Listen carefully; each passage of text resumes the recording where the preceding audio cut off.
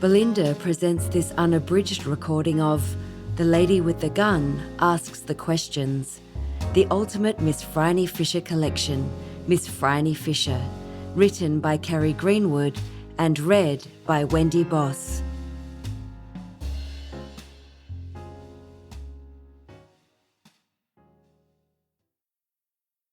Apologia. Dear reader, thank you very much for buying this book, and if you haven't bought it yet, please do so. I have cats to feed. It would make an ideal present for anyone who likes history, clothes, fashion, food, or beautiful young men. Have I left anyone out? No one was more surprised than me when Phryne was adopted into so many homes. She was a little taken aback as well. I trust that these stories will amuse you. They certainly amused me. As you will see, sometimes I try out some of the cast of a novel in a short story to see if they like me enough to stay for a whole book, there being a great difference between 3,000 and 85,000 words. And an author needs to pick her company if she has to give house room to them for so long. If you like the carnival people, you will meet them again in Blood and Circuses.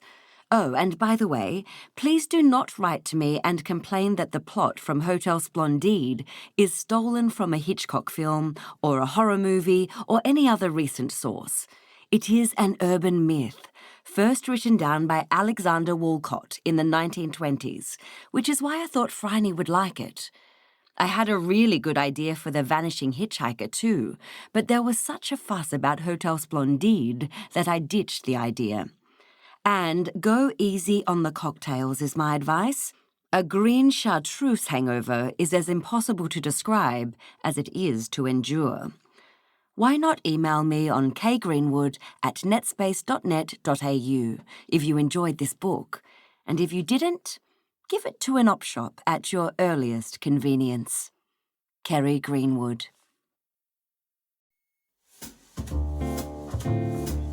Dedication.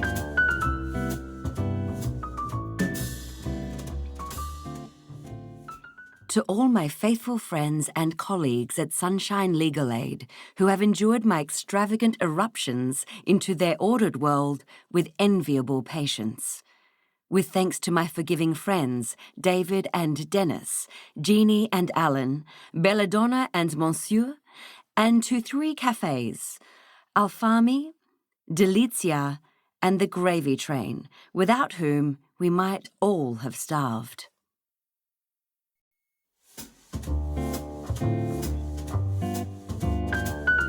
On Phryne Fisher. I began to write mysteries because I was trying to get published, a soul-destroying, painful process, which I wish never to repeat. The novel I had to sell was not a mystery, but an historical novel, and I had been hawking it around the publishers for 4 years. The only reason I did not give up is that I am a very obstinate person. I submitted it to the Australian Vogel Literary Award, a competition for unpublished manuscripts. They did not give me the prize, but one of the Vogel judges asked me to come and see her and told me that she didn't want the historical novel, but could do with a couple of mysteries. I agreed so fast that the words echoed off the wall, and then sat on the tram going down Brunswick Street, wondering what I had got myself into. I had never written a mystery before. I had been reading them since I learned to read, but I had never written one and didn't have the faintest idea how to begin. So I began with a character. If I had the protagonist, I reasoned, she could tell me what to do next. I had decided to place these mysteries in the 1920s, in 1928, in fact, because I had written a legal history essay on the 1928 wharf strike, my father being a wharf labourer, and had done extensive work on 1928 from newspapers and interviews. I knew what she looked like. My sister Janet has a perfect 1920s face and figure, small, thin, elegant, with black hair and pale skin and green eyes. At that time, Janet had a bobby cut too. She looked just like a flapper. Then I needed a name. I had been looking at 1900 birth notices for some reason, and a lot of them were ancient Greek names: Psyche, Irene, Iris. These ladies, the naive Psyche, Irene the goddess of peace, and Iris the nymph of the rainbow, were far too respectable to be the sort of person I wanted my heroine to be. But then I remembered Phryne, a courtesan in ancient Greece, so beautiful that the painter Apelles used her for his Aphrodite, and so rich and notorious that she offered to rebuild the walls of Thebes as long as she could put a sign on them reading, "The walls of Thebes, ruined by time, rebuilt by Phryne the courtesan." My kind of woman. Her last name is derived elaborately as a scholastic joke. She is a Fisher of men, as all detectives are. Her name also reflects the Grail cycle, le roi pécheur, the sinner or fisher king. I've always liked that absurd pun on sin and fish. And there was a street in Paris called Rue de Chat qui Pêche, which was a good place to find a gigolo. All of the information had come to me piecemeal from various sources. It was coagulating in my head as I sat on the tram, and when I got off the tram in Melbourne, I had the name of my heroine, Phryne Fisher. I knew what she looked like, and I was working on where she came from. I gave her a poor background to make her appreciate being rich, and a title so that she could not be overawed by society. Because I wanted her to be a female wish fulfillment figure, I wanted her to be like James Bond, with better clothes and fewer gadgets. There was no female hero in the same vein as Leslie Charteris's Simon Templar, the Saint. In fact, as the Saint books were published in the same period of the 1920s, I wanted to make her Simon Templar's younger, more level-headed sister. All I really did was take a male hero of the time and allow her to be female. No one thinks it odd that James Bond has blondes and no regrets. I only ever thought I would have 2 books published, so I tried to pack everything I wanted to say about female heroes into them. The modern women detectives are afflicted with self-doubt, neglect their diets, worry about exercise, think they may be growing fat as if fat was a disfigurement, and are generally burdened with low self-esteem and guilt. I wanted a character without guilt, with boundless self-esteem, as a role model, perhaps. She was no challenge to invent. All I really felt that I actually invented was the name and the background.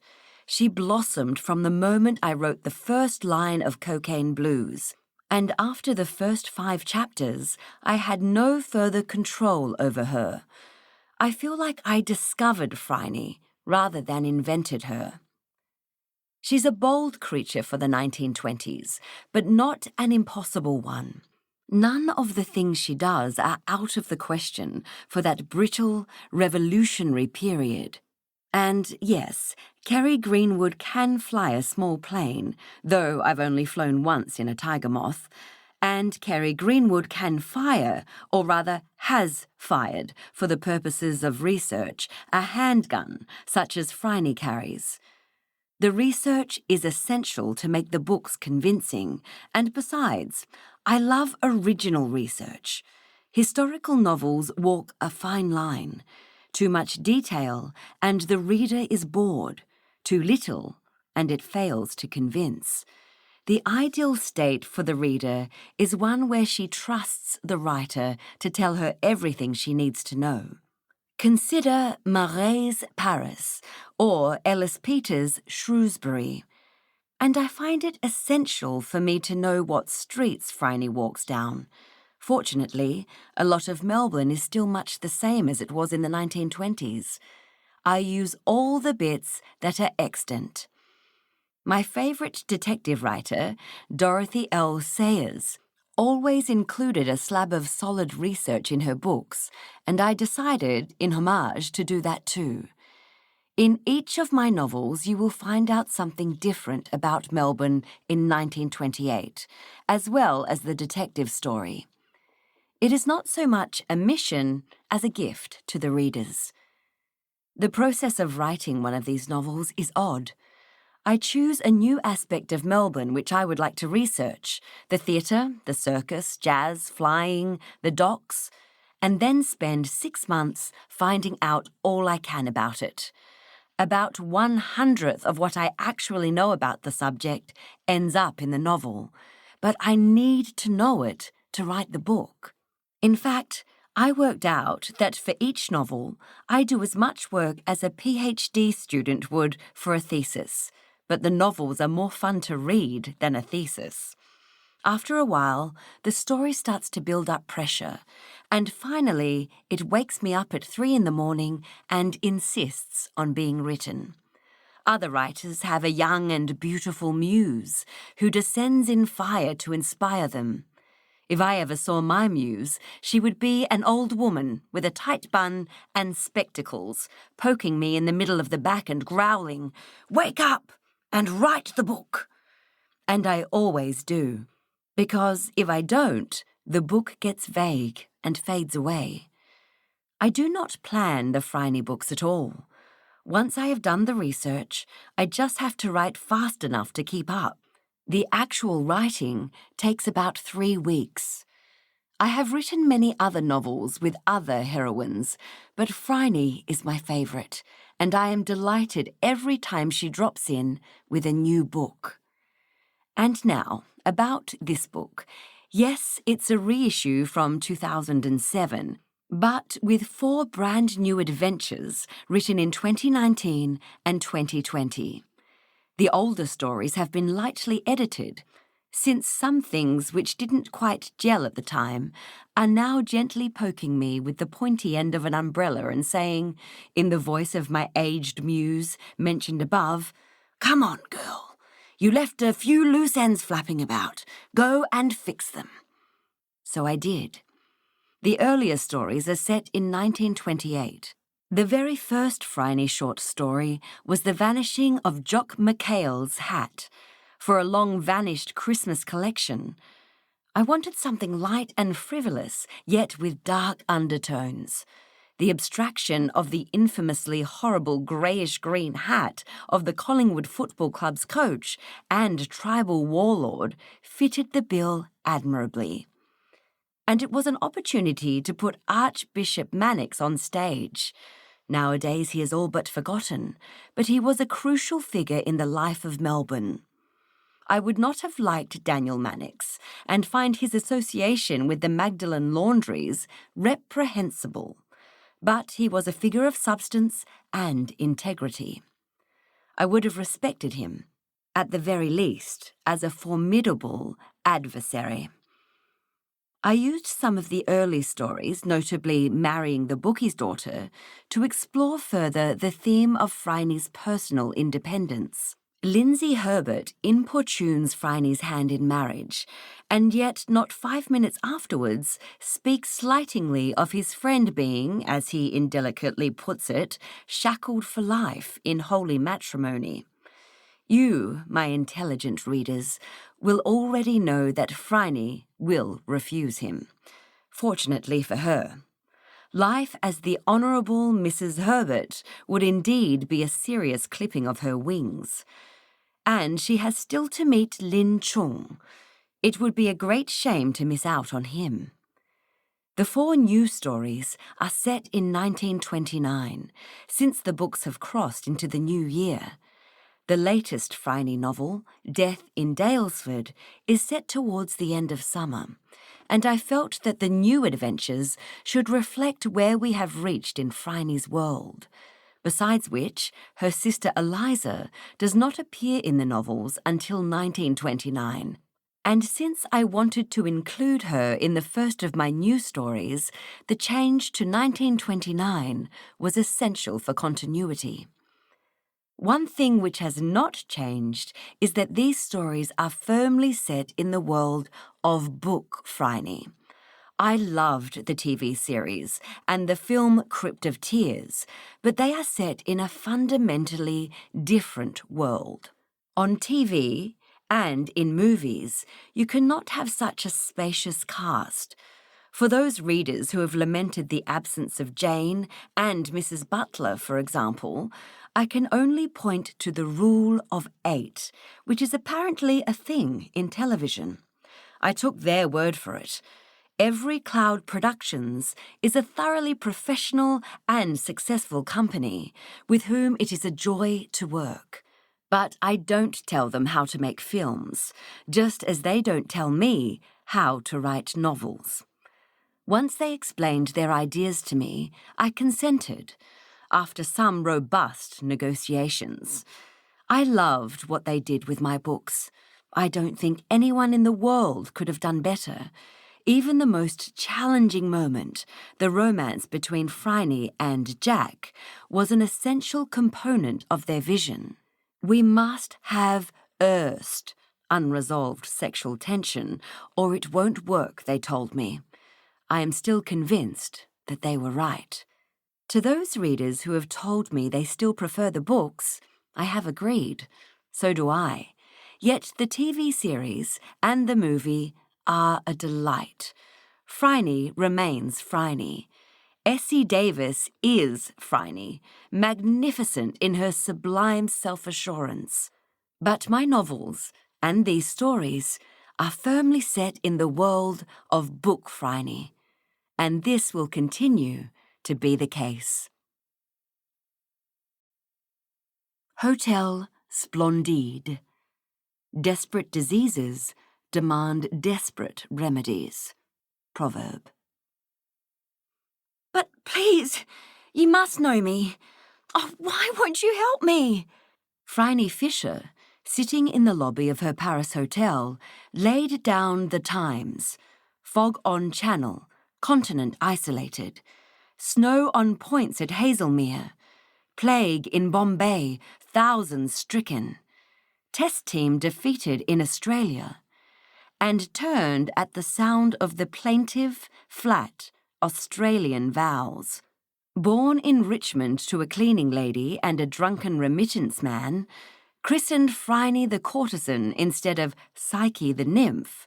So poor that she had challenged the big boys for the old tomatoes from the pig bins of Victoria Market before being whisked to England.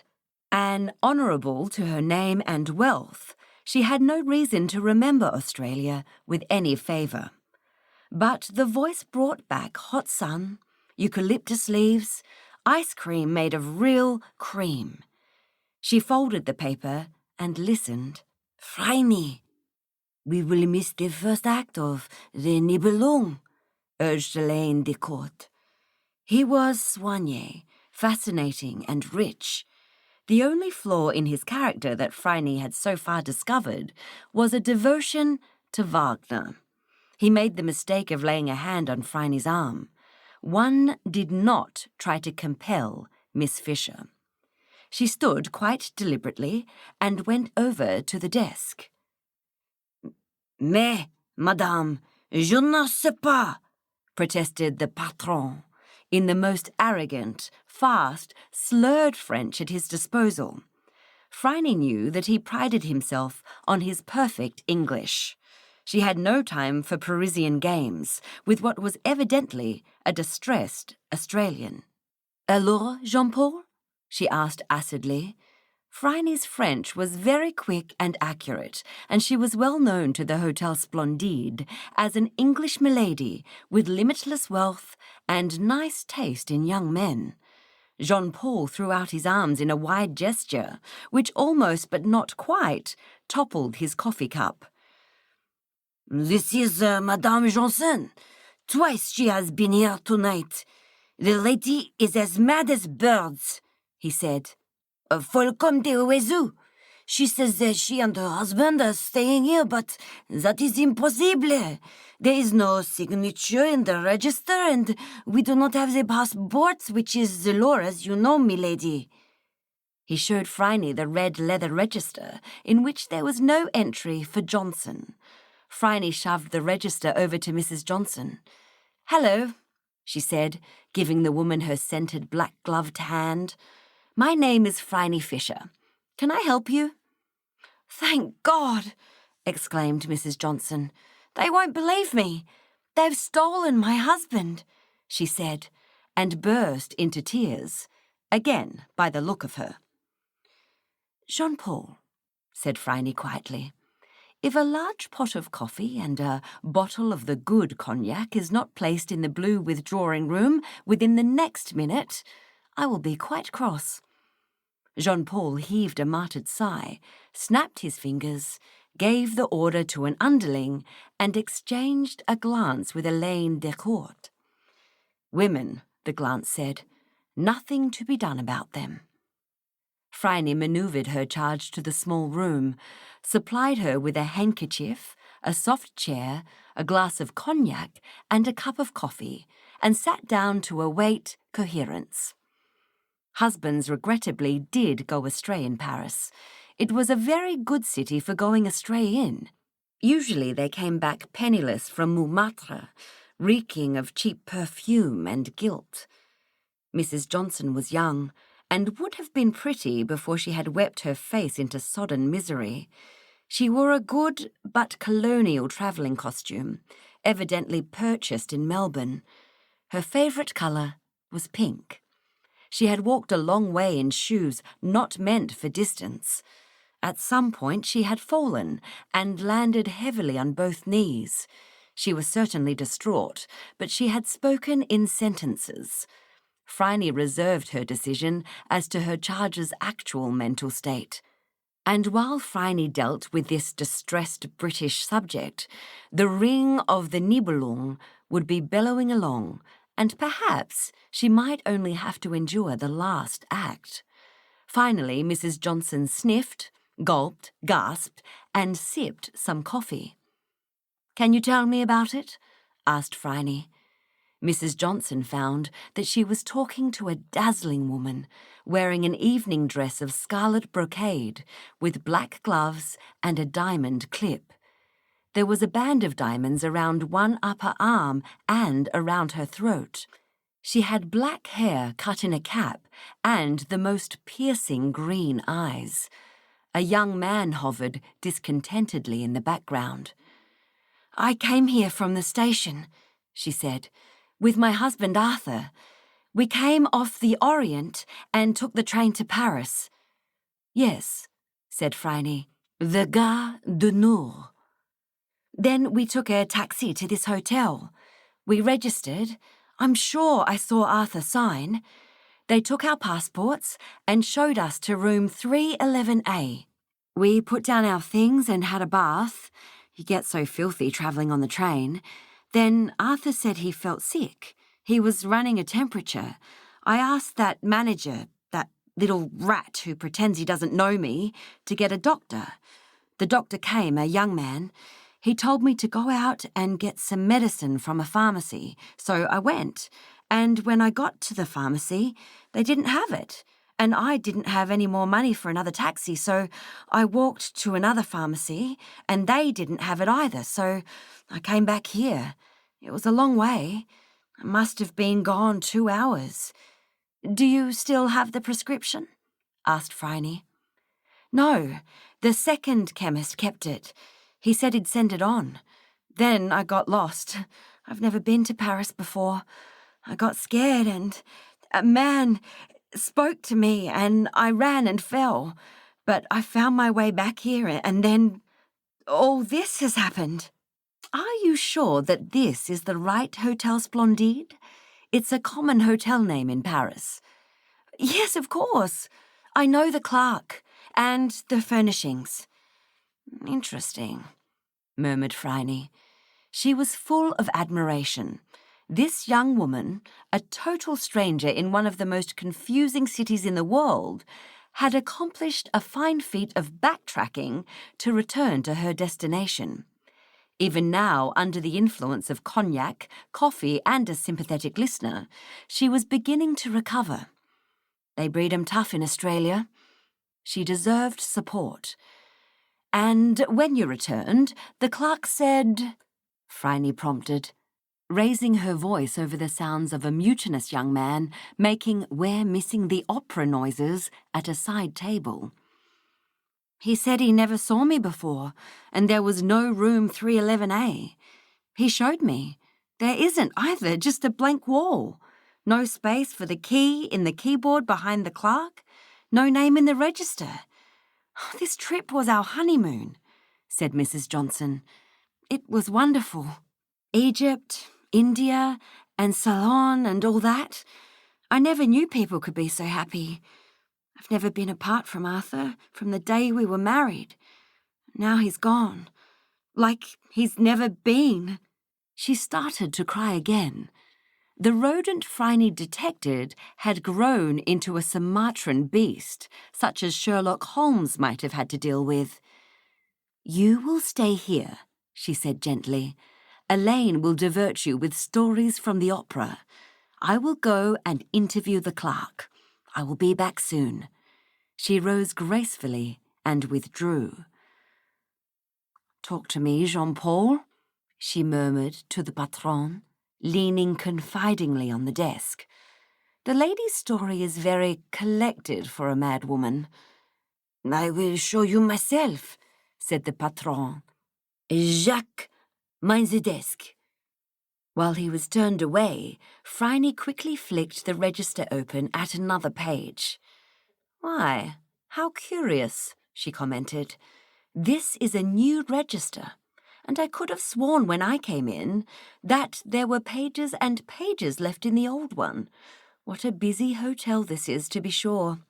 Indeed, murmured Jean-Paul, giving her an uneasy glance.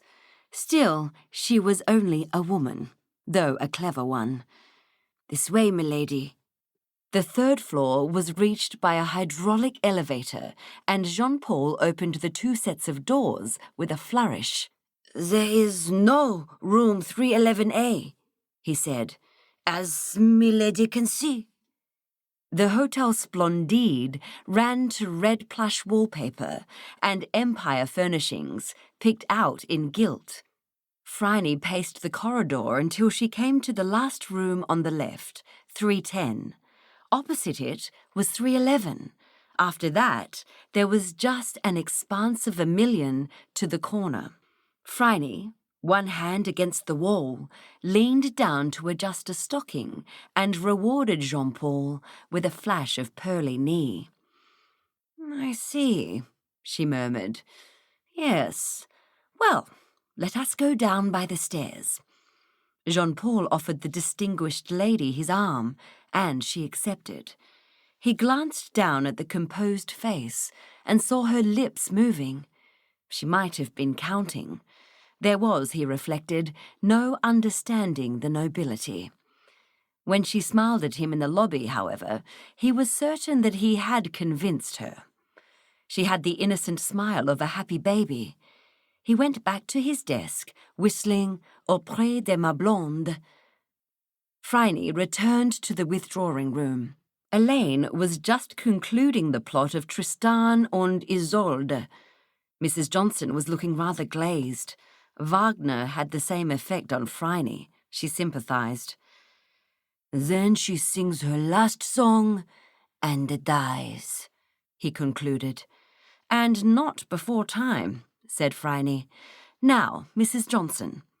Call me Beth, said Mrs. Johnson. She was much recovered, red-eyed, but not likely to have hysterics. Phryne thanked Providence for the healing gift of brandy. Beth, then, and I am Phryne. Did you catch the name of the doctor? Dupont, said Beth, biting her lower lip to aid concentration. The Paris equivalent of Smith. I thought so. And what can you smell? She held the palm of her left glove to Beth's face. The woman sniffed. Jicky, rice powder, and wallpaper paste. Precisely. I have 2 more questions. Do you trust me? And will you do as I ask? I have a question too, said Beth Johnson. Do you believe me? Every word, said Phryne. The nail-bitten hand clutched the black glove in a firm grip. Then the answer is yes and yes. Good. Elaine, we need you. We are already late, fretted Elaine. "There are other nights," said Phryne, in such a meaningful voice that Beth Johnson blushed and Elaine rocked a little on his heels. "I promise I will sit through the whole ring cycle with you in future. I am asking for your assistance as a true son of France, with the aim of preventing a catastrophe to Paris. Will you help us?" Elaine, veteran of Verdun, patriotic to his cynical core, stood up straight and saluted. "Your orders, my colonel?" "You need to find the nearest doctor and bring him here. Don't waste time looking for this Dupont. The woods are full of them. Just the nearest." "That would be my old comrade, the army doctor Lestrange. He lives just off the Place de l'Opéra, where a fine production of Wagner is even now ending its first act," he added with emphasis. Phryne ignored this. "Go get him, and speedily. Meanwhile, I am going to tell Jean-Paul that Madame has admitted the error of her ways, and I am taking her to rest in my suite before we set out to find the real Hotel Splendide, where her husband is doubtless waiting for her." "Hey!" objected Beth. She received a 40-watt glare and subsided. "Very well, Phryne." "Come along," said Phryne, and swept them away. Beth Johnson had had such a strange evening that the rest of it could not have been odder. She was sure, however, that this elegant lady had the matter in hand, and that however confusing things might yet become, somewhere at the end of it she would find Arthur. So she obediently ate a small but delicious supper, allowed her feet to be bathed by a deferential maid, and snuggled into a sofa in Miss Fisher's palatial rooms. She was wrapped in a fleecy gown and was a little muzzy with cognac, but she did not feel like crying anymore, even though she had been provided with a new, perfumed handkerchief. In an hour, the tall young man was back with the scowling, black-bearded doctor. Mrs. Johnson reflected that she would not like to meet him down a dark alley, but he bowed politely over her hand and bowed even more deeply over Phryne's. "Milady," said Dr. Lestrange, "had my adult-pated friend told me that the summons came from you, I should not have demurred. I have never forgotten that ambulance rocketing into our hospital under shellfire, and the shock I got when I saw that the driver was not only a lady, but a beautiful one." "Very pretty speech," approved Phryne. "Thank you for coming. Now, I'm about to do something thoroughly unlawful, and if you do not want to watch, I should stay here with Madame until I have done it." "What is this act of illegality?" asked Elaine. "I am going to set fire to the hotel," said Phryne. "Come to the 3rd floor when you smell smoke." The door closed. The two men eyed each other uneasily. "Does she mean what she says?" asked Lestrange. "Invariably," sighed Elaine. "And are we going to wait until we smell smoke?" "Of course," said Elaine. "Me, I am not clever, but milady, she is. She knew who was stealing from my father's vineyard seconds after I told her about it, and constructed a trap which caught the thief and freed an old servant of the estate from suspicion. So if she says she is going to burn the hotel down, then she will do as she says, and I will do as I am told." "Your lamb-like faith does you credit," said Lestrange. "And certainly she has no fear. She drove 2 P's ambulances through hell, and a round shell hose as cool as some cucumbers. Ah," he added, as shouts of fire and the clanging of a big bell offended the quiet precincts of the Hotel Splendide. "And now we go out said Elaine, "and up."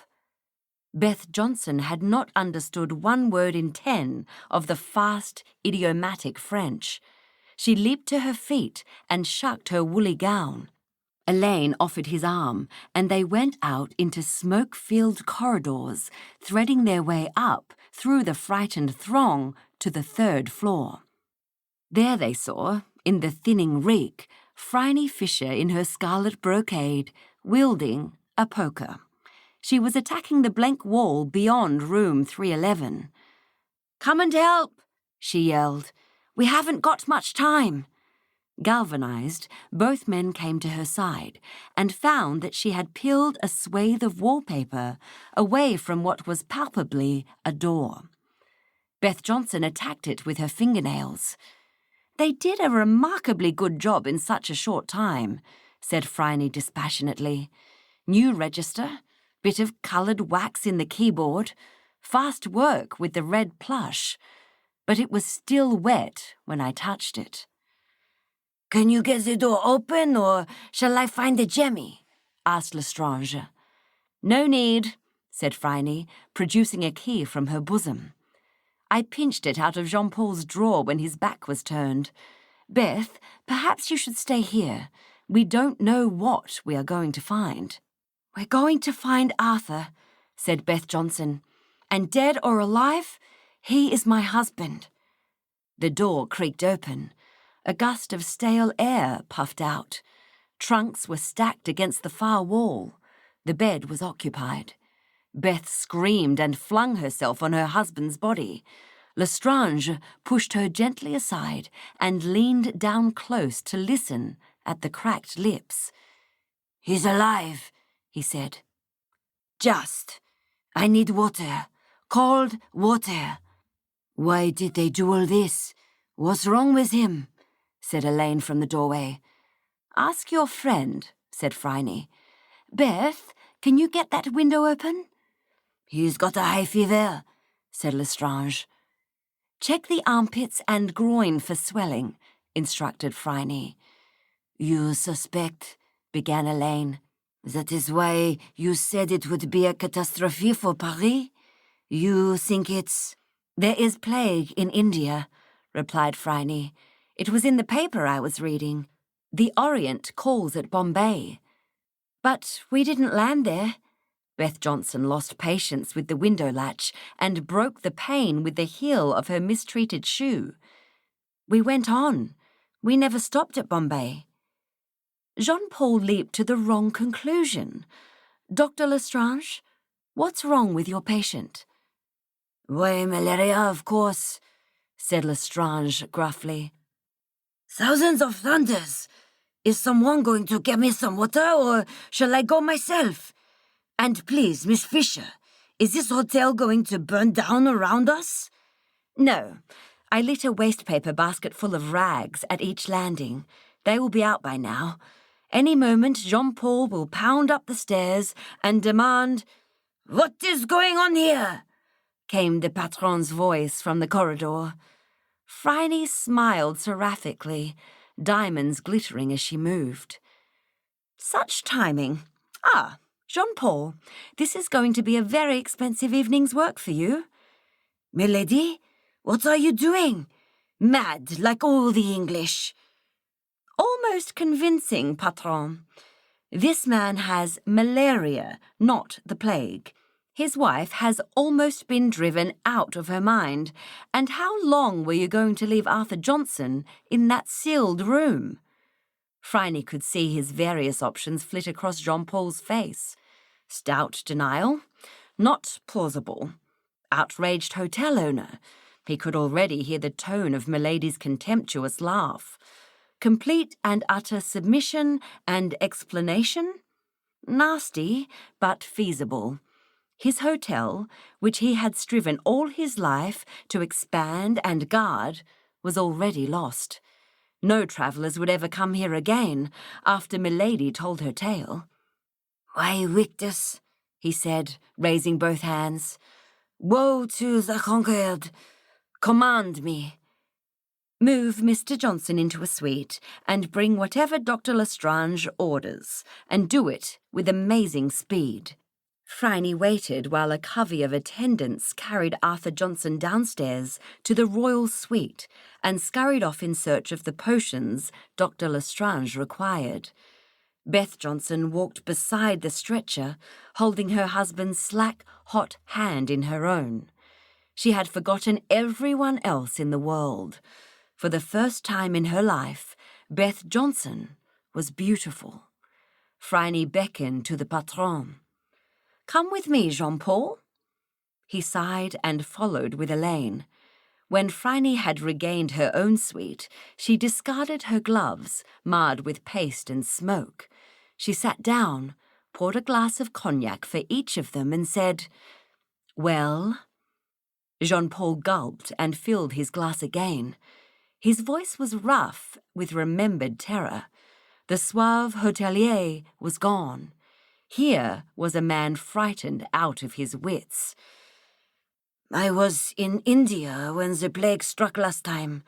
My brother caught it. He died. It starts with a high fever. The buboes come later. I knew that the Australian had it. I had to save Paris." "And your hotel?" "Yes, and my hotel. If anyone thought that the plague victim was here..." "So you called a doctor?" "No doctor, just my cousin. He sent Madame off to find a mare's nest, and we..." "And you were going to remove Arthur Johnson? Or were you just doing an Edgar Allan Poe on him and walling him up alive?" "He was nearly dead," said Jean-Paul. "If you saw how they died in India, in heaps, too great for the living to bury. I was going to bring a doctor in the morning, if he was still alive." Phryne examined Jean-Paul. He was shivering. His fear of the plague was real enough. He was as white as a swarthy man could get, and still be conscious. His 5 o'clock shadow looked like an ink stain. His hands kneaded each other ceaselessly. Phryne made up her mind. Justice, she had always thought, ought to be about compensation rather than retribution, despite the delicious temptations of revenge. "All right, I have a solution. I like your hotel and do not want to see it closed and you jailed. You do not have plague in the hotel, just malaria. This is not even notifiable. We will say nothing about it, provided that you allow the Johnsons to stay here, free of charge, until he is perfectly well. You will purchase suitable medical care and send a cousin or two to show Beth Johnson the sights of Paris, including a complete spring costume from a suitable fashion house. And, listen closely, Jean-Paul, you will play no such tricks again, or by God, you will be sorry. I shall see to it personally. Also, you owe me a pair of gloves. Is it agreed?" Jean-Paul, reprieved, fell on his knees and kissed Milady's dainty feet. "Now, is this all over?" asked Elaine Decourt, helping Phryne up after Jean-Paul had gone, and Dr. Lestrange had reported his patient would recover. "Yes, but it has been diverting, hasn't it?" She smiled her innocent smile again. "Not as diverting as the ring," said Elaine from the door. "Come along. You promised. And we still have time to catch the last act. My favorite." Phryne Fisher swung her opera cloak around her shoulders and followed. Wagner was regrettably Wagner, but a promise was a promise. The voice is Jacob's voice. The voice is Jacob's voice, but the hands are the hands of Esau. Genesis 27:22. "Do come in," invited Death, and bowed. Dr. Elizabeth Macmillan, who had wrestled many a fall with this august personage, returned to the bow and entered the Honourable Miss Phryne Fisher's elegant two-storey St Kilda house. There were lights, a buzz of conversation, and a tinkle suggesting filled glasses. Miss Fisher's winter solstice party, to which all her friends and everyone to whom she owed a favour had been invited, was evidently going well. Death pushed his mask back onto his forehead, rumpling his fine blonde hair, and revealed the ingenuous face of Lindsay Herbert. "Mr. Herbert," Dr. Macmillan exclaimed in her precise Edinburgh accent, "you have chosen an unchancy disguise." "Always wanted to be macabre," confessed Lindsay, smoothing down his robe and propping his sickle against the door. "Dashed hot, these draperies. Ever since I read that thing of Poe's. What was it called? The Mask of the Red Death, I believe. I hope that you are not a bad omen." "I don't think so. Party's going swimmingly as far as I can see, though it's a crush. Who are you masquerading as, Doctor? You look forbidding in that sheet." "This is not a sheet, young man. It's a toga virilis. And I am Julius Caesar. Observe my laurel crown." "Oh." Lindsay could never remember who had won between Caesar and Pompey, even though he had been forced to study the Civil War. He was about to offer Omnia Gallia in tres partes divis est, which was all he could remember of the work in question, when Phryne swept into the hall, drew closer to Dr. Macmillan, and whispered in her ear, "You are mortal." "Correct," said the doctor, "and well guessed. Now who are you, I wonder, magnificent Phryne?" Phryne stood back a little to allow the older woman to admire her. The black hair was drawn back under a red wig, and she had a crown bright with emeralds, a gold dress, and ropes of pearls. Dr. Macmillan made an Elizabethan bow. "Your Majesty, Queen Elizabeth, I am honoured." "I've even got the petticoat," said Phryne, displaying it, a fine silk one with gold edging. "Put me down in any part of my realm in my petticoat, and I would be what I am. Lindsay, you can come in now and have a drink. Mr. Butler has finished making his next batch of cocktails. Come along." She laid a jewelled hand on each arm, and Julius Caesar and Death escorted her into the drawing-room. It was full of people.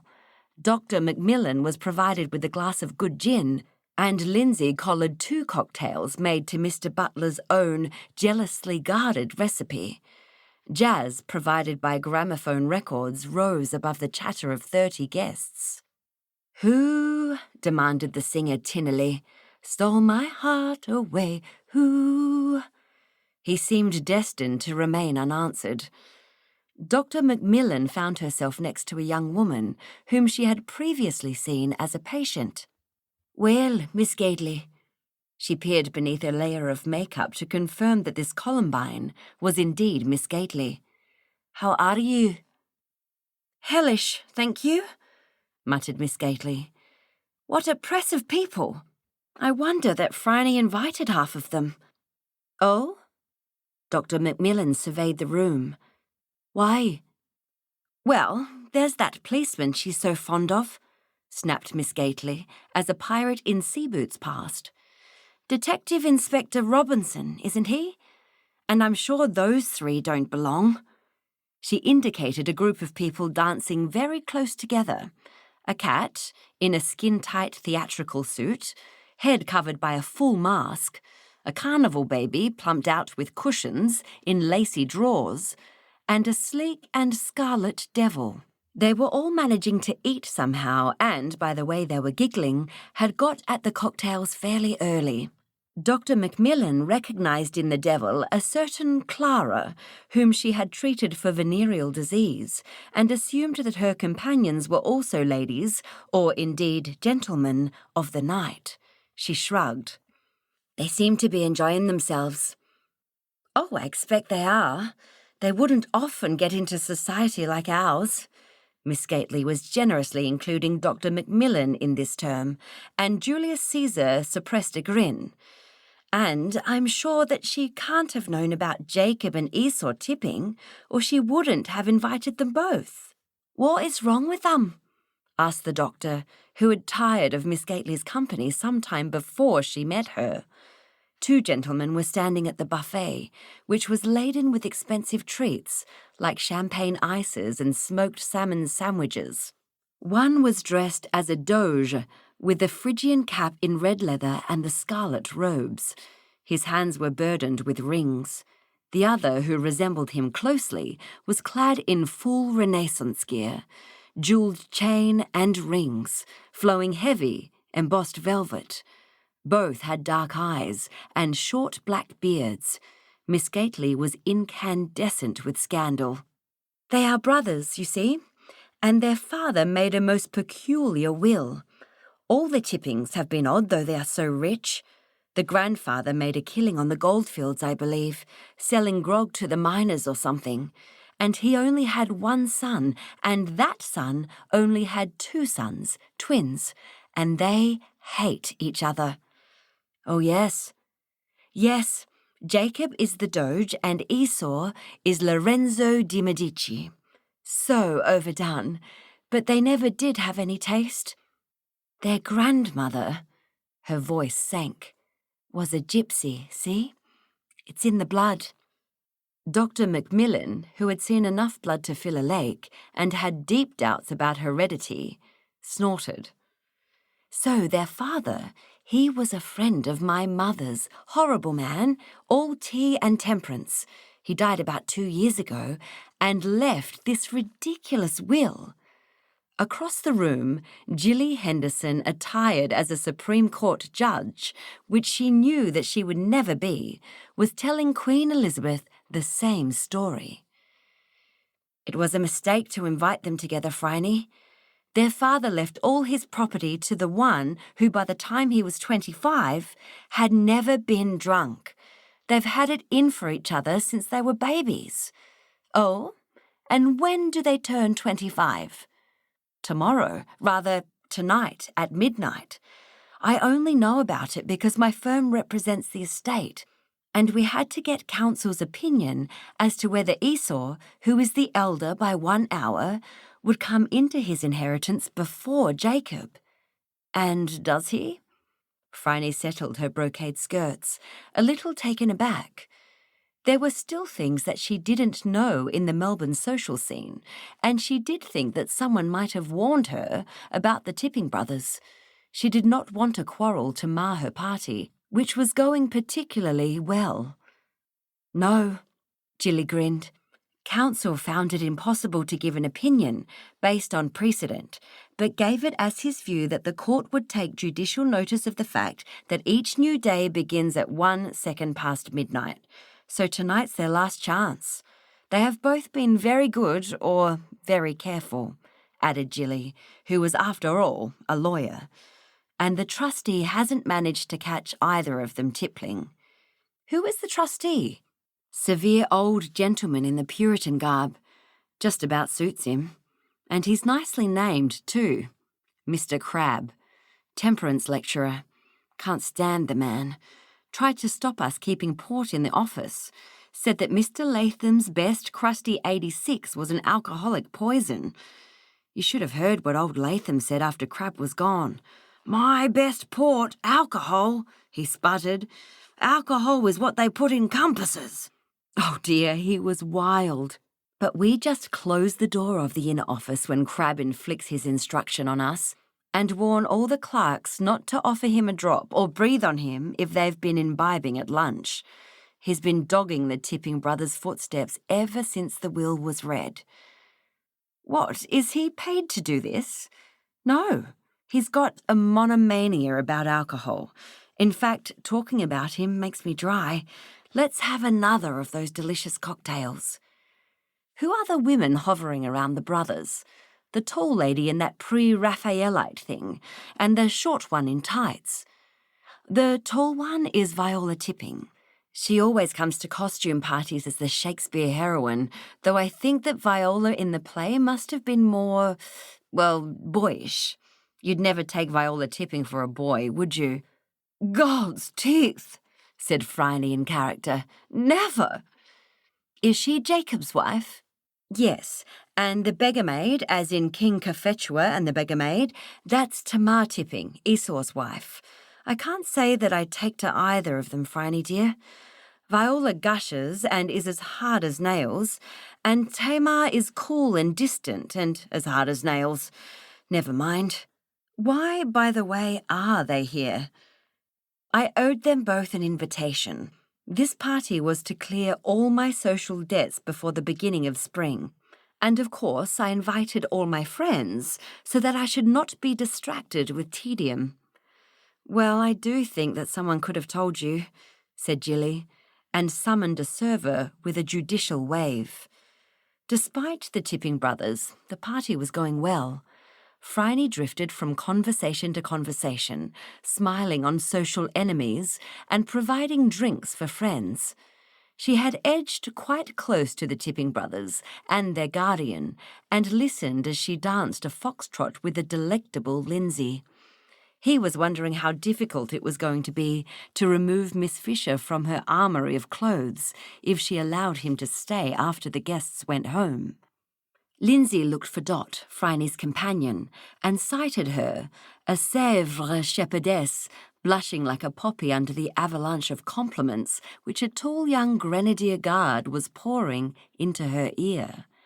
Dot would be able to help. She presumably had got Phryne into this mountain of a garment, and she would know how to get her out again.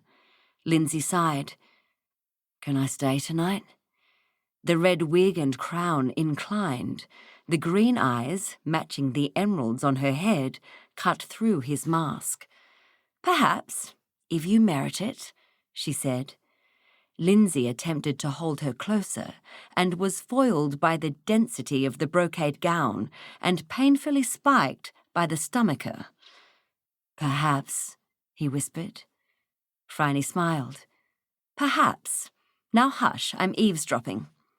Esau Tipping, as Lorenzo the Magnificent, jutted a defiant beard at his brother and said, just above a whisper, You're contemptible. Jacob Tipping, as the Doge of Venice, swallowed an ice and snapped, So are you. And no returns, whispered Lindsay in Phryne's ear. You will never inherit, said Jacob. My father meant the property to go to me. You are wrong, brother, snarled Esau. He loved me best, and he meant it to go to me. Loved you best? Sneered Jacob, forgetting to speak softly. Who was it looked after the old man? Who visited him every day? You never went near him. You and that wife of yours, you didn't care 2 straws for him. What about that wife of yours, then? Esau was also forgetting to keep his voice down. You set her on the old man to flatter him and pat him and mother him, and it didn't work, did it, brother? He wasn't convinced by all that coaxing and petting. Oh, Daddy dear, do leave your Viola something to remember you by. The voice rose in a scathing imitation of his sister-in-law's gushing manner, and Jacob bristled. He wasn't taken in. He left her nothing but his pocket watch and a few jewels that anyway would have gone to the eldest son's wife. No, my father was no easy touch, concluded Esau admiringly. Phryne, unashamedly listening, thought that the elder Mr. Tipping sounded as if he had had a hard life between these brothers. Still, he had made them what they were. Both wives, Phryne noticed, were mortally offended. Viola was attempting to summon suitable tears for a wounded heart, and Tamar had frozen into a pillar of ice. Phryne wondered if, like an iceberg, she was about to sink a few ships. How dare you, thundered Jacob. How dare you speak about my wife in that tone? At least I married a real woman, not an armful of granite." Phryne was about to intervene before the personalities became more general, but a dry voice cut in.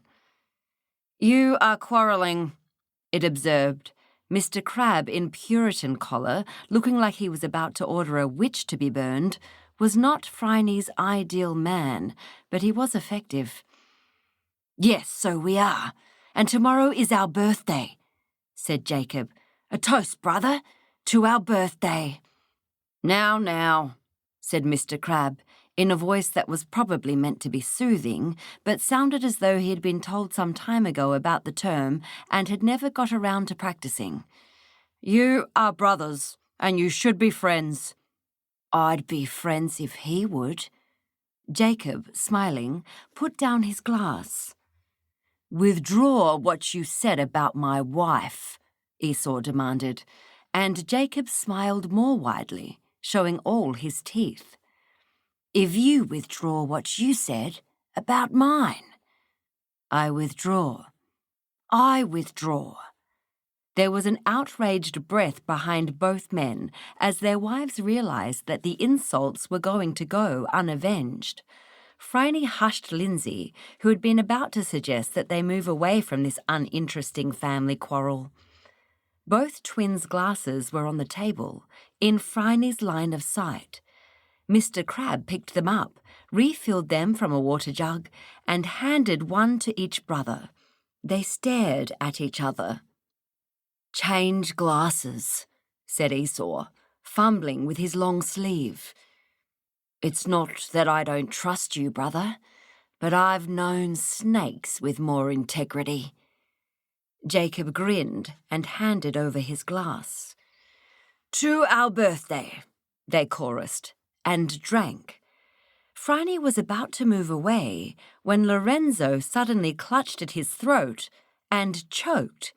He fell towards the Doge, who was also giving at the knees, and then there was nothing of the Tipping brothers but a blur of scarlet and ermine as they collapsed onto the floor. Odd things often happened at Phryne's parties, so no particular notice was taken, except by Dr. Macmillan and a pirate who, in private life, was a detective inspector of police. The pirate and Julius Caesar inspected the fallen. "Dead," said Dr. Macmillan. "As doornails," agreed Detective Inspector Jack Robinson. "Poison?" "Yes, in the alcohol." The doctor sniffed at each glass. "Very neat alcohol at that." "Thus fool the unbelievers," exclaimed Mr. Crabbe, lifting his hands and his eyes to heaven. "Look at the time." It was 10 minutes to midnight. Phryne detached Lindsay and said, "Come along now. We'll send all these people into the other room and close this door." She ushered her guests out of the room, gently shoving those who appeared to be incapacitated from surprise or gin. Lindsay shut the door and leaned on it, his robe swishing around his ankles, his mask over his face, rendering him both antic and alarming. Behind him, the music began again, and a flood of talk. This was one of Miss Fisher's most interesting parties. The Tipping wives, who appeared to have suffered the fate of Lot's spouse, began to speak. "Do you mean that Jacob is dead?" exclaimed Viola, clasping her hands. "My Jacob!" "Esau, get up," implored Tamar, descending to cradle his head in a flowing mass of draperies. "Oh, Esau, just like you to die before the time. Now what will become of me?" Phryne, who was not very shockable, was shocked. She hoped that better obsequies would be spoken over her own corpse. "Sit down, ladies, there, on the sofa. Mr. Crabbe, could you sit down? I recommend this armchair." Mr. Crabbe paid no attention. Tall and stiff, reminding Phryne of a statue of John Knox, he was denouncing the brothers. "I told their father," he said funereally. "I told him. Bad seed, I said. They have gypsy blood in them. They are unreliable and they will take to drink. Now look at the harvest of this wicked substance. 2 brothers dead, in their prime, and their wives are widows. The hand of the Lord is upon them." "Yes, yes, I'm sure that it is," agreed Phryne. "Now you will sit down, please." Cold grey eyes glared into hers, alight with the red flare of fanaticism. Phryne stood up straight, set her crown in place, and glared haughtily back in a manner befitting her disguise. Mr. Crabbe, lowering his gaze, sat down as requested. Despite what Mr. Crabbe says, Jack Robinson had taken up the gentleman's dominant position in front of the fireplace. "They didn't die of drink." "But they took drink," observed the doctor. "Polish spirits, perhaps, or vodka. Pure alcohol, perhaps." Jack Robinson's eyes narrowed, surveying Dr. Macmillan's toga virilis. "Where would one find pure alcohol?" he inquired. "A hospital, a pharmacy, even a perfumery. They use it to make scent," said the doctor. "Had we not better call the police?" Jack Robinson grinned at her. "I am the police." He reminded the company and stripped off his eye patch and scarf. In the pirate's breeches, loose shirt, and thigh-high sea boots, he was dramatically effective, and oddly at home. He searched in both brothers' pockets and placed his spoils in his scarf. "Handkerchiefs, keys, cigarette case and lighter, nothing unusual." There was an imperious knock at the door. "What's that?" asked Phryne. "Keep everyone out, Lindsay." Lindsay had a brief conversation and said over his shoulder, "Miss Henderson wants to come in." "All right."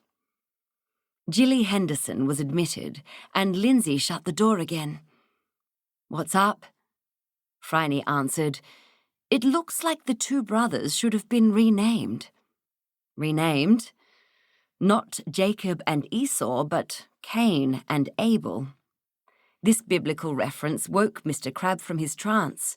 He had been sitting as ordered, but on the very edge of the chair, and now he half rose, his denouncing finger boring a hole in the air.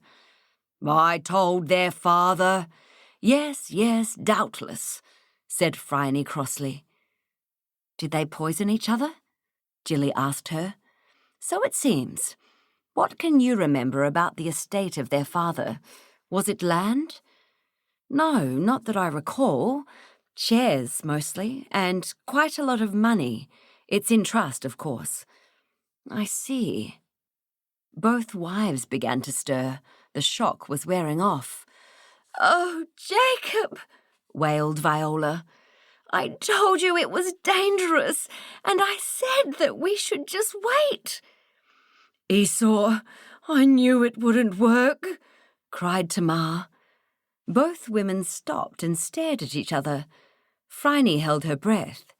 They were about to give her some useful information. "What?" asked Tamar. "Did your husband intend to make my husband drunk and get the money?" "Did your snake of a husband intend to get my angel drunk and get the money?" echoed Viola. "Well, I never heard of such a thing." "Well, I never heard of such a thing either. How?" "How?" asked Tamar. Viola sobbed aloud. "How did that brute intend to cheat my poor Jacob?" "The same way that dear Jacob intended to cheat poor silly Esau, I expect." Tamar was recovering. It was possible that Esau would not be sorely missed. "Well?" Tamar, shaken, raised her glass to her lips. Phryne dived across the room and snatched it out of her hand. "I don't think that the punch would agree with you, Mrs. Tipping," she said, sniffing at the glass. "Bitter almond. Now, I don't recall putting that in the punch, or the water jug. Catch him, Lindsay!" she cried as the black-clad figure broke for the door.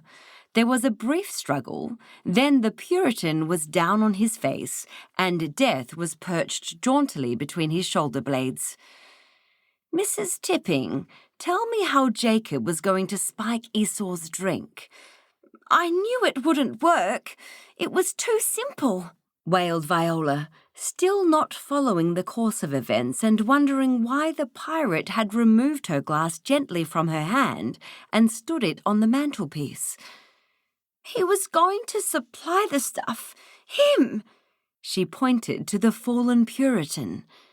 "He has pure alcohol for his temperance lectures to demonstrate what happens when you dip an earthworm in it." "What does happen?" asked Lindsay, who was floating with events, as he always did, and had no idea why he had been asked to fell the elderly gentleman who was presently serving as his cushion. "It shrivels up and dies," said Phryne. "Do belt up, Lindsay. Mrs. Tipping," she said to Tamar, "how did Esau mean to get Jacob drunk?" "The same way. That man came to my husband with an offer to make the old man's will more fair, and Esau agreed. They were to change glasses, and the glass which was given to Jacob would be the one with the alcohol in it. Then Jacob was to drink, and Mr. Crab would certify him drunk, and the money would go to—" "I see." Phryne would have found the situation amusing if not for the presence of two dead men on her parlour floor. So both brothers meant to do down the other and inherit under this ridiculous will. But Jacob did not mean to kill Esau, did he? She asked Viola, who shook her head. And Esau did not mean to kill Jacob, did he?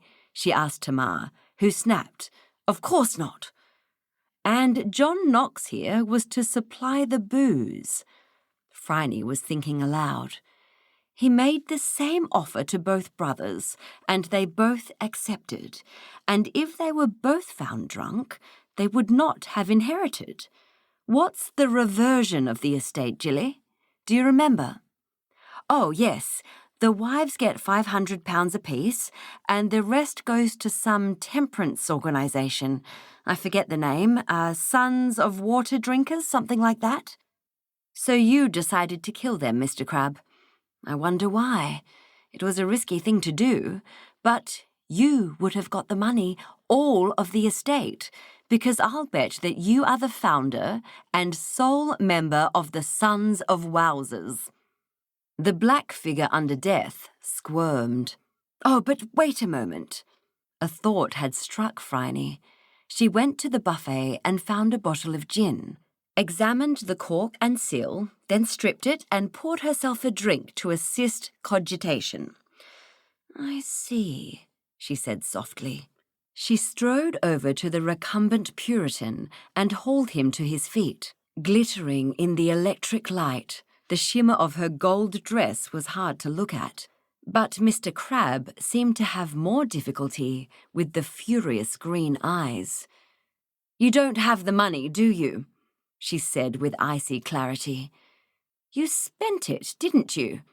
It wasn't enough just to disinherit the brothers, because then you would have had to pay the wives their husbands' share. You had to kill Jacob and Esau.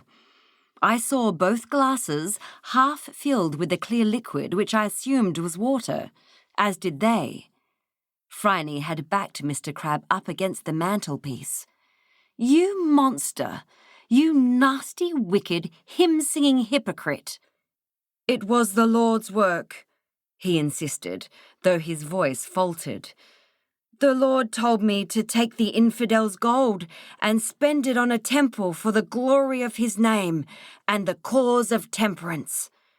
Mr. Crab turned from her eyes, grabbed the glass standing on the mantelpiece and, before Phryne could stop him, gulped it down. The tall man swayed and crumpled. Dead? Demanded Phryne, as pirate and Roman bent over the fallen murderer. Hell lived to hang, Dr. Macmillan commented, taking off her laurel wreath and chuckling. Wasn't that glass poisoned? Only with alcohol, she said. He's drunk good gin for the first time in his life. That was my glass. Stretcher-bearers came and went. The wives of the dead brothers were taken home by policemen. Lindsay, who had been told that he could stay, was attempting a joyful Charleston and was finding that death should confine himself to the waltz. Jack Robinson farewelled Phryne at the door.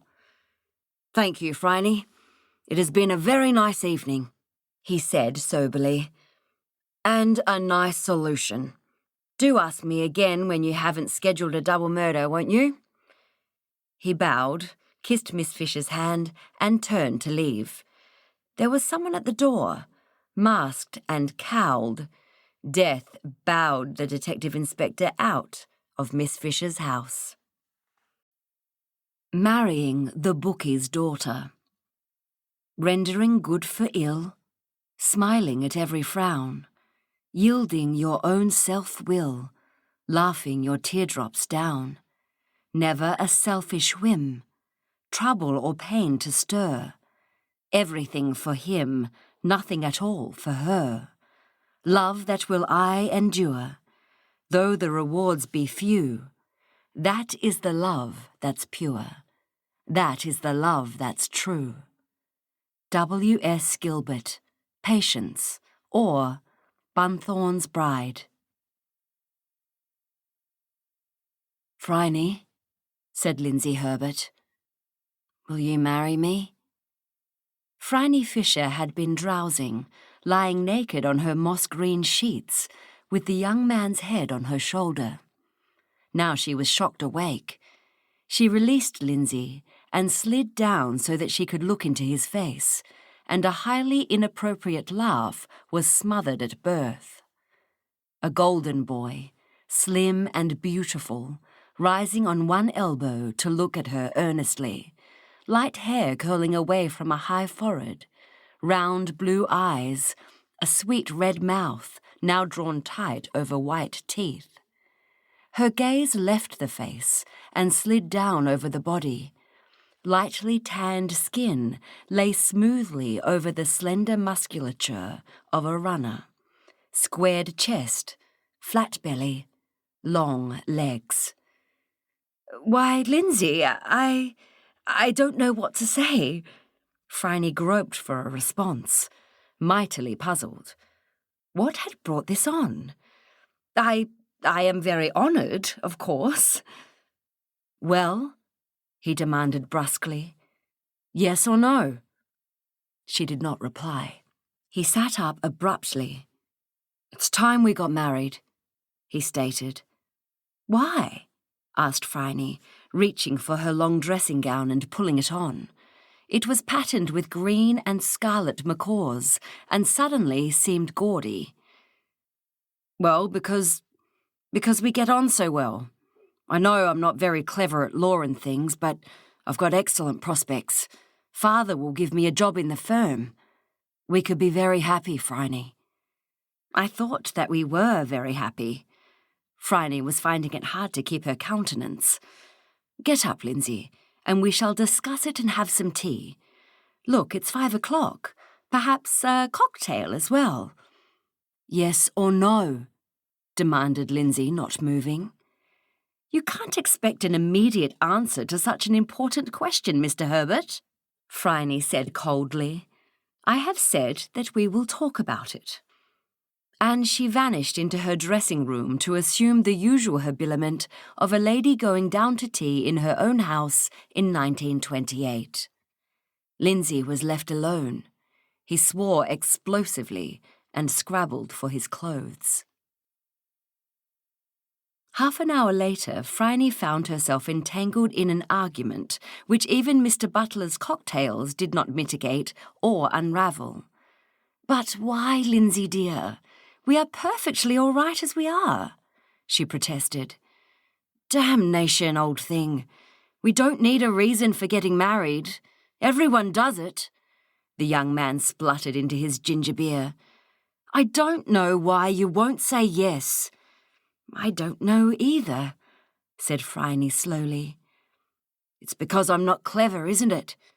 he asked suddenly, with a broad, generous gesture, which distributed his drink over a considerable portion of the room.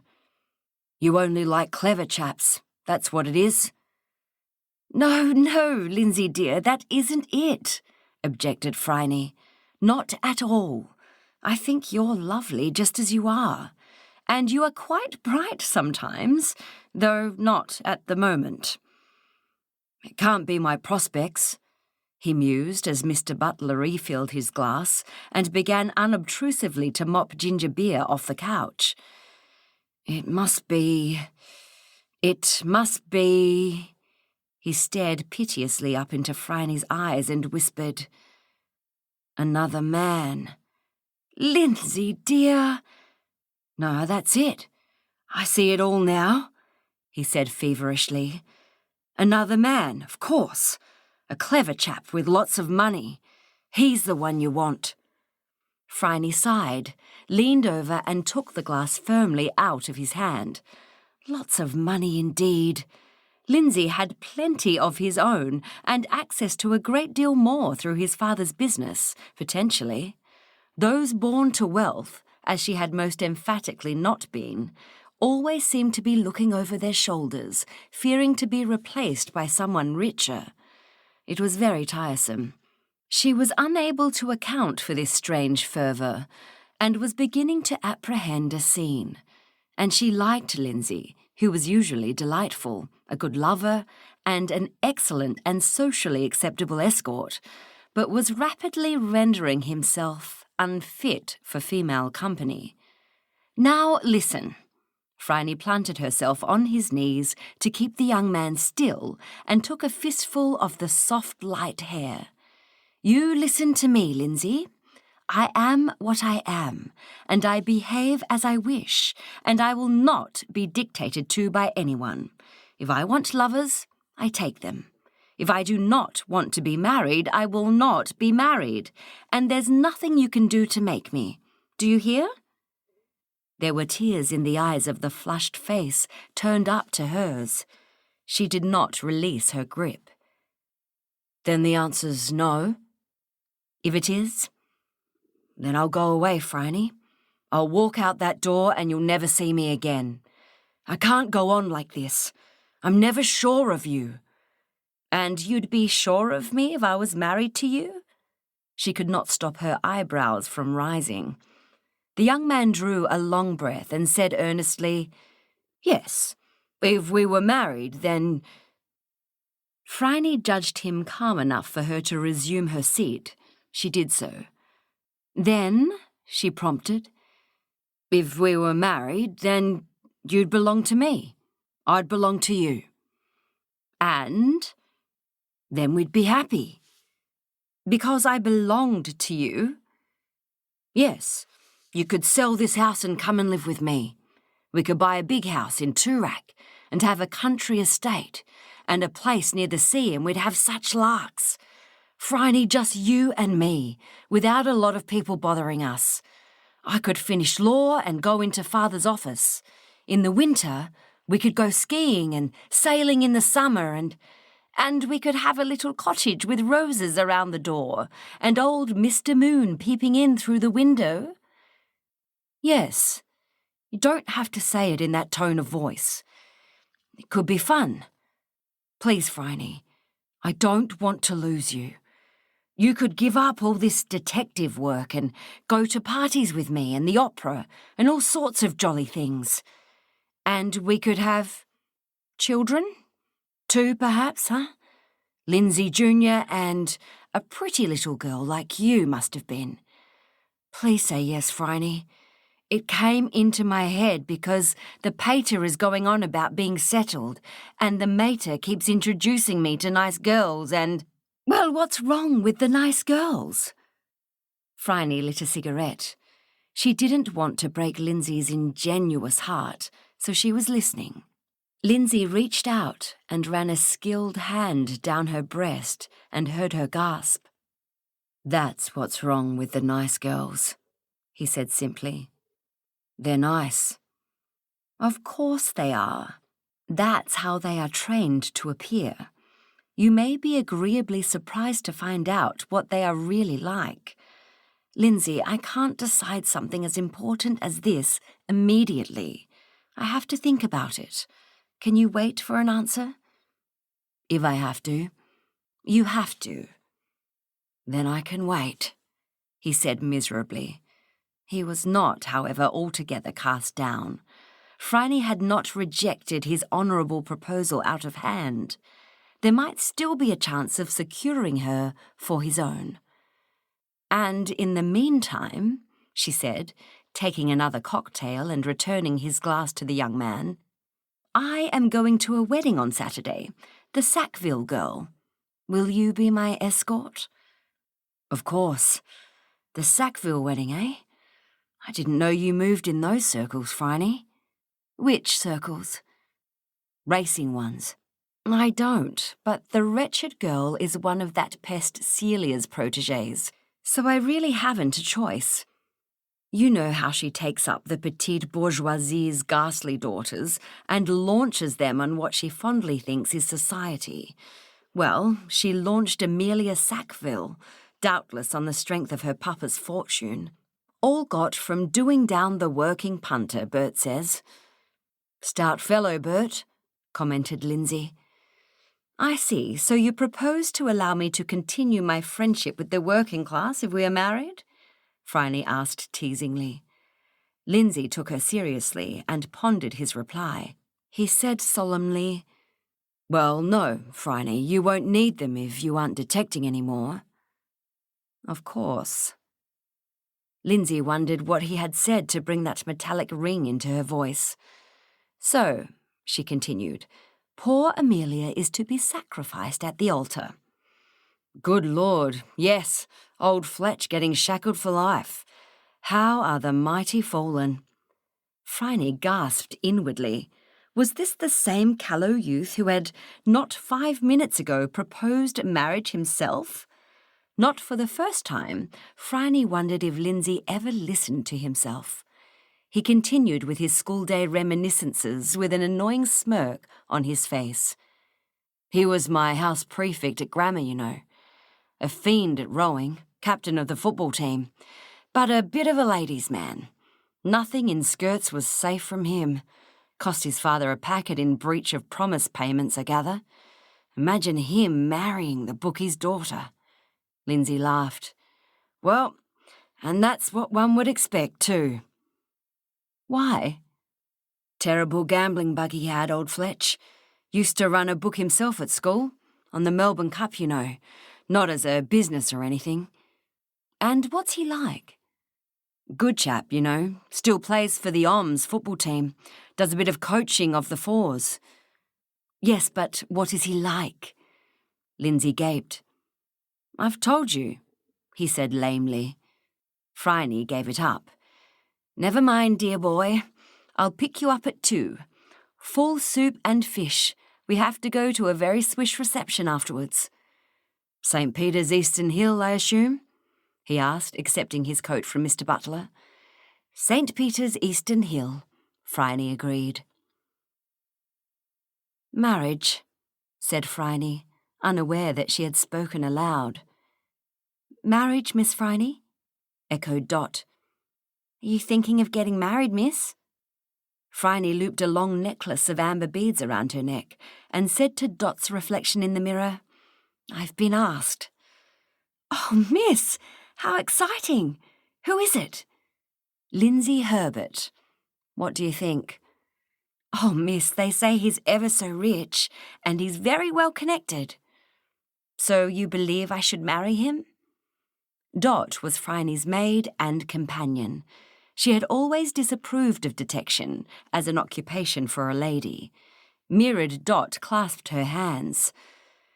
Well, miss, you like him, she said slowly.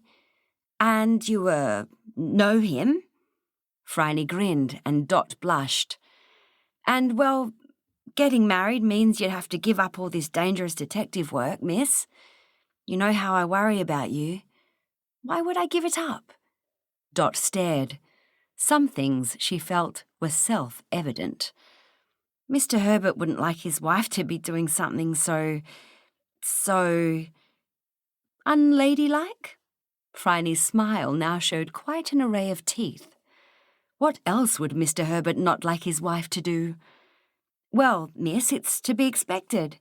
Gentlemen will have their house ordered the way they want, after all. Perhaps you could do some charity work. But married ladies don't work, everyone knows that. No? What about you, Dot? Aren't you a lady? That's different. I'm not married and I've got myself to keep. But my husband won't like me to work. He'll keep me. How sweet, said Phryne without any inflection. The straw-coloured dress, please, Dot. A caller was announced at 3 the next afternoon. Mr. Butler came into the drawing-room where Phryne and Dot were examining the library catalogue. No, I don't think so, Dot dear. I really can't bear romances. One more heaving bosom, thunderstorm and frilly white nightgown, and I'll scream. Get me some thrillers. That new one, Charteris, he sounds good. Yes, Mr. Butler? Mr. Aloysius Fletcher to see you, miss. Never heard of him. What does he want? Mr. Butler came a little closer and said quietly, It's the racing gentleman, Miss Phryne, the one whose son is marrying the bookmaker's daughter. Oh, yes. Well, I've finished with the catalogue, Dot dear. You can send it off. And you might stay if you don't mind. I don't know how racing gentlemen behave. Wheel him in, Mr. Butler. Mr. Aloysius Fletcher was not alone. He strode into the room large and magnificent, if a trifle past his prime, a big, stout, fleshy man in a quiet charcoal suit evidently chosen by his wife. His own taste announced itself in the shape of a violently patterned cravat and a horse-shaped gold stick-pin with a diamond glaring from the middle. He had another diamond on his left hand, big enough to choke a parrot.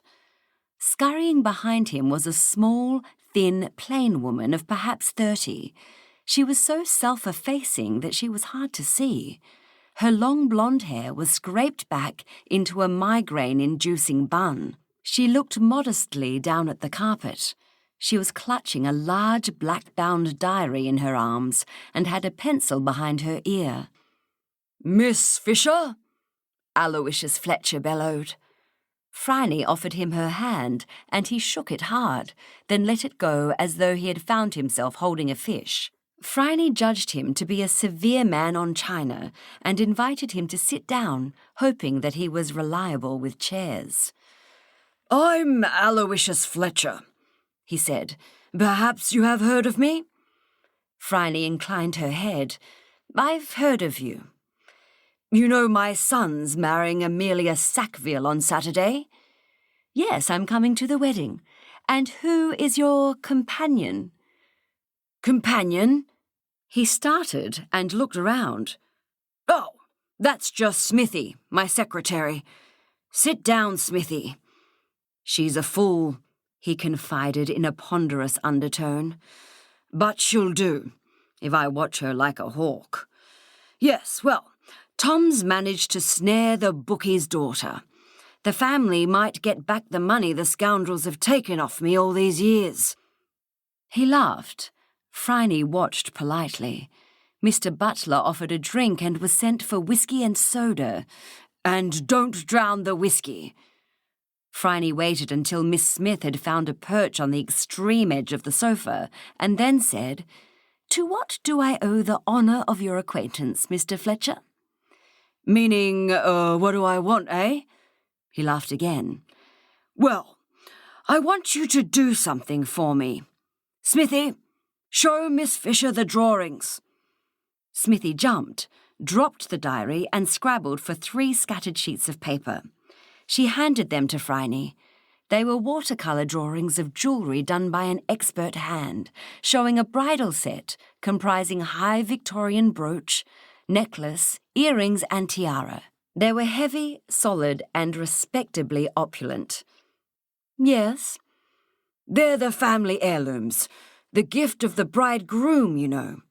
Not that I expect a girl with pots of money like the bookie's daughter will care for them, but it's a tradition, you know." "Yes." Phryne was beginning to dislike her unwanted guest so much that she was hoping he would choke on his whiskey, even though it was not the good whiskey. Mr. Butler had his own system of class determination. "They're missing." "I see."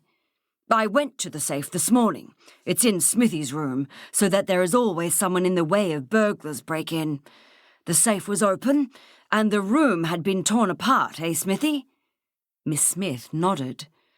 "And the jewels were gone." "Have you called the police?" "Of course, but they won't get quick results. I told my son about it, and his friend Herbert, you know him apparently, said that you could find things faster than Sherlock Holmes. So here I am, Miss Fisher, asking you to help." "I'm afraid that I'm rather busy, Mr. Fletcher." "Come along, girl," barked Mr. Fletcher. "I came to get you, and get you I shall. And Herbert said you were a genius. Should have known better than to trust the little twerp." Phryne considered this. She detested Mr. Fletcher, but Lindsay's good opinion of her was flattering and should be supported. She nodded, got up, and found her handbag. "Very well. My fees, Mr. Fletcher, are high. Can you pay them?" "Fees?" "Yes, this is my profession, you know." Mr. Fletcher appeared to have been struck dumb. Smithy said in a soft, deep voice, "There won't be any trouble with the fees, Miss Fisher. Can you come now?" "Yes." Mr. Fletcher was assisted to his feet, and they left the house. Phryne examined the room. It was a small, crowded bedchamber, where all the things in the house which were not immediately needed were stored. Smith's bed stood in front of a collection of walking sticks, golf clubs, and tennis rackets. Her clothes hung in a cupboard which also contained a vacuum cleaner and several boxes of illustrated racing papers. The only signs of her occupancy were hundreds of exquisite pen drawings pinned up all over the walls. Phryne exclaimed, "They're beautiful! Who did them?" "Smithy. She's always scribbling," grunted Mr. Fletcher. "See, there's the safe, and it was open.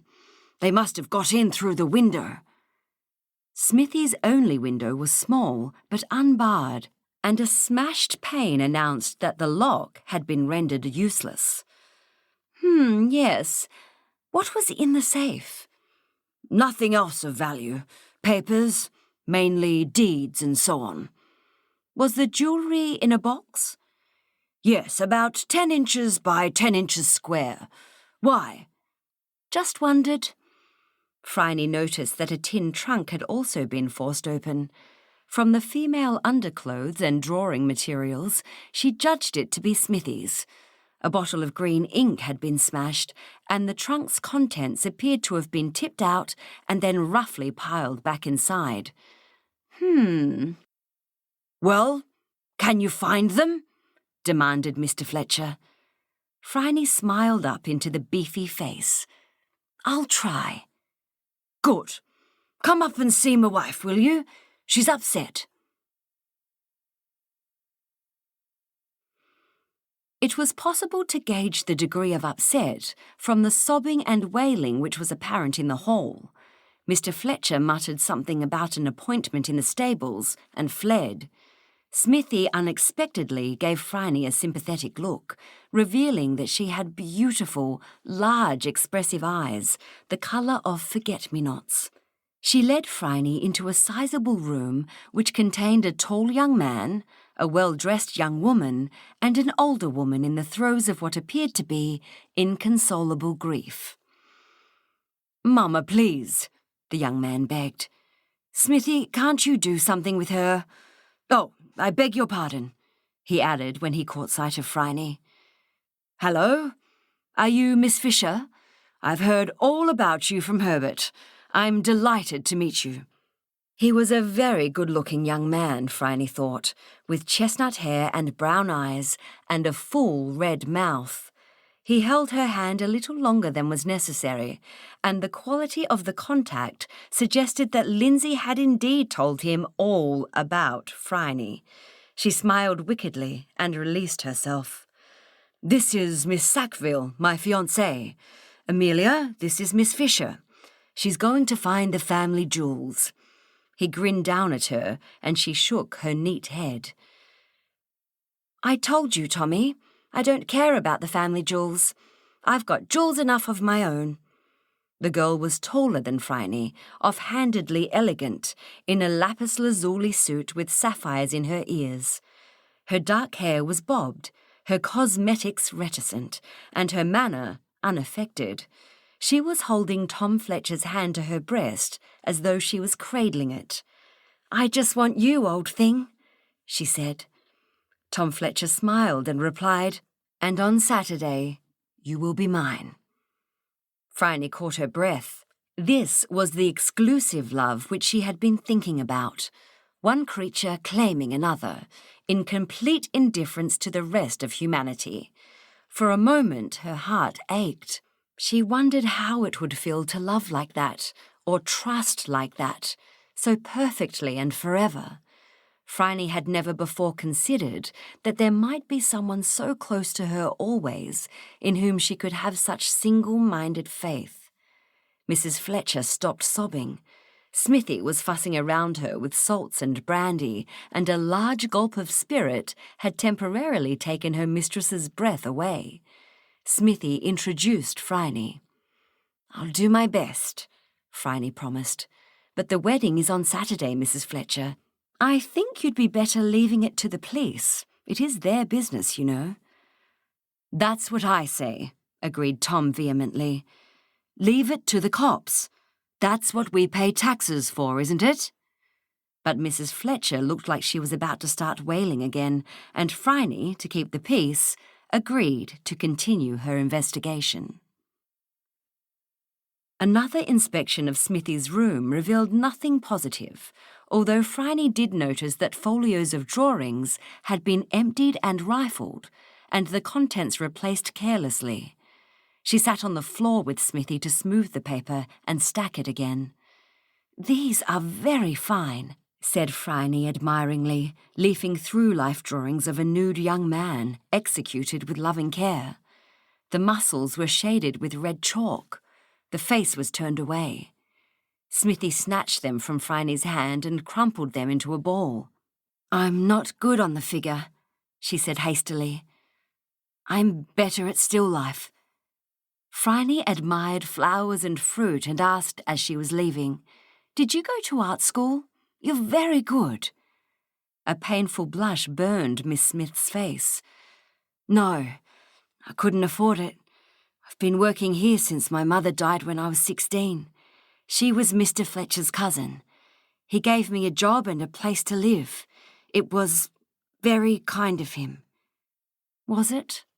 asked Phryne dryly. One gleam of passionate emotion was allowed to escape from Smithy's blue eyes, and then it was veiled. "Of course," she muttered. By the afternoon of the next day, which was Friday, the day before the wedding, Phryne had the solution to the mystery of the missing jewels and was at a loss as to what to do. She took a long walk, returning out of breath, and with the problem still unresolved. She was also considering Lindsay's proposal.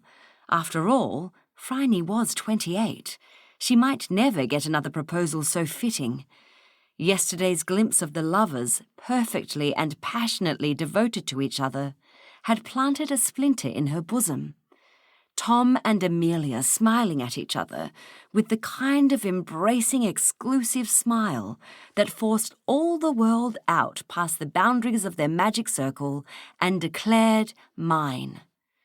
But Phryne and Lindsay, the sweet boy with the soft mouth, forsaking all others, alone with each other for the foreseeable future, she had never experienced perfect love. Was it possible that it had never come because she had never tried hard enough? It could probably be accomplished, she thought, if she put her mind to it. She reached her own door still wondering, and found the front hall full of flowers. "What are these?" she asked, looking for a florist's label. Australian flowers, strange and spiky, waratahs, banksias and sheaves of gum leaves. She inhaled the bush scent with delight. "They're from Mr. Herbert, miss," said Dot from behind a shrubbery of everlastings. "He wants you to marry him." "Yes, I know. Have you decided, miss? 'Cause Mrs. Butler was asking." "Mrs. Butler? Why?" "Because of the arrangements, miss. They'll have to find another place." "Oh, Lord!" Phryne dragged herself out of the scented haze. "Tell Mrs. B that I haven't made up my mind, but in any case, I shall be keeping them on and this house too. A fig for all this perfect love," she snarled. "I don't think I'm strong enough for marriage, Dot." Suppressing a private delight in muslin and wedding veils and orange blossom, Dot handed Phryne an armload of wax flowers and went off to the kitchen, leaving her mistress in possession of a magnificent fit of bad temper. Phryne dressed for the wedding in a state of bemusement. She did not know what to do for the best, or even what to avoid for the worst. The state of the window, the folios, the reputation of Tom Fletcher, and Miss Smith's position in the house seemed to point to one conclusion, but the research undertaken by Dot had not confirmed it. Phryne got out of the bath, scented with jicky, and allowed herself to be dressed in champagne-coloured stockings and underwear, and then sat in front of the mirror while Dot brushed her hair. "Glass on the outside," she said aloud. "Miss?" "Glass on the outside of the window," she said, "means that the window was broken from the inside, and no one would search flat cardboard folios for a box 10 inches by 10 inches. The burglar wasn't looking for jewels. There's only one solution, Dot, and I don't know what to do. Tom Fletcher and his Amelia, they really seem to love each other. At least she loves him, whatever that means. Oh, these society scandals are too enervating. One will have nothing to talk about for months and months but the disruption of the Fletcher boys' wedding. And it will not aid the lady. Ah, I have it! Stop brushing, Dot, and run down and get Lindsay on the telephone. He'll be at the Fletchers if he's not at home. Tom Fletcher is an old friend of his." Phryne allowed Dot to drop her apricot and silver dress over her head and then found her bag and her cloche. As she descended the stairs, she watched Dot speaking into the telephone. Dot looked up and handed the receiver to her. "Lindsay, dear, it's Phryne. Can you give Tom Fletcher a message? It's important." "Yes," Lindsay replied. "I'm going there now to see the poor fish into his garments and help old Jack to keep custody of the ring. What's the message? Don't tell me you've fallen for Tom, like all those other swooning females." "Lindsay, have you ever known me to swoon?" "Well, then, tell him to bring the jewels to the ceremony with him. You can carry them. They're in a box 10 by 10. "But I thought that they were stolen." "They were, but Tom has them now, or my name's not Phryne Fisher. I'll meet you at the church. Will you do it?" "Oh, of course, Phryne, if you say so," he replied stiffly. "It is offended. See, it stalks away," quoted Phryne, hanging up the phone. Obviously, Lindsay had taken offence at something she had said, probably because she was showing no signs of incipient dependence upon him. "Mr. Butler, a cocktail, if you please. I'm in need of strengthening.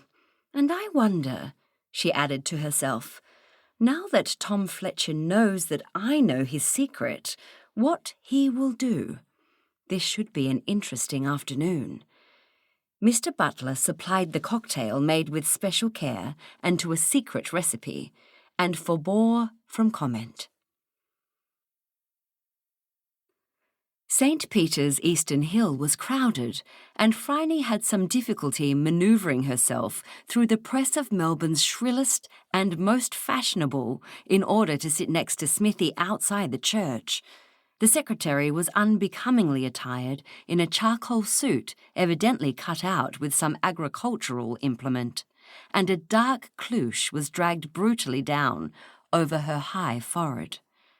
Tom Fletcher was shifting from foot to foot, smoking like a chimney, and when he thought himself unobserved, taking little nips from a flask kept by his best man. Lindsay Herbert, in full, elegant evening dress, sat next to Phryne nursing a box on his knee and looking bewildered. "What did Tom say when he gave you the jewels, Lindsay?" "He said he had to go through with it, whatever happened.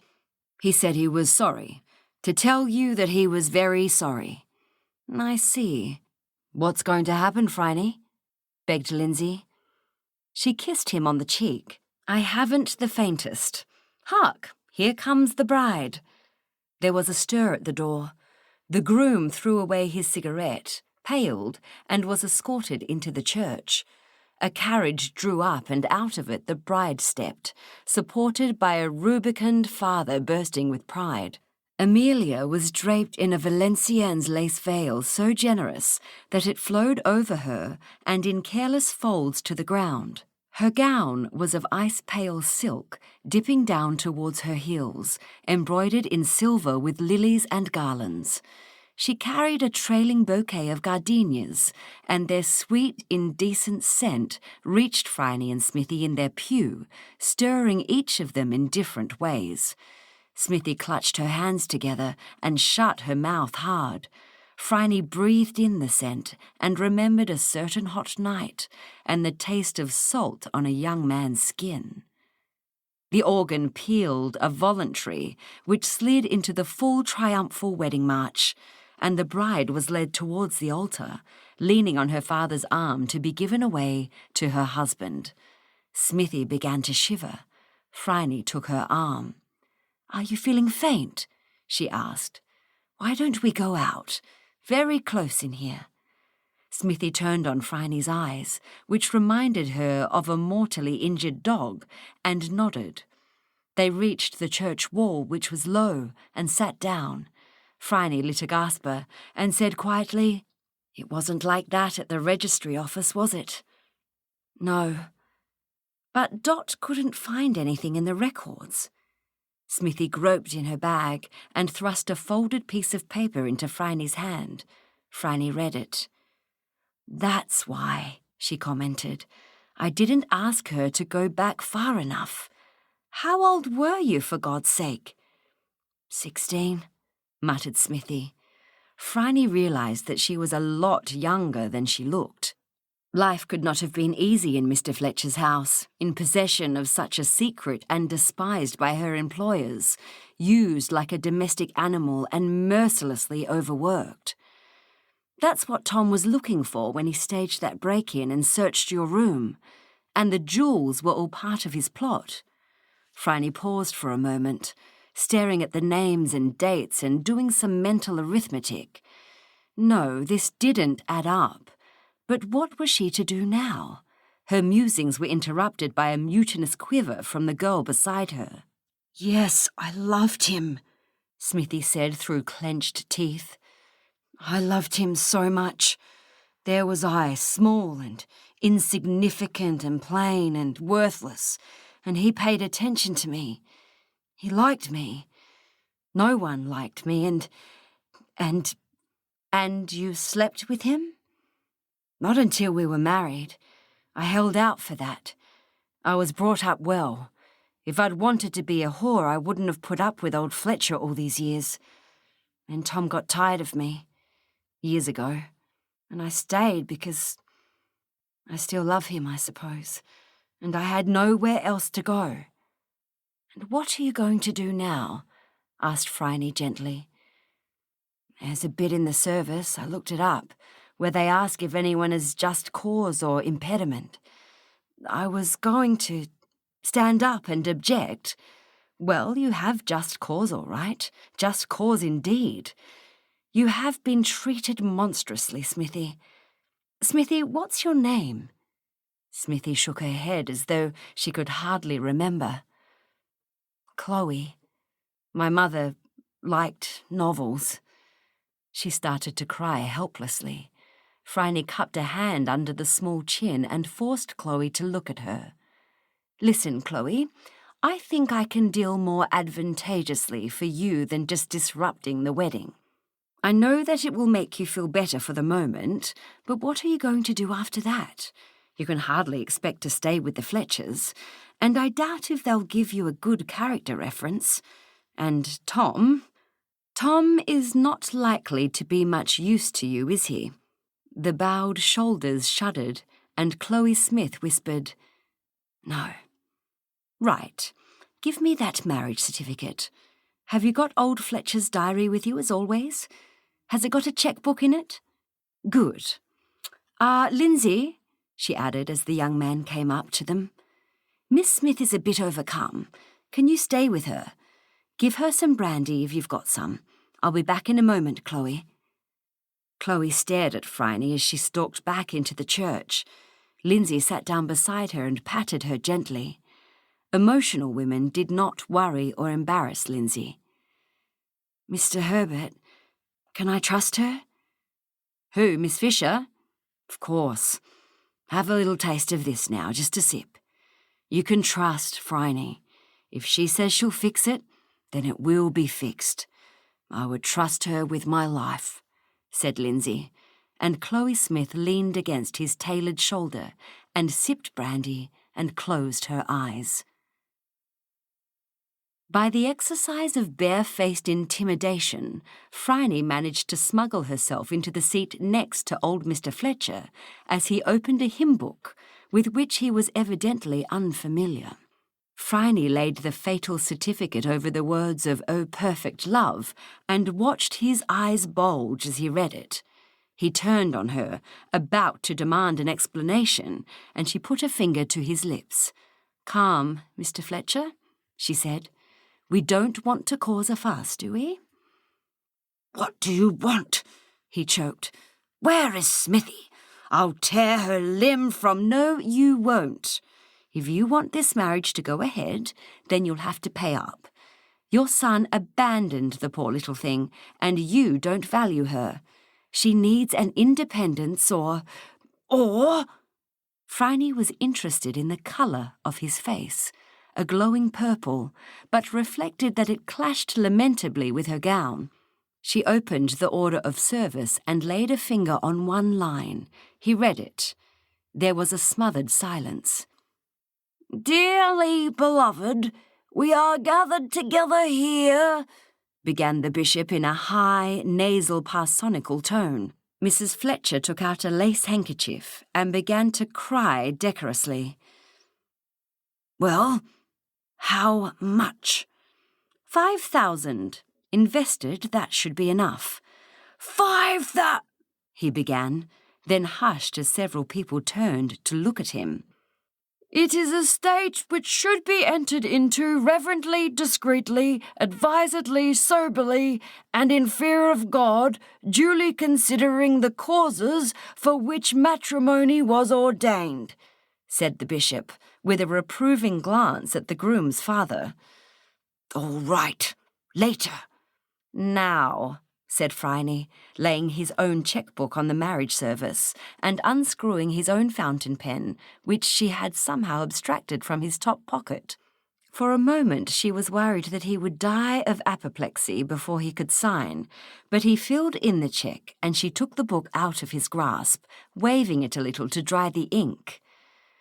"I'll keep the certificate in case you try to stop the cheque," she said coolly.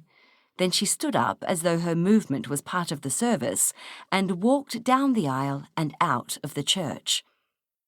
Smithy had cried out years of suppressed humiliation and pain onto Lindsay's shoulder and was feeling a little better. Lindsay's closeness was comforting, and his perfect faith in Miss Fisher's effectiveness was infectious. She had also told him the whole story, and he had been considerably and gratifyingly shocked. "I never would have thought it of old Fletch. How did it go, Phryne?" he asked. "I've stung Papa Fletcher for 5,000 of the best and brightest," she said. "Do you want to come back inside, Chloe?" Chloe clung to Lindsay's arm in a way he found touching, and Phryne led them inside along the side aisle to where Tom Fletcher could see them. He stood straighter when he saw Chloe Smith. Ever since Phryne's message about the jewels had arrived, he had been waiting for this. "Therefore, if any man can show any just cause or impediment why they may not lawfully be joined together, let him now speak, or else hereafter forever hold his peace." Tom Fletcher stiffened, his gaze on Smithy, the familiar and ill-used Smithy, who was in a position to ruin his life. Tom did not beg for mercy. He blinked once, and Amelia's hand stole out to take his, divining that something was wrong. There was a silence thick enough to slash with a sabre. Leaning on Lindsay, Chloe Smith smiled slightly, and in that smile released herself from Tom Fletcher. She nodded to him. "I require and charge you both," the bishop continued, wondering what these three were doing standing in the side aisle and hoping that something socially unfortunate was not going to happen. "As ye will answer at the dreadful day of judgment, when the secrets of all hearts shall be disclosed, that if either of you know any impediment why ye may not be lawfully joined together in matrimony, ye do now confess it." Amelia looked up at her soon-to-be husband. He looked at Chloe, who nodded again. Tom Fletcher gusted out a sigh of relief, which caused the altar candles to flicker, and said nothing. Phryne saw Chloe Smith into and out of Mr. Fletcher's house, and into the car, with the trunk full of drawings. She drove her to a suitable boarding house, paying the first week's rent, and seeing the young woman settled. "I really couldn't do anything else, could I?" Miss Smith asked, sitting down on the bed and bouncing. "This is a nice bed. It's got springs." "My dear girl, revenge is always sweet, but it is not generally profitable. Now make sure that you bank that cheque first thing Monday morning. You can post the certificate to Mr. Fletcher as soon as you have the money." "I've got nothing to do. I've worked for them all my life. I kept the household accounts and minded the dog and looked after Ma Fletcher when she had conniptions and dealt with the servants and paid the bills, and they never appreciated me or noticed me. And now I've got nothing to do." Miss Smith seemed to have grown younger. She tore off the ugly hat and pulled her hair out of its bonds. Hairpins flew like fireflies. A cascade of corn-coloured hair tumbled down over the charcoal suit. "What shall I do? What shall I do now?" "Why, anything you like. Why not go to art school, buy some nice clothes, and you may find another young man," suggested Phryne. Chloe thought about it, running her ink-stained fingers through the silky strands. "No, I don't know any young men, and I'm not a virgin. No one will marry me now. Oh, but what about Tom? What if he has children? Won't they be—" "No, that was not a legal marriage, Chloe. Both of you were underage. Neither had your parental permission. You could have caused a massive scandal, though. So you can marry again if you want to. You're in the same position as a widow." "I'll never forget him, Tom, I mean. Yes, I am a widow. It's like he's dead." She wept for a few minutes, then tossed back her hair and wiped her red eyes. "I think I'll have a cat. A house first, then a cat. I can afford a house, can't I? Oh dear, I'm going to cry again. Don't stay with me. I like being alone. I have to think. I haven't been able to think, not since Tom brought Miss Amelia home. But you must go back to the wedding, Miss Fisher. Tell Tom to be happy. And don't worry about me. I'm free," said Chloe Smith, and laughed a little as she realised that it was true. "I'm free of them all. At last." Phryne drove away humming. After a while she found that she was singing Patience's song. "Rendering good for ill, smiling at every frown." Mr. Gilbert had a satirical sense of humour, but it was hard to tell from the song whether he was exercising it or not. "Everything for him, nothing at all for her." Phryne bit her tongue and found that she was unable to avoid the conclusion which had been forming in her mind since she had seen the lovers. Lindsay and Phryne were not like that. They could never be. Striving to place Lindsay in the position of Tom had forced her into the position of Amelia. And Phryne would not fit into the frame. She could not do it. She could not marry Lindsay Herbert. She pulled the big car over and stopped to press both hands to her breast, sick with sudden loss. Beautiful Lindsay, so smooth and deft and loving. A hallucinogenic flash showed her the long body lying on her green sheets, the red mouth which would never again open under hers. Never. If she did not marry Lindsay, he would go away to find his own Amelia, and she would never touch him again, never see that turn of the head when the hair fell just so over his eyes, never kiss the nape of his neck. Even so, she thought, putting the Hispano-Suiza into gear and resuming her journey. Even so, she could not marry Lindsay Herbert. Phryne found a chair after dancing with a succession of rowers who had no use for tempo and no regard for her feet, and Lindsay brought her a glass of champagne and a water ice. The moment could not be delayed any longer. She drew a deep breath. "Thank you, Lindsay dear, and I won't marry you," she said, gulping down the drink and beginning thirstily on the ice. Lindsay gasped. "I'm sorry, my dear, and I love you very much, Lindsay, but I have thought about it, and I can't do it." "But," protested Lindsay. Phryne put down the dish and took his hand. "You are lovely," she said softly. "Don't think that I don't love you." "I love you too, Phryne, old girl. Listen." "I'll miss you," she added, with tears springing to her eyes as she realized how much she would indeed miss him. "But I can't, Lindsay dear. I really can't." "Phryne, please. This has been a hard decision to make, Lindsay, so don't argue with me. Please don't make this more difficult than it is." He had come closer and now kissed her cheek. The caress, so familiar and delightful, went through Phryne like a knife. He was saying something which she did not hear. Then he pulled away from her and dashed across the room to the wedding presents. Returning, he solemnly handed her a silver fish slice. "What's this for?" she asked, wondering if he had taken leave of his senses. He sat down next to her, seeming rather jaunty for a man whose matrimonial plans had just been dashed. "I had to get a word in edgewise somehow. I know you won't marry me. That's all right, Phryne, if we can go on as we have been. Seeing that poor Smith girl has rather turned me off matrimony, don't you know?" "Oh. Get me another glass of champagne, will you?" Phryne felt rather faint with relief. "Yes." He collected 2 glasses from a passing waiter.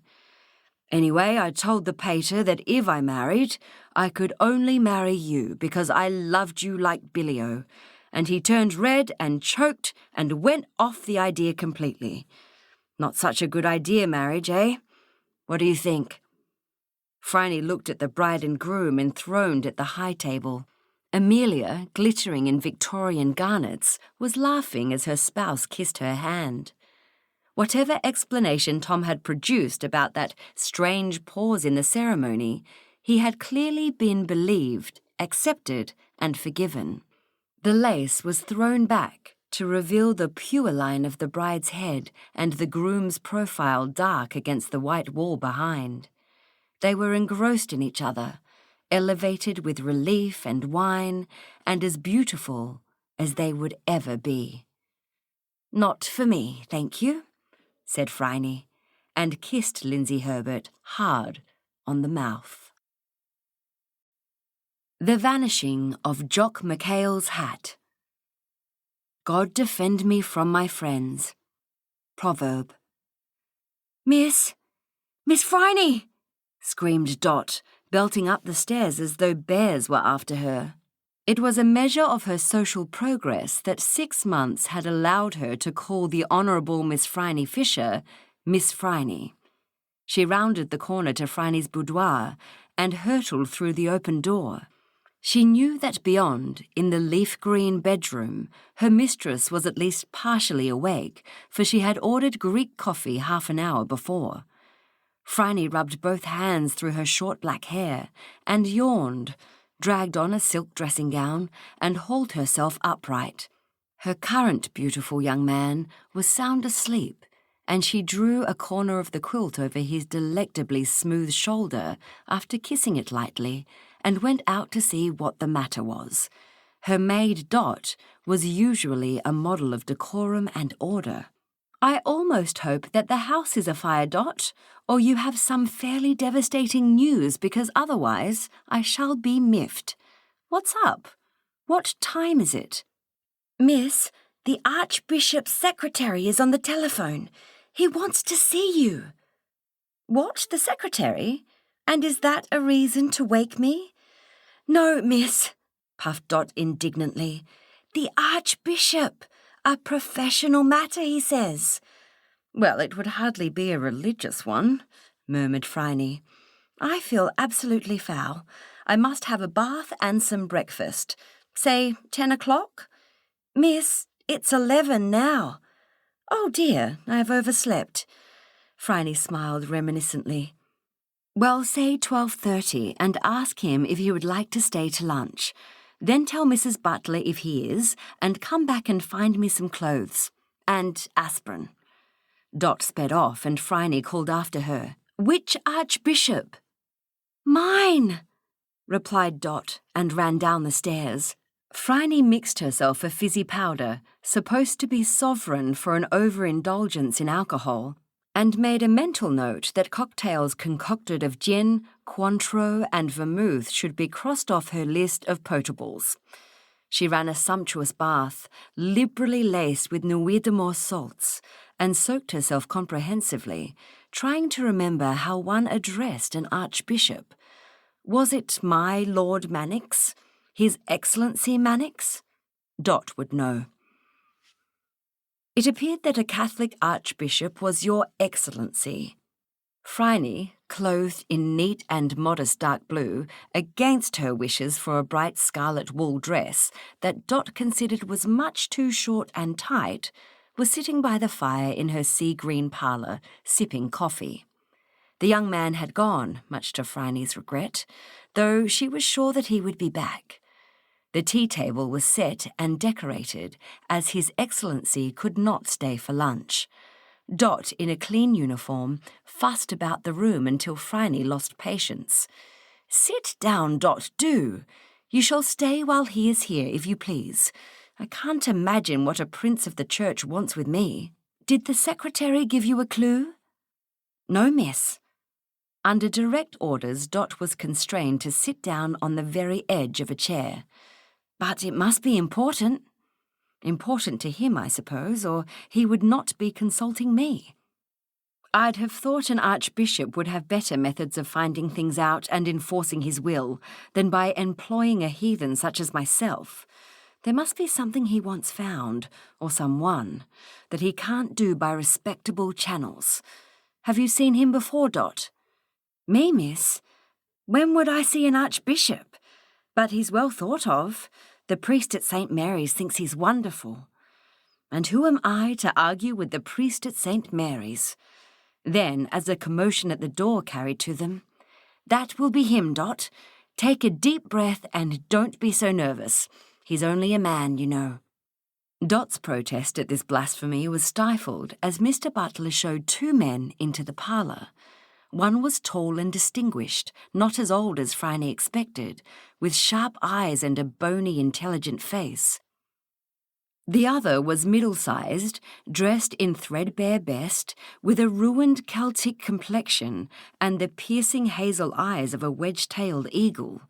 He raised those eyes to take in the parlour, and Phryne herself with extreme dislike, then lowered them again.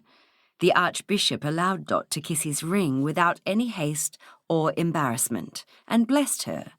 Phryne stood up to greet him and held out her hand, which he took and released with no discernible pressure. "Your Excellency," said Phryne, "do sit down." "May I introduce my companion? This is Mr. McHale, who is the coach of the Collingwood football team." Mr. McHale muttered something and sat down gingerly. His hands seemed to grope for each other in a ringing gesture, as though he was used to holding something that was no longer there. He looked down in surprise and locked both hands together lest he betray himself. The Archbishop accepted tea. Mr. McHale wanted nothing. "Well, Your Excellency, to what do I owe the honour of your company?" "You undertake discreet inquiries, do you not, Miss Fisher?" "I do." "I am faced with a problem which could be crucial to the success of Mr. McHale's team, in which I am, of course, interested, but more importantly, involves the credit of my church," said the Archbishop, taking a sip and putting down his cup. "And I cannot invoke any of the people who usually help me, because they may be involved. Will you help?" "What can a Sheila do?" snarled Jock McHale suddenly, and with frightening hostility. "What use is she?" Phryne was filled with fury, but not a flicker showed on her face. "Mr. McHale, if you please," said the Archbishop sternly. "Please overlook this outburst, Miss Fisher. He is a rough fellow. It's like this. McHale, a devout man, came to the service in my cathedral on Sunday. After Mass, he was kind enough to talk to some of my young men about football. At some juncture, while he was in my church, someone stole his hat." Both men looked at Phryne solemnly. She repressed a laugh. The Archbishop continued. "I gather that you do not follow football? Obviously not, or you would have known about it. That hat has been Mr. McHale's companion, I might say talisman, for many years. He feels lost without it, and there is an important game this week against Richmond. Collingwood must win to make sure of being in the finals, and their coach has lost his principal lucky token. It is vital that it be returned. Vital for Mr. McHale and his team. Vital also for me, because it was stolen in my church. You have less than a week, Miss Fisher, but I will double your usual fee, and I will give you all the help I can. I feel very strongly about this," said the Archbishop, and Phryne could see that he did, and respected him for it. She also had something to prove to Jock McHale. Sheila. Phryne poured herself some tea. "I will try," she said. "Describe the hat." "Grey felt, though now it is a little greenish, battered, because of Mr. McHale's habit of twisting it between his hands." Phryne stood up. "I will come to early Mass tomorrow, Your Excellency, and have a look at the scene of the crime." The Archbishop winced a little, took his leave affably, and swept Jock McHale along in his wake. Phryne sat down to think, reached for the telephone, and called up her minions.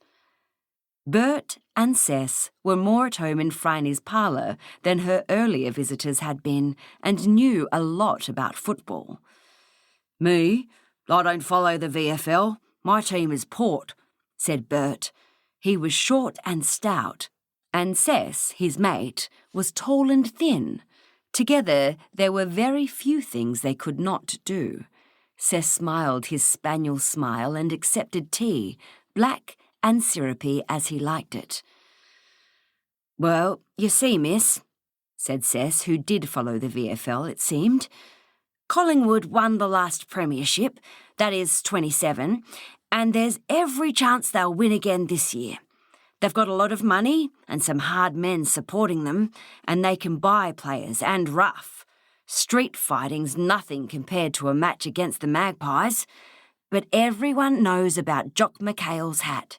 You see him at every game, ringing it, bashing it, even wearing it sometimes. It's an old battered grey thing like a pot, with the brim turned up at the front, and someone's pinched it. The poor old bloke must be having heart failure." "He seemed to be very upset," agreed Phryne. "Why would anyone take it?" "To put the moz on the pies," stated Bert, taking a cake. "Good cakes, these. No one could want the old relic." "Why take it in church?" Bert and Cess looked at her. "Why, miss, I don't reckon he ever takes it off if he's not holding it. They say he sleeps in it. And seeing it, I could believe it. But every man takes his hat off." "In a church, of course. How silly of me. Put the word out, Bert. I want that hat, and I'll pay for it. I don't want to know who took it. The Archbishop's probably excommunicating him now. Divine vengeance should be enough for him." "All right, miss. But a man with a real down on Collingwood might think it was worth it," said Bert, and took his leave. The next morning, Phryne, up and dressed at what she considered to be daybreak, sat at the back of St. Patrick's and observed. It was a beautiful building, though a touch over-decorated for Phryne's taste, and the statue of the Sacred Heart near which she was seated gave her cold shudders. The pew, which Jock McHale inhabited, was in the middle near the nave, and Phryne had already searched around it. Her veil scratched her face, the Latin service was incomprehensible, and she dared not yawn. There were no corners in this church for a hat stealer to hide. He would have had to be in the congregation. The service ended. "Ita missa est," announced the priest, and the people started to shuffle out. Phryne put back her veil and walked boldly up to the priest, who was emerging from his robing room. "Good morning, Father. I'm Phryne Fisher, and the Archbishop has given me leave to speak to you." Yes," said the young man, blushing. "Miss Fisher, nice to meet you." He pumped her hand with vigour, a strong young man. "You were celebrating Mass last Sunday, were you not? I gather that you know what has happened." "Oh, yes. His Excellency told us. A terrible thing. The Archbishop is furious." "Us?" "Me and the altar boys, and the seminarians. Mr. McHale was talking to them about football." "Where?" "In the forecourt." "You were there?" "Yes, Miss Fisher." "Did Mr. McHale have his hat then?"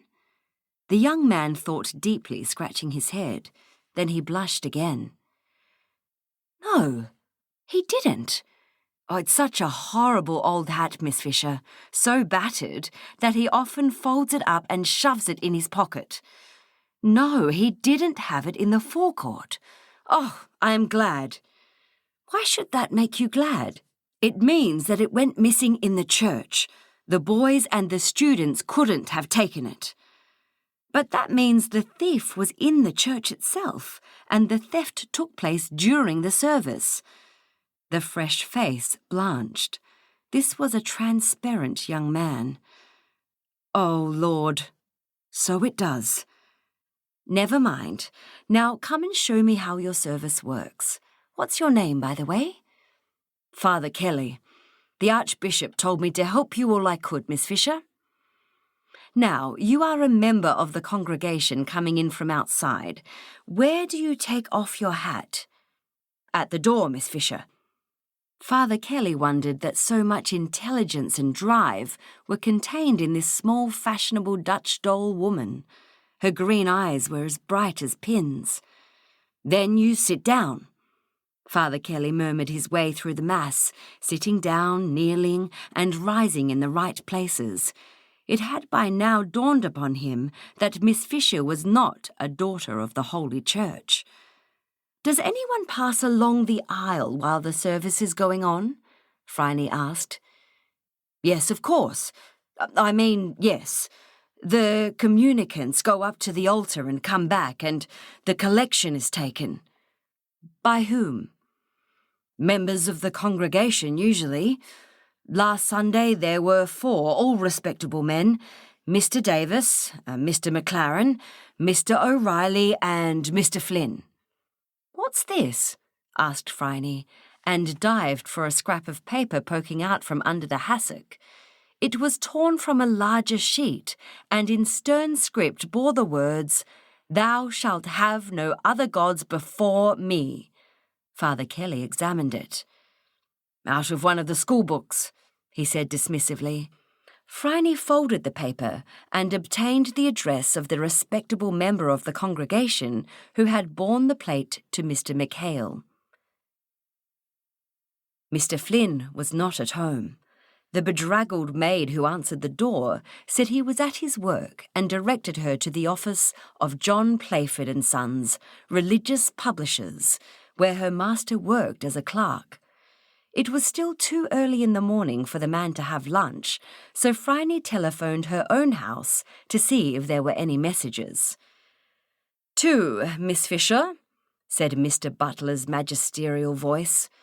"One from Mr. Burt, who was calling from the Royal Melbourne Hospital.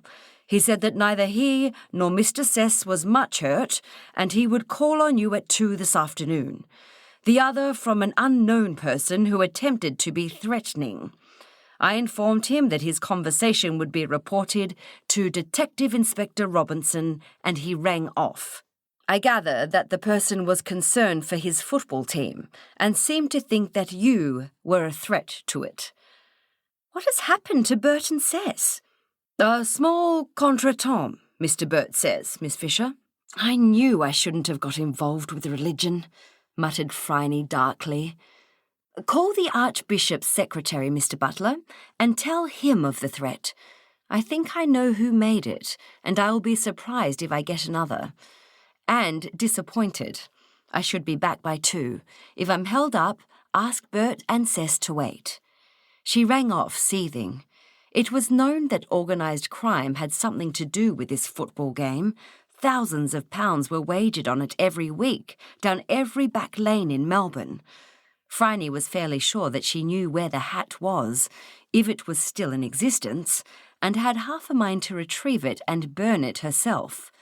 The adulation that men gave to football was quite beyond Phryne. It seemed to equal and surpass the delight she herself took in food, sleep, intellectual puzzles, clothes, and beautiful young men. Odd. But she had Jock McHale to astound, and that was not a revenge to be passed up lightly. She drank real coffee in a bohemian haunt in Russell Street until it was time to go and beard Mr. Flynn.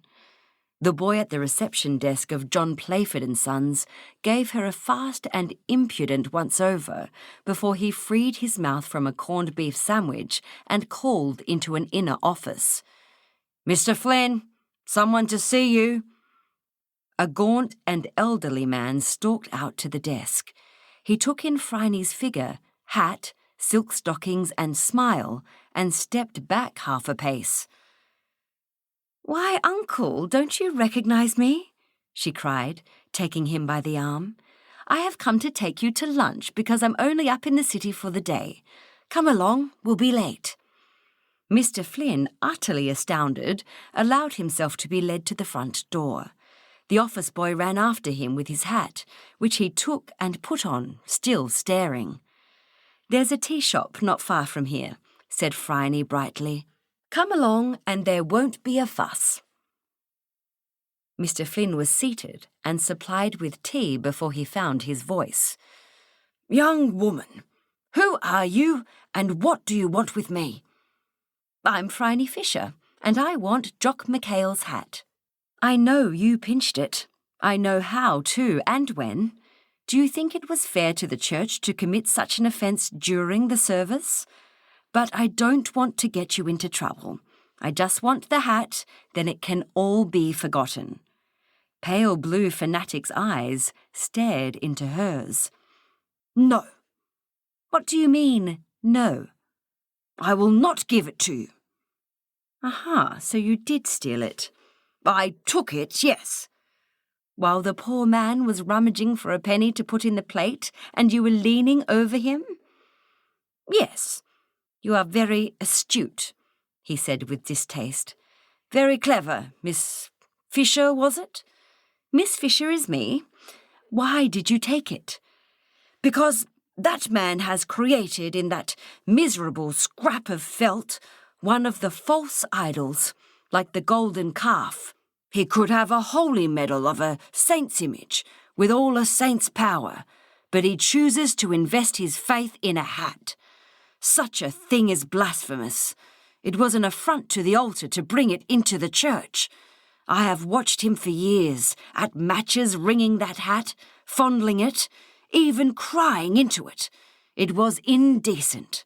Granted that it was indecent, have you the right to judge other men's sins? Has Jock McHale no free will? Can he not be allowed for his salvation to turn away from the hat? And have you not, by stealing it, removed every chance of such renunciation from him? Is that just? Mr. Flynn gulped some tea. Phryne tasted hers. It was as hot as molten metal.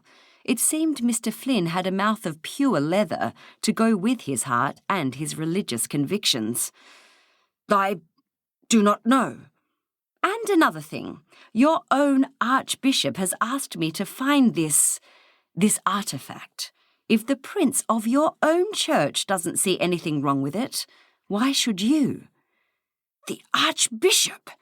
Gasped Mr. Flynn, greying around the mouth. Lord help me! How shall I amend my sin? Simple. You give me the hat and I'll return it. Then you go to confession and purge your soul. Mr. Flynn reached into his coat pocket and laid on the tea table a flattened bundle of greyish felt. The brim was bent out of shape. They both stared at it.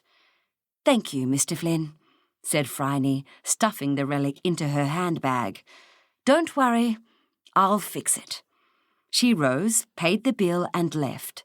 Mr. Flynn stared into his tea and began to cry. Phryne arrived home in a state of high excitement to find her parlour inhabited by Bert, Cess and Dot.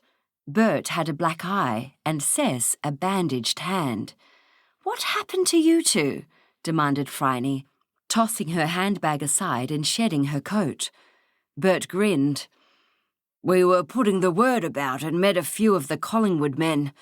We had some words and there was a bit of a barney, but you should have seen them. There's no sign of the hat though, miss. They were searching for it too, and we had a chat about it once we stopped belting each other. They ain't found a trace of it and neither have we. Ah, said Phryne with deep satisfaction. But I have. I can't say it suits me though. And she straightened out and donned Jock McHale's hat, grinning up at them from under the sad, drooping brim. The Archbishop's residence was grand enough. 2 stories worth of red brick, with a tower that might have done justice to an Irish castle. Phryne could easily imagine Mannix rallying his troops from the battlements. Perhaps he already had. The Archbishop saw himself very much as the defender of his flock, and his scorching contempt for Protestant clergymen was a periodic feature of the morning papers. Yet Phryne had noted that he rarely opened hostilities. He certainly finished them. She was ushered in by an Irish-looking maid in spotless black and white, and presently His Excellency appeared in a plain black cassock, with just a hint of purple about the collar. With an imperious gesture, he beckoned through an open side door, and McHale emerged, saw Phryne, and gaped. "But who took it?" asked the Archbishop, marvelling as Jock McHale turned the hat around in his hand suspiciously, as if it might have been an impostor. "Ah, well, one of your congregation who will shortly be confessing to one of your priests. His motives were odd, and I'm not going to discuss them, but I think that you are satisfied with the outcome?" The Archbishop smiled. "Most impressive, Miss Fisher. Name your fee." £20, said Phryne promptly. "Damages for 2 of my men who were a little battered in your service." "I trust that you suffered no more, harassment, Miss Fisher. I was very concerned to hear of the telephone call." "No, I haven't heard a peep out of whoever it was. Football produces strange passions. And your agents were not seriously hurt? Nothing that 10 quid apiece won't cure? But your own fee, Miss Fisher. I would not think of taking one, Your Excellency. I look on it as sixpences tinkling into my heavenly money box. Phryne got up to leave. Jock McHale jammed the defeated grey hat onto his bullet head and shook her hand. Thanks, he muttered. You're a very clever Sheila. Phryne took the compliment as it was meant. After all, she was a very clever Sheila. Putten on the Ritz. Or where the gorgeous East with richest hand showers on her kings, barbaric pearl and gold. John Milton, Paradise Lost. Phryne Fisher removed herself with difficulty from the Austens' front seat. The makers had obviously decided that cars were to be worn tight about the hips that year. The road was quite busy, so she allowed her escort, William Barlow, to take her hand. Fully 3 cars passed while they waited on the curb. Light rain drifted down, rendering the streets slick and shiny. Situated next to the Princess Margaret Club, the Ritz was an unobtrusive 2-story building entered through a wine cellar. Phryne negotiated the steps without difficulty and listened with interest to the barrels gurgling. An ambrosial scent overwhelmed them as they came up into the restaurant to be greeted by Antoine, the maître d'hôtel. Antoine was as perfect, Phryne thought, as the icing sugar groom on a wedding cake. He was, unusually for Melbourne, genuinely French, from Lorraine. Monsieur Barlow, how delightful! I have your reservation. Madame, he added, his eyes widening a flattering half-inch at the sight of Phryne. Phryne took this as her due. She was arrayed in a claret-coloured evening dress by Patou, tunic cut, loose and gorgeous.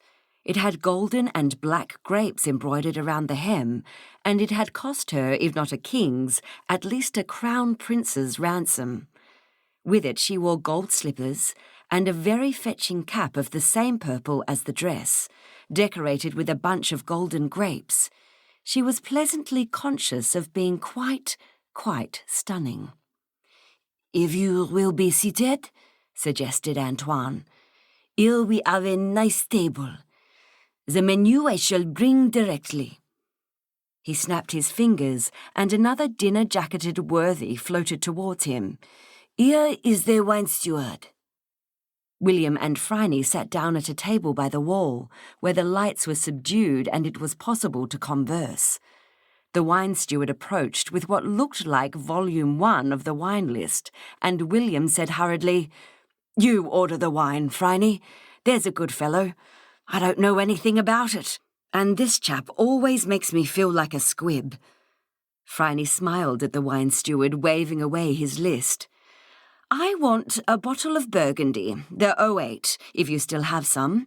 Then a bottle of Veuve Clicquot, the 23, with dessert. We will discuss liqueurs later. The wine steward, crushed, wrote this on his little pad and went away. Splendid. William leaned back in his chair. Thank you so much. He was a tall and rather rumpled young man, with thick curly chestnut hair, which would not stay back despite liberal applications of Floris tonique. He had earnest brown eyes like a Jersey cow. Phryne had once spent a week on Jersey and eaten herself sick on cream. They were, however, quite her favourite cows. William Barlow was also a lawyer, working with the small firm that employed her friend Jilly. The Barlow family, Phryne recalled, included 2 brothers, both lawyers, William and his brother John.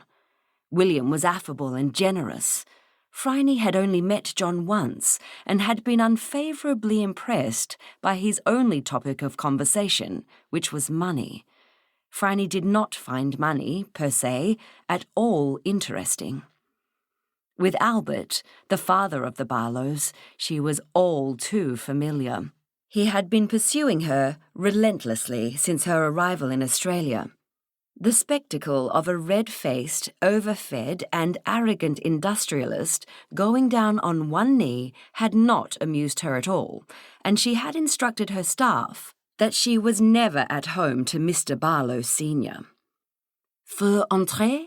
asked Antoine's voice, snapping her out of her reverie. "Madame would la rôdeuse varie? Quiche Lorraine?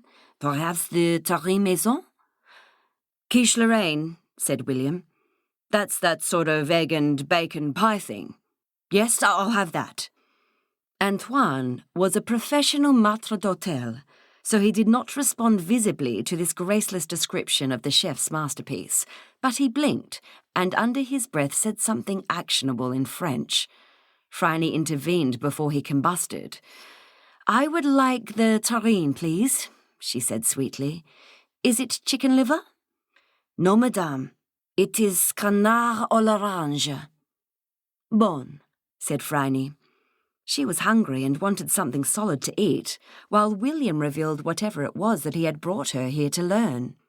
She sipped her glass of burgundy and said, "Well, old thing, I am enjoying myself and all that, but what do you want to tell me? Can we get it over with so we can devote all our attention to the food?" "Oh, well, yes, of course, but it's not a nice tale, Phryne. You know that my mamma died 10 years ago." "Yes, I'm sorry." "She wasn't," said Will frankly. "She was sick of being in pain, poor old girl, and it came as a relief to all of us. But since then my papa has been, misbehaving himself." "Yes," agreed Phryne gently. "And the thing is, I don't know. Have some more wine, draw a deep breath, and tell me from the beginning." The young man did as instructed and said clearly, "He's lost Mamma's pearls." At this inauspicious moment, the waiter arrived with their entrees. Phryne watched her companion tuck into the quiche as though he was starving, while she daintily but thoroughly demolished the terrine, which was remarkable. "The pearls were left to me," William continued, dusting crumbs off his ear. "I was going to sell them to set up a poor person's defence fund with Jilly. You know how the defendants in forma pauperis just get a court-appointed barrister, sometimes not the best or the most experienced. Jilly feels that this bears particularly heavily on women. They seldom have any money behind them and no support because they've usually killed their husband or their kids. I agree with her. In fact, we were thinking of setting up a partnership. She's a cracking good solicitor, Jilly is, and she's right when she says that the firm isn't giving her a chance at the big cases. She says the closest she came to a murder trial was foiled when you went and found the real murderer, Phryne." Phryne laughed. "That is true, she was very cross with me. Well, this sounds like a good idea. Do you want me to supply some funds, a loan, perhaps?" No, Phryne, not at all." The young man made a sweeping negative gesture, and Phryne removed his glass of wine from its path. "No, I didn't ask you here for that, not at all." "All right, Will, you have adequately demonstrated that you don't want money from me. Here, take your glass back and tell me what you do want, preferably in words of one syllable, there's a dear." Will gulped some wine and spluttered. "I want you to retrieve Mamma's pearls for me." "You mean you know where they are?" "Well, yes. I think I do. My papa is, well, you know what papa is like. He'll be dining here tonight, I think. He usually does on a Wednesday, with Mrs. Priscilla Veal." "Priscilla Veal?" Phryne coughed on a laugh. "Yes, his, friend." "English really is an amazing language," commented Phryne. "What sort of friend, Will? Do you mean a lover?" The young man blushed. "Yes, I think so. He wants to marry her. She's a seamstress, so all the family is up in arms. They say she's a designing hussy. But Papa is not precisely a catch either. Look, here they come. That's Mrs. Veal." A gaudy woman fluttered in, accompanied by the red-faced Mr. Barlow. Antoine seated them considerately out of the public eye, near the wall, 3 tables away from Phryne and her companion. "Well," said Phryne, considering Mrs. Veal. She wore an extravagant gown of blue and green veined like a butterfly's wings, and was suspiciously blonde for her years, with an appliqued chocolate box prettiness. If not mutton dressed as lamb, she was definitely shin of ox dressed as veal. Nonetheless, she was expensive. Her corset alone must have required 10 yards of industrial-quality elastic, and pearls gleamed at her neck. The face that Phryne caught sight of as Mrs. Veal responded to Antoine's flattery, was overly made up and powdered to the pallor of death. "Gosh, Phryne, she's wearing them," said Will despondently. "If my papa has actually given her the pearls already, there isn't a chance that she'll hand them over." "Can't you ask your father for the money instead?" Phryne suggested. "I have, but he just temporizes. John's all right. He snaffled the ruby and diamond set Mama left for him as soon as she died, took it out of the safe. I don't think Papa has much remaining money these days. He has been flinging it about, rather." "Have you tried explaining to the lady that they were your mother's pearls and asking her to give them back to you?" "No, of course I haven't." The young man seemed shocked. "And I really can't sue her for them. That would be washing the dirty family linen in public with a vengeance. I'm afraid that it's all up with our scheme for the poor persons, Phryne, unless you can think of something." "I still consider there's no harm in asking," Phryne suggested, and the young man went purple with embarrassment. "I couldn't," he confessed. "Well then, we'll work out some sort of plan. Here comes Antoine. What do you want for a main course?" "I don't know," said William glumly. "You order." "Mesdames?" Antoine had overheard the last comment. "Oh, what would please you? The bœuf à la bourguignon is excellent, and le chef has made a truly delicious filet en cochonnaille. Or perhaps you would prefer tornado? We have them à la béarnaise, à rossini, or à la beauharnais." "Le filet," decided Phryne, "avec pommes de terre à la lyonnaise, et salade verte, vinaigrette. Merci, Antoine." "There, my dear, this will be delicious, I promise. What is your papa ordering?" A loud voice could be heard demanding a decent plate of brown Windsor soup and a cut off the joint. Antoine winced. "Oh dear," murmured Phryne, "a cut off the joint when he could be ordering filet en cochonnier. I'm afraid that your papa is a truly wicked man." When their main courses arrived, Phryne bit into the delicate flesh of the filet and listened to Mr. Barlow making an idiot of himself. He had risen to his roughshod feet and was waving his arms as though conducting an inferior chamber orchestra. She was profoundly glad that she was not his companion. It seemed to be getting to Mrs. Priscilla Veal, too. "Do sit down," she said shrilly, pulling at his coat-tails. "Herbie, everyone's looking." "I want roast beef," demanded Mr. Barlow, "and I can pay for it too." "A chic boulevardier the old pater isn't, is he?" murmured his son. Then, "By Jove, Phryne, I think that this is the best beef I've ever tasted." "Indeed it is." They ate in silence while Mr. Barlow was placated with the offer of rôti de bœuf, and Mrs. Veal ordered bœuf en daube. Phryne remembered idly that this dish was made with red wine. It gave her an idea. "Antoine, that was absolutely superb." William Barlow was enthusing to the maître d'hôtel. "I never tasted anything like it." "I will convey your compliments to the chef, monsieur. Some dessert, perhaps?" "In a moment. I must go over and say hello to my father." Antoine expressed verbally and through his stance and his raised eyebrow how very surprised he was to find that such an appreciative young man, accompanied moreover by such a soignée woman, was related in any way to the cochon, or pig, currently occupying the nearby table. He murmured, "As you wish," and left William to finish his Lyonnaise potatoes.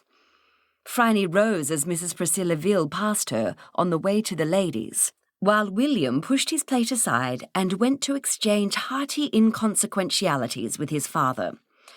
"You're looking well, father." "Feeling well too, my boy. Amazing what a good effect a woman's company has on a man." William winced. He endured a powerful handshake and then saw with relief that Phryne had returned after a brief discussion with Antoine. He retreated to his own table where Miss Fisher appeared to be elated. "I think it is time for the champagne," said Phryne. "Yes, here it comes, my favourite vintage. Apart from that, Antoine, mon brave, just some cheese, camembert, perhaps with fruit, and coffee, of course, café noir, if you please." At that moment, a shriek came from the other table. Antoine muttered, "This is too much," and all the diners turned to attend to the fuss. Mrs. Veal was holding in her hand a string, hook, and clasp. "My pearls! They must have fallen off into the stew," she cried. "Vache espagnole," Antoine muttered. "That is not stew, that is bœuf en daube." Phryne and William hurried over to Mr. Barlow's table. Well, that was an expensive dish," commented Phryne. "The daube, it contains much wine," observed Antoine for the benefit of all the bystanders. "And pearls, they are dissolved by wine. There was Cleopatra, madame. She wished to give Caesar, her lover, the most expensive drink in the world. She dropped her earring, which contained a priceless pearl, into the glass and, poof, it was gone." "You're right," agreed Phryne. "Jilly told me about some sailor clients of hers who were hiding smuggled pearls. There was no evidence against them because they had shoved the loose pearls into a bottle of vinegar, and they dissolved. Jilly said that the police were quite cross about it, though not as cross as the smugglers at losing their precious cargo. I'm afraid your necklace is gone, Mrs. Veal." "I told you not to eat that Frenchified stuff," snapped Mr. Barlow. "Now, Herbie, don't fuss. You really ought to learn some manners," said Mrs. Veal sternly. "Heaven knows you're old enough. You gave them pearls to me and I lost them. Well, what's the fuss about? I just got a shock when I found the string in my plate. Thought it was a mouse's tail. You sit down and have some more of that red plonk and don't worry about it." Mr. Barlow, considerably amazed, did as ordered. Antoine stood rooted to the spot, with horror at the idea of anyone's expecting to find mice in his bœuf en daube. Meanwhile, Phryne steered William back to their table. She raised her glass to the other woman and was answered with a brief nod of the head. The camembert arrived, accompanied by little water biscuits, and Phryne nibbled. Her escort still looked dazed. "What happened?" he asked. "I say, this is top-hole cheese." "You heard Mrs. Veal. Her pearls fell into the wine of the daube and dissolved," said Phryne artlessly. William was not a lawyer with a large criminal practice for nothing. He knew that tone of voice. "Phryne, what did you do?" "I'll tell you in a moment. They're leaving." Mr. Barlow, shepherded by Mrs. Veal, was collecting his coat and hat. The blonde woman gave him a brisk pat, said, "Off we go, dearie," and left the Ritz, pink-faced with righteousness and fluttering with butterfly wings. "Well," said Phryne, "hold out your hands, William." Into his cupped palms she poured 35 perfectly matched pearls. "I told you that you only had to ask," she said triumphantly.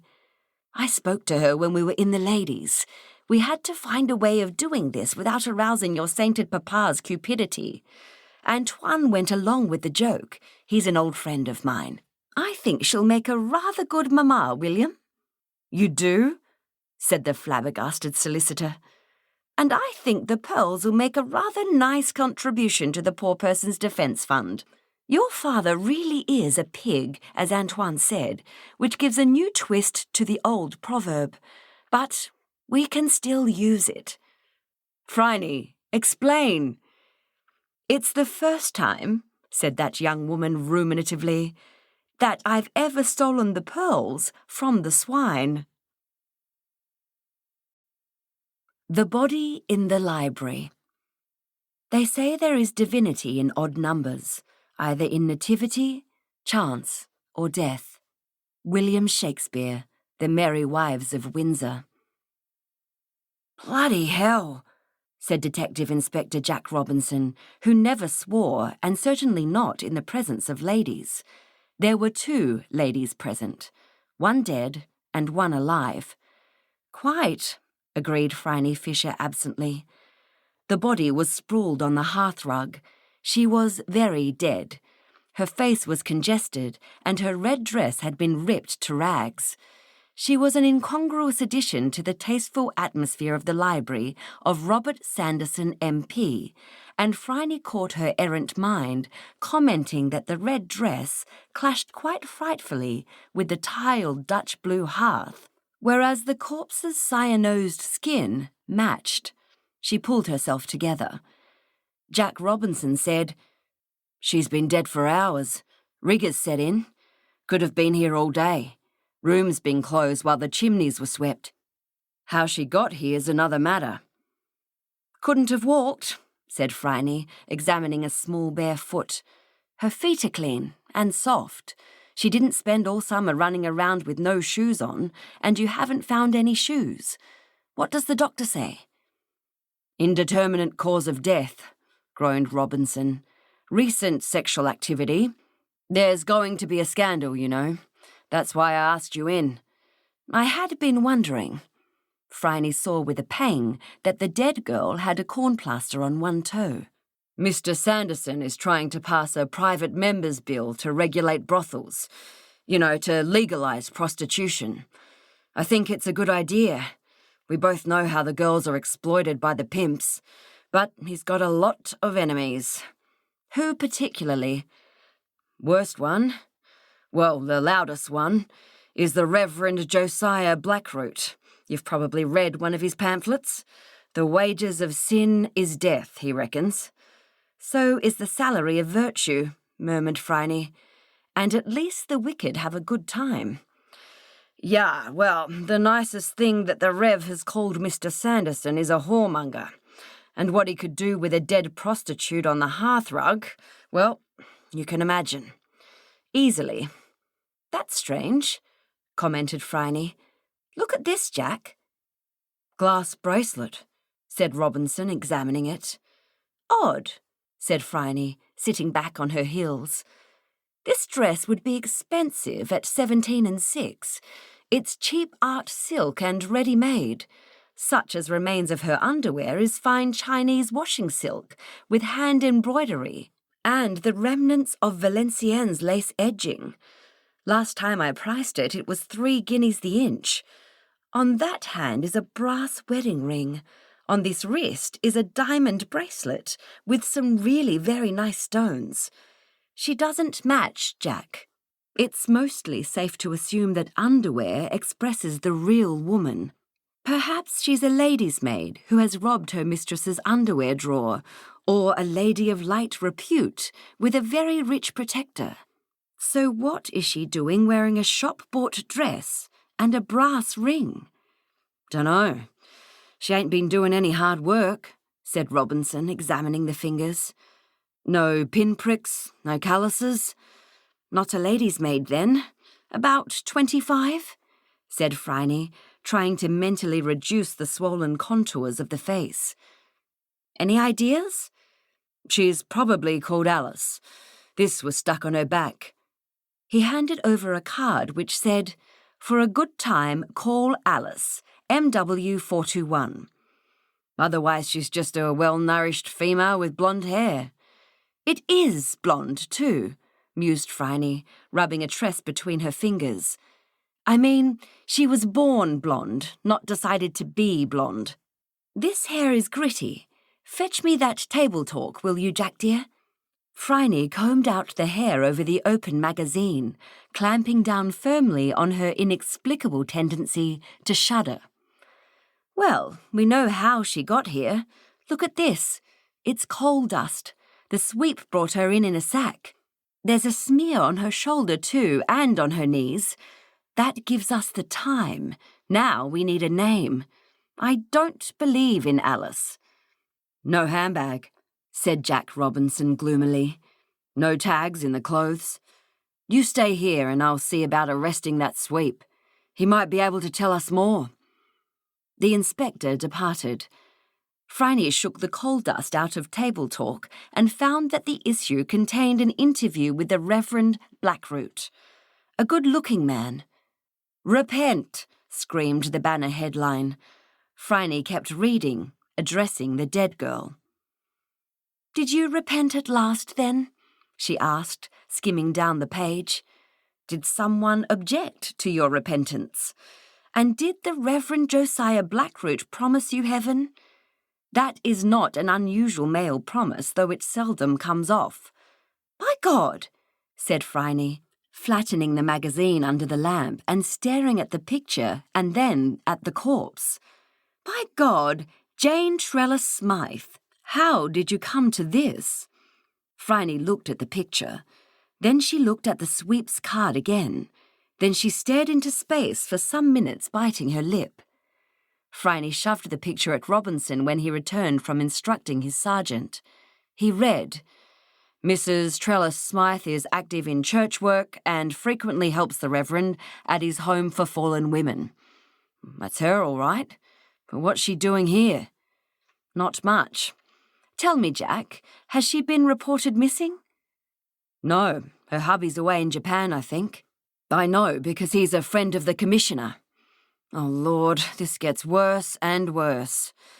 It isn't a lot of fun for Mrs. Trellis Smythe either, Phryne reminded him tartly.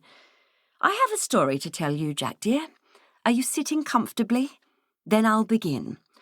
A rather foolish, bored young woman whose husband is often away takes up with a reverend who is doing good works among the fallen women. So exciting for a nice, well-brought-up girl. Then matters advance. She may be the reverend's lover, so deliciously wicked.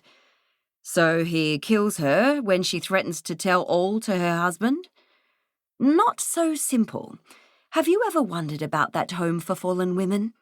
Here it says that there is a terrible lot of recidivism there.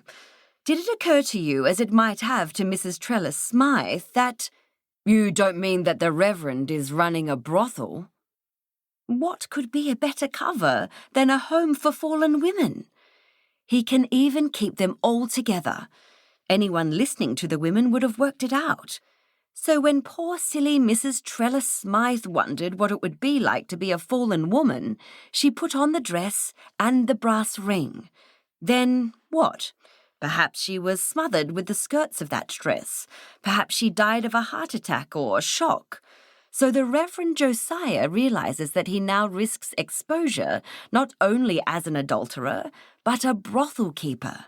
Seeing her dressed in some of his fallen women's attire, he knows that his other guilty secret is known to her. So he killed her. Jack Robinson held up a warning finger. But then, what did he do with the body? He wouldn't have brought it here, would he? Phryne shook her head. I'm not sure. Perhaps Josiah had her brought here to embarrass Mr. Sanderson and put paid to all that nonsense about legal brothels, which would ruin his business. Or perhaps he panicked and asked the sweep to dispose of the body, and the latter had the same thought. Jack Robinson stared at Phryne. What has the sweep got to do with it? This article has his telephone number, said Phryne.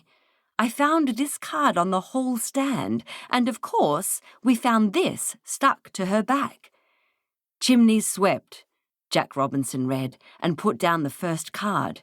The Reverend Blackroot's Home for Fallen Women, and for a good time ring Alice, MW 421. They're all MW 421. It was safe enough, commented Phryne. The various clients would never speak to each other. They simply wouldn't know what to say. Neither do I, said Jack Robinson.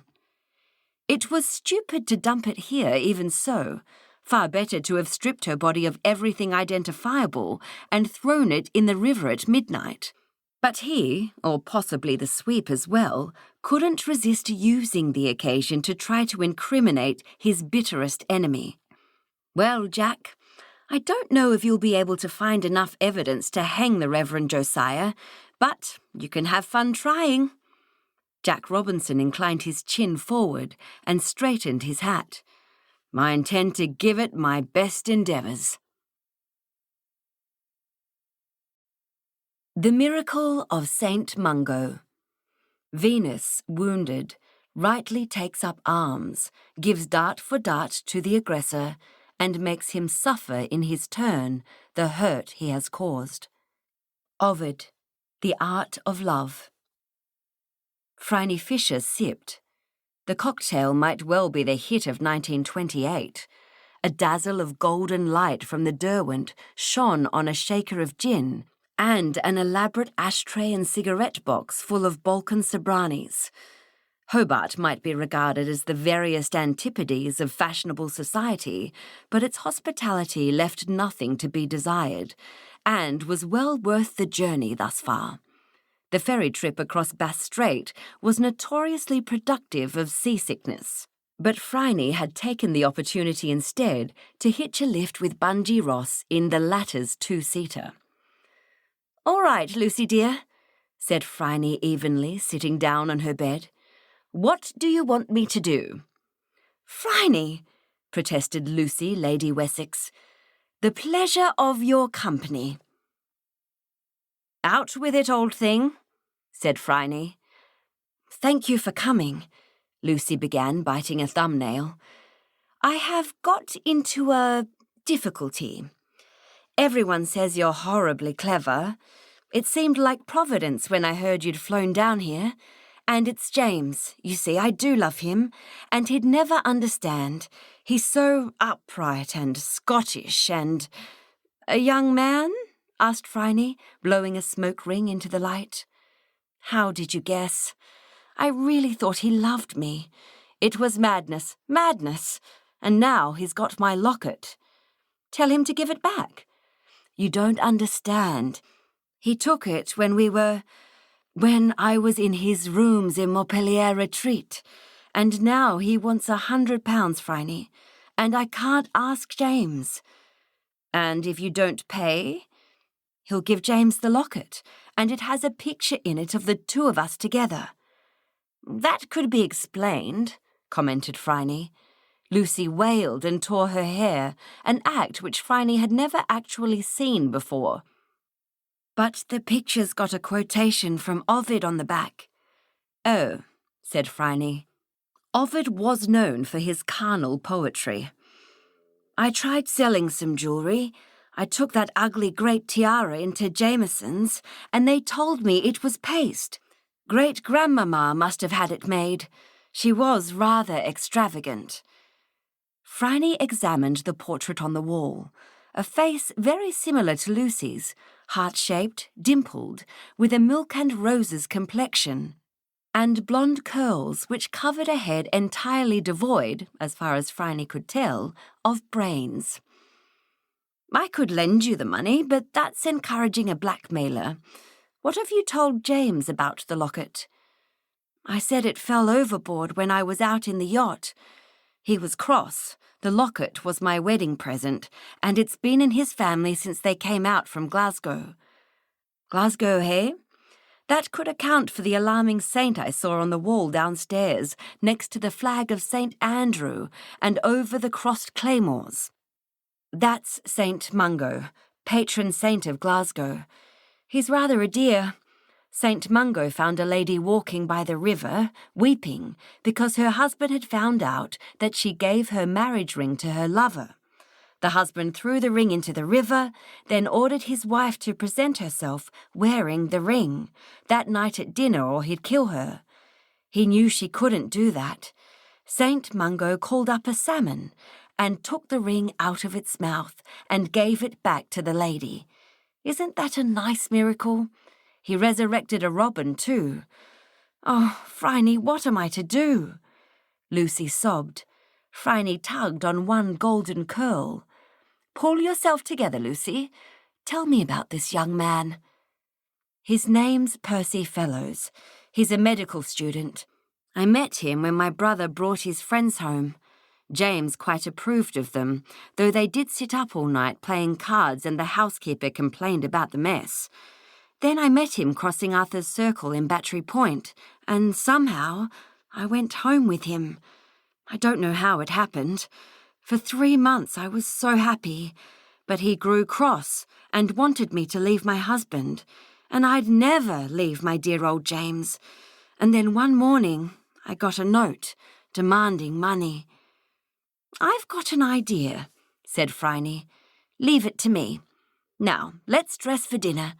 What would be suitable for Hobart, Lucy?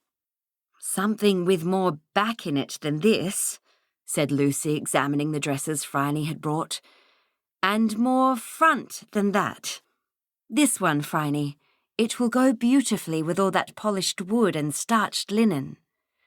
Phryne donned the scarlet tunic and watched as her maid threaded a scarlet panache into her perfectly straight, perfectly black hair.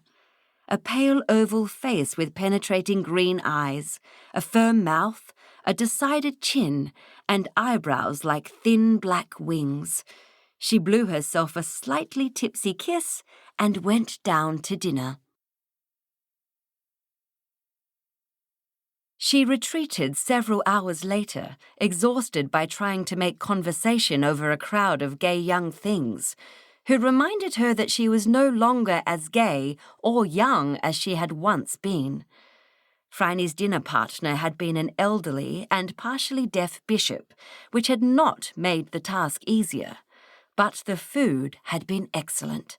Phryne had eaten sole with lemon, roast beef with potatoes, carrots, Yorkshire pudding and gravy, raspberries and clotted cream, and a savoury of cheese and biscuits. With the meal she had drunk Burgundy, imported French, and after it a positively ancient port, laid down for Sir James when he was born by his wistful gout-afflicted father. A gay young thing caught at her scarlet hem as she mounted the stairs. I say, pretty lady, don't desert us. We're going to dance. Nice for you, said Phryne. Dance with me? He pleaded. Not even if you dance like a dervish, my dear, she said gently, for he was very good-looking and excessively young. But if you fetch me an ashtray and a glass of water, I'll talk to you for a while, she conceded, sinking down onto a carpeted step.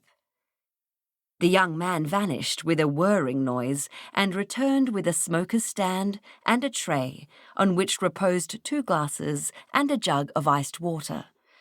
You, Phryne told him, allowing him to light her gasper, will go far, possibly too far. I'm Phryne Fisher. What's your name? Gerald. I'm Lucy's brother. Gosh, are you the famous Miss Fisher? The detective? You're not at all what I thought. I thought you'd be... Yes? Phryne leaned back. Not like you are, he said clumsily. I mean, beautiful, poised, like a bird, an exotic bird among these Tasmanian chickens. Your compliments are good, said Phryne judiciously, but you should practice the delivery. Surely not all your contemporaries are plain. Well, no, there are some fine girls here, I'm sure, but Hobart's a small place. I've known them all since we were children. Everyone knows everyone. Lucy's never brought anyone like you to the house, only her dowdy school friends. There, I've done it again, haven't I? He laughed as Phryne laughed.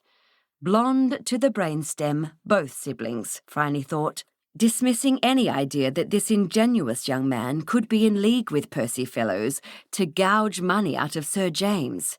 Not a single malicious thought had ever taken refuge under those absurdly fluffy curls. "Are you at university?" she asked. "Yes, I'm studying arts. No need for a profession, you know. The pater's rich as Croesus. Says if I want to spend my life writing Latin verse, I can. Lots of my friends aren't. Rich, you know. People like poor Tommy and Percy Fellows have to do all sorts of jobs to pay the fees. Tommy's a chucker out at the Montpellier. Lots of the chaps go there to play cards. Waste of time, in my opinion." "Could you take me to play cards at the Montpellier?" asked Phryne, lowering one finger to touch the glowing cheek very gently. "Not a place for ladies," sighed the boy, enraptured. "But if you say so, tomorrow night?" "Tomorrow night." Phryne dropped a kiss on the unlined forehead and resumed her climb.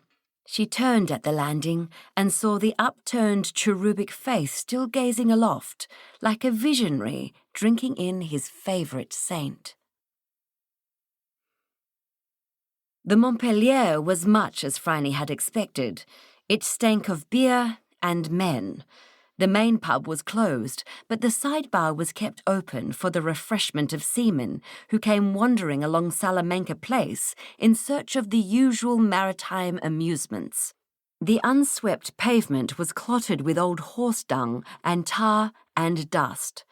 The unswept bar was lined with unclean sawdust, in which reposed rat droppings, drunken sailors, and human debris too revolting to contemplate. "Charming," said Phryne.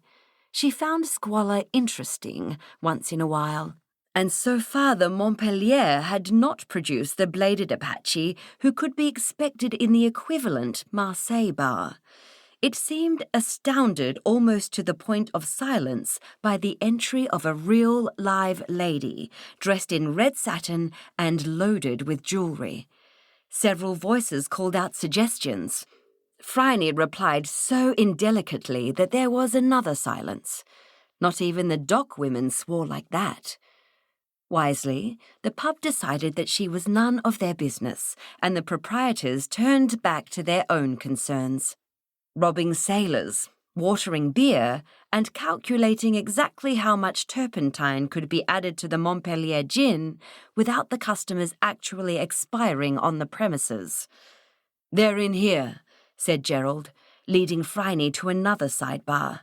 This one contained a large scarred table, an overhead electric light, 10 chairs, a lot of bottles, and an assortment of dissipated young men. One caught her attention immediately. A smooth, glossy young man with patent leather hair, a shirt collar which was still white, and a full red mouth. A vampire, thought Phryne, a bloodsucker, just the sort to attract that little goose Lucy. She smiled on the gathering. Gerald tipped a friend off his chair, dusted it, and set it down. Phryne sat. "Cut me in?" she asked. "We're playing poker," said the glossy young man. "Good," said Phryne. "You're Percy Fellows, aren't you?" she added, putting a purse on the table. "Florins?" "Florins," said Percy Fellows. "Have we met?" "No," said Phryne, smiling warmly upon the young snake, "but I've heard all about you." "Nothing good, I hope?" Even his voice was smooth. "Oh, no," Phryne assured him. "Nothing good." For her plan to work, Phryne had to lose consistently, and since luck was running her way, she had to start cheating much earlier than she ordinarily would have. The cards were old, and the players noticed that the ladies' rings appeared to be tight. She was forever fiddling with them, especially a rose-cut diamond with sharp facets.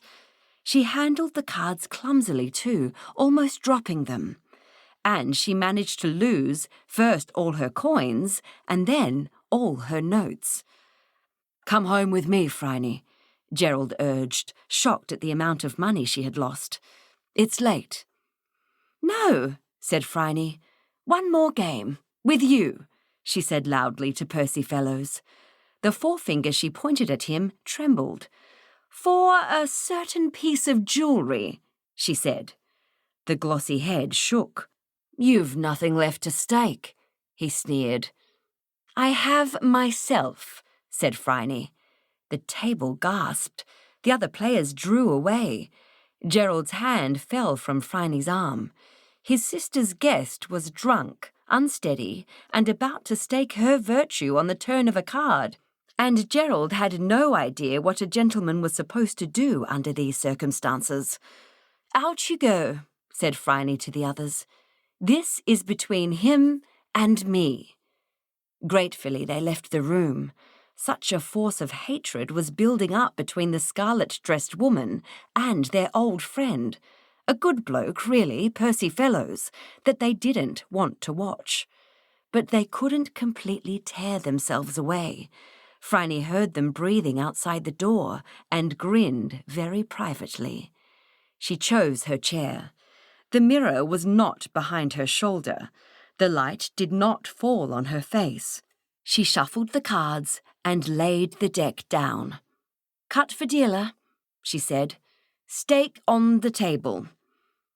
"Why should I be carrying the thing with me?" he asked. "Where would you leave it? Nothing's safe in this rat hole. Come along, I'm wagering my body on this. Show me your stake." Reluctantly, Percy Fellows reached into a side pocket and extracted a heavy gold chain and locket. Phryne picked it up, took out the loose picture, and read the inscription on the back of the photograph. "Yes, that would be rather hard to explain," she murmured. She clapped the locket closed and replaced it on the table. Then she cut the cards, revealed a red king against Percy's 5 of clubs, and took the deck. "Why are you doing this?" he asked, accepting 2 cards. "Because I want that locket," said Phryne. "Why do you want the locket? Another card, please." "A whim," said Phryne. The young man examined his cards with mounting concern. Then he threw them down on the table. "2 more," he demanded. Phryne, who knew perfectly well what 2 cards he was going to draw, passed them over. Percy noticed 2 things. One was that the woman opposite him, who had earlier seemed hysterical, desperate, and more than a little drunk, was now collected and smiling. The other was that he had drawn the 2 of clubs and the 9 of diamonds from a deck which he had personally stacked. Phryne gave herself another card. She could not raise her stake any higher. She returned the puzzled stare with a cool smile. Percy requested more cards. He was beginning to sweat. His patent leather hair looked tarnished. Then Phryne laid down her hand. 10, Jack, Queen, King, Ace," she said calmly. "Can't be." Percy grabbed the pack and scattered the cards. He ran his fingertips gently along the backs and turned to Phryne a blanched, shocked face. "You cheated," he whispered. "Of course," said Phryne. Then she added as Percy leaped to his feet, "And so did you, my boy. You only noticed the dents from my ring because they are in different places from your own. I used the French system," she said with detached interest. "Easier and faster. If you're good, I may teach it to you. Don't do anything rash," she advised as he reached across the table for her. The young man froze. He was looking down the barrel of a small but serviceable pearl-handled pistol. He growled. "Think," Phryne urged, secreting the locket in her garments. "Let me get out of here without a fuss, and I won't tell your friends that you are a cheat. I will also refrain from enlightening that engaging boy, Lucy's brother, as to the nature of your relations with her. Make a scene, and I'll shoot you where you stand. No one in this pub is going to notice. You've won £10 from me. Keep it. Now, Percy, are you going to be good?" If looks killed, Phryne would have been not only dead, but carbonized. "She broke my heart," he muttered, slumping into his chair. "You should never entrust your heart or other important organs to anyone with that shade of hair or those blue eyes," said Phryne unsympathetically. "If you were married to her, you'd be homicidal in a month. Nice girl, but a butterfly. Be thankful you got out of this with a whole skin. Nice playing with you," she said, passing behind him and opening the door. "Gerald, it's late. I think I'd like to go home now." "Lucy, I want you to tell me 2 things. 1, when is your fish delivered? And 2, can you get the cook out of the kitchen for about 2 minutes? "But, Phryne, have you got it? What happened? You came in terribly late." "Lucy, do as I say and we shall get out of this with your reputation intact," promised Phryne. All right. The fish should be here by now. They bring it up from the harbour about 8. And I can always ask Mrs. McGregor about last night's carrots. They were as hard as wood." "Good. Come along. I want to get this fixed before breakfast, and I'm starving." Phryne found the tray of fresh gleaming fish, a sharp knife, and the required 2 minutes. She completed some minor oral surgery on a large sea bass, cleaned her hands, replaced the knife, and was staring out the window when the cook passed her on the way back to the kitchen, having delivered herself of a refreshing tirade about the greengrocer. Phryne went in to breakfast: scrambled eggs with cream, fresh toast with local butter, kedgeree with crispy edges, and a whole pot of coffee, with the sense of a job well done. They were in the middle of morning tea when Phryne heard a shriek from the kitchen. Sir James put down his cup testily. "What's the matter with the woman?" he demanded. "I'll go and see," offered Lucy. She flickered out of the morning room in a tumble of curls and lavender cotton. Phryne continued talking about Scotland with Sir James. She liked him. A nice, steady old buffer, just the thing for a flibberty-gibbet like Lucy. Phryne was just extolling the glories of the Highlands when a procession came in. Lucy, looking amazed, the butler carrying a dish, the cook clutching her fish-gutting knife. On the salver was a large sea bass. It looked surprised, as well it might. Spilling from its belly were innards and the gleam of gold. Sir James drew it forth. Lucy sat down abruptly and fanned herself. "Who ever heard of such a thing?" demanded the cook. "I was just cleaning the fish for dinner, and the knife jarred on something, and there it was.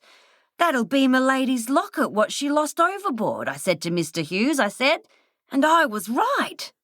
"We have been particularly blessed, Mrs. McGregor," said Sir James, looking up at the picture of St. Mungo on the wall. "Have the locket washed, will you? I would like to see it where it belongs again." "Oh, James!" Lucy flung herself into her husband's tolerant embrace and burst into tears. Phryne caught Sir James's eye. He was looking straight at her over his wife's bent head as he spoke. "Indeed, we have been particularly blessed. And I have not forgotten the stories of St. Mungo either," he said gently, and winked. Phryne raised her coffee cup to him and drank a silent toast.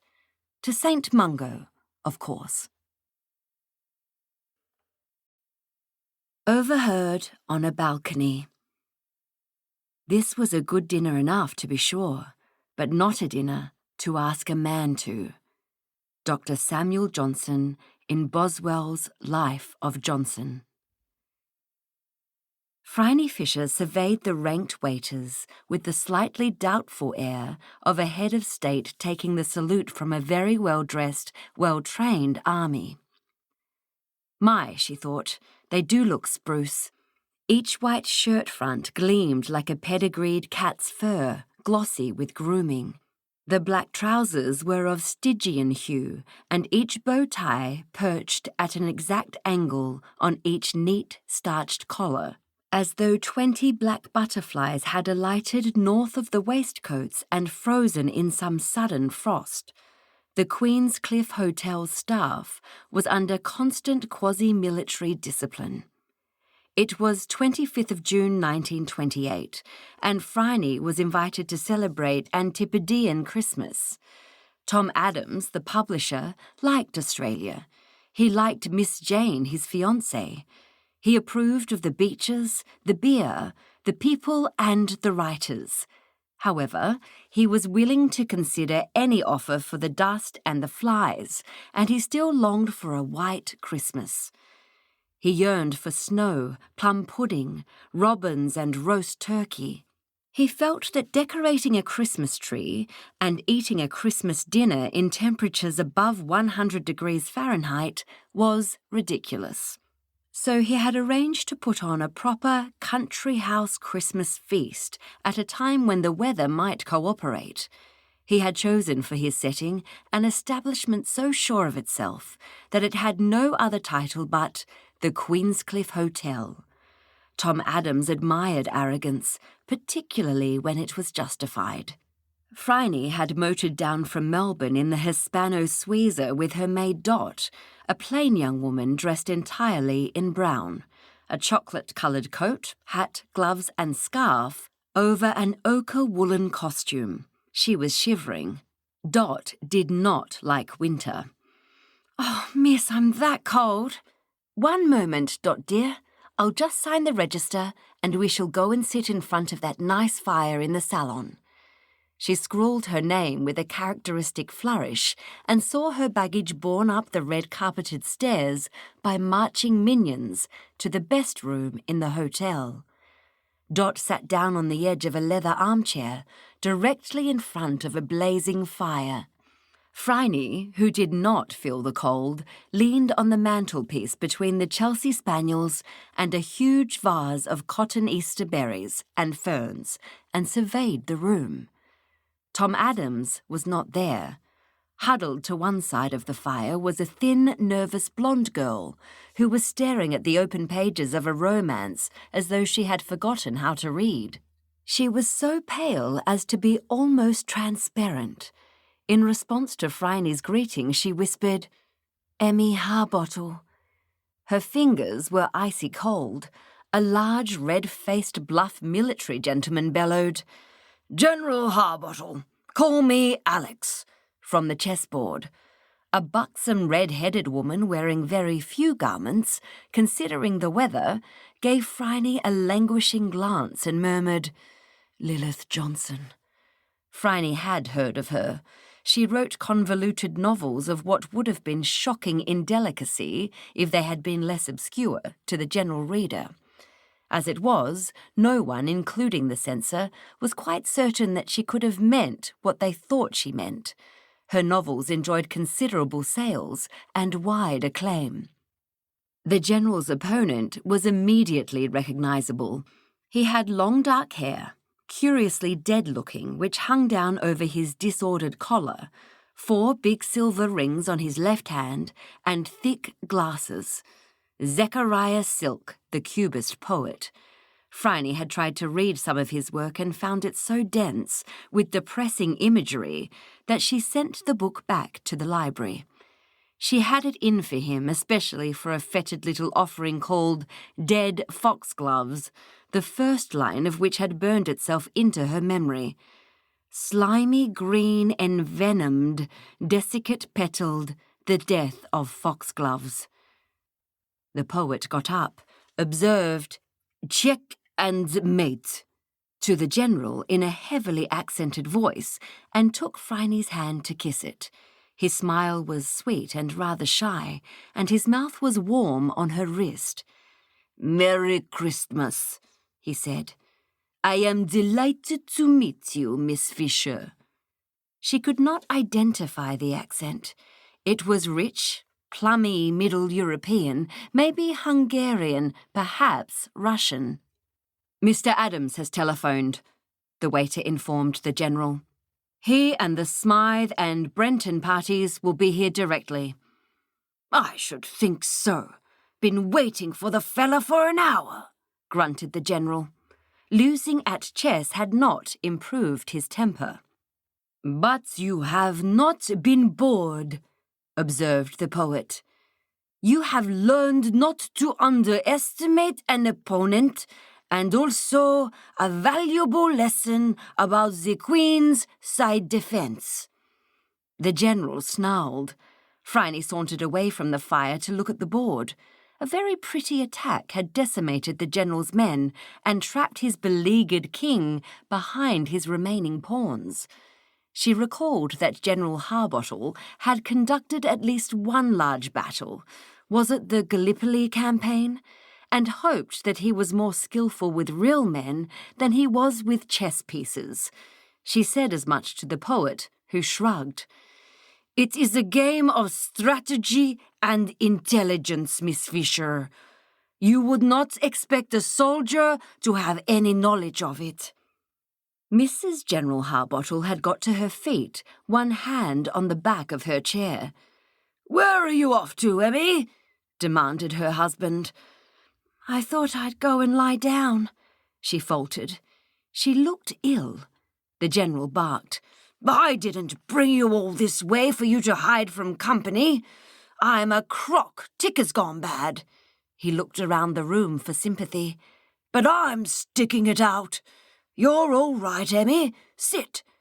"But Alexander," she protested faintly. He swelled and turned purple. He grabbed his wife's arm and forced her down, pinching her upper arm so that she winced. With his other hand, he felt in his pocket and produced a letter. His wife blanched at the sight of it. His manner nettled Phryne, who did not like bullies.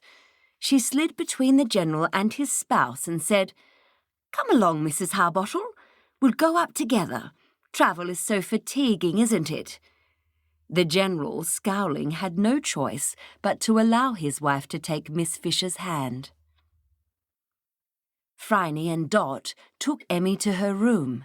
Dot assisted her to remove her shoes and lie down, covered with a patchwork comforter. "I'll order some tea for her, miss, and perhaps I'd better stay." "All right, Dot dear, that is kind of you.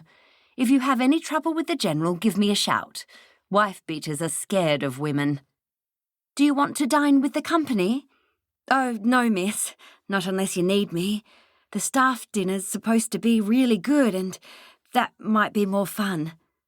Dot, who had been brought up not to criticise her social superiors, blushed a little. "Yes, I see your point. Though the presence of those bright young things will mitigate the atmosphere a little, I expect. Come and get me dressed at about 7:30. I think I'll take a walk." Phryne took herself off to stroll along the pier, where she encountered the promised bright young Smythe girls and Brenton boys, and spent an agreeable afternoon travelling to Portsea and back on the ferry Hygeia among a festive crowd, breathing in the scent of ozone and brass polish and steam. Tom Adams watched her sail down the grand staircase, dressed in an Erte original. She flowed from step to step in the loose folds of the heavy red satin gown. Phryne gleamed with the expensive gloss of familiar rose china, from her close-cut cap of shining black hair to her red brocade shoes. She extended a scented hand for him to kiss and observed, "Tom, dear, how lovely to see you. I was hoping to meet your fiancée. Is she not here?" Tom grimaced. "Her mother is ill, and Jane's doing the angel of the hearth thing. It's a shame. I wanted her here for Christmas. Good of you to come." "Thank you for inviting me. Tom, I don't wish to be rude, but what on earth possessed you to inflict that brute of a General upon us? I don't recall doing you any harm." Tom Adams seemed ill at ease. His ordinarily rubicund complexion was pale, and he had been biting his fingernails. "I owe him a favour," he said with an unconvincing smile. "Anyway, his wife's my cousin, and you'll enjoy the others. Lilith is always good value, and so is Silk. They should make up for one irritating general." "Very well, if you wish to dine with a bounder, it is your business," said Phryne, and allowed him to conduct her into the dining room. It was a high-ceilinged, wood-panelled chamber with more polished plate than the collective annual output of the Peruvian mines, and damask tablecloth starched to the rigidity of paper. Holly wreathed every table, and the epergnes were full of bright berries. Tom was seated at the head of the long table, with Phryne at the foot. The guests smiled at each other. Phryne had a Brenton boy to her right and the poet to her left. He had added to the usual gentleman's evening dress a bright red cummerbund and a ribbon of some foreign order. Phryne resolved on being as bright as possible under the circumstances. Silk was engaged in animated converse with Lilith Johnson, so she engaged John Brenton on the subject of skiing, in which she had minimal interest, but upon which both Brentons could be relied to converse until whole herds of dairy cows came home. "Last year at Bawbaw, we were skiing on rocks, but this year—" He closed his eyes in rapture. "There is powder down to 500 feet. "Oh, good," murmured Phryne, wishing she were elsewhere. The waiters served the soup. It was a delicate, flavourful julienne of vegetables, and its excellence moderated Brenton's snowy discourse.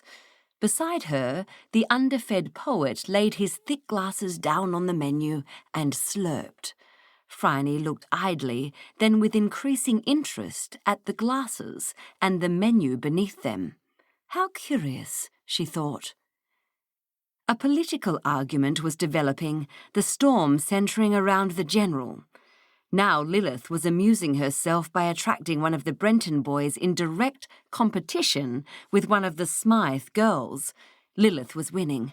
The military man was proclaiming, "These trade union chappies, disgusting, holding the country to ransom. Ought to join the army. There's no bolshy stuff there. Soon beat it out of them, few years military discipline, straighten their ideas up." "Lots of them were soldiers," observed the poet quietly. "Not in my war." "Oh, yes, many of them," said Zachariah Silk. The general swallowed a huge mouthful of turkey and chestnut stuffing and slapped his wife's hand off his arm. "Leave me alone, Emmy. Remember the letter." Emmy shrank back with a little cry. "Consider your place. You came from the gutter, and you can easily go back there." Tom Adams said, "Here, I say, Alex," and an adroit waiter poured the general more wine, which he gulped. Lilith removed her gaze from the Brenton boy and directed at the general a glance so full of malice that it should have stung. "You, Silk," bellowed General Harbottle. "You were a Conchie, I'll bet.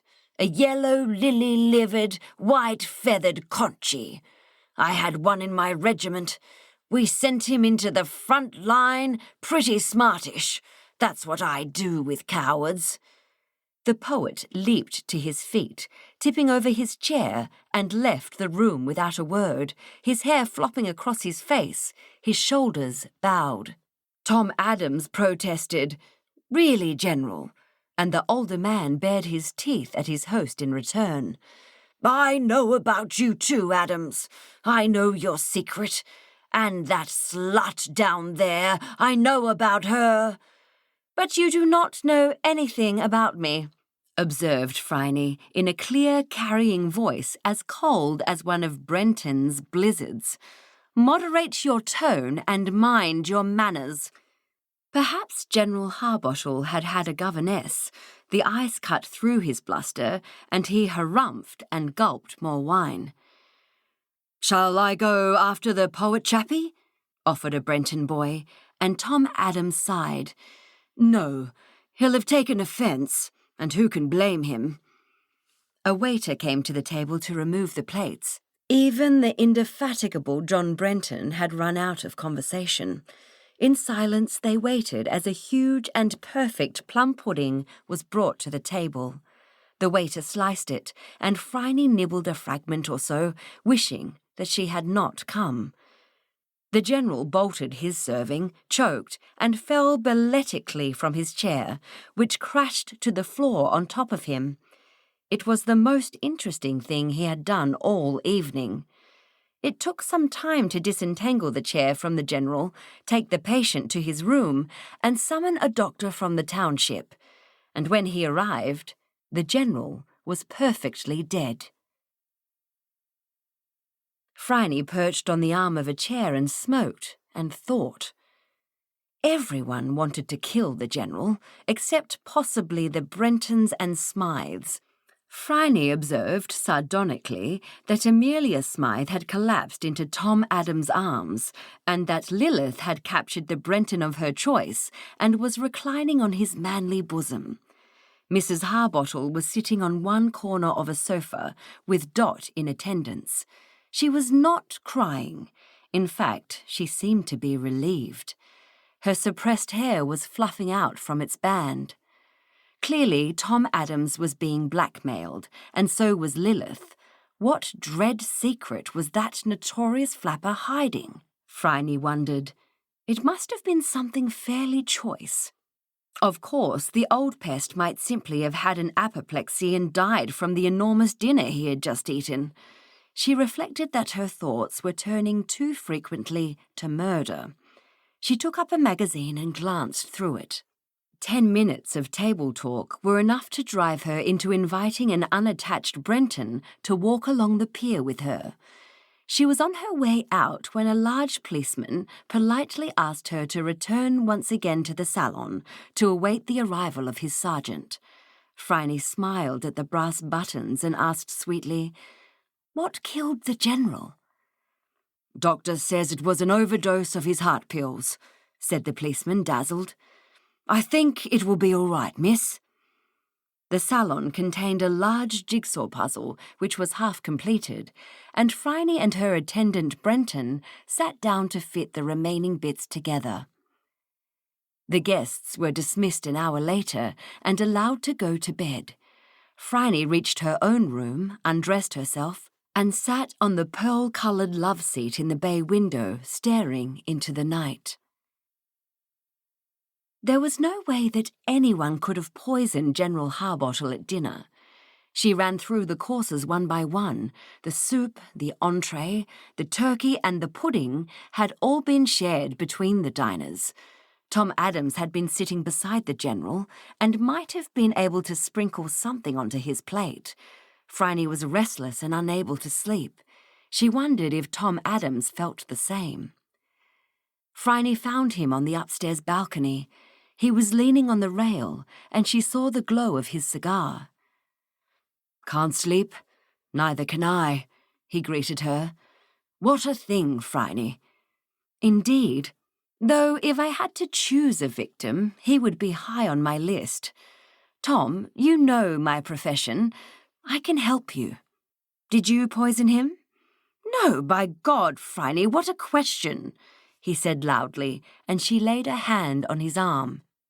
"Hush, idiot. 4 rooms abut onto this balcony. Speak quietly. What did he have on you, anyway?"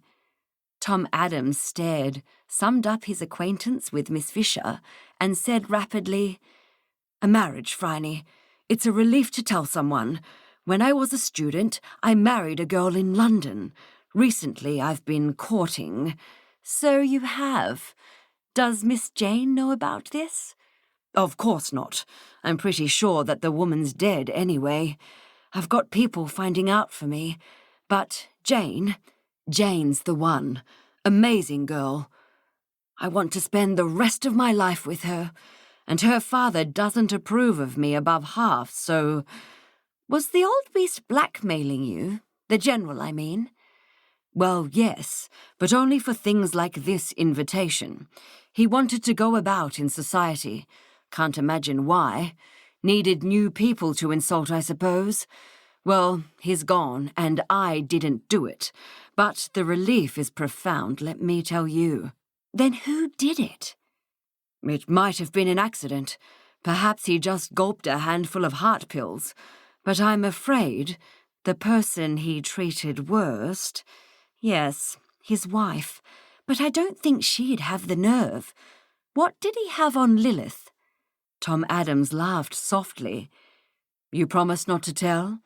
I promise, said Phryne promptly. Her blameless private life. Oh, Tom, don't be silly. No, really. Tom drew Phryne close so he could whisper.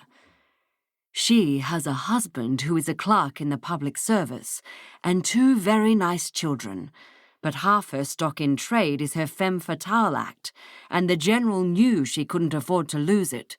Who wants to read shocking novels written by a bourgeois housewife? It was a serious threat, but I can't see how she could have done it. She was too far away and, moreover, she was vamping the Brenton boy. True. Has anyone seen Zechariah Silk since he flounced out? Yes, he went into the small salon and was playing chess with himself. I saw him later in the evening. I'm going for a walk along the beach. Want to accompany me? No thanks, Tom dear. I'll go down and see if someone can make me a cocktail. The next morning brought orders to stay in the hotel, which was no hardship, and a police surgeon who announced that the patient had died of an overdose of digitalin. The guests were searched, and no one had any supply of the drug. Phryne idled the day away, dressed for dinner, and sat down to another excellent supper, irritated at her inability to solve this puzzle. She could not see the General killing himself, and he did not seem to have been a careless man. Perhaps he realized what a bounder he was, and removed himself to spare us his company, said Lilith from across the table, echoing Phryne's thought. No such luck, rejoined Tom Adams, as the waiter reached past him to ladle a delicate chicken soup into his bowl. Phryne sipped at the fragrant broth, possessed of the edges of a memory which slipped away as she tried to grasp it. Her unease lasted through 2 courses and coffee, and persisted as she went upstairs. There had been something about the waiter's hand as he sliced the plum pudding. Not rings or scars, just some oddness about the colour of the skin. She stopped abruptly, and Zechariah Silk, who was behind her, stood on the hem of her red satin dress and muttered an apology. She grabbed his arm, proceeding up the carpeted stairs and through the little door onto the balcony, where she turned and faced him, her arms around his neck. If anyone sees us, they will think we are spooning and look away, she said into his shirt front. Mr. Silk, you are a fraud. Fraud, mademoiselle, said the liquid, heavily accented voice, and Phryne tugged at the long hair. It came off in her hand. She pulled off the glasses. A young man with cropped black hair stared uncertainly into her green eyes. Yes, this party is full of them. Tom Adams has a secret wife, Miss Johnson has a hidden husband and children, and you, my dear, have a secret identity. How did you know? The voice was lighter than it had been and had a pronounced Eton accent. I thought I did a dashed good, Zechariah Silk. You did. Phryne was enjoying his closeness. It was superb, but you put your glasses down on the menu, and they did not magnify it, and your hair looked dead. It is not a very good wig. Second-hand, confessed the young man. And you murdered the General. The body flexed in her arms, and she held tight. It's all right, my dear. I just want to know why. And how would be nice. You took all your rings off when you doffed the wig, cummerbund and glasses, and impersonated a waiter, but I saw his hand, and he had patches of lighter skin on all 4 fingers. Unusual. The young man sighed heavily and said into her hair, "All right. Are you going to turn me in, Phryne?" "Depends," said Phryne. "Tell me how and why." "I read about the method in a book of notable British trials when I was imprisoned by the Turks." "So you were a soldier?" "I was, and that old bastard was our commander. He sent us over the top at Gallipoli. They all died, all my friends, but the Turks found me alive and kept me as a slave for 2 years. He released Phryne and unbuttoned his soft white shirt.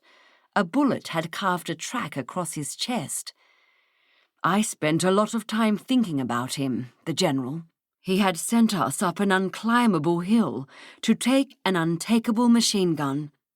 I saw them die, Phryne, cut down around me, all my mates. That's what the Aussies called them, mates. Fellows I'd known since I was a child. Well, I was released when the war ended. Then I met the old devil in London. I was quite alone, you know. Everyone I knew had been killed.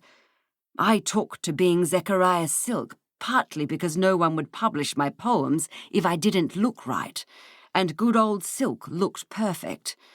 I had quite a success. Then there was Emmy. We were engaged, you know, before the war. I did nothing for a long time, just watched. But the fellow kept intruding into my world, seemed to positively seek my society. I couldn't bear the way he treated her. That letter he kept talking about, it was my letter, one I'd written her before the war. So you decided to poison him. How? Easy. I just left the table, ran into the gents, took off the disguise and took in the pudding. I had a knife smeared on one side with the poison, and the greedy blighter gulped the stuff down. But now, Phryne, tell me how you knew. About the poison? Your poem, that ghastly one about the death of foxgloves. That's where you get digitalin, foxgloves. What's your real name? Ian Roberts. He stared out to sea, one hand on Phryne's silk-clad shoulder. What are you going to do now? She asked. Go away. I can't tell Emmy what I did. That wouldn't be right. She's free now, though. He can't torture her anymore. I've got an offer of a job in Africa. I used to be a medical student. Lot of disease to be treated in Africa. Promise you won't tell Emmy. She must never know. Phryne considered the face in the half-light. It was determined, sober, beautifully made. The lips were set and the jaw firm. She moved away. What are you going to do? Whispered Ian Roberts, and Phryne said, Nothing. I am going to do nothing. Unless someone else is charged, and that doesn't seem likely. A figure shot past her in a whirl of white draperies. Mrs. Harbottle, freed of her appalling husband, ran straight into Ian's arms and clung to him as though she would never let go. Oh dear, observed Phryne. I forgot about the bedrooms opening onto the balcony. I heard it all, Emmy said into Ian's shirt front. I thought you were dead. Oh, my dear, my dear. She kissed him, tears running down her face. Oh, Ian, darling. Emmy, no. I never meant you to know, he protested, but she stopped his mouth with another kiss. I'm terribly sorry, Ian, she babbled. I got married when they said you were dead, missing, believed dead, they said. I dreamed about you dead on that cliff. Then Father died, and Mother was ill, and I didn't have any money, and the General was nice at first. He brought me flowers, and everyone was dead, Ian, all our friends. Oh, my dear. The erstwhile Zechariah Silk's head bent over the disordered hair. Emmy, think. We can't start our life together with such a weight on our consciences. It would drive us apart. Oh, my dear." He held her close, the pale hair crushed against his white shirt. "Oh, Emmy, I love you so much." "I love you too, Ian. Do you forgive me for marrying the General?" "Of course," he said fondly. Emmy drew herself partly out of his embrace and scolded. "Why didn't you come back to me? You made me think you were dead, and then I didn't care what happened to me. How could you? How could you watch while that beast of a man tortured me all this time?" I didn't believe that you still wanted me," he said helplessly. "I thought that I wasn't good enough for you. I thought, damn it, Em, you had a house and a car and servants. I haven't a bean in the world. You don't make a living out of poetry. Forgive me," he said, and Emmy subsided into his arms again. "But it won't do, Em," he said, gently pushing her away from himself with wincing effort. "You can see it won't do, my girl. We might be happy for a few months, but then as soon as we had a quarrel, and we will have quarrels, everyone does, you would think of how I killed your husband, and I would think that you might be afraid of me, and even if we didn't think like that, there would always be the shadow of a dead man to poison our love. You can see, can't you, Emmy, that it won't do?" Emmy gave a stricken cry and burrowed into his embrace.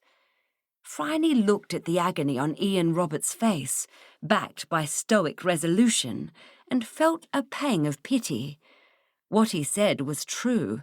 A relationship based on murder could not succeed.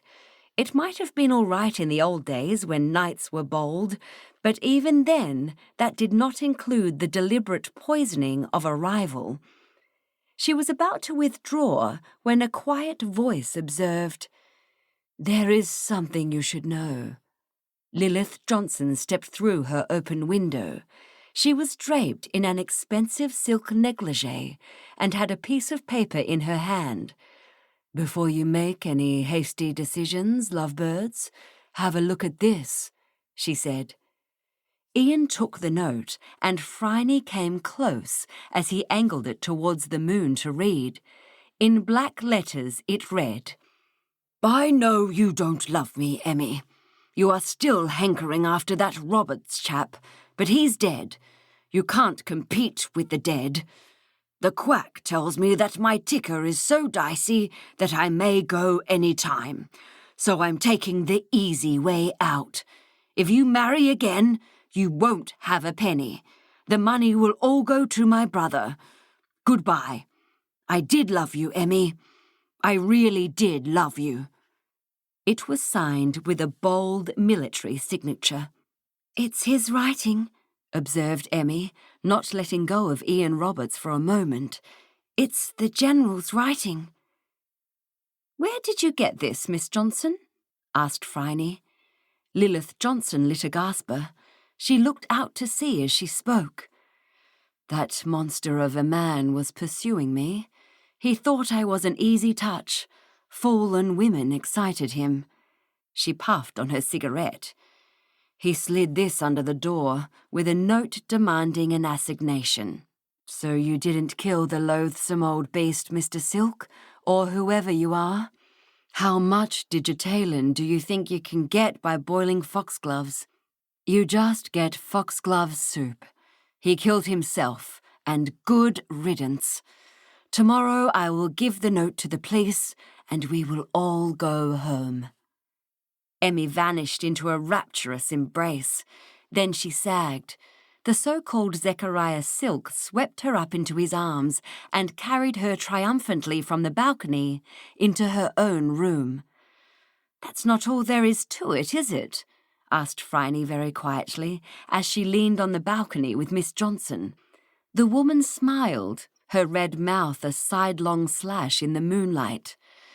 "And what if," she said deliberately, lighting another gasper and blowing a plume of smoke at the moths, What if I told you that a woman with a dearly loved husband and 2 lovely children was being blackmailed by a military ape? If I said that all her happiness was being threatened by that bounder's knowledge of a moment of madness with a pretty boy? If I mentioned that the woman's husband is worthy but dull and very jealous, and that the soldier in question was offering her the choice between disclosure of this brief affair and a lifelong affair with him, and perhaps she felt desperate.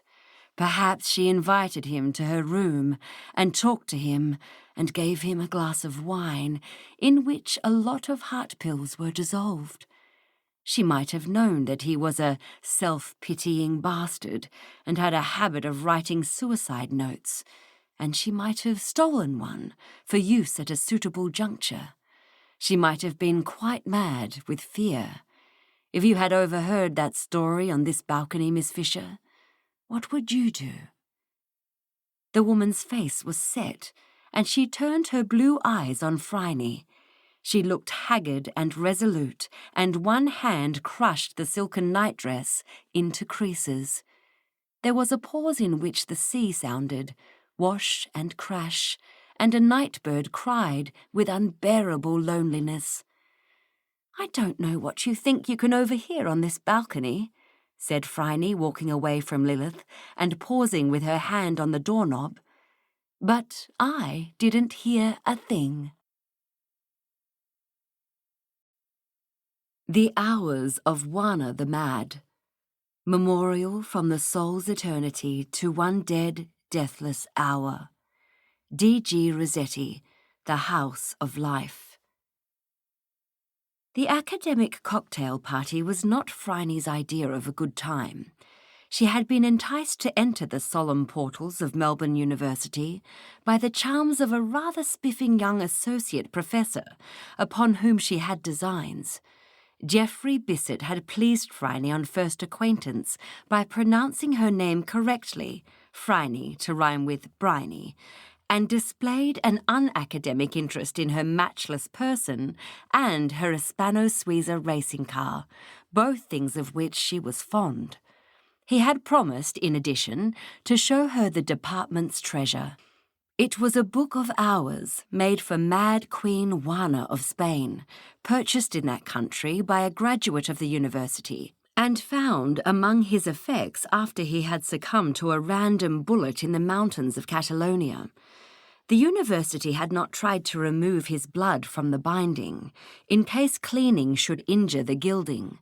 It had a macabre interest, as well as that intrinsic to a medieval work of art.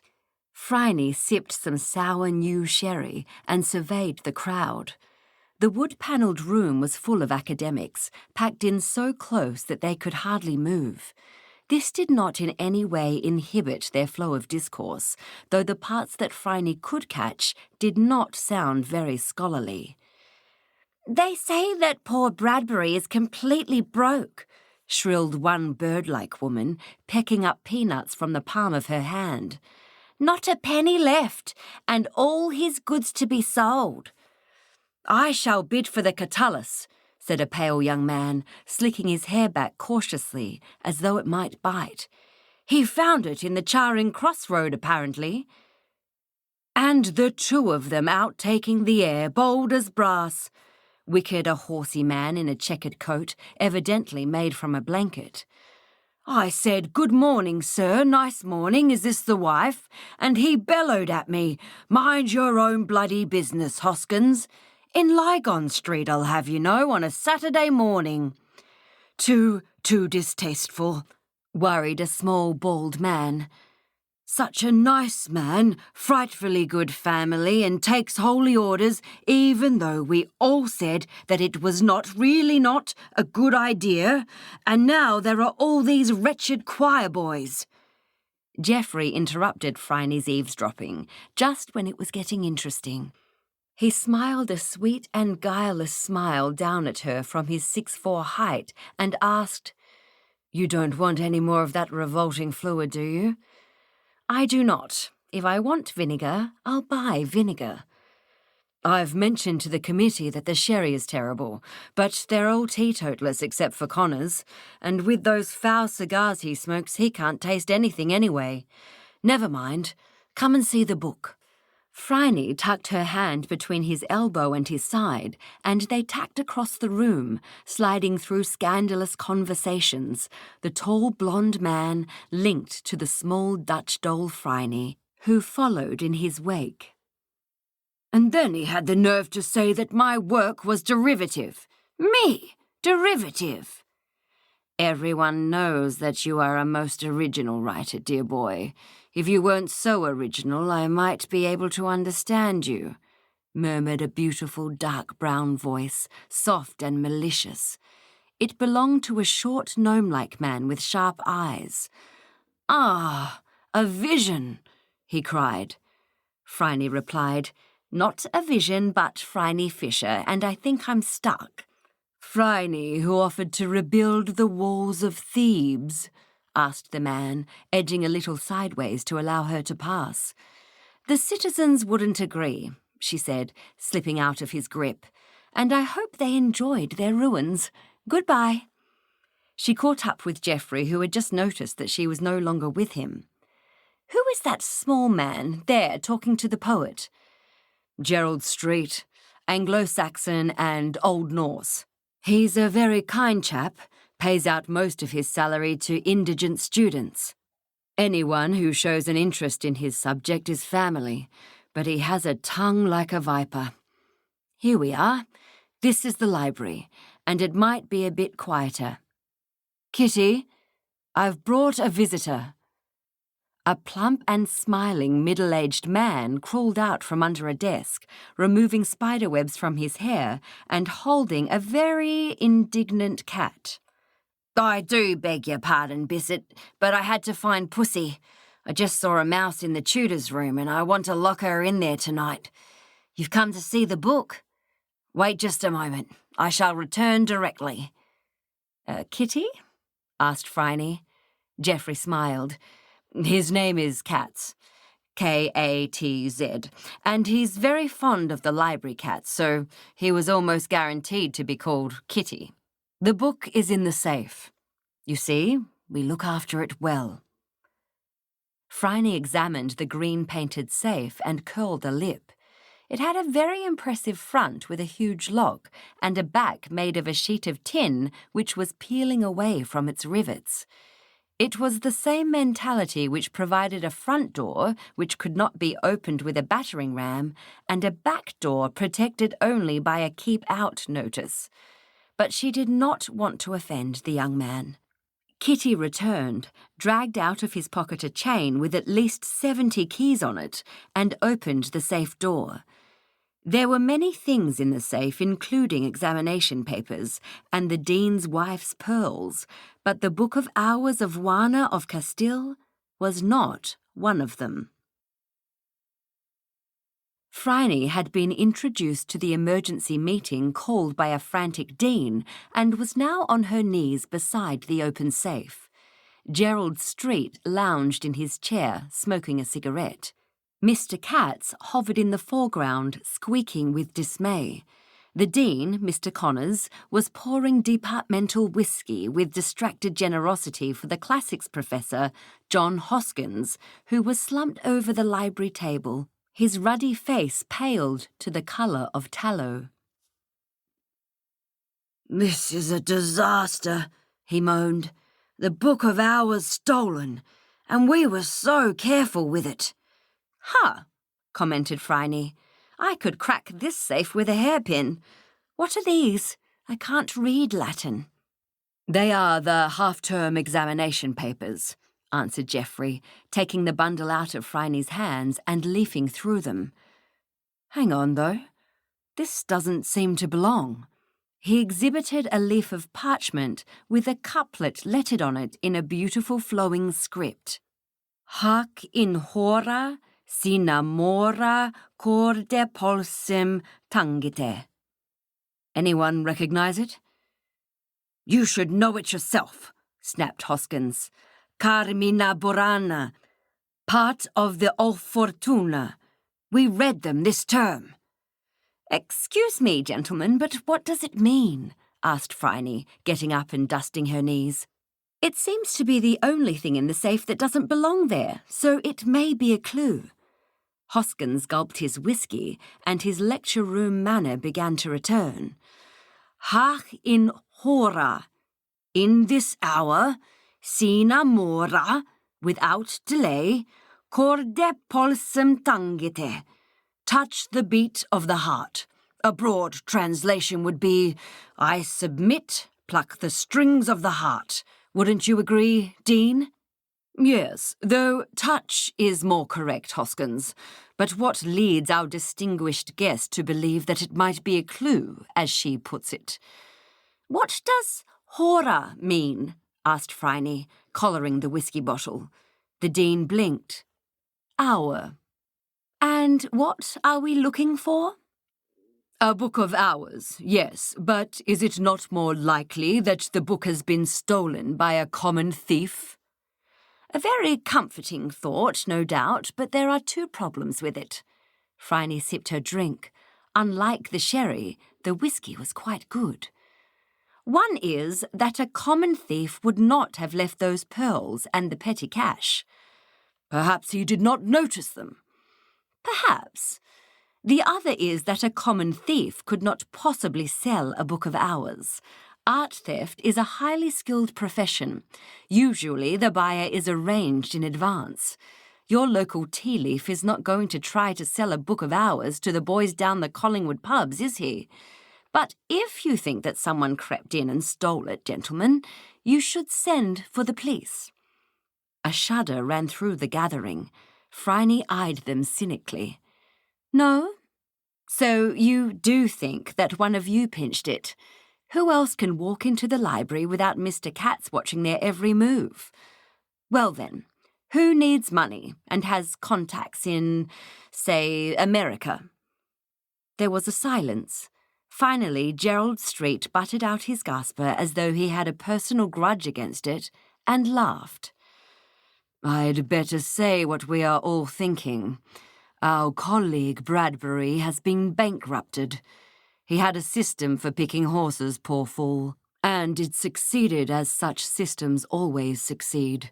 He is a mad gambler and, well, he has extensive debts, a wife and 2 little girls, and as fine arts professor he certainly knows people who would buy it. And the Carmina couplet? Asked Phryne. Gerald smiled a razor-edged smile at her.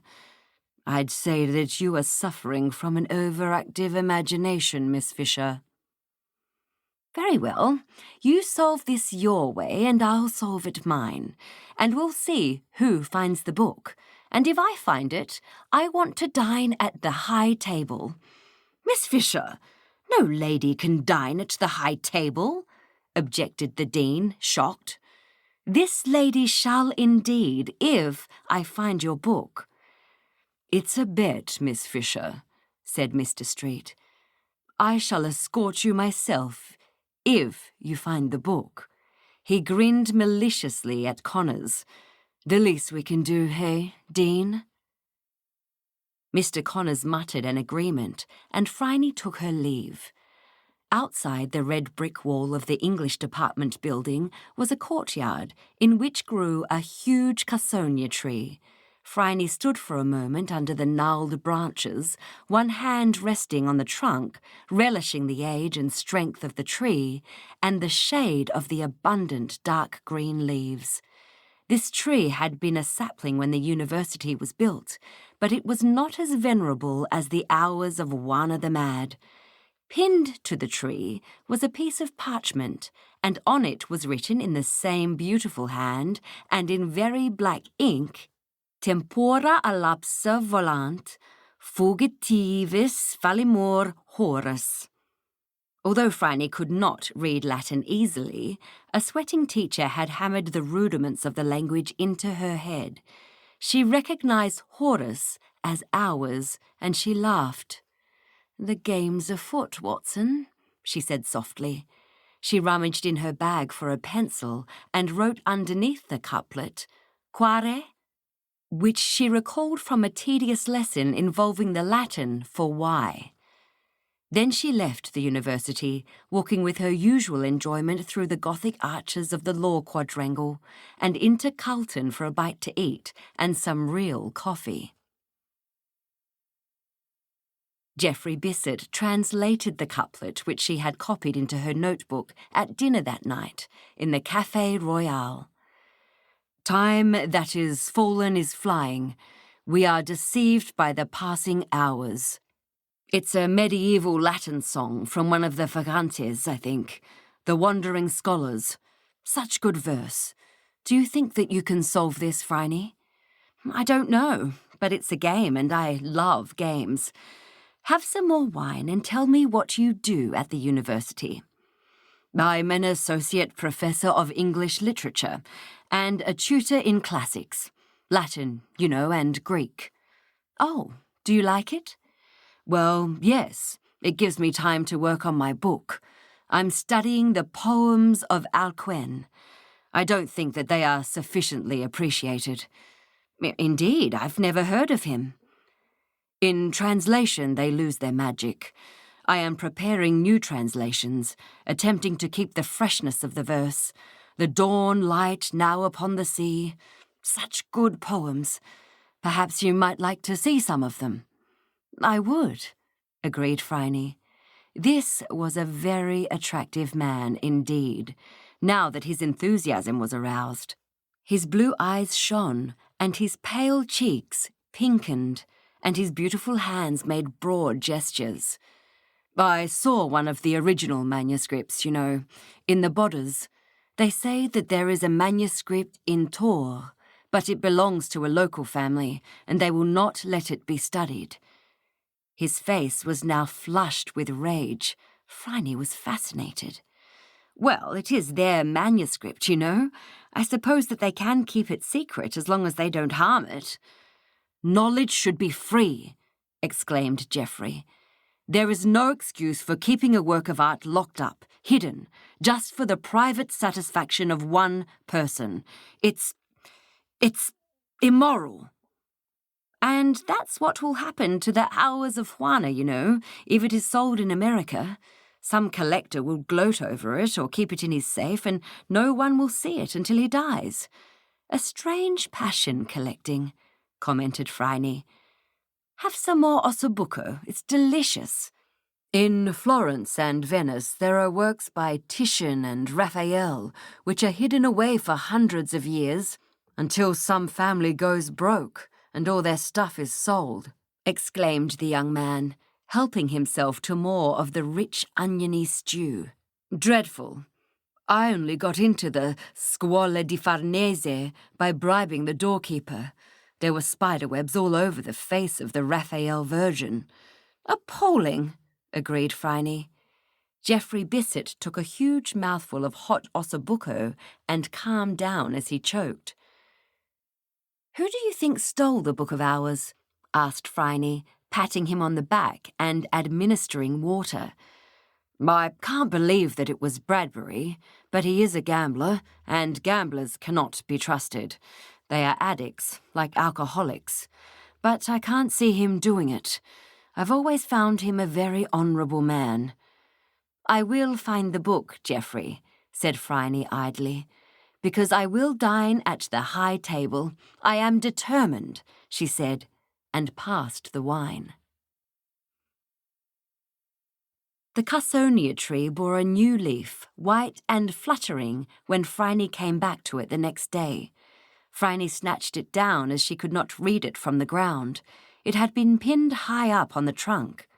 This time it was not in script, but Gothic capitals, and Phryne could puzzle it out. Quis legem dat amantibus? What law for lovers, she translated, or something like that. Now, what does he mean? I wonder how the faculty are getting on. Time for a threat, I think. She printed under the capitals, Render unto me, Monmouth, pinned it to the trunk, and walked into the faculty office where Gerald Street was draped over the secretary's desk, blowing smoke in her face and proofreading her typescript.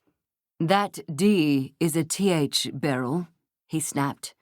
Get it right, or the abysmal stupidity of my students will be rendered even more deep. Ah, Miss Fisher, how is the Sherlockery? I will dine with you yet. How is yours? Come over here. He drew her aside, aware of Beryl's outstretched ears.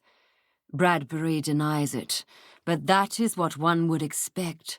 He was alone in the library for a good couple of hours, too, when Kitty was busy with the new books.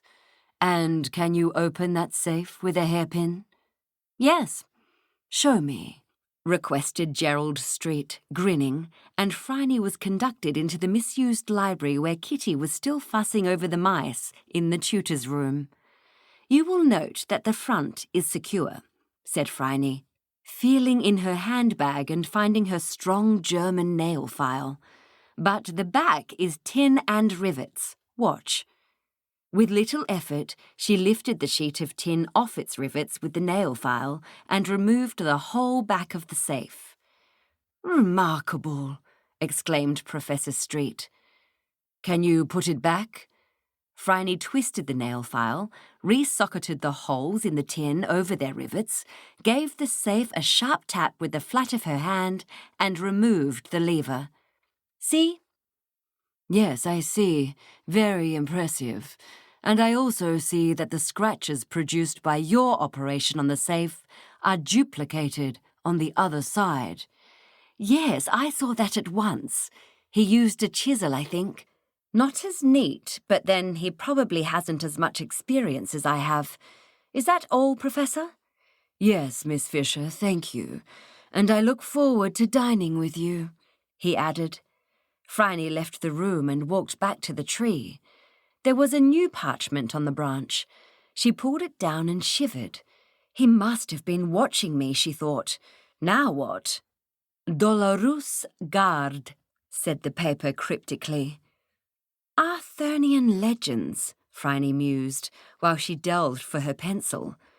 2 castles, Dolorous Garde and Joyous Garde, and I don't remember anything else about it.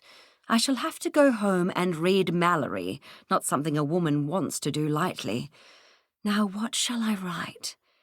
She thought deeply, trying to remember all the Latin she had been so laboriously taught.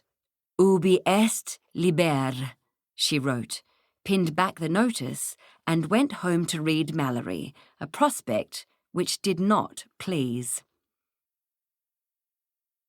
Extended study of medieval verse, thought Phryne at breakfast, produces a hangover almost as bad as that obtained by drinking absinthe cocktails. She tossed the crust of her toast onto the floor for her black cat to play with, dressed in a regrettable temper, and returned to the university and the Cassonia tree, which bore the usual banner of white paper. Not Latin again. I wish I had paid more attention to poor Miss White. How she would laugh if she saw me now. Oh, English. In fact, Chaucer, but not helpful. A knight there was, and that a worthy man. He loved chivalry, truth and honour, freedom and courtesy. What can he mean?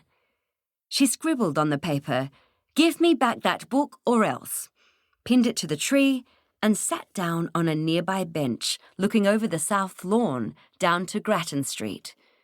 Several students were lying at ease on the grass, and some hardy souls were reading, though most appeared to be absorbing literature by the osmosis method, which involved resting one's head on the text and hoping that some of the knowledge would seep through into the sleeping skull. It was a breezy, gusty, reckless day, but Phryne could not relax and enjoy the sun. The unknown game player had given her sufficient clues to find the book. He was now alarmed and wanted to return it, wanted her to be able to find it. The rules of the game, however, did not allow him to tell her in plain words where it was, but they also did not allow him to cheat. Therefore, with Dolorous Garde and A Knight There Was, She should be able to guess where the book was, and she had not the faintest idea. She lit a gasper and allowed her mind to wander. She noticed that the red brick English building had a clock tower. She looked at the stately grey pile of the law quadrangle. It was built in a Gothic manner, like a castle, though a small castle, rather a Norman keep. She wondered idly why the builders had put in capitals with faces on them, and what foes they expected the law school to have to fight that they needed battlements. She mused delightedly on a mental picture of capped and gowned lawyers pouring boiling oil on the attacking working class, dropped the cigarette into her silk-clad lap, and did not even swear as she brushed it off and stamped it out. Phryne entered the English faculty office at a run, skidded into Professor Hoskins and grabbed his arm. "Come along, Professor. I have something to show you. Is Professor Street in? Good, bring him too. I'll meet you in the law cloisters in 10 minutes. Where is Geoffrey? I must have a ladder." She found Geoffrey finishing a tutorial on Boethius, and he found a maintenance man who provided a ladder. Then they sped across the courtyard and into the law quadrangle, where a disturbed and puzzled group of professors awaited them. "Miss Fisher, what is this all about?" demanded Hoskins, who had never approved of women as a sex and particularly disliked excitable ones. "Why the ladder?" "You shall see." Phryne placed the ladder against the inner battlements and climbed up several rungs to deliver her lecture. "I was given 2 clues to the whereabouts of your book," she said, balancing easily. "One was Dolorous Guard, and one was the beginning of the description of the night in the Canterbury prologue. If one takes the English building as Joyous Guard, an attribution which can only have been the product of a diseased mind," commented Professor Street, "then the law cloisters are Dolorous Guard, aren't they?" "Possibly," agreed Hoskins. "But why the ladder?" "Wait. Have a look at the capital of the pillar directly in front of me." The assembled professors looked. Carved into the soft grey stone was the stern face of a helmeted knight. "Where, then, is the Book of Hours?" asked Mr. Katz, trembling with eagerness. In answer, Phryne scaled the ladder, heedless of the fine display of expensive undergarments which she was giving, and peered over the battlements. "I can't reach it, damn it. It's wrapped in oilskin. Geoffrey, come up and give me a boost." The tutor climbed uncertainly up the ladder and hoisted Miss Fisher on his shoulder. Phryne reached for the parcel, slipped and almost fell, and found herself with one arm hooked around Geoffrey Bissett's neck and the parcel in the other hand. With a certain difficulty and a further flourish of French knickers, Phryne climbed down, and Geoffrey Bissett descended without hurt, shaken by such close proximity to Phryne's strong arms and her nuit d'amour scent. "There's another note," she said, pleased as Kitty dropped to his knees to unwrap what seemed like miles of oilcloth and string and an inner layer of tissue paper. "What does it say?" "Ave formosissima," read Gerald Street. "Hail, most beautiful lady. It's an invocation to Venus," he added with a sly grin. "And very fitting." "It isn't even damp," cried Kitty, clutching the book to his bosom. "Look, Miss Fisher." He laid it down. Open on the lush green of the law school's grass was an illuminated manuscript of such colour and delicacy that Phryne's breath was taken. She kneeled down next to it as Kitty turned the pages with a reverent hand. Monkeys and cats danced down the side of black-lettered pages. Bright birds, which had been dust for centuries, sang loud and shrill from branches of thorns. A bunch of spring flowers, which Chaucer might have picked, lay dewy and complete across a windowsill through which angels were peeping, and the gentle ass ate the hat in the Christ child's manger. as the baby clutched at his mother's lapis lazuli gown. It was beautiful beyond words, perfect, enamelled, the colours as fresh as yesterday and as bright as jewels. "How could you lock this in a safe?" cried Phryne. Hoskins said portentously, "We won't lock it up again. I had forgotten how beautiful it is.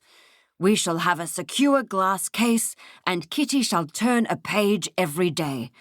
Pick it up now, Kitty. We don't want it getting wet." Kitty scurried away to his library to search every page for damage. He was almost weeping with relief, and Phryne was touched. There was a man who really loved books. To have his book of hours out of his loving custody had nearly broken his heart. "Well, Miss Phryne, we have to thank you and ask you to explain who stole it," the Dean said gravely.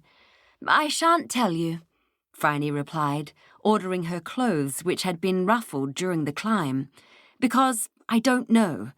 I played a long-distance game with the thief, and he gave me the book, and that will have to be enough for you." She put back her perfectly straight black hair from green eyes as sharp as pins. The faculty members stared at her and sighed. "Well, if that is your decision, Miss Fisher." The Dean was looking on the bright side.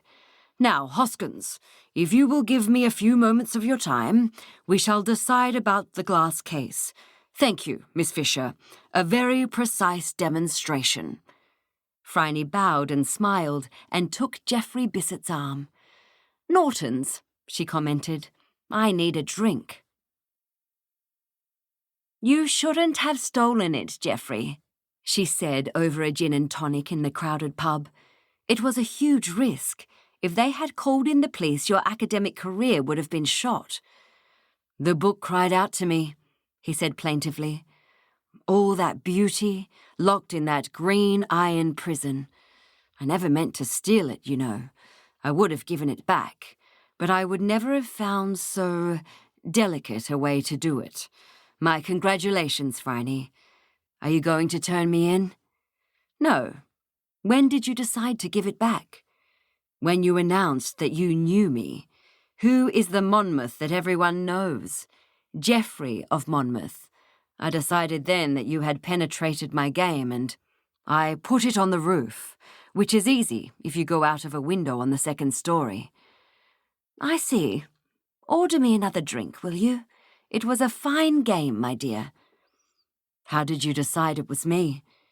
"I shall tell you later. And you have done me a favour, dear boy, because now I shall definitely dine at the high table. The food is awful, and don't touch the table wines. The port is drinkable. Dear Phryne, won't you tell me how you knew it was me?" "There were only 3 people it could have been. Kitty, you, or Gerald Street." "Yes, but how did you decide between us?" "You are the only one that is tall. You pinned the parchment high up on the tree. The others are all not much bigger than me. Simple, eh? Like all mysteries, when you know the solution." "Ave formosissima," said Geoffrey Bissett. Death shall be dead. Death shall be dead if we can him find. Geoffrey Chaucer, The Pardoner's Tale. "He says that someone is trying to murder him," chuckled Detective Inspector Jack Robinson as the waiter refilled his glass. He was dining with Miss Phryne Fisher, which was notable, and he was at the Café Royal, which was surprising. Phryne liked the Café Royal because it was raffish and bohemian. Jack Robinson had never been there and considered it luxurious, slightly dubious, and far above his touch. Miss Fisher had invited him and was at present engaged in deftly twirling flat green spaghetti around her fork. Jack, who had no taste for foreign food, was dissecting the best steak he had ever eaten. The lights were low, obscured with charcoal and the pungent unfiltered cigarettes which the Café Royal's clients smoked. The tables were wooden, the waiters Italian, and the noise subdued, except around the big log fire where 3 artists were arguing about modernism. And is someone trying to murder him? I don't know. He said he was shot at, but we couldn't find the slug. He's a cantankerous old cuss, lives all alone with his dog, and his neighbours don't like him. But why would anyone want to kill him? He hasn't got any money, at least I don't think so. He also says that someone is trying to buy his house, but he won't sell. That's interesting, Jack. Do go on. Miss Fisher's green eyes gleamed, and she laid down her fork and smoothed back her perfectly black, perfectly straight hair. Although Robinson knew that she was a powerful young woman, possessed of courage and a very bad temper, she looked elegant and harmless in wine-coloured wool and a close-fitting cloche decorated with green and black flowers. That's about all I know. He lives in Austin Street, Footscray, in a worker's cottage, and he's been there 5 years. It's an ordinary place, a bit run down. Apparently someone offered him hundreds of pounds for it, but that's not likely. I reckon he's loopy. It happens to old men who live alone. What's his name, and how is your steak? Jackson, Albie Jackson, and the steak is the best I've ever eaten. Did I tell you I've taken up poetry? Poetry, Jack? Yes, always liked it at school. Mechanics Institute has a night class. We're beginning at the beginning. Chaucer, you know. I'd never heard of him before. Good stuff, commented Phryne, a fresh mouthful of fettuccine neatly poised before her. How are you managing the language? Oh, it's all right, once you work out that you have to say it out loud. We're reading the Canterbury Tales. Sharp tongue he had, old Chaucer. Bring him to the attention of the censor if it wasn't so long ago. What about that wife of Bath with all those husbands? She only had them one at a time, objected Phryne. Have some more wine. If I have any more, I'll be drunk in charge of feet, objected Jack Robinson, then conceded to the hovering waiter. Well, one more glass, perhaps. The sweet red Lambrusco from the Po Valley was much to his taste. And what have you been doing, Phryne? Nothing much. Things are quiet. I traced a missing son for a very old family last week. No wonder he went away. His father kept locking him in the coal cellar, and you can't do that to an 18-year-old for too long. And I exposed a nice little fraud being worked in a shop. The owner was creaming off the profits and blaming the bookkeeper, intending to sack her and tell his partner that she had taken the money. Nasty, wicked little man. Nothing else. I might go and see the snow if the weather holds. Outside, the wind howled through the alleys. Jack Robinson leaned back with the added contentment that bad weather gives to being inside, fully fed and near a fire. I suppose that you didn't send us the gen on the shopkeeper. No, Jack, worse. I told his wife. As she was bidding her guest farewell some time later, Phryne said, About Albie Jackson, why not find out who owned the house before? Jack Robinson didn't get her drift, but her ideas were usually good. He nodded, buttoned his greatcoat closely, and stepped out into the storm, running with Miss Fisher to her indecently big and red Hispano-Suiza racing car. She dropped him at his respectable cottage in Collingwood, declined an invitation to see his orchids, and drove home to St Kilda. The next morning dawned colder than a tomb and, as no cases were pending, Phryne decided to stay in, taking to the parlour a few books, a box of Hilliers chocolates, and a glass or two of a dry Barossa vintage, which she was trying for a vintner friend. It was young but sprightly, and she passed the morning pleasantly before the fire, the red light washing the sea-green walls. The phone rang. Jack Robinson here.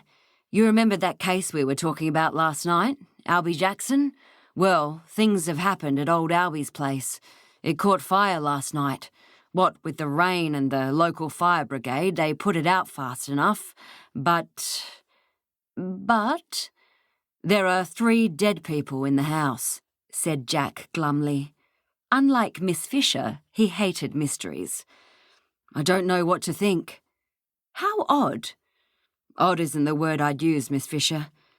A bad sign. Last night, Robinson had called her Phryne. One of 'em's a client of yours, he continued. Thomas Mason. What? That creep? His wife was my client, Jack. She wanted a divorce, and we had to get it through while he was still in jail. She was afraid that he'd kill her. Oh, no, don't tell me. Yeah, one of the dead 'uns is his wife. You want to have a look? We got no one else to confirm her identity. Very well. What number Austin Street? I'll be there directly. Jack Robinson told her the number.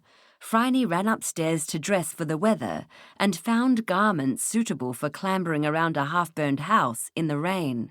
Boots, trousers, and a big woolly jumper decorated with multicoloured parrots. She dragged on a black cloche and pulled on an airman's sheepskin-lined leather jacket. Who could have wanted to kill poor downtrodden Mary Mason except her revolting bank robber of a husband? She gunned the Hispano-Suiza down Footscray Road, with the railway yards and the clutter of hovels on Dudley Flats miserable under the rain. Austin Street had trees, bare and sad, and she parked next to a Black Maria and an ambulance. Jack Robinson was at the sagging, paintless door. Mind the veranda, it's burned through. In the kitchen, Miss Fisher. Things are bad. Bad? Phryne picked her way from beam to beam through to the kitchen, taking the policeman's hand. It was a gardener's hand, calloused and hard. The damage is worst here, and it's burned all along the hall. The door must have been open. What a dump. I mean, even before it was burned. No one's painted the place since it was built. Visible and soaked with water from the firemen's hoses were piles of old newspapers, opened and mouldy cans of soup and beans, unwashed dishes caked with old meals, rags and broken chairs. The detritus of friendless old age. It smelled of fire now, and cold and burning, with the musky aftertaste of squalor. Phryne walked carefully down the hall into the parlour. 3 people were sitting at a dining table, on which was a teapot, several mismatched cups, an ashtray filled with butts, a bottle of whiskey, and 3 glasses, and a flat iron which had been put down hot and had burned the table. The 3 were dead. One had fallen forward, his face a carnival horror, a grinning mask. Mary Mason had slumped sideways from her chair, prevented from falling by the wall, and grinned at death as though she had at last seen the joke. God help us, Jack. Phryne stepped back a pace. What has happened to them? Is that Mary Mason? Yes, of course. She got her decree nisi last week. When did her husband get out of prison? Yesterday. He collected her from her boarding house. Landlady said that she was terrified, but went with him. Yes, she was terrified, all right, and with good reason. Who is the other dead man? Foxy Harris, old mate and accomplice of Mason's. Bank robbers, weren't they? Yes. We never found the last lot they pinched. 800 quid. Now I don't suppose that we ever shall. Ah, here's the doctor. A small and fussy GP was escorted in over the burnt beams and made a brief examination, tutting under his breath. Cyanide, he concluded. They were all poisoned. You observe the rhesus sardonicus, the deathly grin? Well marked, very well marked. Probably in the whiskey. I wouldn't advise you to have it, Tot. Dear me, no, wouldn't advise it at all. How long would they have taken to die? Asked Jack. The small doctor shrugged. 5 minutes, less perhaps. Nasty death, cyanide, but quick, undeniably quick. Rigour is holding them in place. I'd say with the weather as it is, time of death was last night, 12 hours or so, not less. Hard as stone." He tapped Mary Mason's horrifying face with a casual finger. "If you want to move the bodies, officer, you'd better wait until tonight, or you'll find them hard to handle. Yes, well, is that all? I can certify death." And he was out into the street before a white-faced constable called him back and a dog began to bark. "I was going to ask the whereabouts of Albie Jackson," said Phryne, suppressing nausea, "but I have a feeling that you've just found him." Lying broken and dead on the back veranda was an old man. Rain had soaked his hair, his shirt was torn, and a black Labrador lay beside him, with its head on the mutilated chest. "Oh, Lord," said Jack Robinson. "The poor old bloke." He had seen, as had Phryne, the flat iron burns on the chest. The face, however, was peaceful. The dog did not move, but barked and then howled. A constable who laid a hand on the corpse was promptly bitten and jumped back.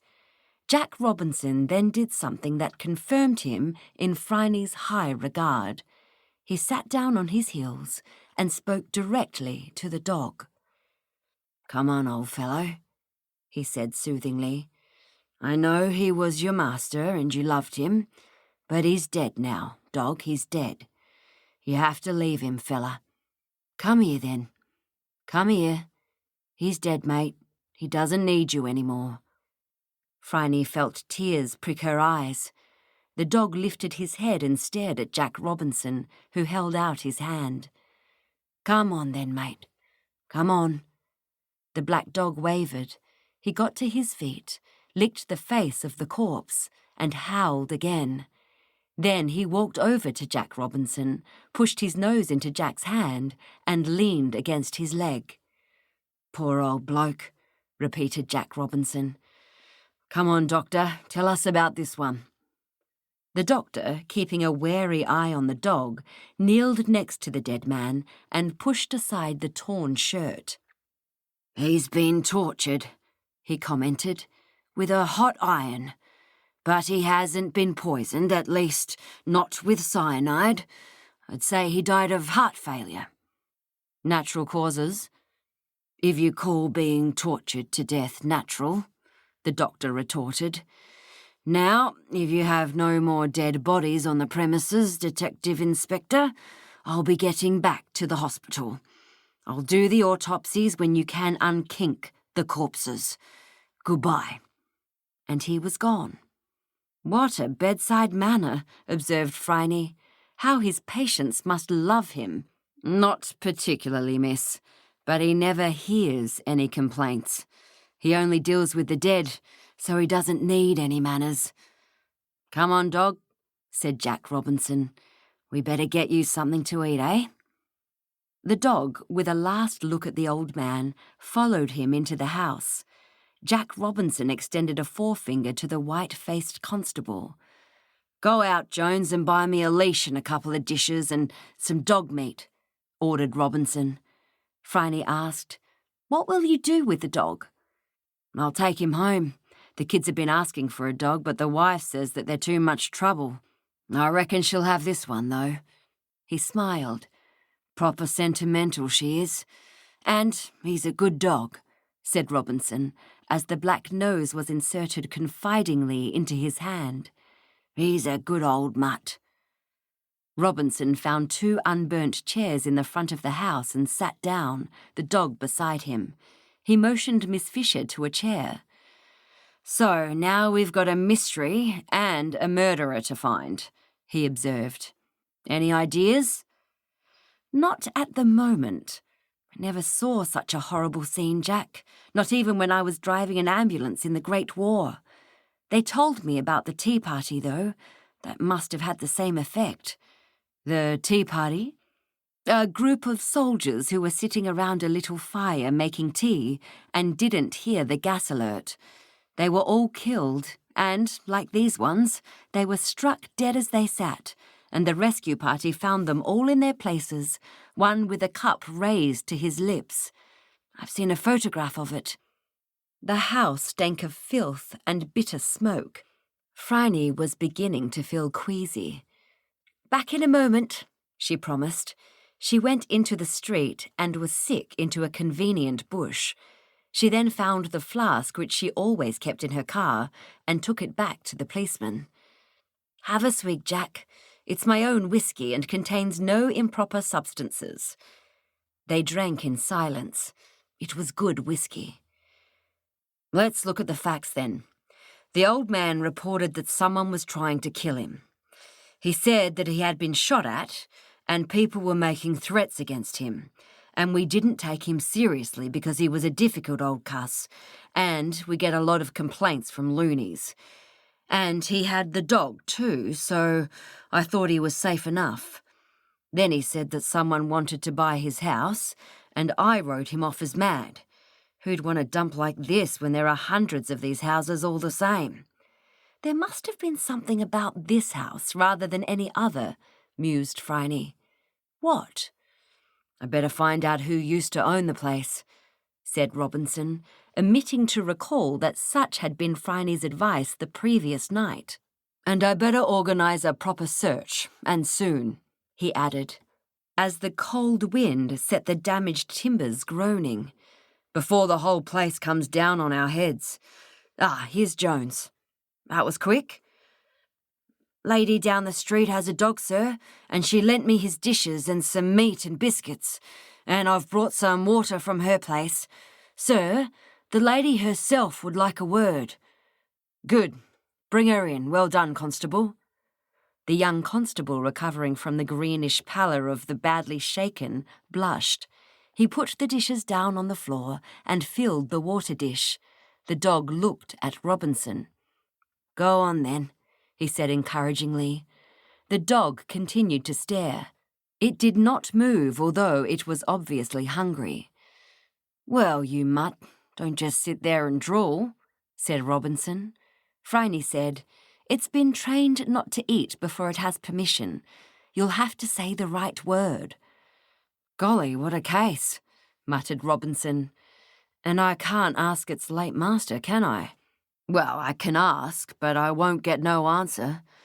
Go on then, Blackie. You're my guest. You're welcome." That was evidently the word. The dog leaped forward and buried his nose in the water dish, drinking with a great deal of splash, then wolfed down the meat and biscuits. "That's a good dog," observed Robinson. "Look at him eat. How long since you last had a meal, dog?" Blackie did not reply, but licked the dishes carefully as if he was trying to remove the pattern. He came back to Robinson's side and lay down, whimpering a little, with his head on the detective inspector's highly polished boot. "Hard to tell," commented Phryne. "All Labradors eat like that. Look at the side of his head, Jack. He's hurt." Jack Robinson felt over the furry black skull, while the dog held still and licked at his hands. "Been given a good old thump on the noggin," he agreed. "There's a big lump, a kick perhaps, or a club. That explains why they didn't kill him." "Kill him?" "A good dog like this wouldn't hang about while they tortured his master," said Jack. "He must have attacked one of them, and they woodened him out, and he didn't recover until it was all over. Check for a dog bite on one of them in there, Jones, and bring in the lady, will you?" Jones, swallowing dread, escorted into the room a thin and voluble lady, so muffled in garments that one would have needed a shoehorn to get her out. She was wearing at least 3 cardigans in various colours and a pair of men's labouring boots. "What has happened? Is the poor old man dead?" she asked in a shrill voice, setting all of Phryne's teeth on edge. "Where is Mr. Jackson? That young cop wouldn't tell me anything. Why, there's Nubis," she said, citing the dog which thumped its tail on the floor. "He's all right then. I thought so when the young man asked me for some dog food." "Nubis?" Phryne repeated. "Oh, something like that. That's what Mr. Jackson called him. Anubis, hazarded Phryne. It's the name of the ancient Egyptian god of the dead, the black dog Anubis. The late Mr. Jackson had evidently been a man of some learning. I don't know, I'm sure. Strange man, Mr. Jackson. Come down in the world he had. Used to be a chemist, you know, a dispensing chemist, but his wife died and then he sort of lost interest in things. She was a nice lady, used to grow geraniums, but she died 3 years ago, it must be, and it just broke his heart.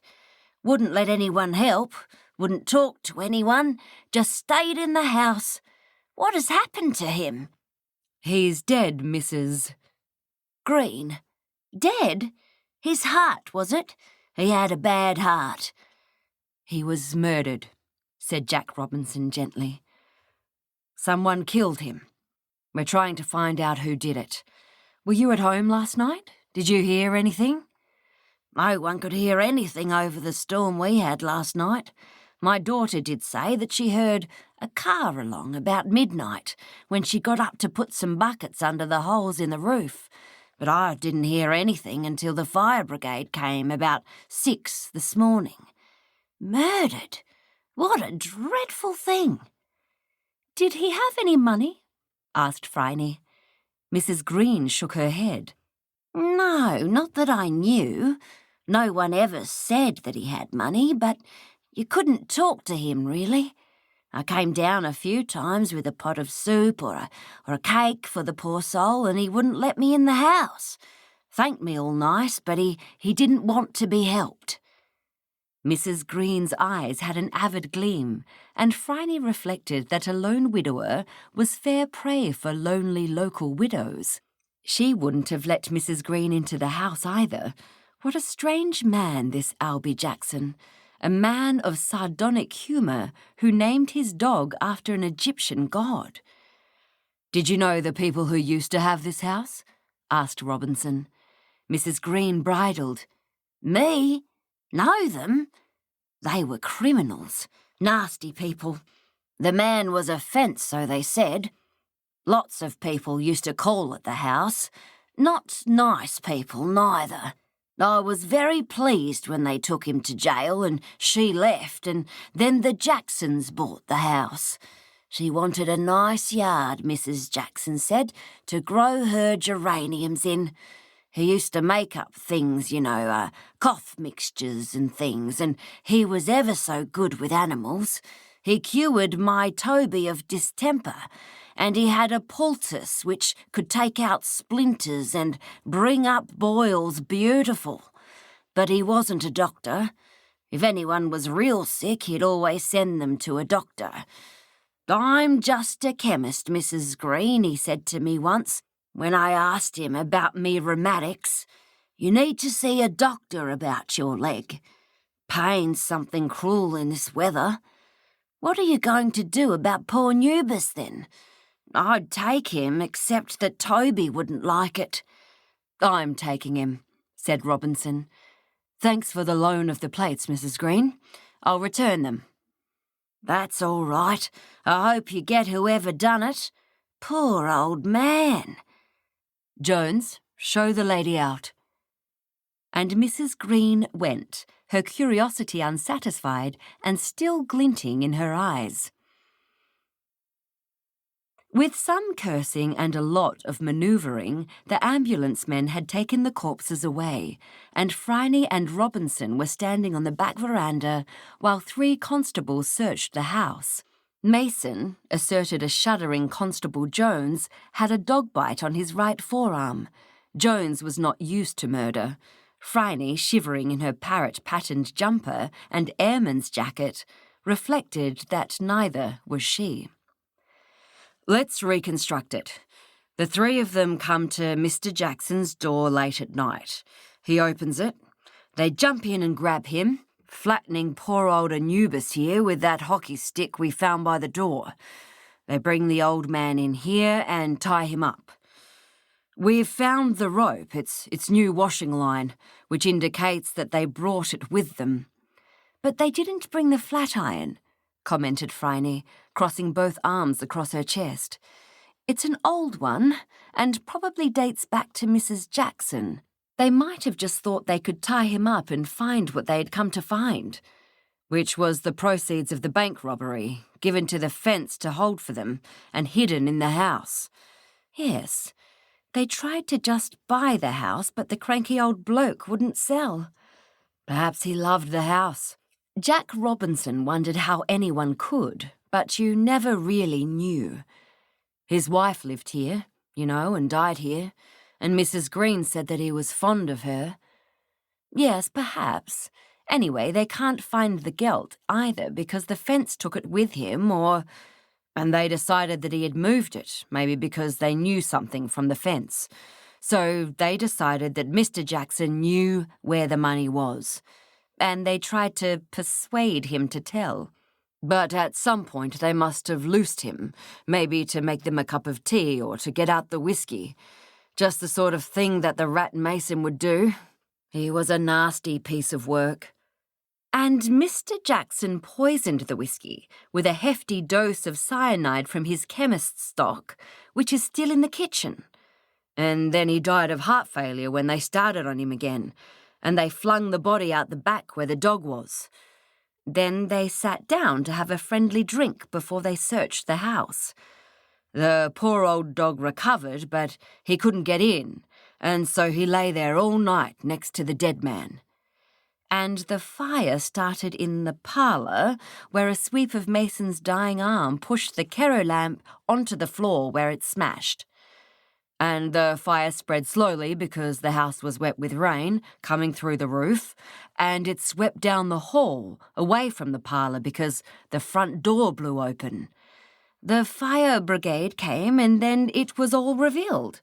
Phryne completed the litany. What a brave man!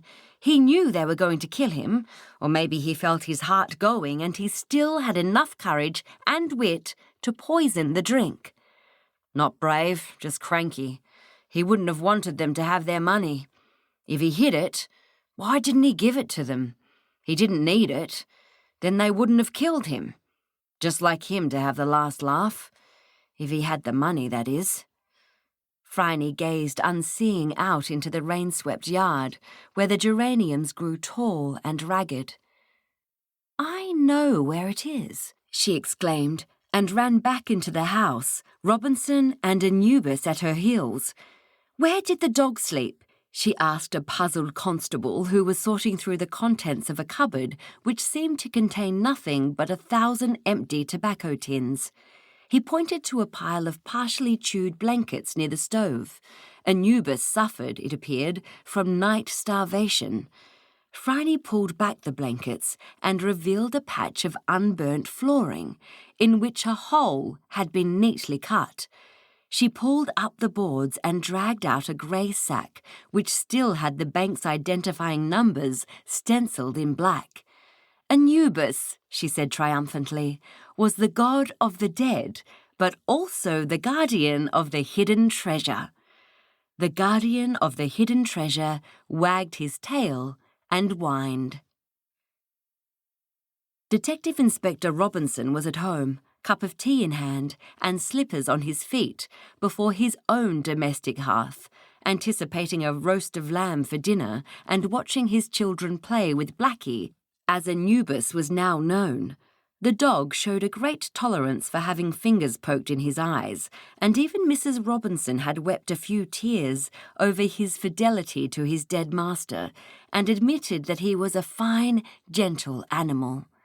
The telephone rang, and he padded out in his slippers to answer it, swearing that if it was another murder on a night like this, he would quit the police force and become a grocer. It was not another murder. It was Phryne Fisher. "You said that you were reading Chaucer, Jack?" "Yes, that's right." "Apropos of today's events, have a look at the Pardoner's Tale. How's Anubis?" "Blackie's fine. The kids love him and the missus likes him too." "Is that all?" "That's all. Good night, Jack." He found the collected Chaucer and sat down before the fire, listening to the rain on the roof, and located the tale. He read the unfamiliar spelling aloud as the three young men met an old man and asked where they could find death, for he was killing their friends. "Death shall be dead, if we can him find," he translated. "To find death," said the old man, "they had but to dig under a certain tree. There they found a bushel of gold coins. Two decided to kill the one who poisoned the wine, and thus they all died." Right, so they have him slain, and that anon. And when this was done, thus spake that one, "Now let us sit and drink and make merry, and afterward we will his body bury." And with that it happened, in this case, to take the bottle where the poison was, and drank, and gave his fellow to drink also, for which, anon, they were slain both the two. Thus had these wretches their ending. Thus ended were these homicides too, and the false poisoner also. Detective Inspector Robinson read the next line and could not but agree with it. "O cursed sin, full of cursedness. O traitorous homicide. O wickedness." "Put aside your book, Jack," said his wife from the door. "Dinner's ready. Kids, come in to dinner. Yes, you can bring the dog, but wipe his paws." "Was it a very bad case, Jack?" she asked, seeing how slowly and with what effort he got out of his chair. "Yes, love."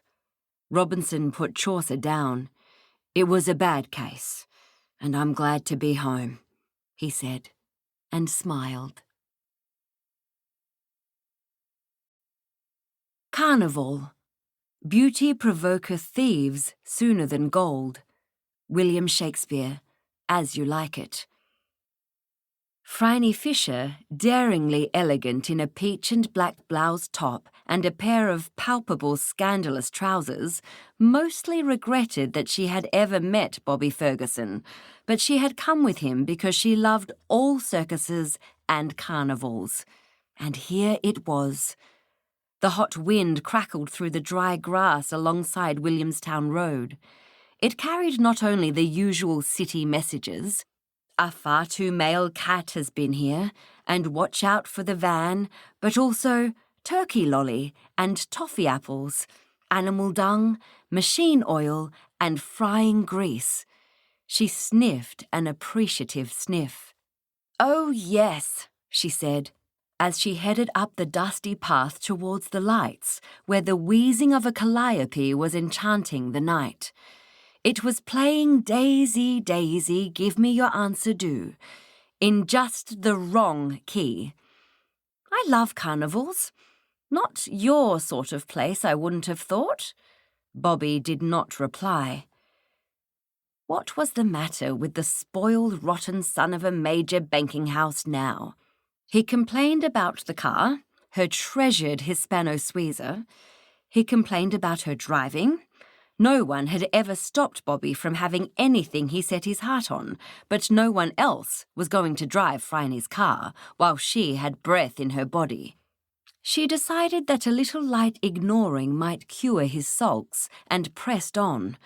She was just producing her sixpence when she heard a faint scream from behind her and was in time to see Bobby transfixed with horror as something frightful rose from the ground, giving vent to a bubbling whine like a monster from a nightmare. Phryne bore Bobby up on one shoulder and grabbed a trailing rope. "It's only a camel," she said soothingly. "I rode them in Arabia. I admit that this is an unusually revolting specimen of an unattractive species. Still, I believe that there are people who love them. Hello," she said to the woman at the gate, who still held Phryne's sixpence. "2 tickets, please. And is this your camel?" The woman tore off 2 tickets and instead of replying, shrieked, "Bill, them bloody camels is out." Then she smiled and took the tether. "You're good with camels," she commented in a harsh rasp. "You in the trade, maybe? One of Worth's dancers." Tell 'em on the merry-go-round that Mama said you was to have a free go." "Thank you," replied Phryne, delighted. She passed through the gate, taking Bobby and leaving the camel, though the camel might have proved better company. "What is the matter with you, old bean?" she asked. "The heat.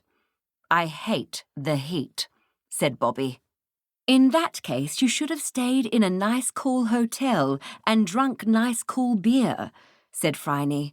"It's as hot as a furnace in the north, where this wind comes from. And I've just realised that I've forgotten to have Mother's pearl bracelet fixed. I've got it in my pocket."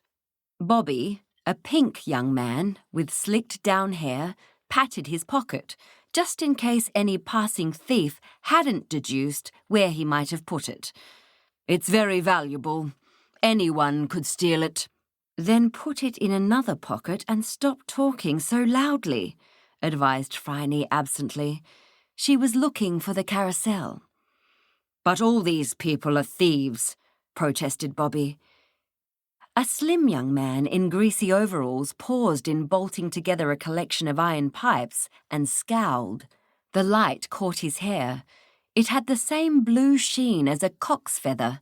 His face was all angles, sharp and defined in the harsh electric glare. "Nonsense," said Phryne briskly. "A carnival has the exact same proportion of thieves as anywhere else, and I am not accepting your bank." The young man gave Phryne an astonished and vulnerable smile, packed up his spanner, and vanished into the darkness between the lights. The merry-go-round was old and a little tired. Phryne chose a rearing Lipizzaner stallion called Prancer and swung herself astride. She told the attendant about Mama, and he grinned. "Come on, Bobby," she called. "I'll watch you," said Bobby, fanning himself with his straw boater. Phryne dismissed him as the carousel creaked into life, and she was off through patches of coloured and flavoured light, green and wet canvas, blue and engine oil, yellow and fairy floss, red and chips frying. She stayed on, paying a penny for the extra ride, through another set of circuits. Delicious. The moving air was almost cool. As she descended, she heard thunder. A nice drop of rain would be reviving, but she hoped it would hold off for a few hours. Wet carnivals were sad. She led Bobby along the shaky row of sideshows. "The Wild Man from Borneo," announced a man attired in frock coat and someone's top hat. His voice was rich and fruity, with an undertone of cigar and an overtone of port. "The missing link," he bellowed, "captured in the jungles of Malaya." Phryne paid and entered the booth. There was a crouched human figure, gnawing conscientiously at a haunch bone, which could have come from a dinosaur. He was wearing a scanty and rather moth-eaten animal skin. His tangled hair straggled to his shoulders. He looked up at Phryne and bared his teeth. They were all filed to a point. "Very nice," said Phryne. "We should introduce you to Sailor, though he might teach you bad habits." She was referring to the zoo's large and extremely male chimpanzee, who had been known to surprise the delicately nurtured by proving it. The wild man grinned again. Bobby pulled at Phryne's arm. "You don't want to see this disgusting exhibition, do you? And the next one has snakes. I hate snakes." Phryne thought that the wild man looked rather hurt. She took Bobby out of the tent. "I do, and the next one is the Princess of the Amazon," bellowed the shill, tipping his top hat to the lady. "Brought at great expense from the jungles for the edification of the multitudes." This ability to speak in capitals must have been valuable, Phryne reflected, examining her change and buying admission. The lady might not have been royal, but she was extensively blacked up, and her snake was magnificent. Phryne turned to find that Bobby had been replaced by the young mechanic. She considered that the night was suddenly improving. "Go on, Doreen. Show the lady the snake," he encouraged. The Amazon princess looped a few yards of boa around her comely shoulders and moved forward. The huge blunt head of the snake rose, tongue flicking. "My name's Alan Lee," said the mechanic. "This is Doreen, and that's Cleopatra. Pleased to meet you all. I apologize for my escort." "Him? Been after Anna," said Doreen. "Mopes about like a sick cat. Been here every night." "See, miss, we don't like strangers going after our girls," explained the young man. He had eyes as black as ebony. It was hard to guess what he was thinking. He had shaken Phryne's hand cautiously, conscious of the grease on his own. "The townies think they're whores. They ain't. Anna's my sister. She's going to marry Samson, our strongman. Can you take your bloke away? He might get damaged." "My dear Mr. Lee," said Phryne, "Bobby isn't mine. I expect he's gone off to eat worms. I'm going to enjoy my evening. I love carnivals." Alan Lee smiled. "We can tell. You want to stroke Cleopatra? Go on. She won't hurt you." Phryne stroked Cleopatra, who felt like a good snakeskin shoe. Not knowing the terrible thought in Phryne's mind, the snake rose a little under her hand. "If she'd been a cat, she would have purred," commented Alan. The pressure to do something about Bobby was still there. Phryne sighed. "All right, I'll try and remove Bobby, but only if you swear I can come back another night." His red lips parted over teeth as white as seeds. His black eyes held the promise of dark delights. If there were angels, this was a midnight one. Phryne shivered pleasantly. She gave the young man a highly combustible look and left the booth, searching for Bobby. No great detective ability was required to locate the pink-faced pest. He was standing in the middle of the patch, next to the shooting gallery, screaming at the top of his voice, "I've been robbed!" "That bloody bracelet," muttered Phryne to herself. "I should have taken it from him. He was telegraphing still this trinket on all frequencies. Oh dear."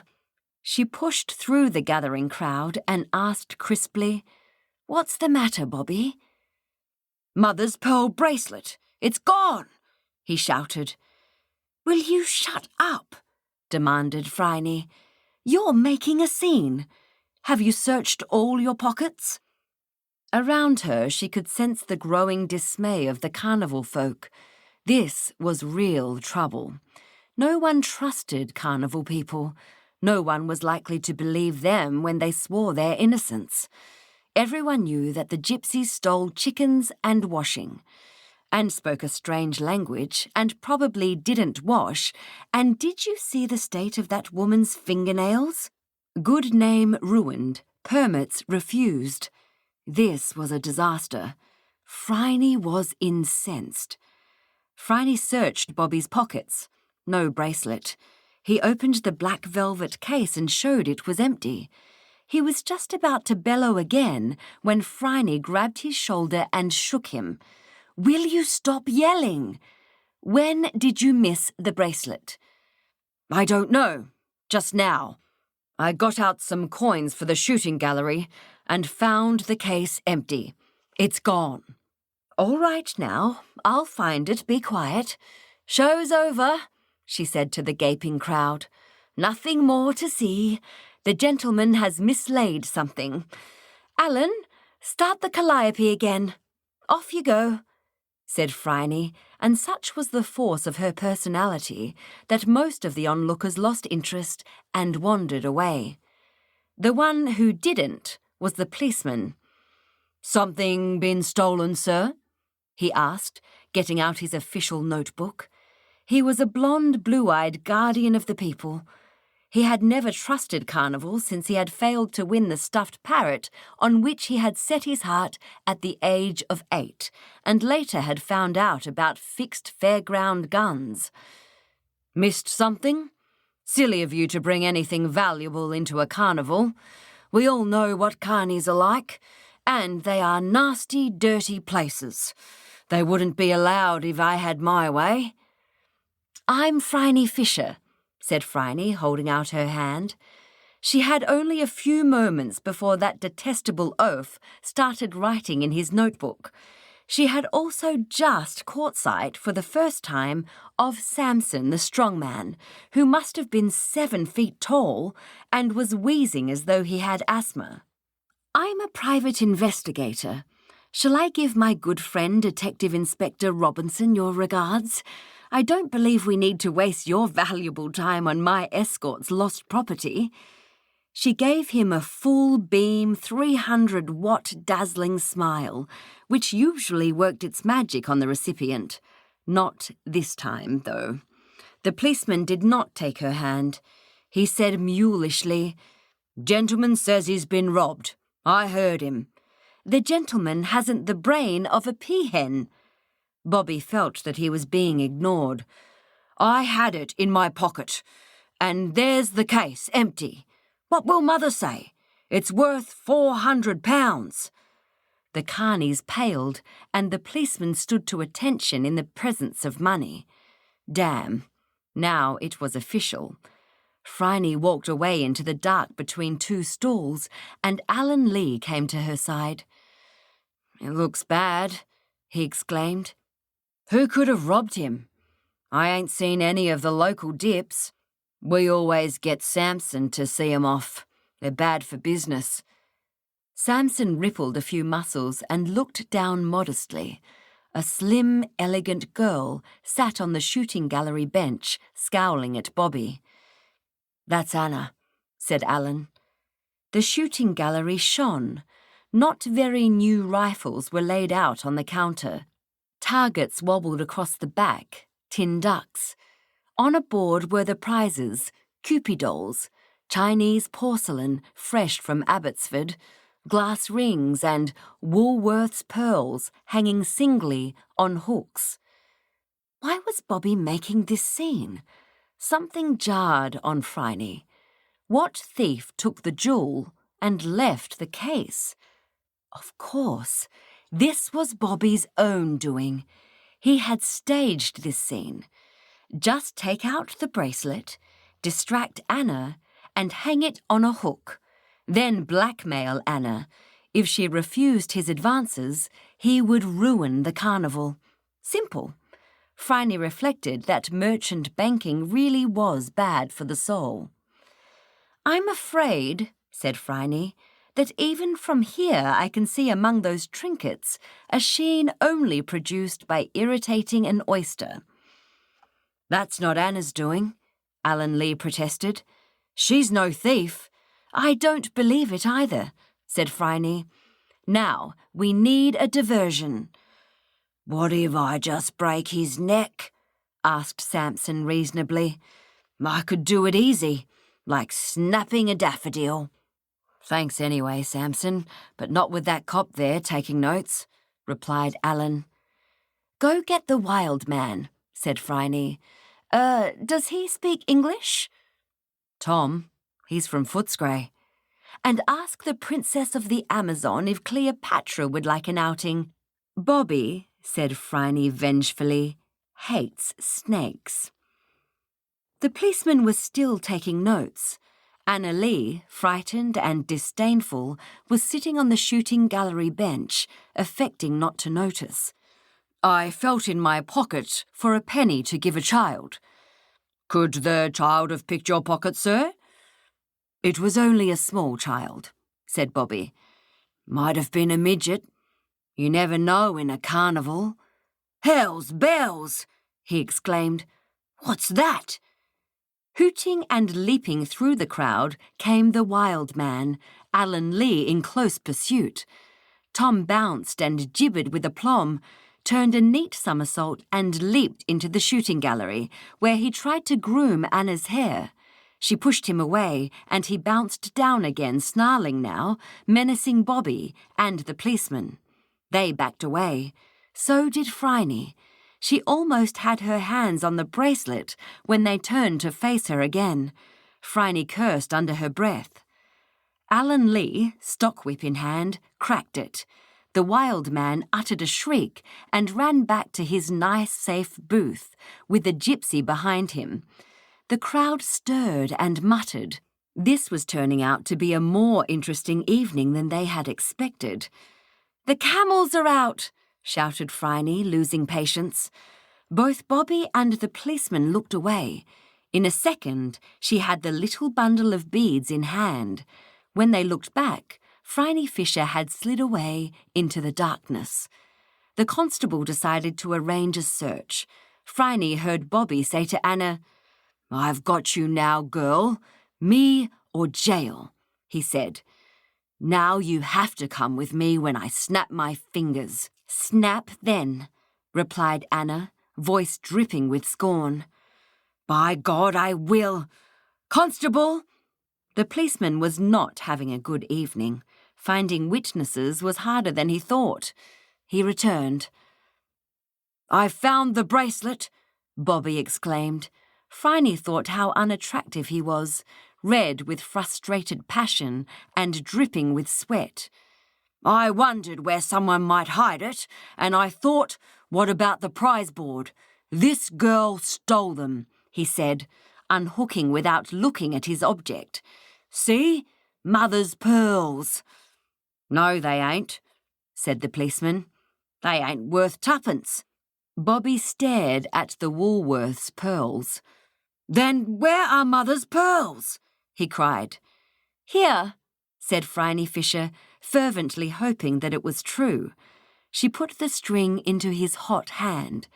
"You dropped them near the carousel. You really are careless, Bobby. Now, shall we just tell this nice policeman what you have really been up to?" "No," said Alan Lee, laying a hand on Phryne's arm. "No trouble, lady." "Then we will allow him to carry on with his very useful task of keeping the world safe from carnivals," agreed Phryne. The disgusted constable moved away. Samson lifted Bobby off his feet by his collar with no apparent effort. "You horrible little insect," said Phryne dispassionately. "Still, I suppose it is educational to find out that you can't have everything you want. And just in case you want to cause any more trouble," she told Bobby, "we are going to lock you up just for a while I enjoy the carnival. I won't say that Doreen might leave one of her snakes in the booth," she said with quiet venom. "I'll just let you find out for yourself." Doreen was walking through the crowd, carrying Cleopatra, who was pleased to be out of her tent. Bobby fell to his knees.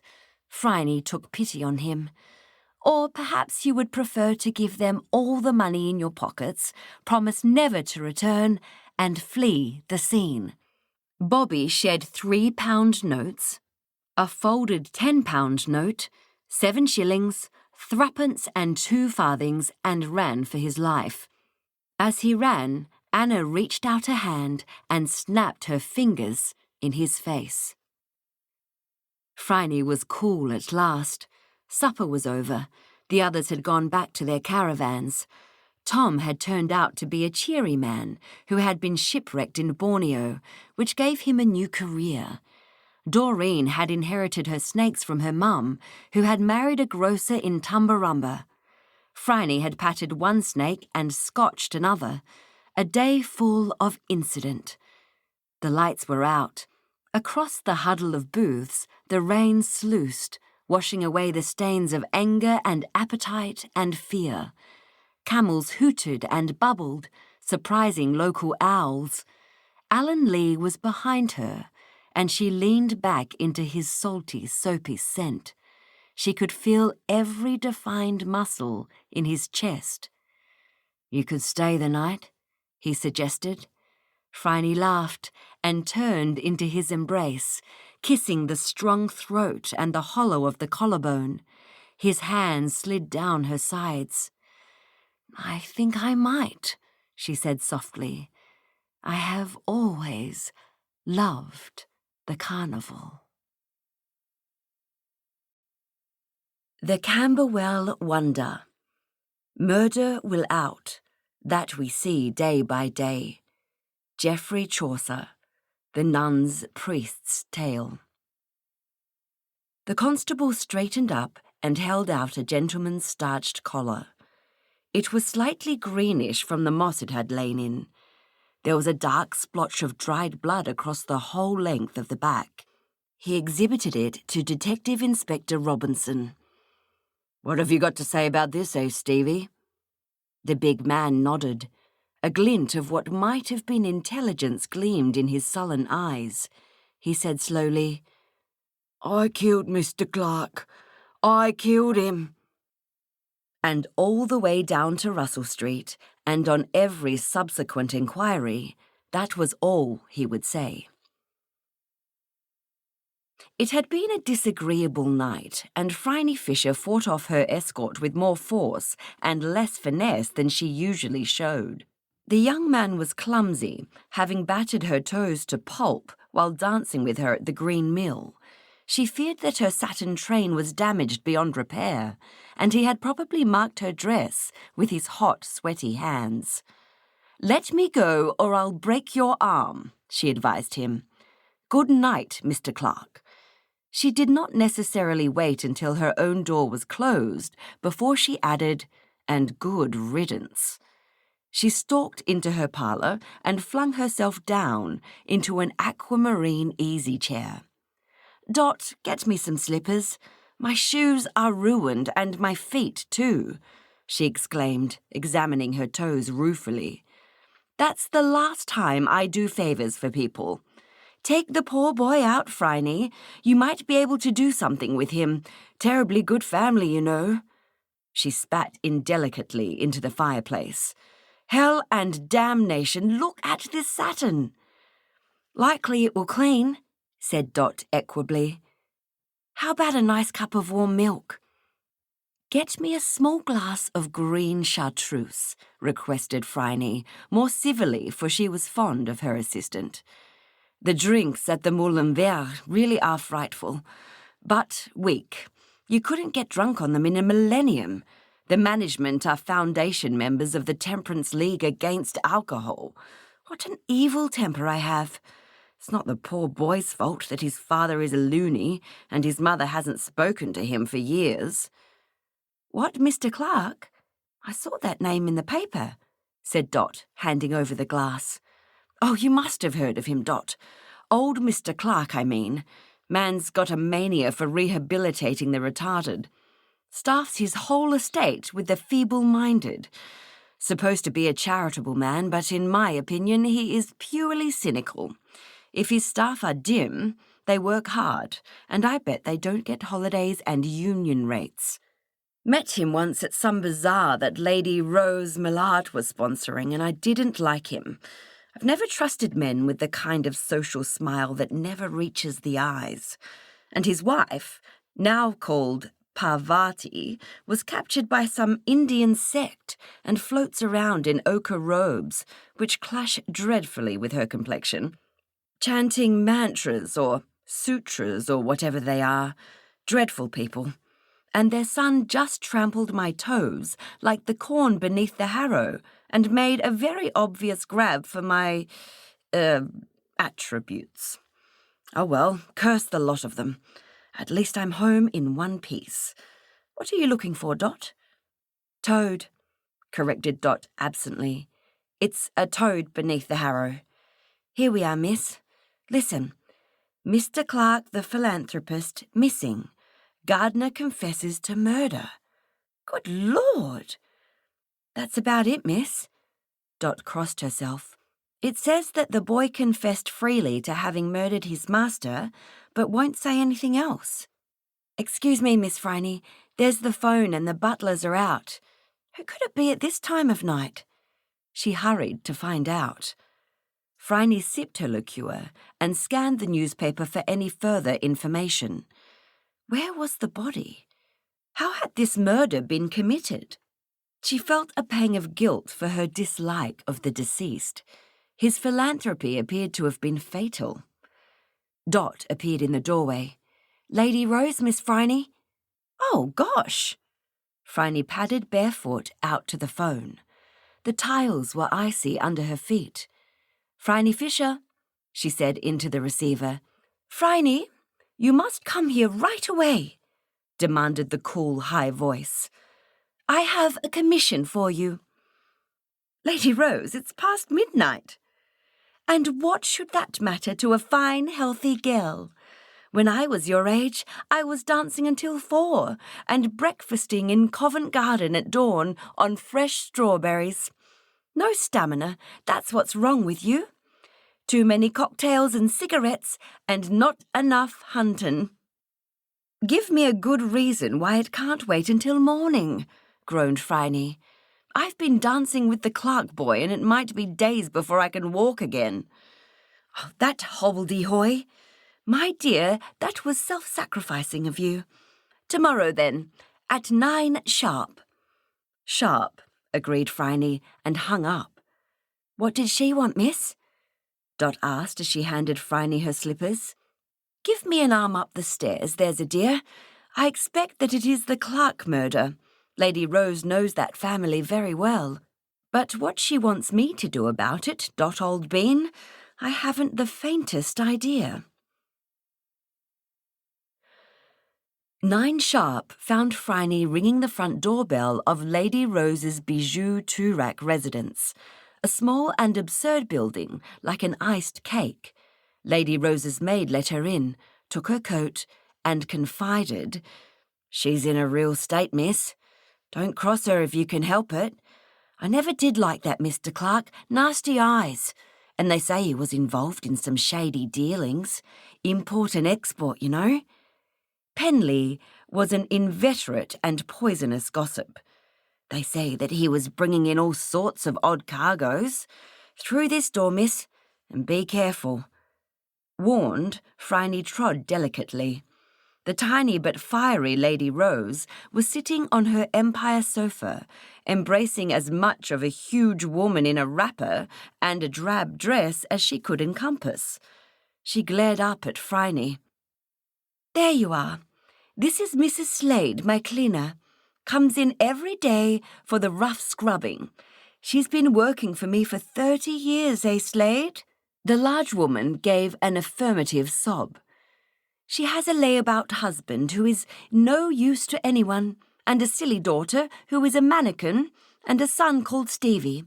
He's 20 now, but his mind never grew up. Slade says his father dropped him on his head. He's a good boy, kind and pleasant, but he's a child." "And he murdered Mr. Clark," said Phryne. Mrs. Slade gave a wail of anguish and turned up a face sodden with tears and wrinkled like an old apple. "He'd never harm anyone, never. And he loved Mr. Clark.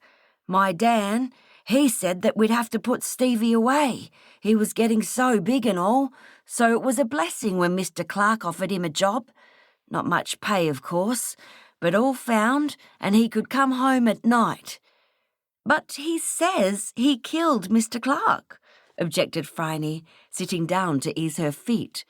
"And they found his collar with blood on it." The woman's face set into stubborn lines. "I don't believe it. Someone's been putting words into his mouth. He never done it. Not my Stevie." "Well, Phryne?" snapped Lady Rose. Phryne sighed. "I'll try, but it's going to be difficult with a confession." "Everything worth doing is difficult," said the small woman fiercely. "Get along with you, girl, and solve the riddle. I never did like that Joshua Clark," she added meditatively. "Can you take me to see the house?" "Of course. We shall go there directly.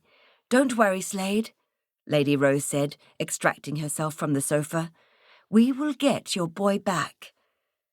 Mrs. Slade surveyed Phryne in her fashionable morning dress of wine-coloured wool and the Dutch doll face with black hair swinging forward over her cheeks. She shook her head slowly. "Thank you, miss, I'm sure," she muttered doubtfully. "I'll get back to me scrubbing." "Come along, Phryne," ordered Lady Rose.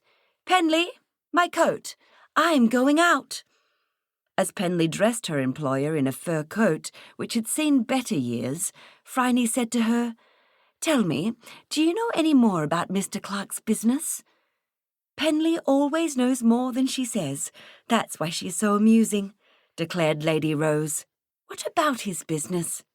"He was supposed to have got a load of watches from Hong Kong and smuggled them through customs," said Penley, animated by their interest. "And some clocks, I believe. They say he also deals in wine and tobacco, and none of it ain't paid duty." "Interesting," said Lady Rose, but not helpful. "Back directly, Penley." "Hi, Phryne, what a large car, and so very red. When I was a girl, I would have been considered fast for driving in it." She hopped into the car with delight. "But now I'm old, I can be as fast as I like, and I do find it refreshing. Camberwell, Phryne, it's a big mansion, and he could afford it if he was dealing in smuggled wine. I wonder about that Châteauneuf-du-Pape I bought from him. How intriguing to think that it might have been illegal." Phryne steered the Hispano-Suiza carefully past lumbering delivery trucks and onto a broad road. "What about Mrs. Clark?" she asked. "Oh, quite dotty, dear, always has been. I was a girl with her older sisters, and they were all a little eccentric, but Calliope, or should I say Parvati, was definitely, well, a little touched, even when she was at school. Has enthusiasm, you know, for botany, I recall, and bird-watching. And she always threw herself bodily into her current fascination. Luckily, she tires easily. And then there is a brief period of calm. Then she's away with the fairies again, poor Calliope." "Did they all have names like that?" "Oh, yes, there was Eudora and Euterpe and Psyche. And now, what was the brother's name? Are we going to hit that tram?" "No." "Oh, good. Xerxes, that was it. Died young, I seem to remember." "Of acute nomenclature," diagnosed Phryne. Lady Rose laughed her parrot laugh until they drew up outside a huge house. A bouncy and enthusiastic boy threw open the massive iron gates, and Phryne steered the red car through. She tossed a penny to the boy, who grinned a Cheshire cat grin and patted the bonnet. "Pretty," he yelled. "Pretty car, pretty lady. Pretty, pretty." Phryne drove on. "Are all the staff potty?" she asked, a little shaken by the gatekeeper. Lady Rose had not turned a hair on her well-groomed silver head. "No, dear. I believe that the butler and his wife, the housekeeper, are quite with us, and so is the steward." "Steward?" "Yes, the head keeper, I suppose you could call him. He keeps an eye on all of the others. A superior man with an eye that could open oysters. Where shall we leave the car?" "Here," said Phryne, "next to the police car. Hello, Sergeant," she called to a large policeman.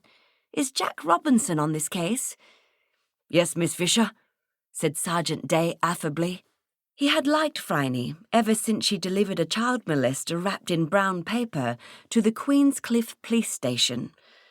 "And it will take a while, too." "Have you found a body yet?" "No, nothing more than the collar." "Has it gone to the laboratory?" "Why should it?" "To find out whether it's human blood. Precipitant test, you know. You'll look very silly if it turns out to be rabbit."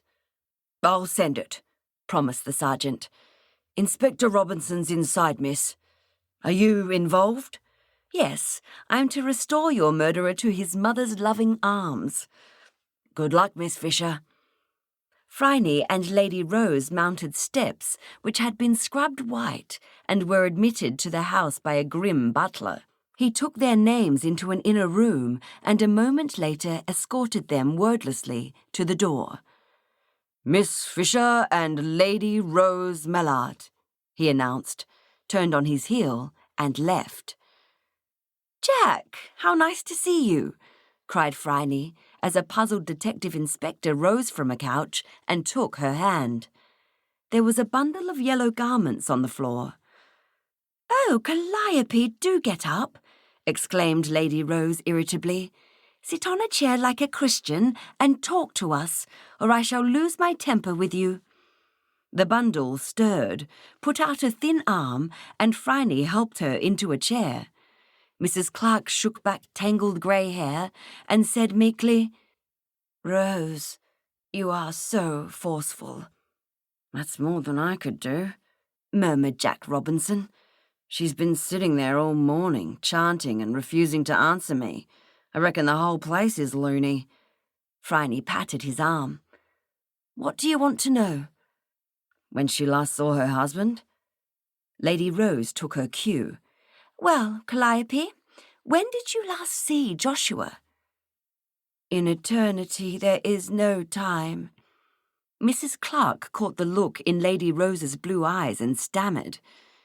"Yesterday morning. He had a meeting with some businessman, and then he was supposed to be back for lunch, but he never came. He does that sometimes, and sometimes even if he comes I am meditating on the infinite. And I don't lunch when I'm meditating on the infinite. But he always comes home to sleep, and he never came, and the maid said his bed hadn't been slept in. And then I called the police, and they found that collar, and then Stevie said, he said—" She ran down like a gramophone and stared hopefully at Lady Rose. "Was he worried about anything? Any of these business matters?" asked the policeman, and she answered, "Oh, Joshua would never talk to me about business. He was pleased about something, though.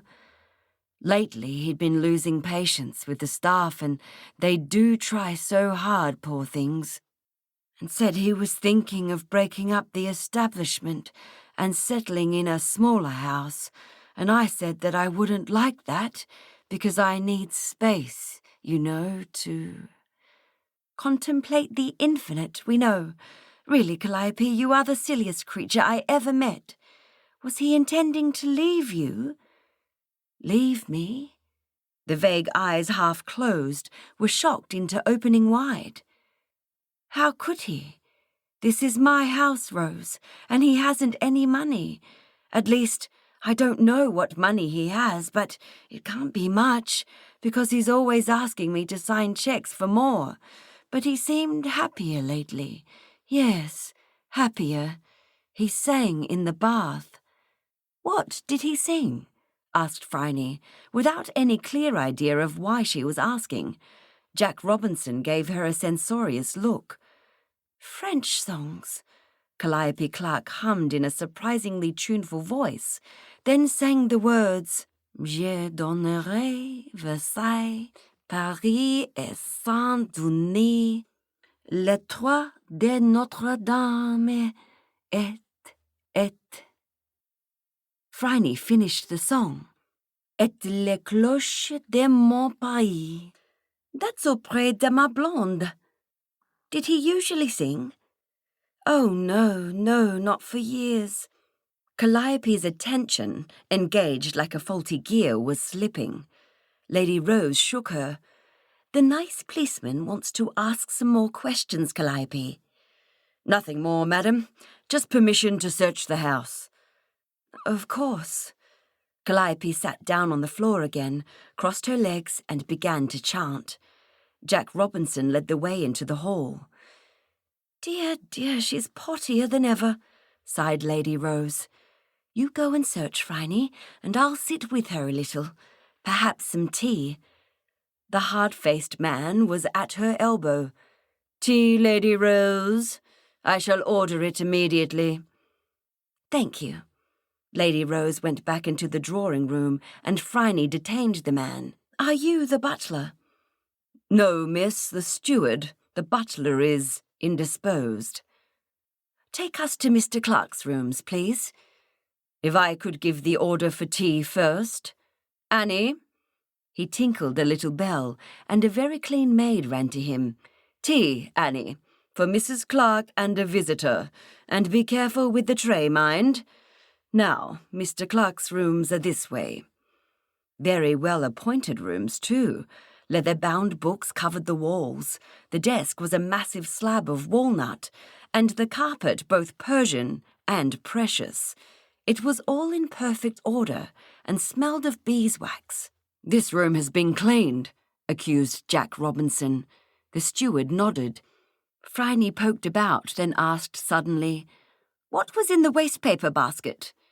I'm sure I don't know, miss. Where is your rubbish put? In the bin, miss. Burnables in the incinerator.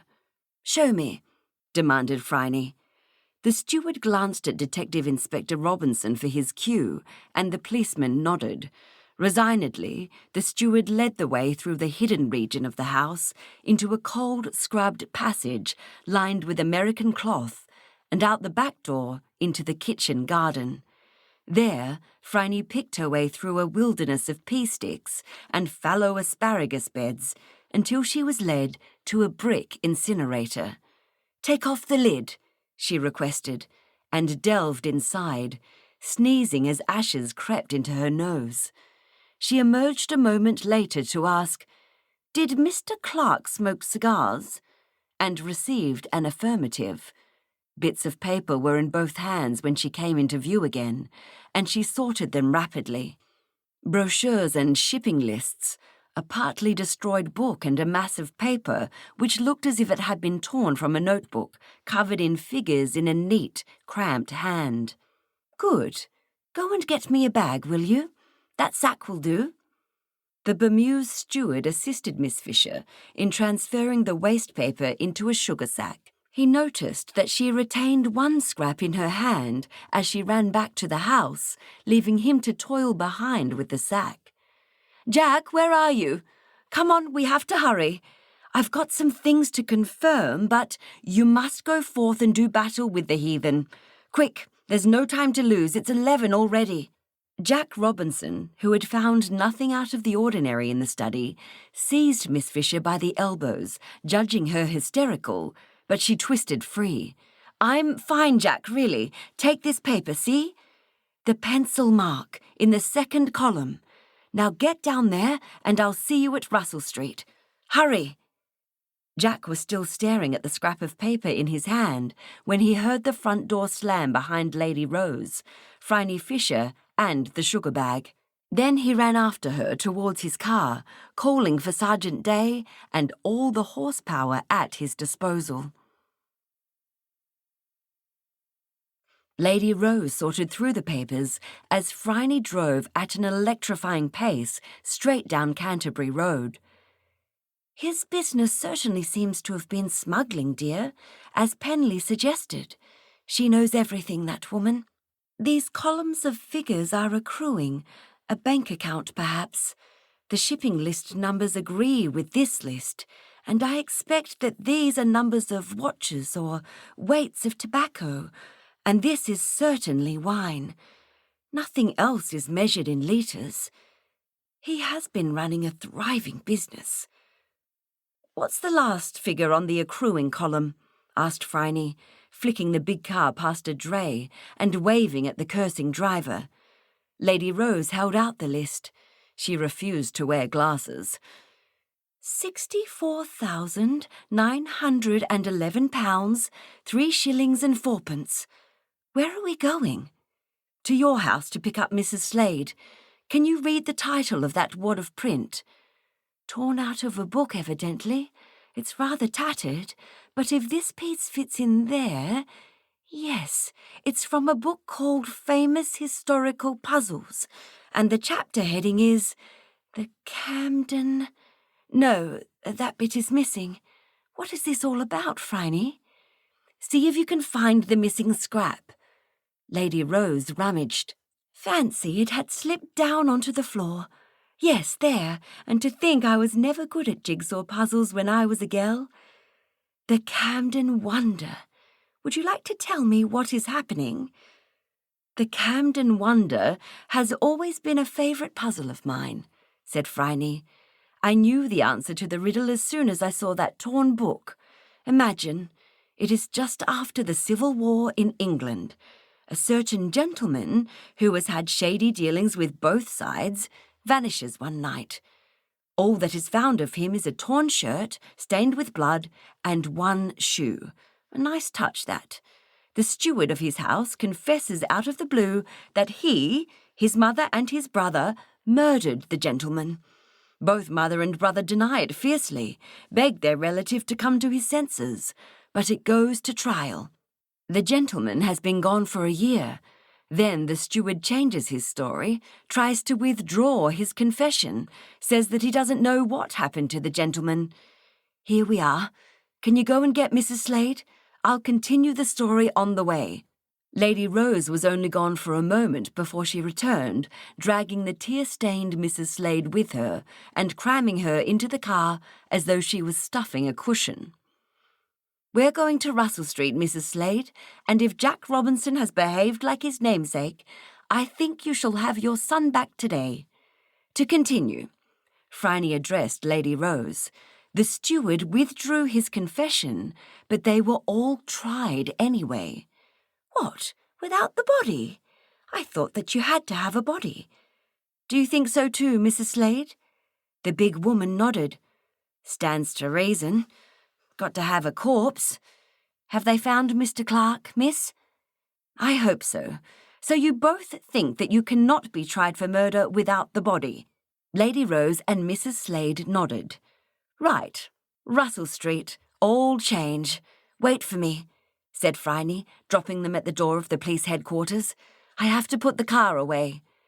With magnificent assurance, Phryne parked the Hispano-Suiza in the street next to a sign that said, Chief Inspector's Vehicle Only, before ushering her companions into the police station. We want to see Stevie Slade. Detective Inspector Robinson has given me leave, said Phryne to the duty policeman. They were conducted to a small room where Mrs. Slade's huge offspring was sitting on a chair, a hulking lump of misery. His eyes brightened when he saw his mother. Oh, Mum, are they going to let me out? I don't know, son, I'm sure. Talk to the lady. Mrs. Slade dropped into another chair. Phryne surveyed Stevie Slade. He was huge, at least 6'4", with a gentle, foolish smile on his turnip head. He was favouring one arm. Show me your arm, Stevie, Phryne said quietly. There was a long cut on the forearm. Phryne was suddenly so angry that it was an effort to speak. Mr. Clark is your friend, isn't he, Stevie? Stevie nodded. But Mr. Clark cut your arm, didn't he? Another nod. What did he say, Stevie? That it was a joke he was playing on Mrs. Clark? Joke, agreed Stevie, grinning widely. Joke. So he was going to vanish, and you were to confess to having killed him, and you wouldn't be in any trouble because there has to be a body for anyone to be convicted of murder. Stevie nodded again, his eyes widening at the lady's perspicacity. But you wouldn't hurt him, would you, Stevie, even though he cut your arm to bloody his collar? Didn't hurt much, said Stevie. I asked Mum about the body and she said that Mr. Clark was right. My God, he did ask me, said Mrs. Slade, clutching the collar of her wrapper. He did ask me, the innocent. But the joke's over now, Stevie, said Phryne, sick with disgust. Mr. Clark wants you to tell the truth now. Joke's over, Stevie repeated. They all nodded. I didn't like saying it, Mum, because it was a lie, and you always said liars would go to hell, said Stevie Slade at last, and his mother dived across the cell to cradle his head against her breast. You stay here, Mrs. Slade, said Phryne through her teeth.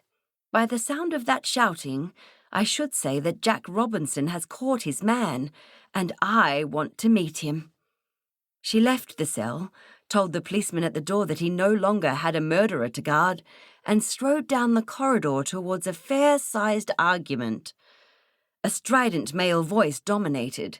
Lady Rose scuttled at Phryne's heels, agog with curiosity. "You have no right to drag me off my boat just before sailing," objected a small, furious gentleman in overcoat and hat. "It's outrageous. Do you know who I am?" "You are Joshua Clark," said Phryne Fisher, in a voice which would have frozen nitrogen. "And you are a murderer." This silenced Mr. Clark. "Jack, this gentleman had a joke with his poor retarded gardener. The boy was to say that he had killed Mr. Clark, and everyone knows that you can't be tried for murder without a body, so he was in no danger. He was so fond of the gentleman that he allowed him to cut his arm with a razor to provide human blood for the clue of the collar. Then Mr. Clark would pop up and say, 'April Fool,' and everyone would laugh. But Mr. Clark wasn't going to pop up. Mr. Clark was heading for France with all of his ill-gotten gains and as much of her estate as he could convince his poor silly wife to give him. And in pleasant company too," Jack Robinson added. "A Miss Gladys Worth, typist, or so she says. He didn't tell her about his wife. She's creating something awful at the front desk." "There was one thing he didn't tell Stevie either," spat Phryne. "You can be tried for murder without a body. In the Camden Wonder, the 3 were hanged, and the gentleman came back after 3 years and found all his accomplices neatly removed to heavenly judgment. You intended Stevie Slade to be hanged, Mr. Clark, and that's attempted murder, isn't it, Detective Inspector?" "Oh, yes, it's attempted murder, all right.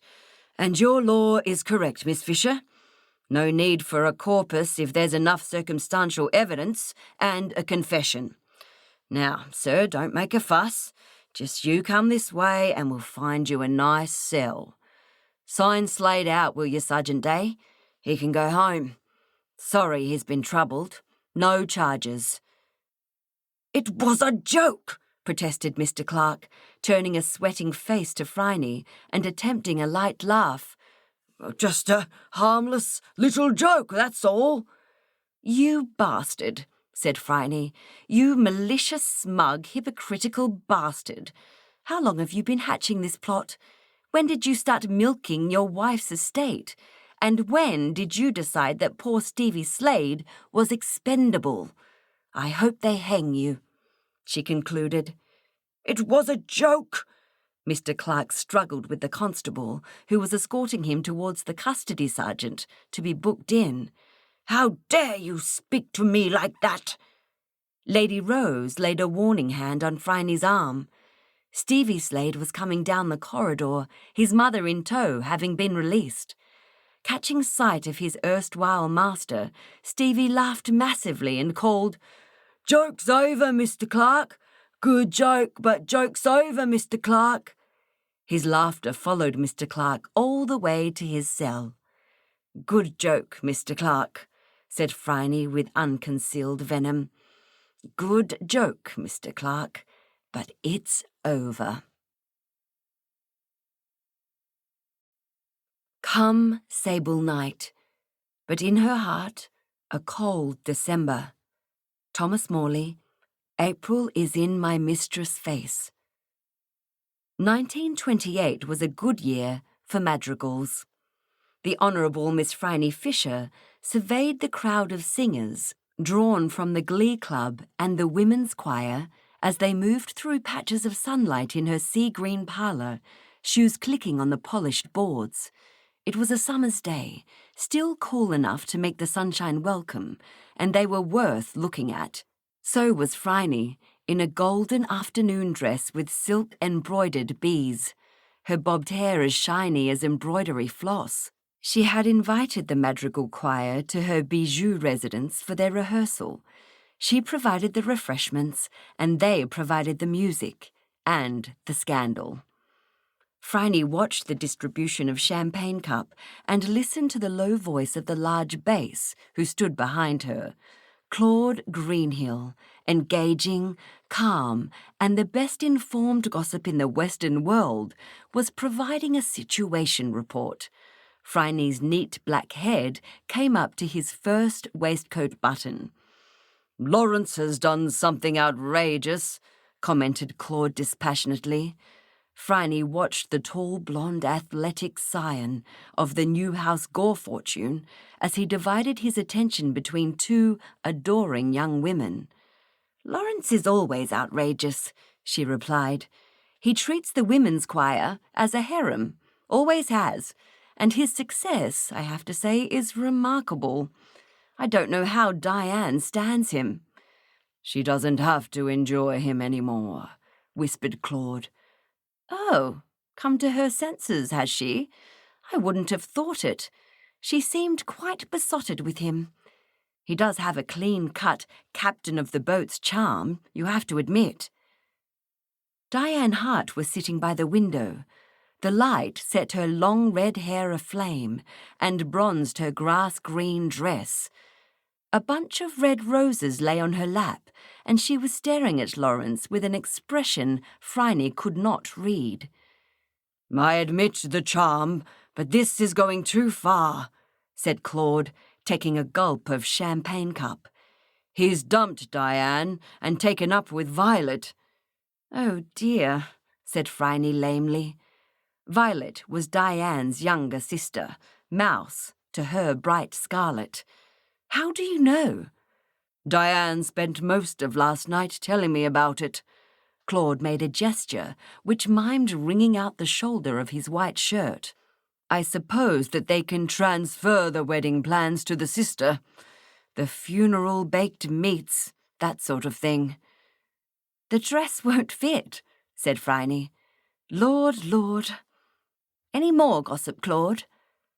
"Oh, yes. Poor Alexandra is devastated.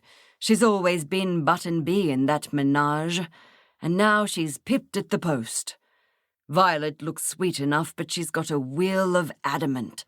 Our Lawrence won't be dropping into Alexandra's house for tea and sympathy anymore, and she really did love him." Phryne noticed Alexandra. She had plaited her long black hair into a punitive queue and was on her third cocktail. Her dark eyes were shadowed with grief. "Damn Lawrence! Why will he do it?" said Phryne suddenly.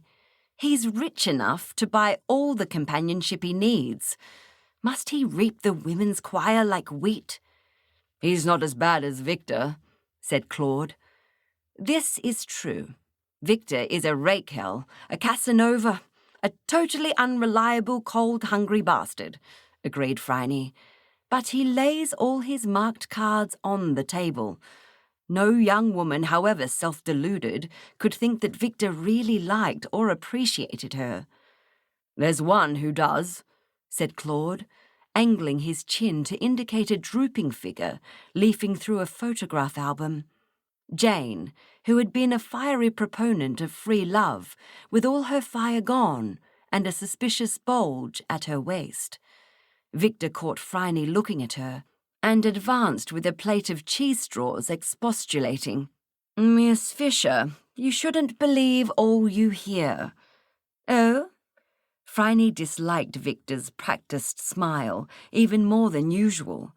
He was slim and dark and moved like a dancer.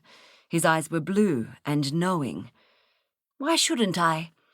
"You know causeless Claude gossips like an old woman." Phryne grinned. "I know Claude, Victor, and I know you." His smile faded. Claude leaned over her and collected a handful of cheese straws. He was opening his mouth to speak when Lawrence clapped his hands and bellowed, "I've got an announcement to make." Silence fell. He was the centre of attention where he always felt he ought to be. He took the hand of the girl standing next to him and said, "Violet has agreed to be my wife. Congratulate me." There was some scattered applause. Violet looked up at the blonde Adonis with such an expression of perfect trust that Phryne's mouth dried. He patted her shoulder. "Champagne," said Victor. He produced an opened bottle of Moet and 2 glasses. "To the bride and groom," he said, and watched as Lawrence and Violet, laughing, drank. "You're all invited to sing at the wedding," said Lawrence, grinning. The assembled choristers toasted them. Talk broke out in an excited babble. Alexandra looked crushed and bit the end of her plait. Diane, now sitting by the fireplace, approached the happy couple and thrust her bouquet of red roses into Lawrence's hands. "I hope you'll be very happy," she murmured. "That's good of you, old girl. No hard feelings?" Phryne heard Lawrence ask in a condescending tone, as she and Claude came up to add their congratulations. "None," said Diane in a tight voice. Phryne marvelled that Lawrence seemed to instantly accept her statement. After all, it had only been 6 months since the same man had announced that Diane was going to marry him, and with the same panache as he showed now. Lawrence's fingers closed around the stems as he leaned to kiss his fiancée's sister on the cheek. "Ouch," he said, shaking his hand. "These roses have thorns," he told Phryne, insulted that they should dare to prick him. Phryne took the flowers and handed them to a waitress, saying, "Put these in water, will you?" "Time to start singing." Arthur Dorfin, the chorus master, decided to intervene before anyone said anything they might later regret. "Claude's got the music. This is the order in which we will sing the madrigals. Don't shuffle them. Nothing worse than a choir which rustles. All right, come along, please, ladies and gentlemen." Phryne watched the inchoate gathering resolve itself into groups of sopranos, altos, tenors, and basses. Sleek Arthur raised his hands and they began to sing warm-up exercises. Collaring a glass of the champagne, Phryne sat down out of the way and surveyed the choir. They were very young, mostly good-looking, and although they were shaken and excited by Lawrence's announcement, they were relatively disciplined and professional. Even Alexandra had shelved her broken heart. Diane, among the sopranos, drew in a deep breath. Claude, among the basses, was concentrating on low notes, while Lawrence was mopping his brow, possibly in relief at having escaped a scene. Victor, among the tenors, was ogling an alto on whom he had his eye. She was blushing. They opened their music and began. "Now is the month of Maying, when merry lads are playing." "Tenors, you are flat. That's a major third," said Arthur, brushing back his hair. "Sopranos, pay attention. Timing is of the essence in madrigals. All right. Now the next song. Fire, fire. Crisply now." They completed the song with only minimal grumbling from the conductor. "I me, I sit and cry me, and call for help, alas, but none comes nigh me." "Sopranos, that was an interesting interpretation, but I prefer Thomas Morley's version. Let's get on. Page 4, please." "Come, sable night," they sang, so sadly that Phryne was moved. "Put on thy mourning stole, and only Amyntas wastes his heart in wailing, in wailing." The carefully pitched voices rose in exquisite harmony. "In wailing." Arthur's hand flicked at the basses.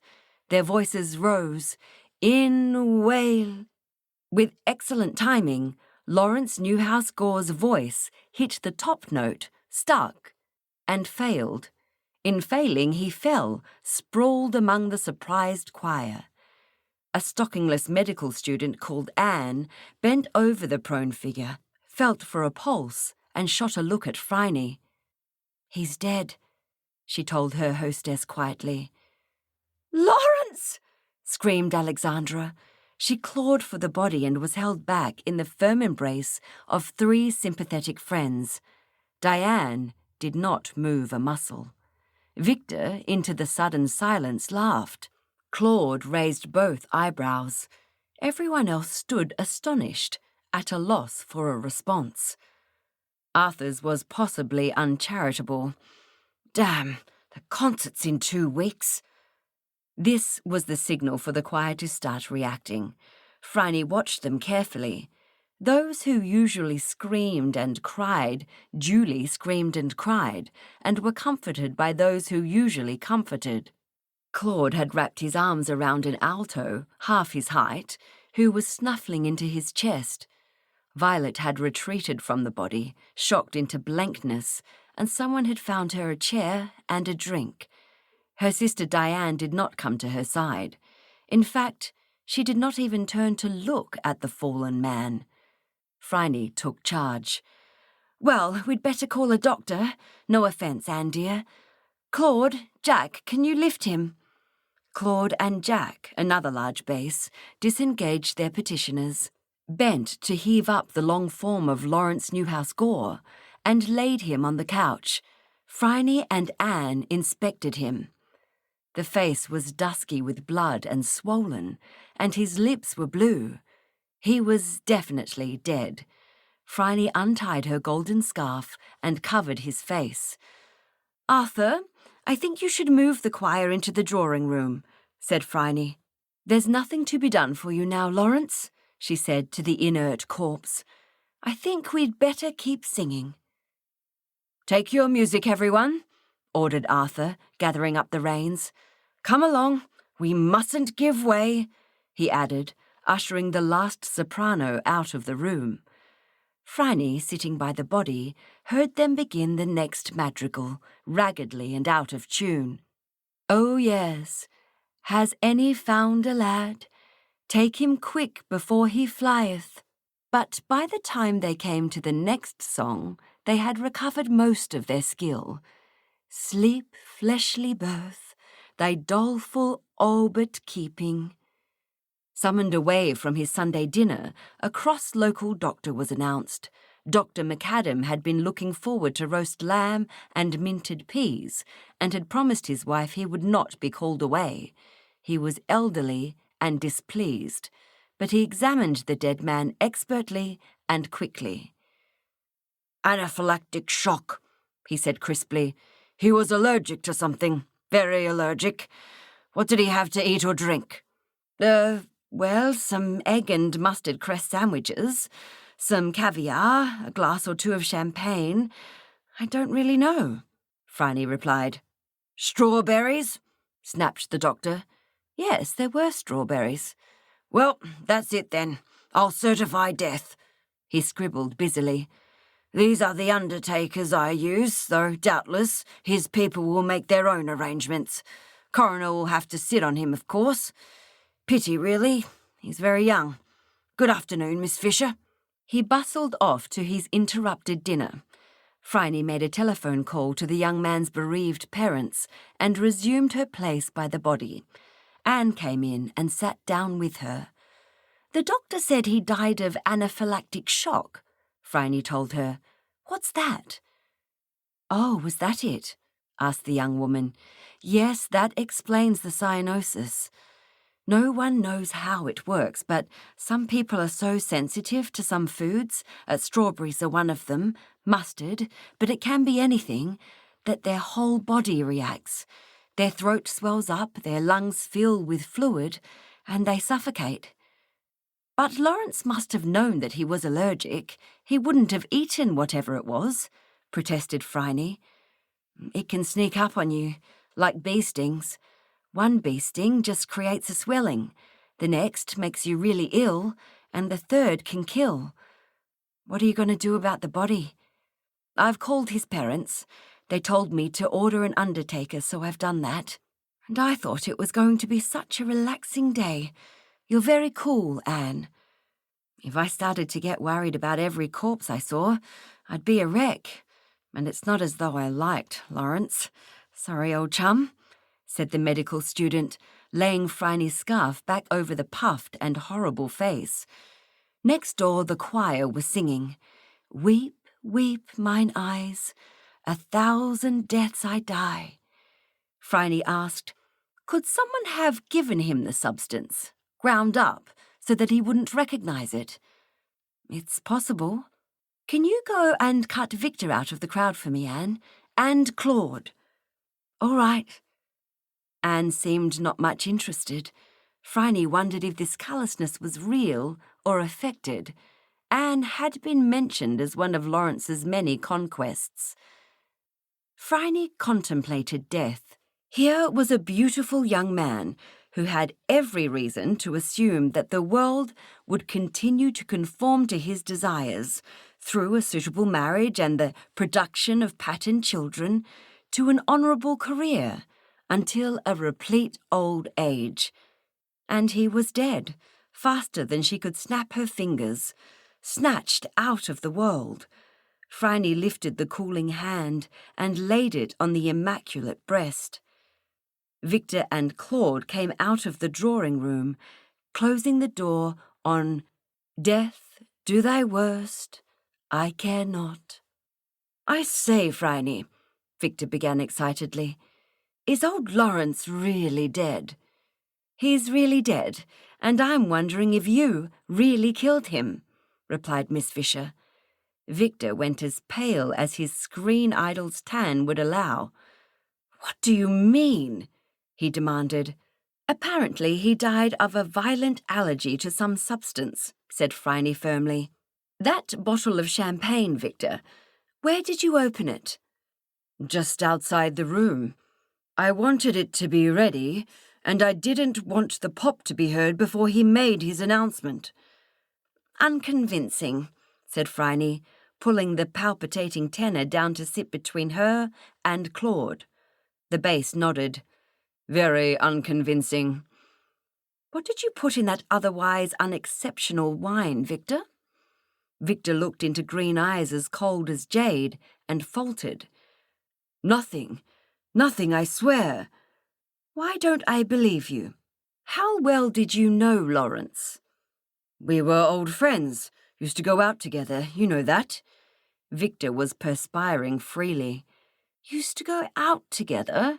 Or stay in together?" "I don't know what you're suggesting," bridled Victor. Claude shook his head sadly. "Yes, you do. Not a new suggestion either. Not that we mind. Some of Miss Fisher's best friends are practitioners of the love that dare not speak its name. Come on, Vic, this is serious. Was Lawrence your lover?" "How dare you?" Victor blustered. Both pairs of eyes considered him, grey and green. He collapsed. Yes, once or twice. He didn't really like me, though. How did you know?" "I always suspect young men who make such a show of their manliness. You protest too much, Victor. Now, did you know that Lawrence was allergic to some kind of food? What was it?" "I have no idea. He ate what he liked, always." Victor squirmed, then said, "He was allergic to bee stings, though. He must have been stung, that's it. No one killed him, it was an accident. I'm glad he's dead. He had a letter of mine. He wanted me to—" "Tell us," said Phryne, grasping the shaking hands. Victor gasped. "He wanted me to marry Diane, take her off his hands, make her a good husband. She likes me well enough, but I couldn't. He burst into tears, leaning his forehead on Phryne's bosom. She held him for a moment, then pushed him gently away. Not even out of pity could she really bear Victor this close. He stank of Californian poppy and fear. There, now blow your nose and sit up. Go and wash your face, Victor. The bathroom's through there." "Do you think he did it?" asked the bass, seriously, when Victor had left the room. Phryne shrugged. "We'll know if he comes back. He's scared enough to bolt. That's why I'm giving him the chance." "He might be faking, and we still don't know why he opened the bottle outside the room." The choir had begun on the next madrigal. Adieu, sweet Amaryllis, for since to part your will is, when Victor returned, mopped up and red-eyed.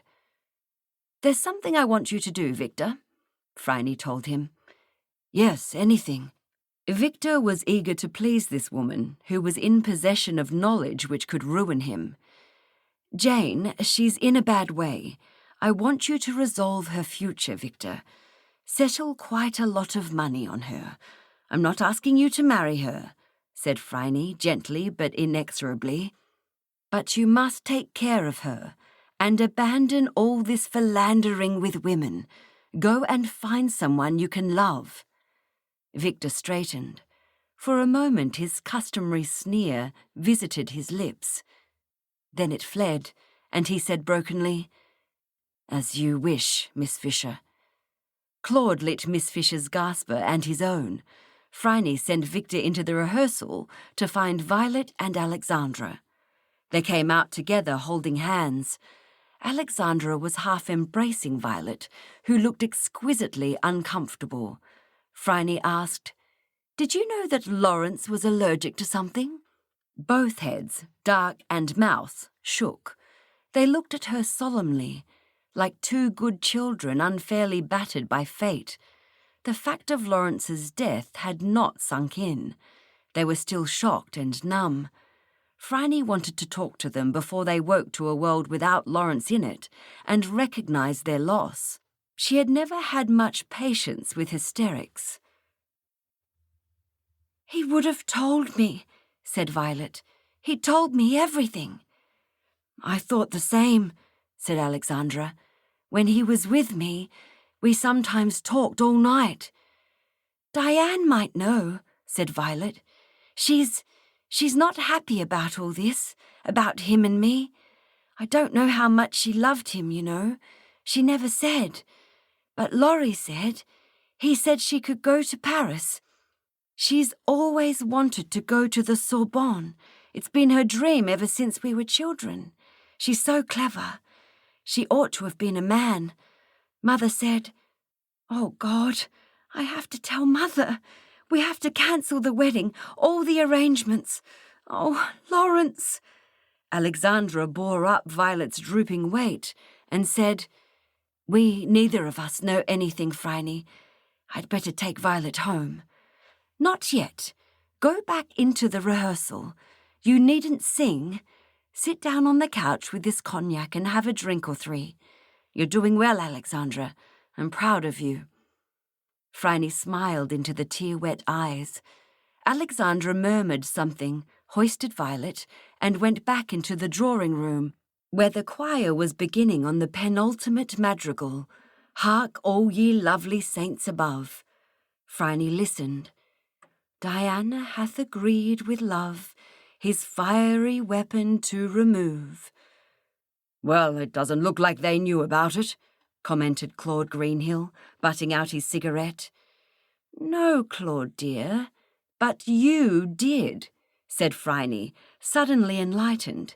She seized Claude by the earlobe and led him, protesting, into the alcove where a view of the assembled choristers could be had.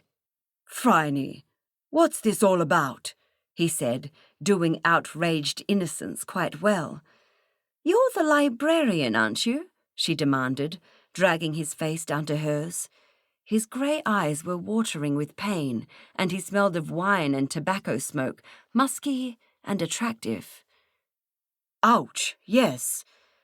So you arranged the music in the order in which it would be sung, she continued, keeping hold of the offending lobe. Damn it, Miss Fisher, he protested, then grunted. I did. Stay still unless you want to go through life in a mono-oral state.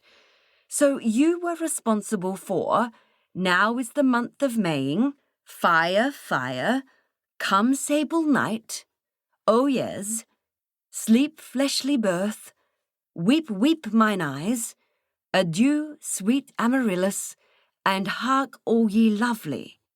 Well, actually, Morley, Ward, Tompkins, Ramsay, Wilby and Wilkes were, but ouch! I put them in that order, yes. To spell out a message to the hearer, one particular hearer, I suspect. She released him and he straightened up, rubbing his ear. What message? He bluffed.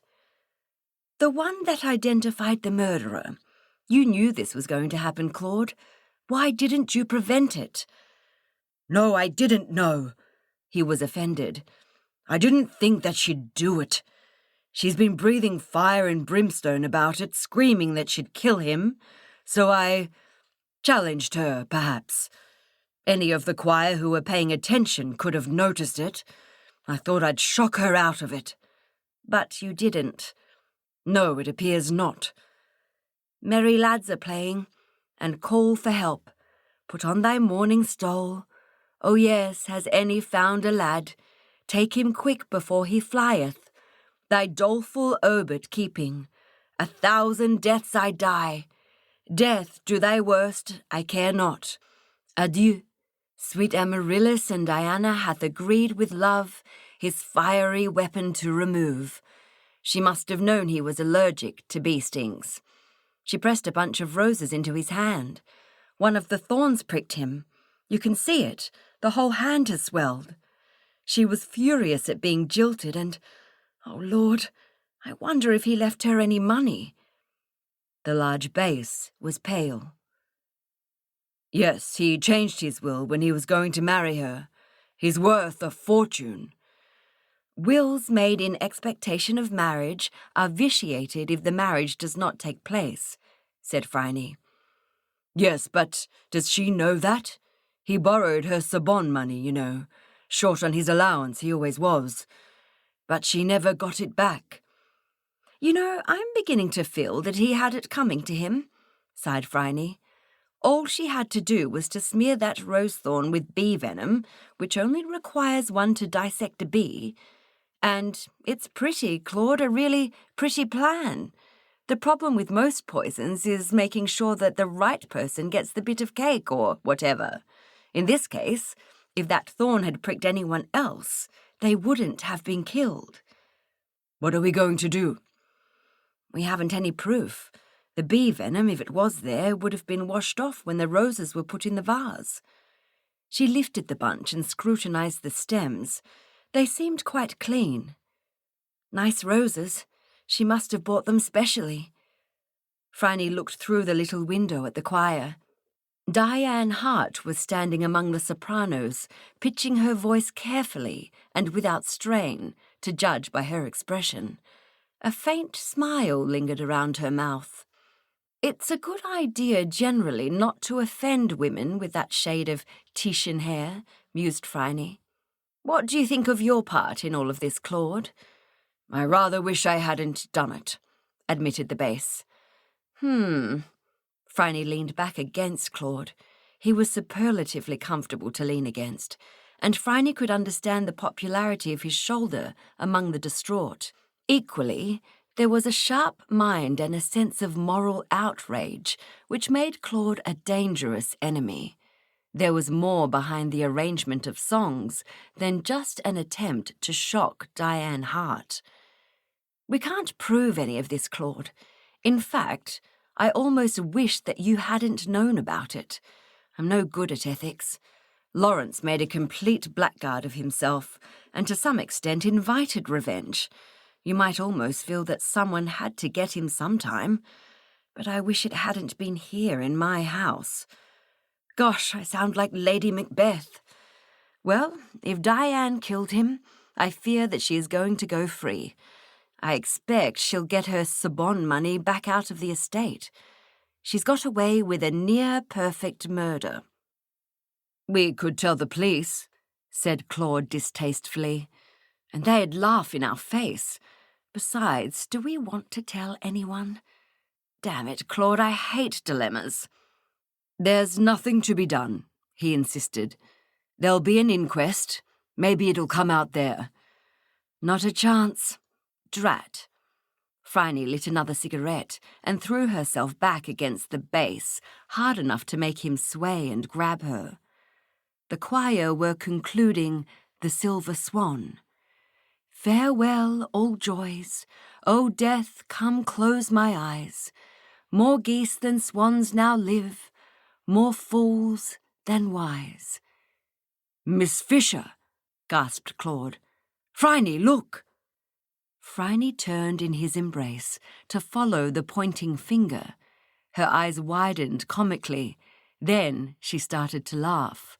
Claude joined in after a moment, and they reeled, clasped in a close embrace, slipping down onto the Persian rug where they laughed until they cried. Drunkenly, unsteadily, out of the velvety heart of Diane's red roses, a bee was crawling. The boxer. She was pinched and pulled, she said, and he by friar's lanthorn led, tells how the drudging goblin sweat to earn his cream bowl duly set. John Milton. L'Allegro. Miss Fisher, I want you to find my granddaughter. It was a cold winter's day in St. Kilda, and Mrs. Ragnall was wrapped up so tightly in furs and a sense of personal grievance that she resembled a polar bear with a hangover. This awful woman was sitting in Phryne's parlour, drinking tea from a bone china cup and making unpleasing slurping noises. It was a parlour which at most times exuded comfort. An art décoratif mirror and statue, a nude bronze nymph, vases stocked with winter flowers on a mahogany mantelpiece, a blazing wood fire, comfortable armchairs and sofas, and a splendid Chinese sculpted carpet supplied by the Lin family, generally made this a room designed for elegance, comfort, and civilized conversation. Phryne was currently experiencing none of the above. Mr. Butler hovered nearby, one eyebrow raised interrogatively, silently asking if further refreshments should be offered.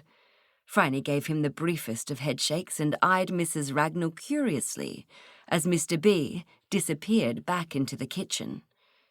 Her visitor would be under 50, but deep lines were scored across her face, at the corners of her wide, disagreeable mouth, and between her eyebrows. This argued either myopia or habitual bad temper. Phryne was prepared to wager a modest amount on the latter. The strong, determined jaw could have been used for ramming triremes. Mrs. Ragnall, this photograph you've given me is a useful beginning, but when did she go missing? Where was she last seen? And what is her full name? Her visitor snorted, plainly feeling that Phryne should be able to produce the lost girl by willpower unaided. Christina Elliot Forrest, she vouchsafed after a dragging moment. She is 8 years old and she lives at my house. Here's my address. She leaned forward with some difficulty, handed Phryne a visiting card, and subsided back into the chair, which creaked ominously under her considerable girth. It bore, amid some watercolour swirls, the legend, Mrs. Florence Ragnall, 19 Samuels Road, St. Kilda, telephone 4967. Phryne looked up expectantly. The slate-blue eyes narrowed. We last saw her a couple of weeks ago. She ran out of the front door to play in the street and we have not seen her since. Phryne gaped inwardly. I assume you reported her disappearance to the police? Police? Mrs. Ragnall shook her head in scorn. What use are they? They are insolent jacks in office, utterly incapable of tying their own shoelaces without a map and compass. And so I've come to you. You are reputed to be so clever at this sort of thing. Mrs. Ragnall's mouth parted in what she clearly hoped was an ingratiating smile. I see. And what about the child's mother? Does she live with you also? She shook her head. Ellie ran away some years ago, poor girl. Such a tragedy. I see. And what was Christina wearing when you last saw her? The top lip buried itself inside the lower in a look of mulish obstinacy. I don't remember now. Normal clothes, I expect. A dress and her red overcoat. And her galoshes. Phryne stood up, indicating that the interview was over. Mrs. Ragnall lurched to her feet and looked Phryne straight in the eye. "Such a dear, sweet girl," she crooned, in a voice of pure marzipan. "You will find her for me, Miss Fisher?" "I will do my best. Good day, Mrs. Ragnall." What an unpleasant individual, Phryne mused. She would normally have asked Dot for her views, but her companion was away, visiting an ailing aunt with chicken soup, lemon and honey drinks, and relentless sympathy. Something here did not add up. Mrs. Ragnall had lost a granddaughter, declined to report it to the police, and waited a whole fortnight before reporting the child missing. On top of this, she casually volunteered the information that she'd lost her daughter as well. She seemed uncommonly careless. Phryne put on her deep blue overcoat, velvet and silk, with gold frogging on hems, collar and cuffs, and called for Mr. Butler to bring the Hispano-Suiza around to the front of the house. Her first stop would be City South Police Station, where she knew Hugh Collins would be making his indefatigable contribution to policing in the sovereign state of Victoria, and Hugh might be able to shed some light on this curious disappearance. "Yes, Miss Fisher, I do remember Mrs. Ragnall."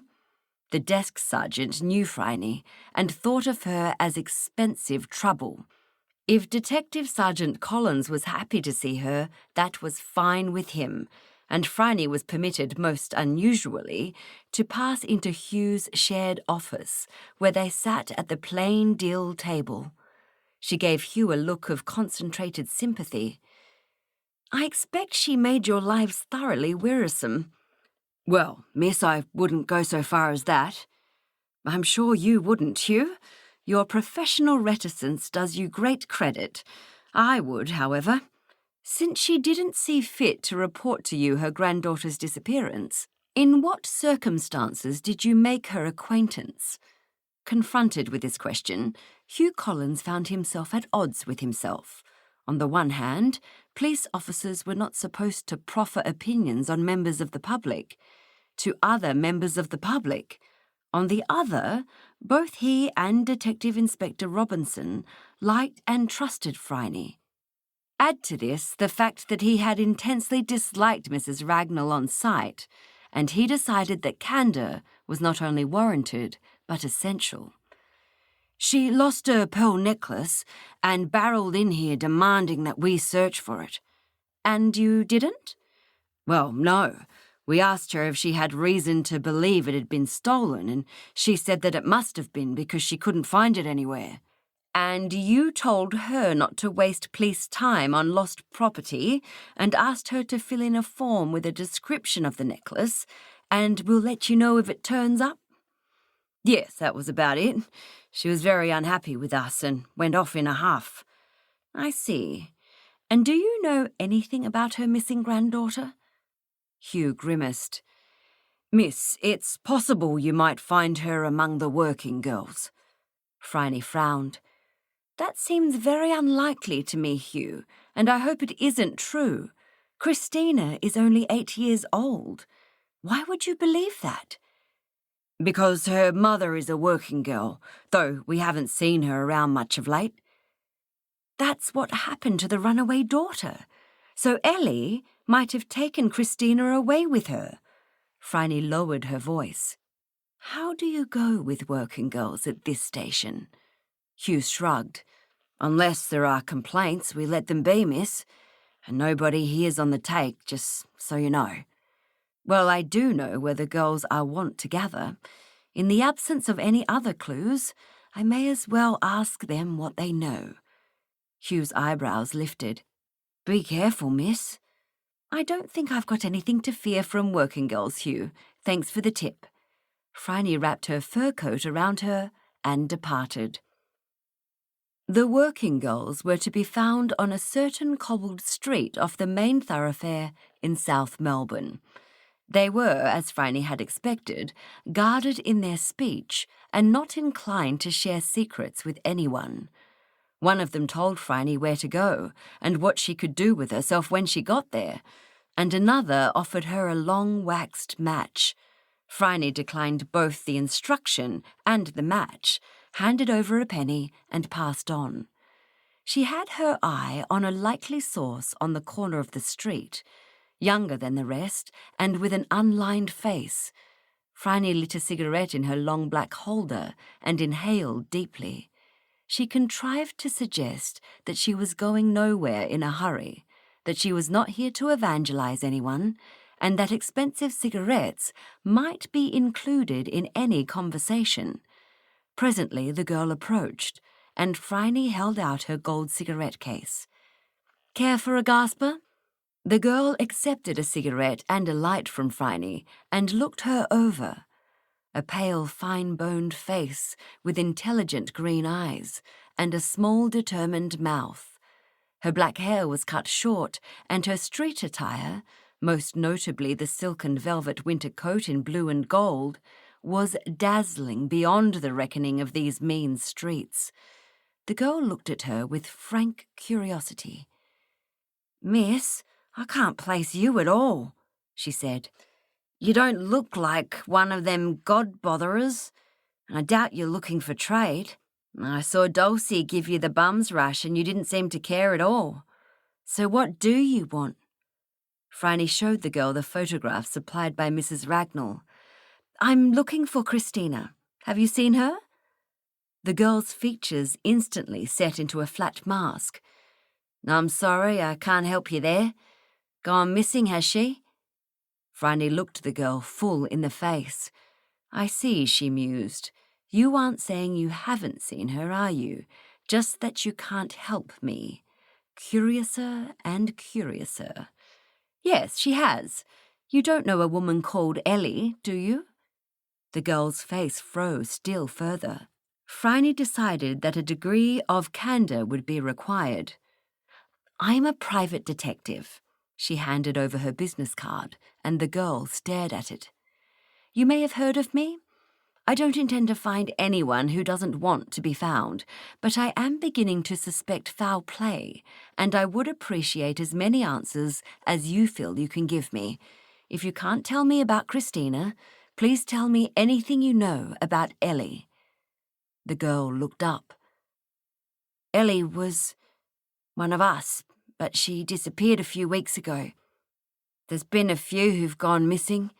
We don't know what to think, and, well, we're scared, miss." She stared at the card again. "Look, I'm sorry, Miss Fisher. I can't tell you anything more. Thanks for the smoke." With that, the girl disappeared around the corner. Phryne lit another gasper and considered her next move. A visit to her sister would seem to be in order. Eliza and Lady Alice Harborough, now plain Miss Alice Beaconsfield to all she met on these fatal shores, lived in a small flat on Beaconsfield Parade, quite near Phryne's house, and devoted themselves to good works among the poor. They might know something about Ellie, and possibly even Christina. Eliza was delighted to see her sister. Her philanthropic work seemed to have improved both her spirits and her temper, and she hugged Phryne impulsively. "Come in and have some tea." "Yes, thanks. I'd love a chat. Her ladyship not home?" Eliza's face split into a grin. "She's gone to see a member of the government, to give him a hard time. Come and sit in the kitchen, then." Her sister's flat was in a building made of brick and bluestone, and its interior was small, unpretentious, and filled with books and notepads. It was scrupulously clean and tidy otherwise, however. There seemed to be a lot of G.B. Shaw, and Beatrice and Sidney Webb's massive tomes were also in evidence, bristling with bookmarks. Eliza and Alice were committed Fabians, and the Webbs and Shaw were the high priests and chief prophets of gradualist socialism. Eliza made a pot of tea and offered Phryne a cup, which she sipped without enthusiasm. "What is Alice seeing the government about?" Phryne inquired, putting down her cup. "Working girls. We know it's unlikely we'll get prostitution legalized. There's so many cops on the take that the police are dead against legalization. It's all just part of—" Phryne, smiling, raised her right hand. Eliza paused mid-harangue. "Sorry, Phryne," she said. "I mustn't treat my own sister like a public meeting. Anyway, you know all this, don't you?" "I do. And it's funny you mentioned the working girls because that's what I've come to talk to you about." Eliza leaned forward over the table, all attention. "Any in particular?" "You know the girls who solicit in South Melbourne?" "Yes, I do. The local cops don't bother them much because they're honest. The cops, I mean. And they've got too much else to worry about. Why do you want to know?" "I'm interested in a woman called Ellie who disappeared a few weeks ago." Eliza sat back in her chair and frowned. "Disappeared?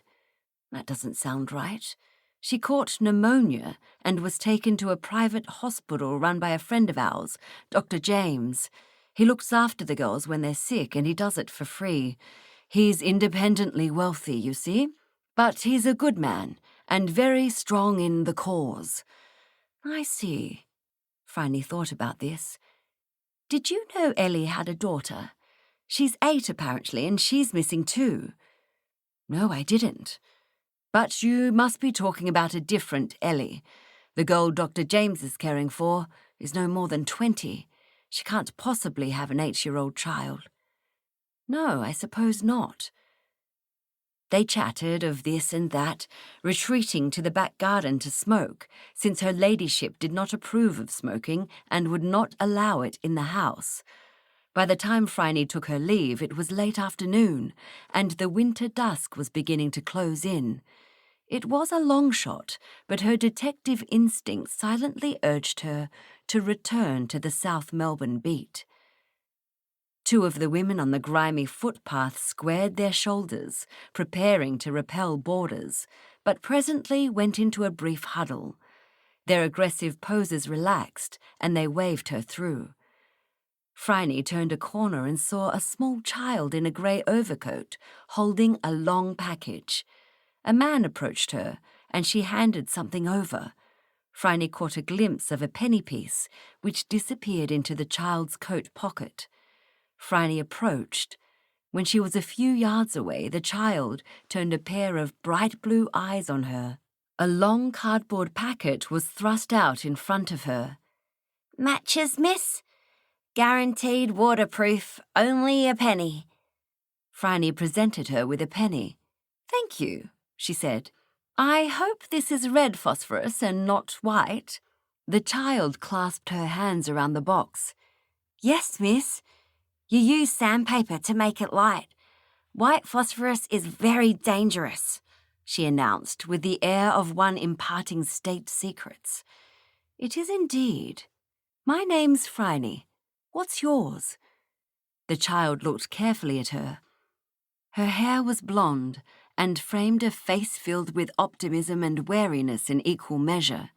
Eventually, a decision was reached. "Christina." "I thought it might be. Aren't you a bit young to be out on the streets alone?" She shook her head with emphasis. "No, because I've got Bear. Mummy gave me to Bear and he looks after me. And the ladies won't let bad men come near me either." "May I see Bear?" Phryne inquired. Again, the blonde head shook. "No, Bear doesn't want to see you." Phryne did some fast thinking. Clearly, this was the missing child, but it was equally plain that Christina was under the protection of the street women. Until Phryne knew far more, there was no point in attempting to persuade Christina to go anywhere. The child's unearthly self-possession declared that there was a lot going on here beneath the surface. Well, it's very pleasant to meet you, Christina. If I need another match tomorrow, will you be here then? The girl gave her a look of shattering directness. Yes. And will Bear be here tomorrow? Maybe. All right. See you then, Christina. Phryne turned her back on Christina and left the narrow street. The skin between her shoulder blades was itching uncontrollably, which could only mean that unseen eyes were watching her every move. She returned to the Hispano-Suiza and drove home in deep thought.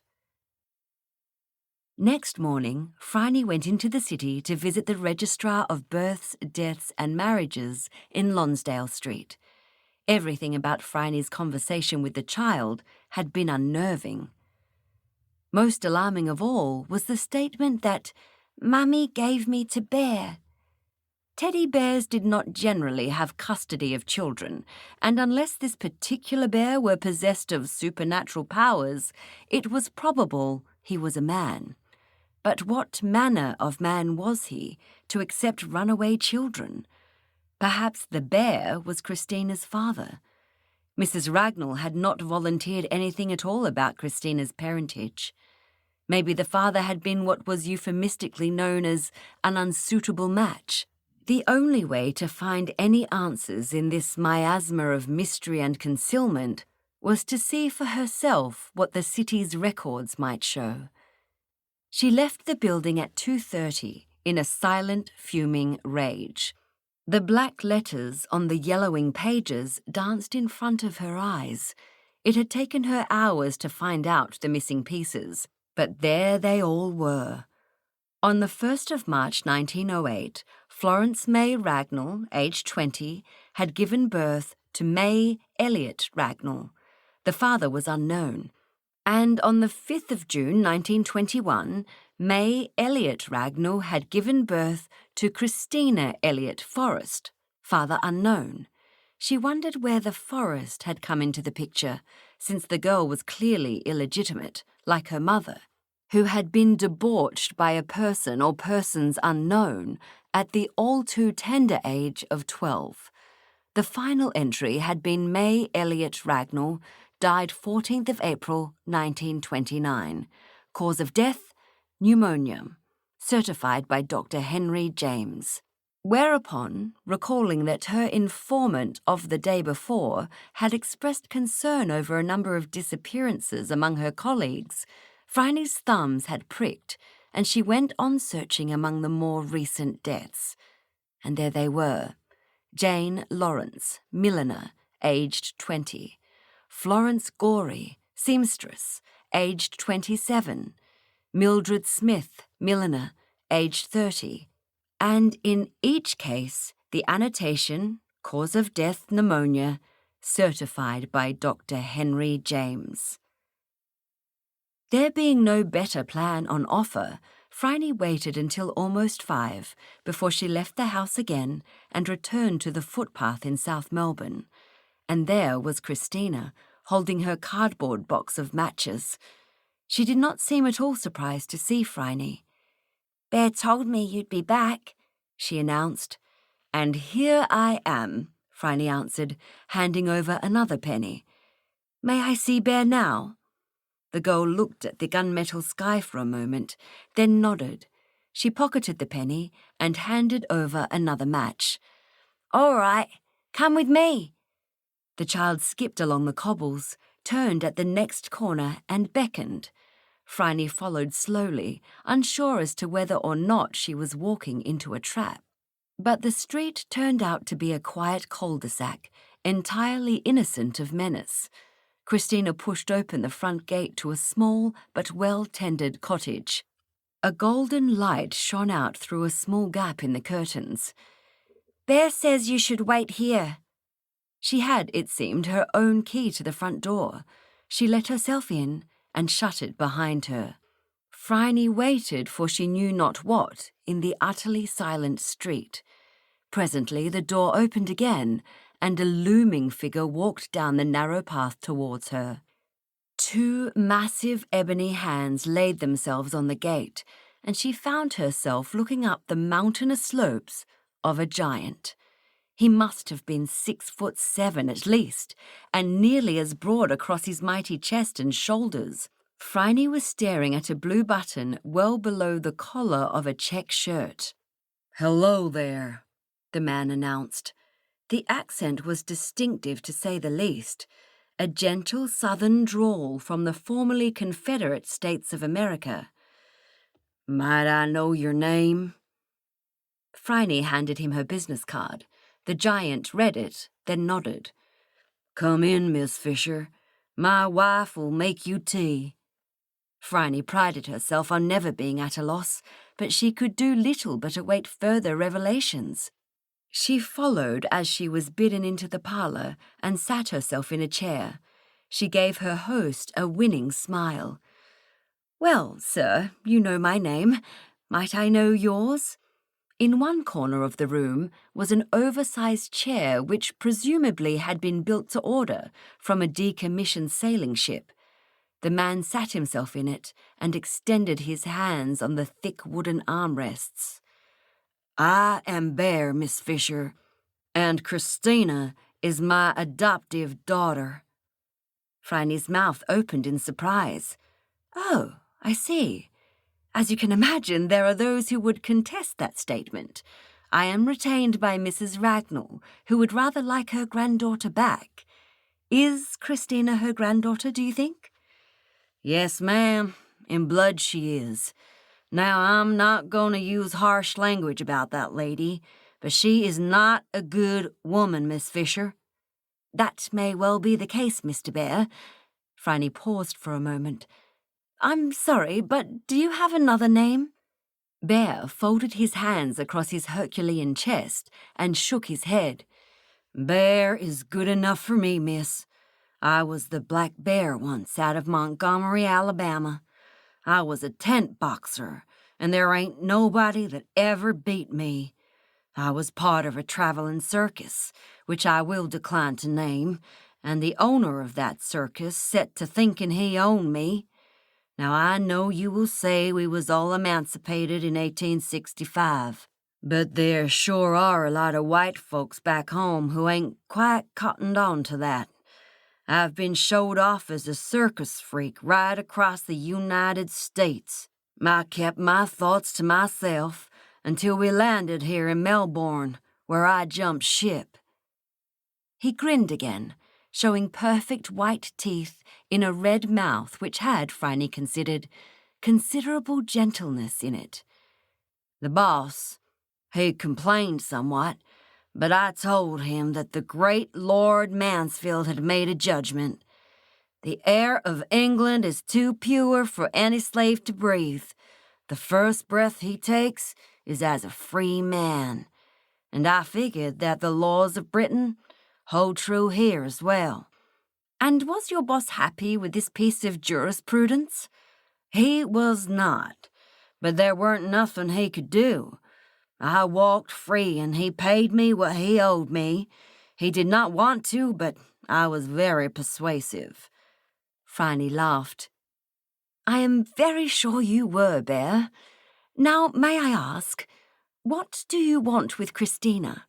Bear had just opened his mouth to speak when Mrs. Bear entered with a silver tea set and 2 cups of white tea, a sugar bowl, and a plate of shortbread. Phryne watched her with interest. She was small and slim, well dressed in a black trouser suit, and her sharp, thin face was vibrant with goodwill. "Here you are, dear." She returned Phryne's scrutiny. "I've heard about you, Miss Fisher. Chrissy told me you'd come looking for her, but you'll do right by us, won't you?" She inclined her face, which Bear held with exquisite gentleness, and kissed on the cheek. "Now, don't you fear, Rosie. I'm sure Miss Fisher won't do nothing rash." When Rosie had left the room again, Bear gave Phryne a penetrating look. "Rosie can't have children of her own," he explained. "She used to be a working girl, and that can be something of a problem if you want to bear children thereafter. But she met me and I married her, and I bought this house for us with my circus wages. I'm proud of my Rosie. She's a good woman, and that's why the working girls keep an eye out for Christina. They know about her, and they know about Mrs. Ragnall." "And Ellie, Christina's mother?" Phryne prompted. The easy smile vanished, replaced by a stern, suspicious look. "Miss Fisher, what do you know of her?" "More than you might think." Phryne leaned forward in her chair, sipped her tea, and looked Bear straight in the face. "Would I be right in supposing that Mrs. Ragnall has similar plans for Christina?" The expression on the man's face told Phryne she had guessed right. "Miss Fisher, have you met a man called Forrest?" "I have not had that dubious pleasure, and please, Bear, I urge you to restrain yourself for Christina's sake. By the way, why is she selling matches in the street?" "She believes that everyone should earn an honest living, Miss Fisher. Rosie works in a shop now, and I—" He leaned back in his chair, all too conscious of his gigantic strength. "I am employed to keep order in certain public houses. Christina declared that she wanted to work too, and so we let her sell matches when she's not in school. No harm will come to her in this neighborhood." Phryne stood up. "Thank you for your time, Bear. I intend to tell Mrs. Ragnall that her granddaughter cannot be found." Bear stood up also, his head slightly bent so it did not brush the low ceiling. "Why, thank you, ma'am. This has been a pleasure." Phryne returned to her car in thoughtful silence. She would need to telephone Dr. Macmillan. Then there were 2 more visits to make tomorrow, and then the case would be finished. One visit would be very unpleasant, the other less so. "Miss Fisher!" Mrs. Ragnall greeted Phryne with enthusiasm and ushered her into the sitting room. "You have news?" Phryne surveyed her ghastly surrounds, all chintz wallpaper and gimcrack furniture, and stared with disfavour at a loathsome object sitting in an armchair adjacent to Mrs. Ragnall. He was large, portly, and wearing evening dress. He rose properly, made the most perfunctory of bows, and settled back in his seat. He had the sort of moustache that looked as though a caterpillar was making its way across his lip preparatory to disappearing up one nostril. His weak, ingratiating expression and watery blue eyes made Phryne want to hit him in the face with a half-brick. Mrs. Ragnall caught Phryne's look and clasped her hands together. "This is Mr. Forrest. Such a comfort to a poor old woman alone in the world." "The pleasure is all yours, Mr. Forrest," Phryne ventured. Both faces gave a look of clouded puzzlement. "Mrs. Ragnall, I am sorry to say that your daughter Ellie is, alas, deceased, and Christina has emigrated to Queensland. She has left instructions to the effect that she's found a happy home and that no correspondence will be entered into." Phryne scrutinised both faces with the utmost care. While they were decidedly weather-beaten, the matching expressions were exactly those of children whose ice creams have melted and fallen out of their cones onto the footpath. Christina was more adult than the 2 of them together. Suddenly, Mrs. Ragnall's features rearranged themselves into what she plainly imagined was moral outrage. "Really? This is outrageous! The child is far too young to know what's best for her, Miss Fisher." "And you do?" Phryne inquired, raking both of them with a freezing stare. "After all, you took such good care of Ellie, did you not?" "Ah." Mrs. Ragnall began to speak further, but her voice trailed away into incoherent nothings. Elliot Forrest beamed at Phryne as if he expected another ice cream would manifest itself. Phryne continued remorselessly. "I regret that I have had to expend considerable sums in order to discover these facts. My fee will be 30 shillings, cash."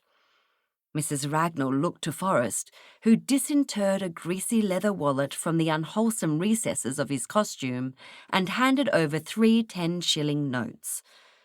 Phryne stowed them in her handbag and gave an airy wave. "Sorry, must dash. People to see and all that." She let herself out into the street and took a deep breath. Well, that was the fun bit. Phryne drove to Dr. James's hospital, filled with foreboding. He turned out to be a pleasant young man, with a face far too lined for his 30-ish years. He received her in his private surgery and shook her hand, offering a smile of unutterable weariness. "Miss Fisher, is it? How may I help you?" "Dr. James, you are in a great deal of trouble. I am hoping that I can help you." Phryne watched as the meagre colour in his pallid features drained away. He shook his head in silent despair. Finally he spoke as if expecting to hear the angel blowing the last trump. "Is this about one of my, female patients?" he murmured. "You've lost 4 working girls this month, Dr. James. You've been helping them out of their misery, haven't you? You look on their wretchedness and you think, how much pain can humankind endure? Now, Ellie never had much of a chance in life. I know her story. Sold off at 12 by her mother to a degenerate lecher. Ran away from home onto the streets of South Melbourne. She caught syphilis, did she?" James shook his head. "Just gonorrhea, which isn't much better. We don't have enough medicines to cure them properly, and there isn't enough morphia in all the world to cure their sorrows." Phryne leaned forward and lifted the drooping chin with her right forefinger. "All the same, you cannot keep euthanizing them.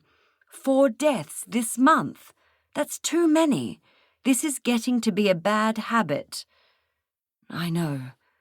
If Dr. James had been any lower in his seat, he would have curled into a fetal ball. "Dr. James, look at me." He did so, raising dead grey eyes to hers. "You are quite mad. Later this afternoon, Dr. Elizabeth Macmillan is coming here to assess you. I expect she will find you unfit to plead to the 4-fold murders you have committed. I gather you have private means? Use them, Dr. James. You may have the run of the best sanatorium Melbourne has to offer. One thing you are not going to do anymore is play God with street girls. You are a good and worthy man who has fallen into a chasm of despair. Now do exactly as I tell you, and you will not be hanged. Do you understand me?" The man shook his head, put both hands to his face and began to weep. Phryne allowed him 10 seconds' grief, then slapped him hard across the face. "Come on," she urged. "Play up and play the game. Grammar expects no less." He blinked at her. "Grammar? How did you know that?" "I made enquiries. It's what I do, you know. Now, do you know what you have to do?" This time he slapped his own cheeks. Such neat hands, too. His white coat hung sadly from shrunken shoulders. "Yes, I think so." He looked Phryne in the eye. "I think you're right, you know. I am mad, aren't I? Mad as a spoon. Good luck." As Phryne left the hospital, she allowed herself a smile. No, that wasn't fun. But returning again to Christina's happy home and handing over Elliot Forrest's 30 bob to Bear and Rosie, now that was going to be visitation of pure joy. A matter of style. With store of ladies whose bright eyes rain influence and judge the prize of wit or arms while both contend to win her grace, whom all commend.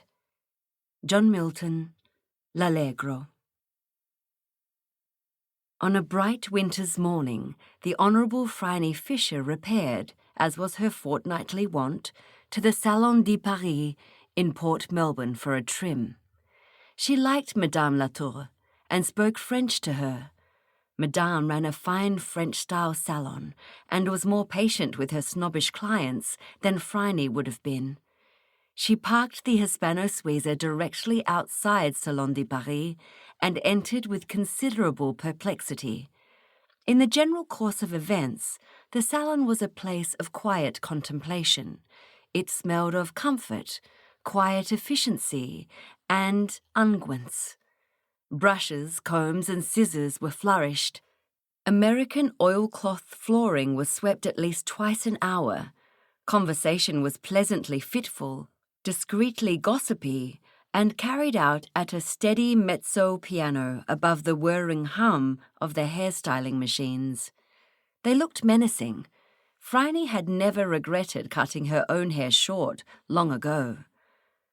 The Salon de Paris this Thursday morning was anything but quiet, and at the centre of events was Mrs. Daphne Ballard, orating on the subject of items missing as though she were addressing the multitudes from Hyde Park Corner. She was by no means the only orator. Mrs. Jones was quietly complaining about a missing necklet, while Mrs. Jenkins was bemoaning a missing hair clip in a muted alto continuo.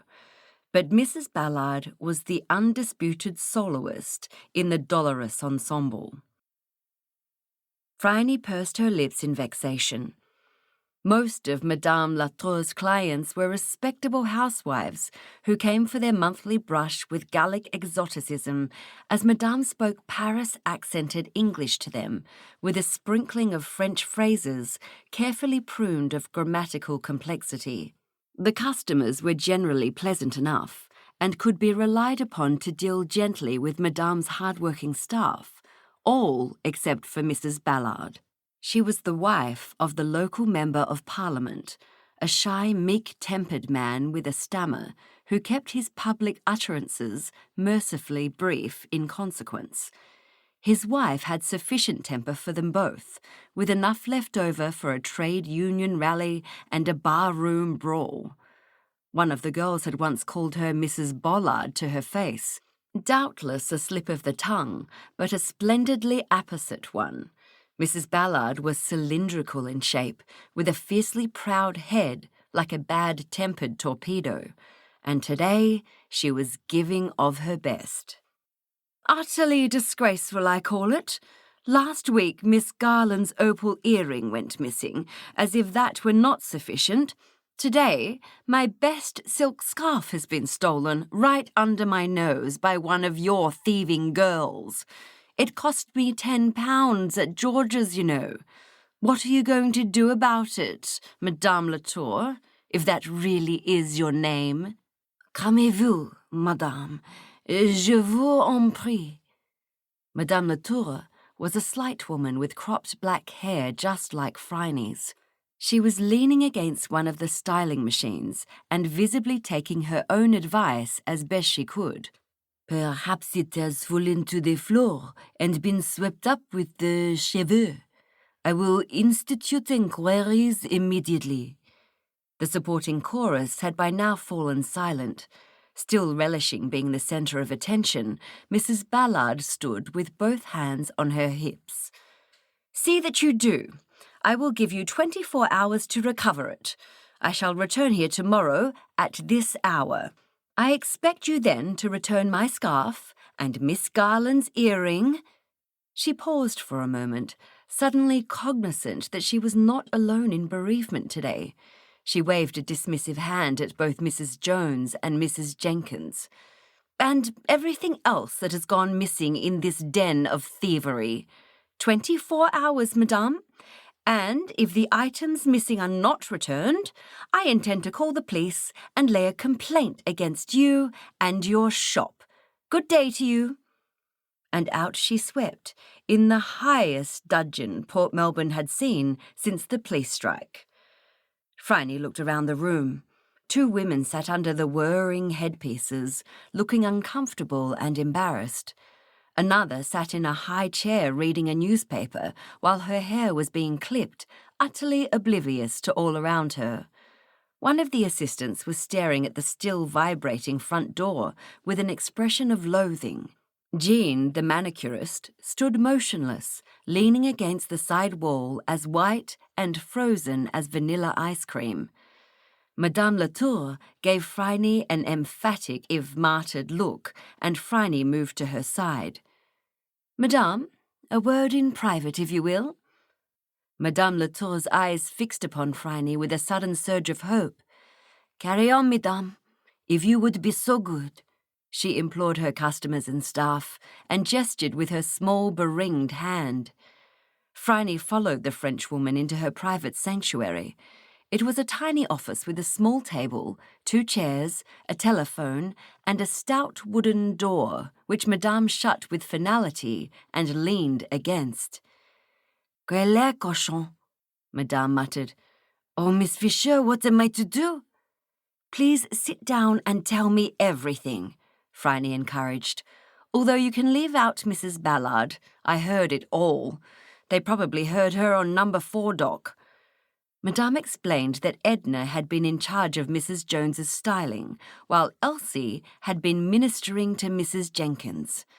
"What about Miss Garland and her opal earring?" Madame took out a lace handkerchief and dabbed her eyes with it. "Oh, Miss Fisher, Miss Garland left on Friday in a good humor, but rang later to ask if we had seen her earring because she had missed it." "One moment. Did she have any hairdressings applied?" Madame leaned back in her chair and considered. "I am not sure, but I remember that it was Jean who attended on her. I will call her in, perhaps?" "Please do." Madame exited the room and returned a moment later with Jean, who stood to attention with her hands clasped tight. "Jean, I want you to tell Miss Fisher about Miss Garland last Friday." Jean opened her mouth to speak, but nothing emerged. "No one's accusing you of anything," Phryne said reassuringly. "I just want to know whether you applied any liquid dressing to Miss Garland's hair." Jean's narrow shoulders relaxed somewhat. "Oh, yes, I believe I did. Why, is it important?" Phryne inclined her head. "Well, yes it is, Jean. If you did, you would have asked her to take off her earring, because opals are a fruit of the desert sands and cannot abide moisture. Did you do that?" Jean nodded. "Yes, I did. She also took off her rings for the manicure. Then I trimmed her hair and put some dressing on it. Before that I took her earring out. She only had the one on her left ear, and put it on the side table with her rings." "And you gave back her rings when you'd finished? What about the earring?" Jean screwed up her face and closed her eyes. "Yes, I saw the rings on her hands again. And the earring, I put it back, I'm sure, though perhaps I didn't fasten it properly." "So it could have fallen out on her way home," Phryne prompted. Yes, it could have done. Madame, I'm so sorry. Please don't give me the sack. I'll be more careful, I promise." "It is no doubt as you say, Jean," interposed Madame. "Very well, you may go." Jean rushed out of the room, all but collapsing with relief.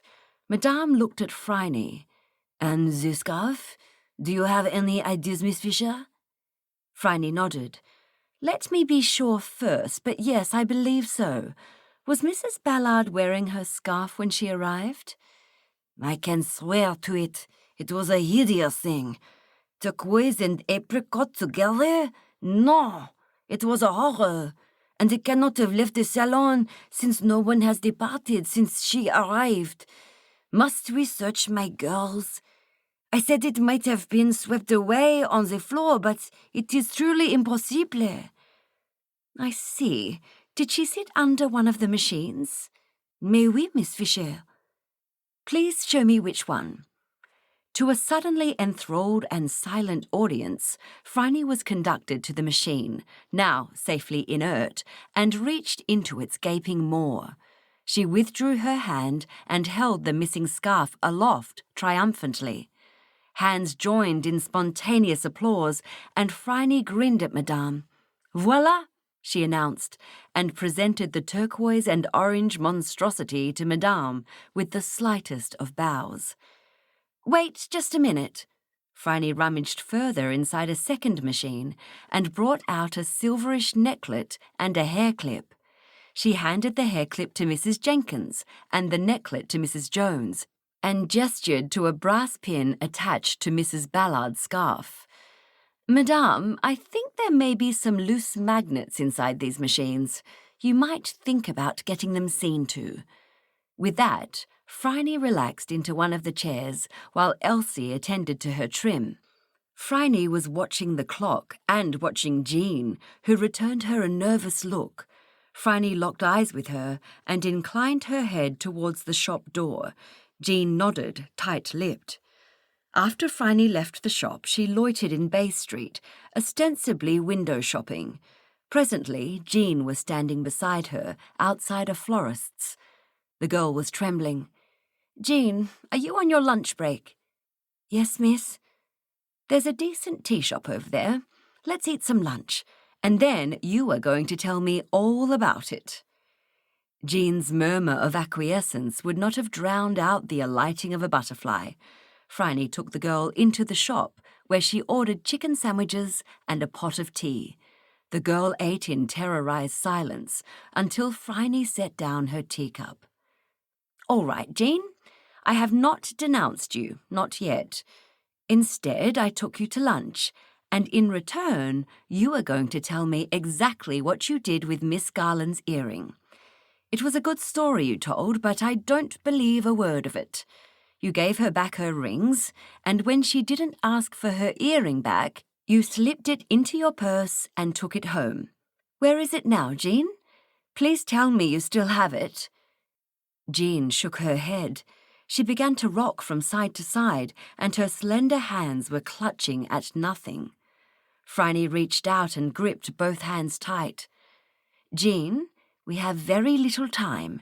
Tell me now, and perhaps we can fix this.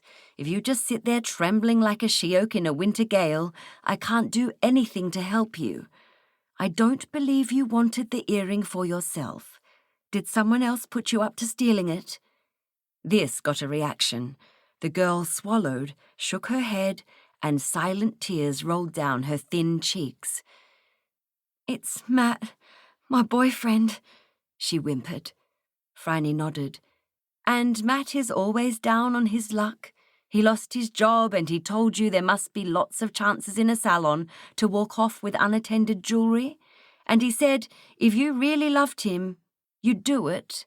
And you did." This brought a silent, tearful nod. "Where is Miss Garland's earring now, Jean?" Jean folded her hands before her breast and looked more stricken than ever. "He pawned it," she whispered. Phryne thought for a moment. "All right, Jean. Here is what you are going to do. This afternoon, straight after work, you are going to see Matt and demand that he give you the pawn ticket. Warn him that he'll be going to jail if he doesn't do as you say." The girl was trembling all over. "Oh, miss, I couldn't. It's just—" She looked positively frightened at the prospect, and it occurred to Phryne that the boyfriend might well be violent as well as shiftless and stupid. In a softer tone, she said, "In that case, tell me where Matt lives, and I will see for myself what can be done." Jean took a deep breath. "He lives at 21 Hodges Street in South Melbourne." Phryne took out her notebook and wrote down the address. "And what is Matt's last name?" "Strong. And he really is strong, miss. Plus he's got a temper on him. Please be careful." "Oh, believe me, I shall be." Phryne grinned at the girl, whose face began to clear. If it was not exactly the breaking of dawn in her eye, it was certainly the glimmer of the morning star of hope. Number 21 Hodges Street turned out to be a run-down boarding house. Weeds grew plentifully all over the sprawling garden. 3 rose bushes, badly pruned, had given up their attempts to add some colour to the dreary ambience. Through the open front door of the house, Phryne could see a middle-aged woman in a grey smock mopping the hallway. She glared up at Phryne. "Yeah, what do you want, missus?" "I am looking for Matt Strong. Is he at home?" The woman plucked a cigarette end from behind her ear, lit it, and took a feverish pull on it. "Yous can bloody have him for all I care. Bloody useless lump that he is. You'll find him out the back in the shed, probably. I ain't even asking what he does there." Beady slate-grey eyes glared at Phryne. "Go on, don't bloody well mind me." Phryne walked down the dingy corridor. Faint groaning noises emerged from behind closed doors. She ignored them and thrust open the back door in time to see a strapping lad of 20 or so sauntering up the brick pathway. He saw Phryne and stopped dead in his tracks. "Hello, Matt," she began. "I just wanted to let you know that the police are on their way, and your only chance of avoiding 6 months' hard labour is to give me that pawn ticket right now." What a specimen, she thought with disgust. Slack mouth, unshaven chin, grimy blue shirt, repellent brown trousers, old boots with the heels gone, and withal an aroma of greasy self-regard unsupported by the faintest vestige of merit. Leaning against the clothesline, he crossed his muscular arms. "Dunno what you're talking about, lady," he drawled. Phryne gave him a winning smile. "The pawn ticket for the opal earring which you persuaded your girlfriend to steal from her workplace. It's in your pocket, isn't it? It's unlikely you'd leave anything in your room in a squalid boarding house like this. Hand it over, Matthew, or the prison doors will slam on your sorry carcass and real hard men will belt the stuffing out of you night and day just for fun. Got that?" After searching his visitor's face in vain for any sign of mercy, Matt reached into his trouser pocket and handed over the pawn ticket, which Phryne slipped into her purse. "Thank you, Matthew." Phryne inclined her chin towards him. "And just so you know, if you ever go anywhere near Jean again, I will hunt you down with a blunt knife and carve my initials in your liver. Good day." Mrs. Ballard's triumphal progress to the Salon de Paris concluded at precisely 11 a.m. She swept into the shop with a pale, embarrassed girl in her train and beheld Madame Latour with an eye that would have transfixed a charging bison. "Well, Madame, what have you to say to us?" Madame smiled softly. Her eye swept around her 4 other customers, who appeared to be smirking, and proceeded to her office door, which creaked open. Phryne emerged, walked up to one of the machines, reached her hand inside the works, and produced the scarf and the opal earring. They shone in her upturned hand. "These machines are still in their infancy, you see," she explained. "Doubtless one day someone will invent a hairdressing cone which does not imbibe customers' personal belongings.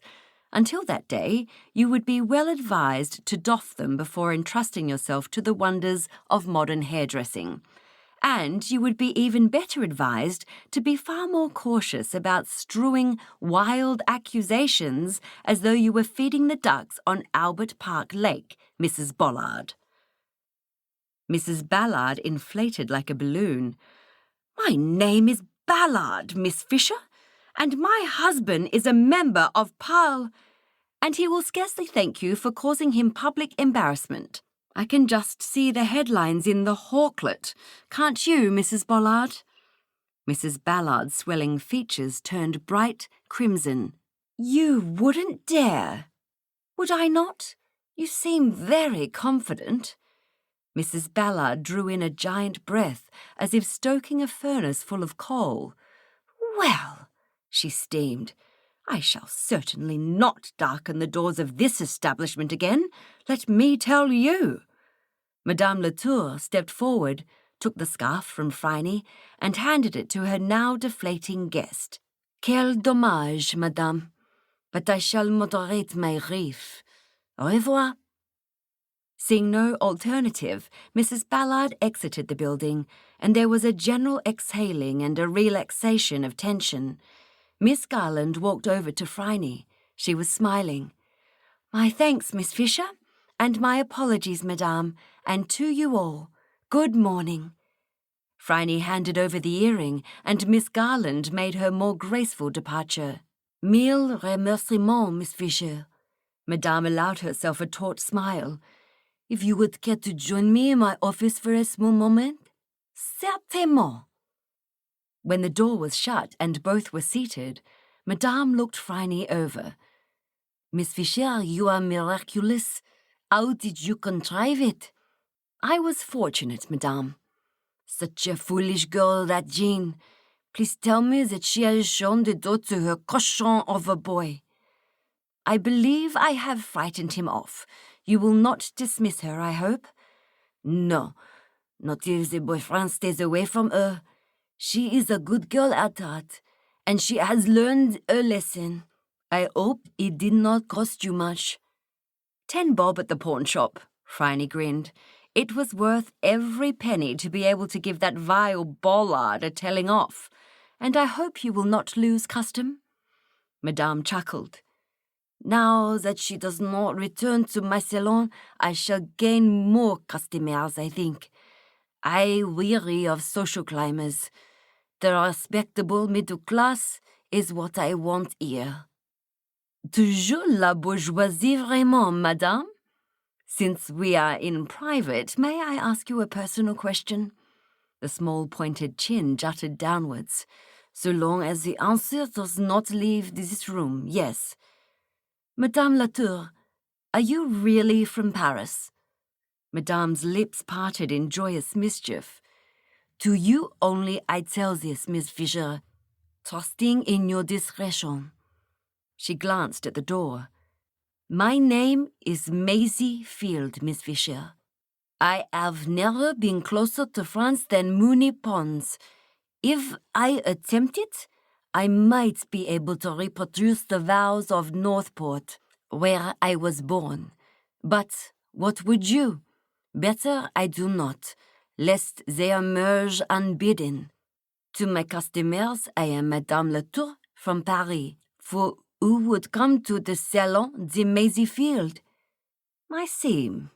Madame, for so I shall call you always, your French is very good." "For Maisie from Northport, perhaps." "Wherever did you learn it?" "Night school. I did intermediate French at high school, but that does not go far, so I attended the Alliance Française in the evenings. M. Dupont was an exacting teacher, but he pronounced me passable." "Indeed. Well, Madame, your secret is secure. I am delighted to have assisted you." Maisie Field rose and shook Phryne's hand. "Bon, d'accord." The Chocolate Factory. "And ever against eating cares, lap me in soft Lydian airs, married to immortal verse, such as the meeting soul may pierce." John Milton, L'Allegro. Phryne sat in her front parlour, arrayed in a crimson peignoir, looking down at a sleeping Ember, who was curled up in blissful content on her lap. She inhaled the autumn breeze which wandered through her open window, bringing the sense of salt, seaweed, and languor. Seated at an easel on the other side of the fireplace, a thin young woman was putting the final touches to her portrait.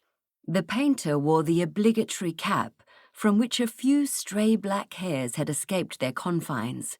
She was wrapped in the customary artist's smock, an austere grey, which had far fewer daubs of paint on it than was usual. Stroking Ember's blissfully purring charcoal head, Phryne watched Miss Carson. Neat was what she was. Her thin lips pursed from time to time, her slate-grey eyes flickered back and forth, and her brush dipped into the globs of paint on her palette with all the precision of a sparrow picking up crumbs from the ground. "I think that will do," Miss Carson declared. Would you like to have a squiz? Phryne rose and proceeded to the canvas. Miss Carson gave her a quick grin. What do you think? Phryne admired. She saw herself in her peignoir, smiling complacently and looking down at her sleeping black kitten. Phryne's gold-framed mirror was strategically placed so that it was a double portrait. A second Phryne and Ember looked out from within the glass. The surrounding background was a sage green which did not reflect her own jazz-coloured walls. Miss Carson pointed with a paint-stained finger. I thought your actual wallpaper would be too distracting, Phryne. I see. It's beautiful. I hope Madame likes it. Phryne had agreed to sit at the urging of her friend, Madame Charpentier, who intended to make a print of the painting to use for the box of her new chocolate assortment. I think she's calling this collection Dark Lady, which I suppose I am. I hope she's paying you for this. Miss Carson took off her smock, folded it, and deposited it into her capacious satchel. Of course. She said she'll invite you over as soon as the first box comes off the production line. Now, where did I put the rose madder? That had been 2 months ago. As it happened, there was no need for Phryne to make the crossing to Footscray. On a dark winter's evening, a car pulled up outside Phryne's house. A uniformed lad opened the front gate and knocked on the door. Mr. Butler inclined an interrogative head. Yes? Miss Phryne Fisher? This is her residence. How may I assist you, young sir? Package for her. Overawed by Mr. B's magisterial presence, the lad handed him a large cardboard box and fled back to the security of the car. Phryne opened the box to an excited audience of Ruth, Jane, and Ember. Within was a cloud of shredded paper. Cats don't eat chocolate, but you may have this instead. She put the rustling box on the floor, and Ember dived in headlong and began to burrow and shred. Phryne held aloft a dark red carton. On the front was the portrait, with the words Dark Lady in an ornate serif font. She placed it on the table and opened it. Girls, you may have one each. Choose carefully. Ruth and Jane stared at the contents, then pored over the underside of the lid, which gave a map of the flavours.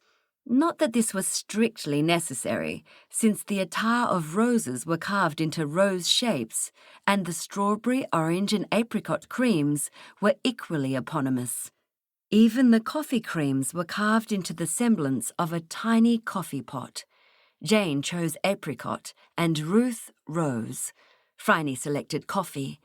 They nibbled, tasted, inhaled, and exulted. Well, girls, what do you think? Miss Phryne, that is amazing. Ruth's pink tongue slowly circumnavigated her lips, determined to sweep up every last fragment. Jane seemed to have gone into a fruit-flavoured trance. Phryne replaced the lid with some determination. Ruth nudged her sister. Look, it's Miss Phryne and Ember. Jolted awake, Jane examined the design. The wallpaper is all wrong, but I believe that is this very room. Miss Phryne, did you have your portrait painted here? I did, while you girls were at school. Why didn't you tell us? Ruth stared at the picture in admiration. I didn't know whether I was going to like it, Phryne admitted. Miss Carson I only know distantly, but Madame Charpentier, who is the maker of these astonishing chocolates, is a friend, and so I agreed to sit for the portrait. Are you going to buy it? Phryne raised her eyebrows.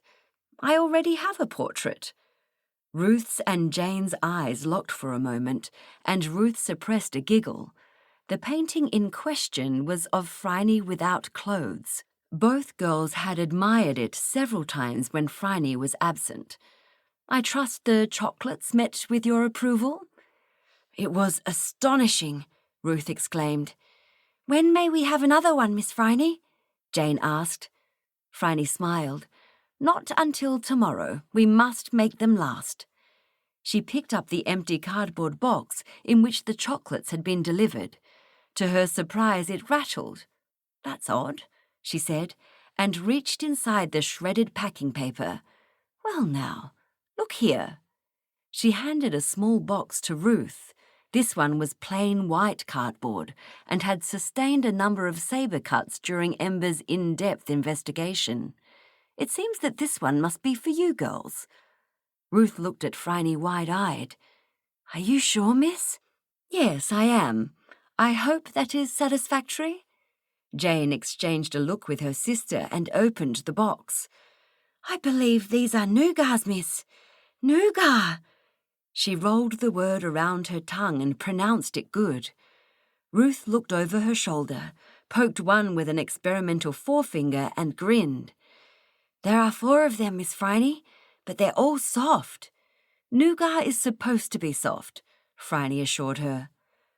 The girls trooped off to their bedroom to be alone with their treasure. Phryne considered that if the box survived the night, she would be very surprised. Later that night, Phryne offered 1 chocolate each to Mr. and Mrs. Butler, 1 to Tinker, and had 1 more herself. The Butlers quietly glowed and thanked her. Tinker ate his with relish, pronounced it "grouse, miss," and thanked her also. Then she retreated to her room. The carton had contained 20 heavenly masterpieces. Since there were now only 13 left, an inauspicious number, she allowed herself 1 more. The attar of roses was the sort of chocolate angels would nibble in heaven, and the carving was so intricate. The machine tools must have cost a fortune. Madame Charpentier was from Belgium, where they understood what chocolate should be like, but she was by no means wealthy. Phryne hoped she had not got in over her head with this project of hers. Still, Phryne considered, it was probably wise to set sail for the very pinnacle of the market.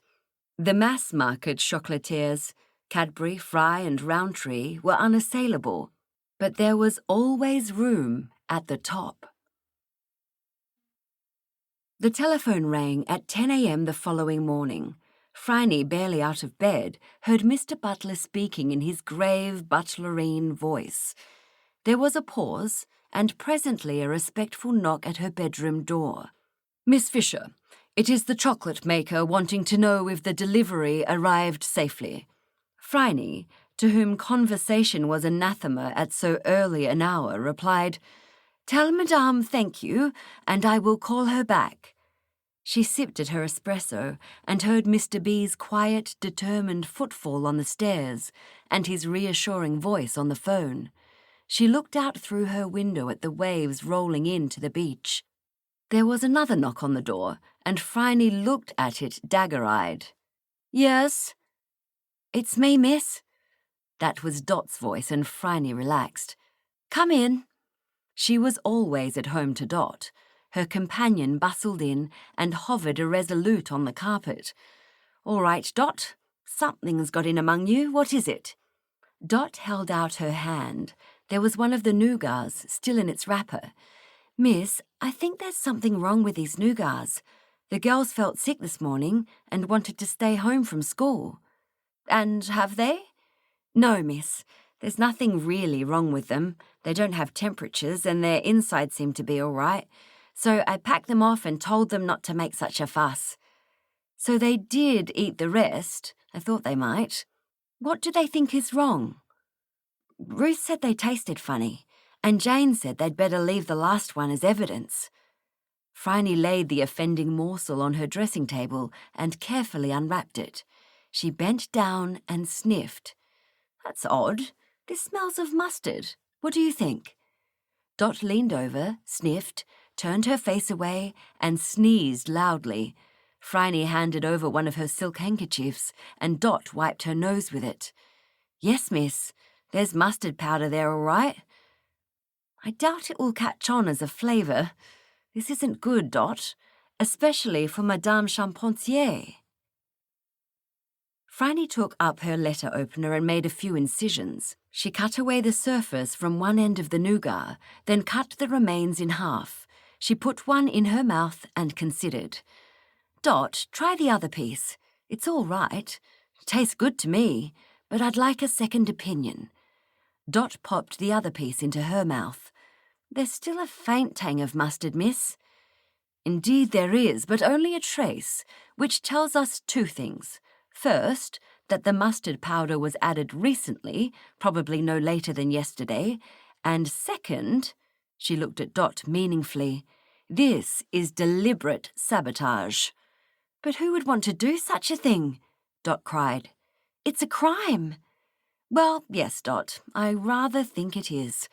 And we are going to find out who and why.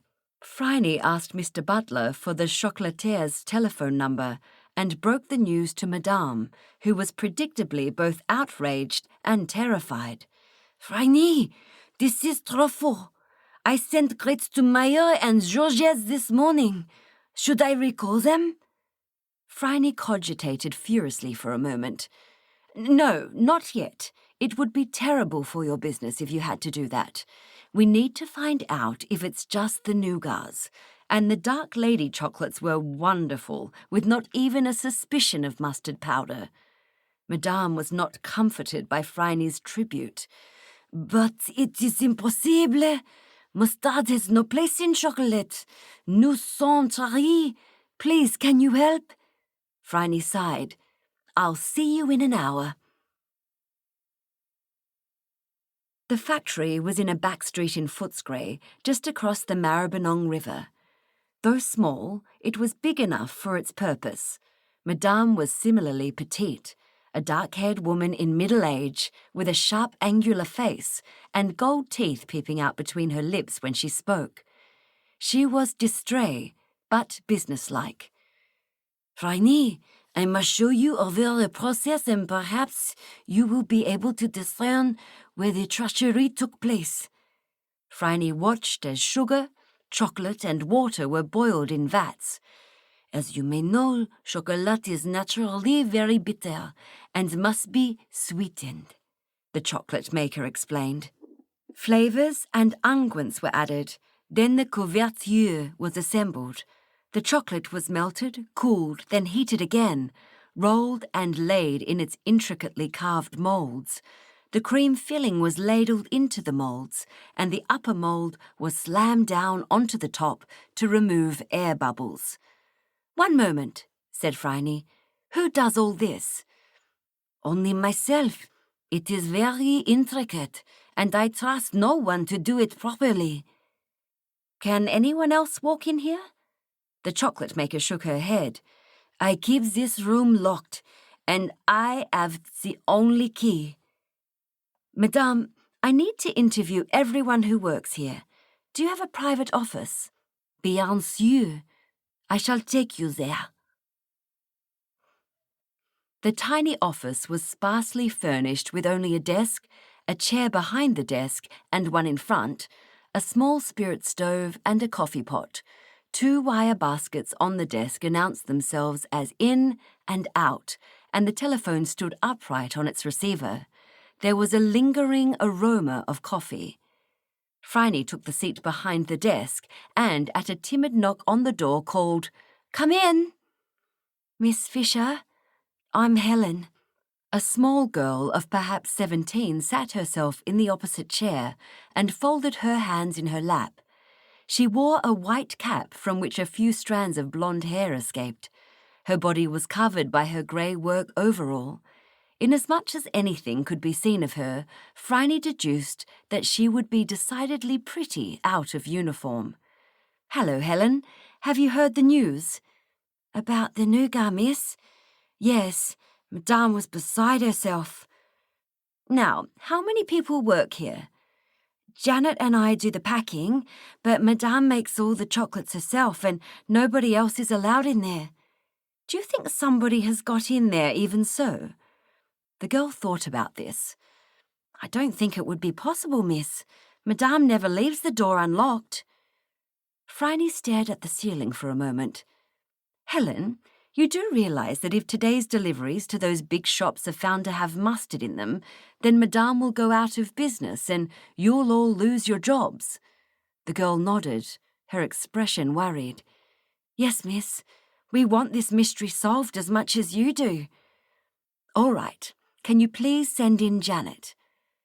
Janet turned out to be a plain, freckled girl with a long single black plait, which she shook out from her cap and held onto with her right hand.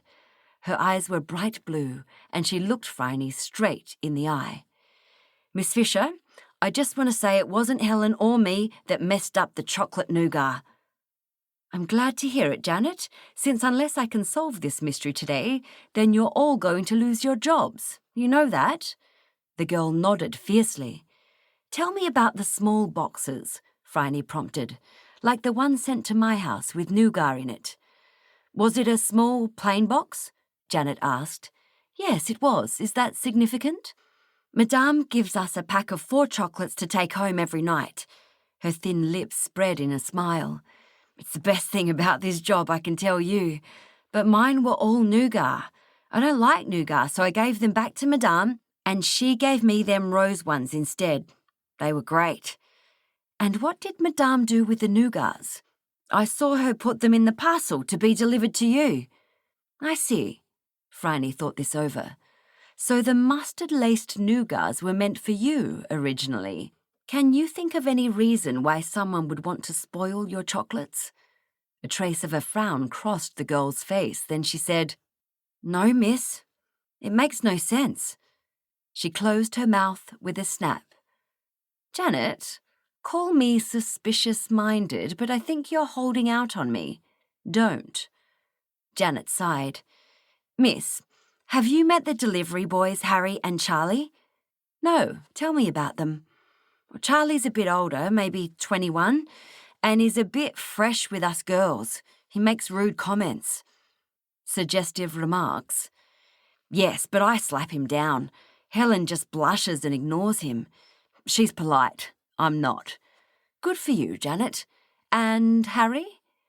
Harry's real sweet on Helen. He's quiet, never says boo to a goose. And how does Helen feel about Harry? Janet shook her head. I told him he didn't have a hope. Really? No chance, miss, the girl said with certainty. I see. Can you please send the boys in now? Charlie swaggered in first, took one look at Phryne and whistled. Cool, missus, ain't you a corker? Yeah, too old for me, but... He leaned against the wall and folded his arms in an attitude of greasy nonchalance. Phryne lowered her eyebrows. Charlie, isn't it? She purred, with Antarctic courtesy. Please let me assure you that the only thing you're likely to get from me is a matching set of black eyes and a broken ankle. That's if you're intending to get fresh, which of course you aren't. Are you, Charlie? Charlie blinked, unfolded his arms and stared at her. No, miss. Good. Now, Charlie, tell me about your relations with the packing room girls. Take your time and do please endeavour to keep it clean. A vacant expression of utter puzzlement descended like a fog over Charlie's visage. What, them Sheilas? Nothing to tell, miss. We pass the time of day, that's all. Helen's a real looker, but there's nothing doing there. She's a good girl. And Janet's okay. Gives as good as she gets, you know. Very well. That will be all. Please send in Harry. Charlie exited the room, looking confused but relieved. 2 minutes later, Phryne was seated opposite a white-faced, shivering young man who looked as though he had been stampeded by a herd of elephants. Harry, you were wasting your time, she told him. It was a stupid idea anyway. Helen wants a self-confident young man with prospects. She's not interested in a tongue-tied imbecile like you. And when Janet told you this, you decided to punish her by giving her mustard-flavoured nougats. Is that correct? No words emerged, but Harry managed a terrified nod. And you couldn't even get that right. Janet doesn't like nougat, so she swapped them for something else, and Madame slipped the mustard-laced nougats into the delivery for me. Did you tamper with anything else? Tell me right now or heaven help you." The trembling youth squealed in anguish. "Oh, miss, it was just that one box, I swear." Phryne gave a grave nod. "Harry, you are a nitwit." The wretched youth nodded. The only good thing about this ridiculous episode is that at least Madame's business is safe and Helen won't lose her job, unlike you. I'm afraid you will have to leave, Harry. Anyone who would pull a preposterous stunt like this is unsafe at any speed. In a special act of mercy, Madame has promised me that she will not be calling the police." The poor boy was now so flattened that Phryne's wrath subsided. She reached into her purse and drew out a £1 note. "Harry, take this. Don't spend it all at once. And please learn some sense." Harry drew himself into something approaching rectilinearity and rediscovered his voice. "Thank you, miss." As Harry slipped out the door into the rest of his ignoble life, Phryne looked down into her lap. 2 more boxes of chocolates nestled there, courtesy of a grateful Madame Charpentier. At 10 and 6pence a box, Phryne felt adequately recompensed for her interrupted morning, and Lin Chung would be visiting that very evening. The Dark Lady would have a little something extra with which to entertain him. The bells of St. Paul's. Sometimes with secure delight, the upland hamlets will invite, when the merry bells ring round, and the jocund rebecks sound. John Milton, L'Allegro. The bells of St. Paul's began to ring in the middle distance as the Honourable Miss Phryne Fisher and her companion, Miss Dorothy Williams, leaned back in their exquisitely padded chairs and sighed. High tea at the Windsor was everything it ought to have been. The tea was Earl Grey and marinated to perfection, the sandwiches imaginatively variegated, the cakes light, flavoursome, and pneumatic, and the champagne enthusiastic, brut, and from the altogether superior cellars of the Widow Clicquot. The savouries were superb. Each morsel of pie, quiche and meatball was appropriately spiced, garnished, and encased in pastries of delicate toothsomeness that did not simply melt in the mouth, but rather insinuated their way into the taste buds like a lissom foreign agent diffusing exotic perfumes.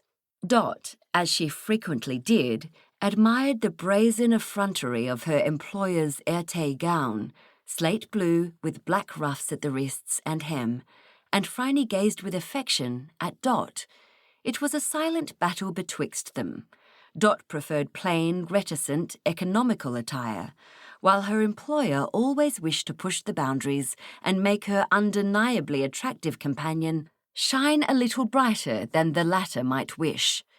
Today's autumn brown dress, custom-built by Mavis Ripper, was the latest in a series of mutually acceptable compromises.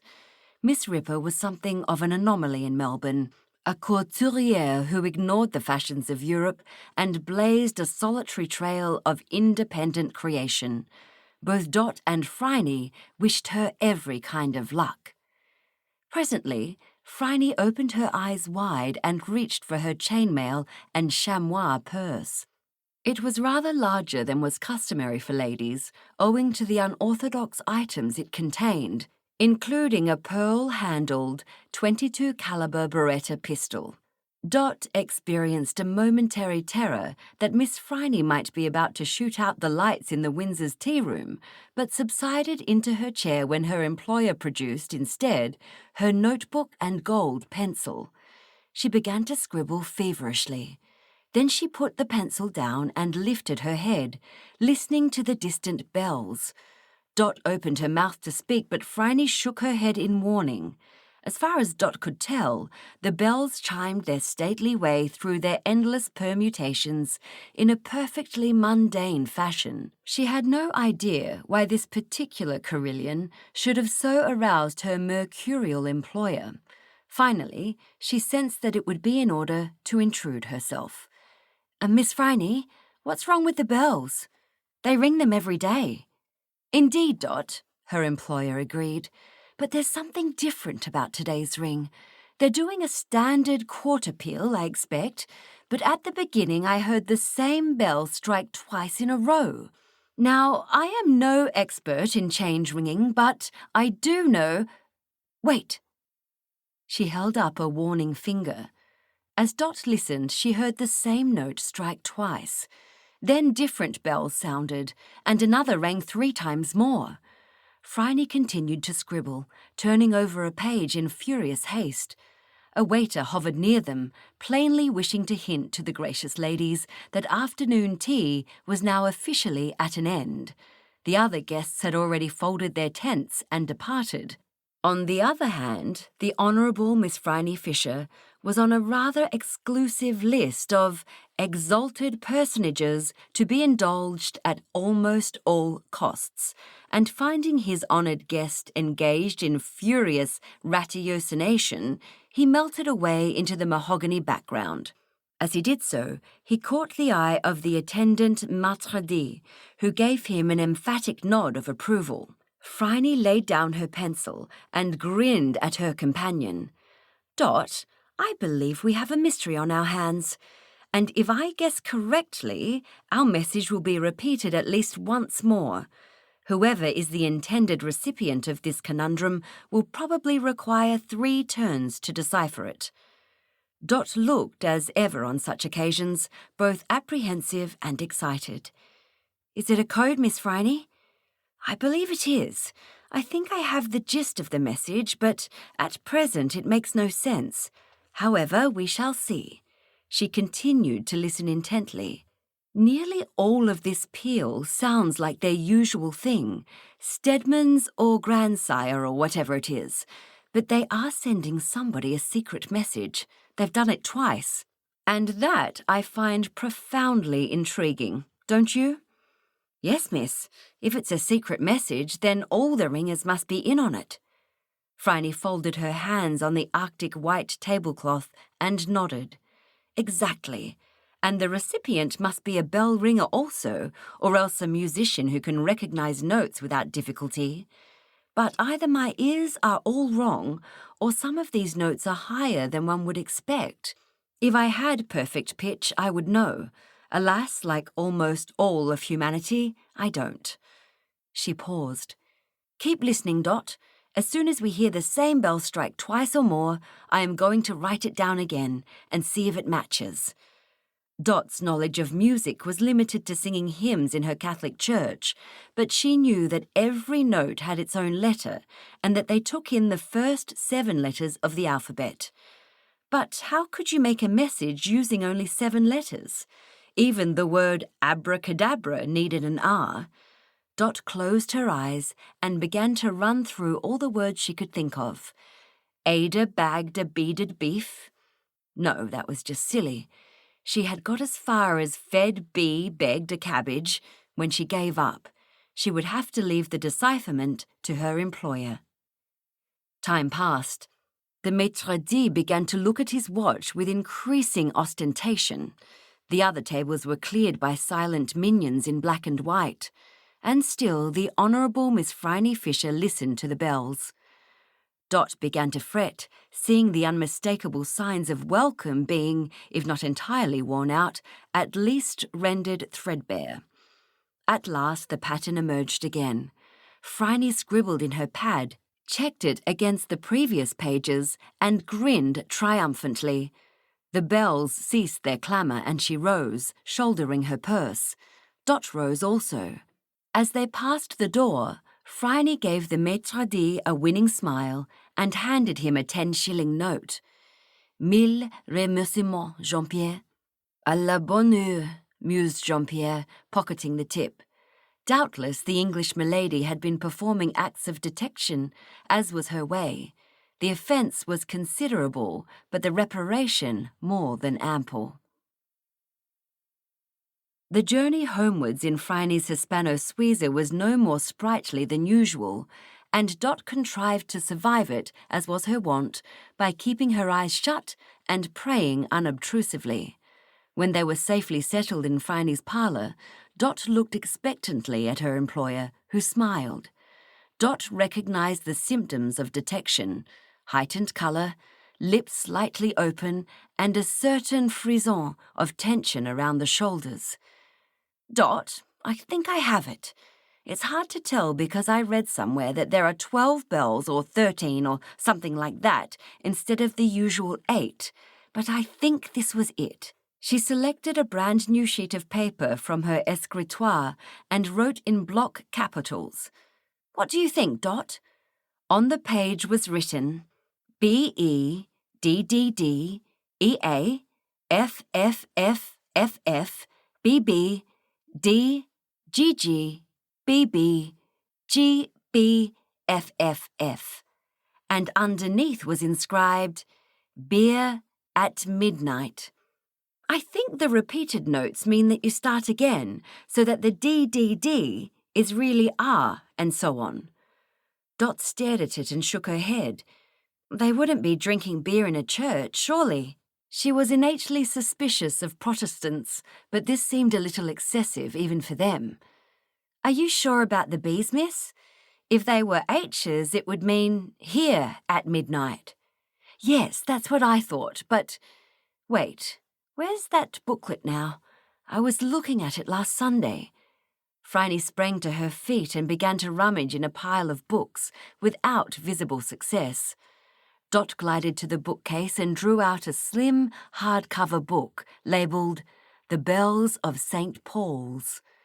She dimpled as she handed it over, and Phryne's face lit up like a Christmas shop window. "What would I do without you, Dot? Yes, here it is. Aha!" Phryne rifled through it and planted an accusatory finger on page 4. "See here? 12 bells, tuned in C sharp. I thought the notes were higher than usual. Our cryptographer knows that in German B proper is actually B flat, and they use H for B natural. And our mysterious messengers have pruned away all the sharps and left us a gorgeous puzzle. If you say so, miss." To Dot, the nuances of musical theory were like abstract German philosophy.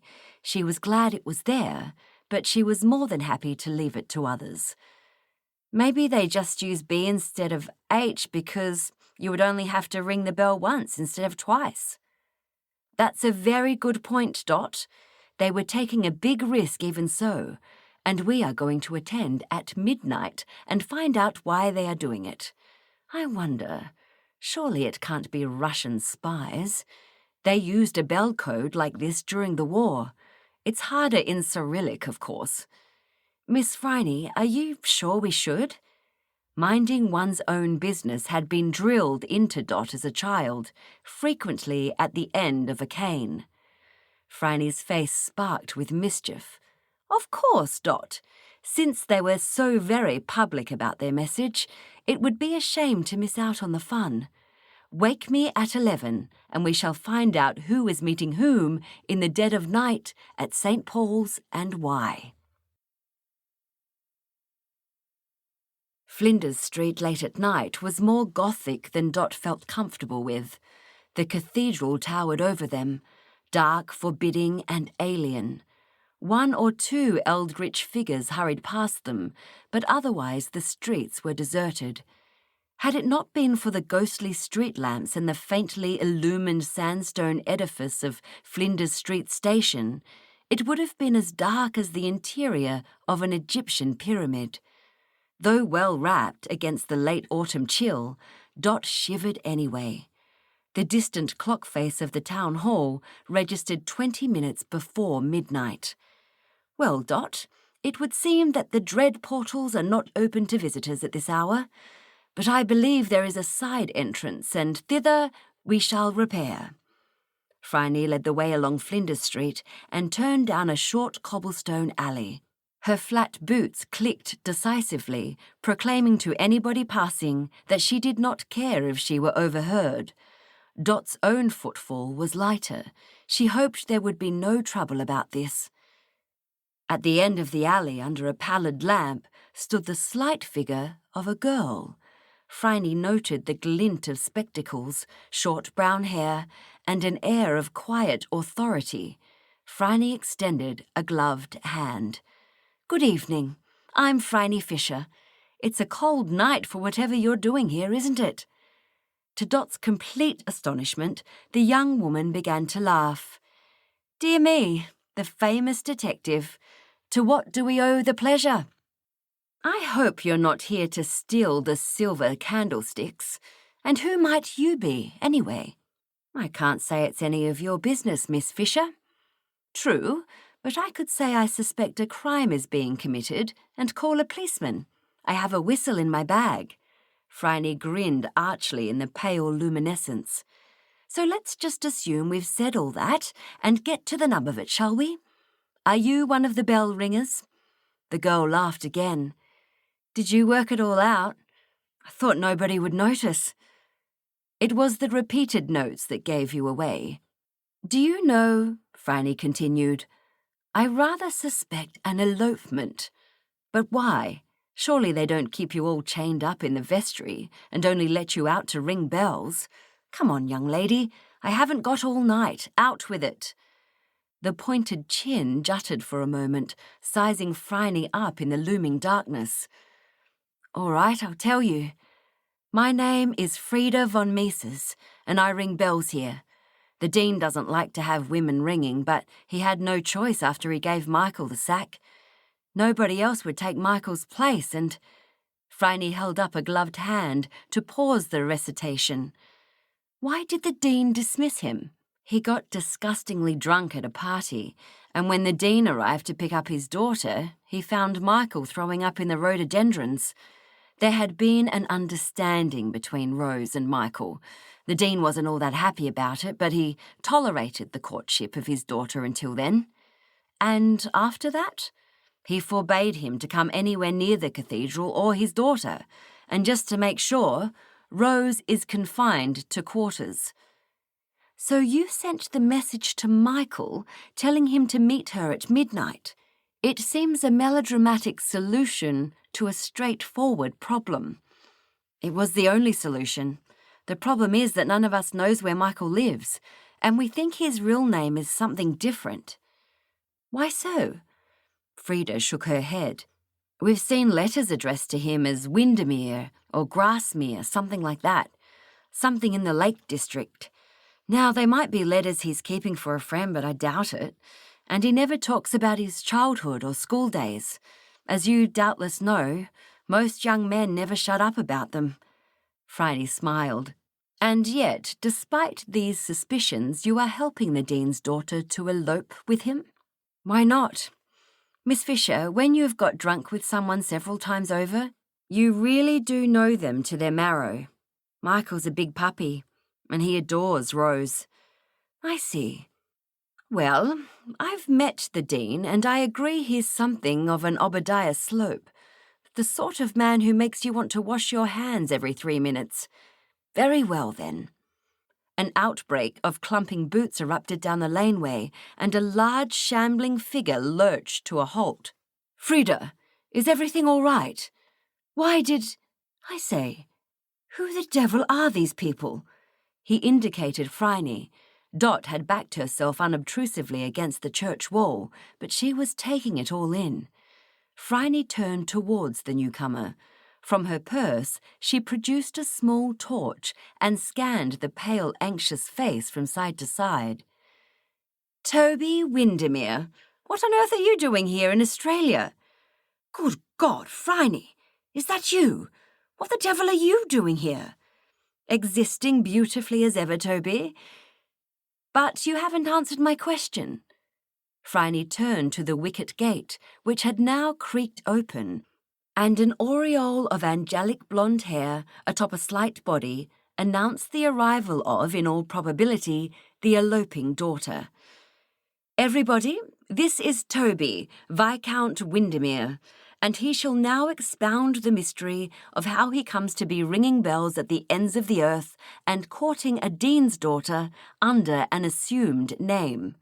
The blonde girl looked up, her face a mixture of eagerness, concern, and perplexity. She set down the valise she was holding and folded her arms.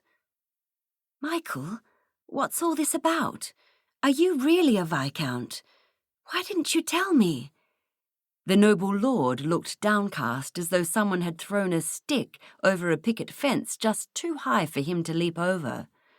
"Rose, I'm so sorry. I didn't want to say it because you'd think I was terribly rich, and I'm not, really. Pater, the Earl, you know, has gone and lost the family fortune, so I came out here to make some money." "And have you?" Phryne wanted to know. "Yes, rather. I've made quite a bit, actually. Business isn't so hard. I found I was pretty good at it, even though everyone knows I'm a bit of a duffer in most things." "And what made you come and ring bells, Toby?" Rose inquired. He blushed. "I love ringing bells. I used to ring every Sunday at our parish church, so when I arrived in Melbourne I decided to ring them here too. And I met you. And I love you, Rose, and I want to get married." Rose stared at him for so long that he began to squirm. "So, when were you going to tell me I was to become Lady Windermere?" "Sounds a bit off, doesn't it? I mean, that play of Wilde's, everyone wanting to know where your fan was and all that. But one day you'll be the Countess of Grasmere, and that won't be as bad. Look, I can renounce the title if you'd like." Rose moved forward and kissed him. "That won't be necessary." He wrapped his arms around her and held her tight. "Rose, dear, you really are careless." Everybody in the now excessively tenanted laneway whirled around. There, in the open doorway, a faded woman was looking with considerable affection at the blonde girl. The latter all but fainted, but her intended strong arms held her up. "Mother, what are you—" Mrs. Dean was holding out a large manila envelope. "Rose, if you really are going to elope, you ought to take your passport with you and not leave it behind. You will also find I have taken the liberty of enclosing 2 steamer tickets. You may want to stay with my people in Bournemouth, if you can stand it. Hampshire isn't so bad." She stared straight at Toby. "Not if you really are in love. And of course you'll be married by then, won't you? I believe ship's captains are allowed to do it." In the spreading pool of silence, Mrs. Dean turned to Frida. "I take it the bell code was your idea.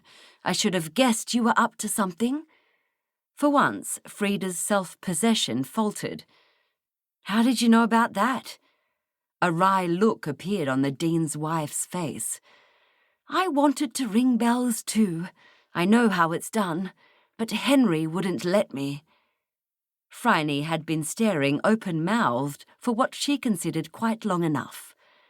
"Are you saying that you cracked the code too?" she asked Mrs. Dean.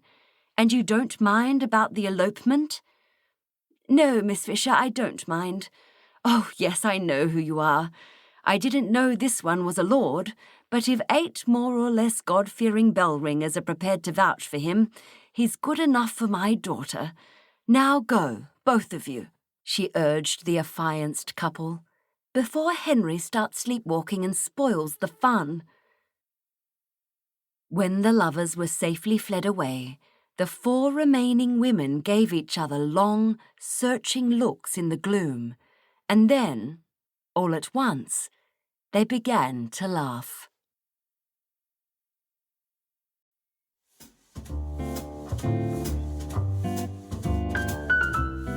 About the author.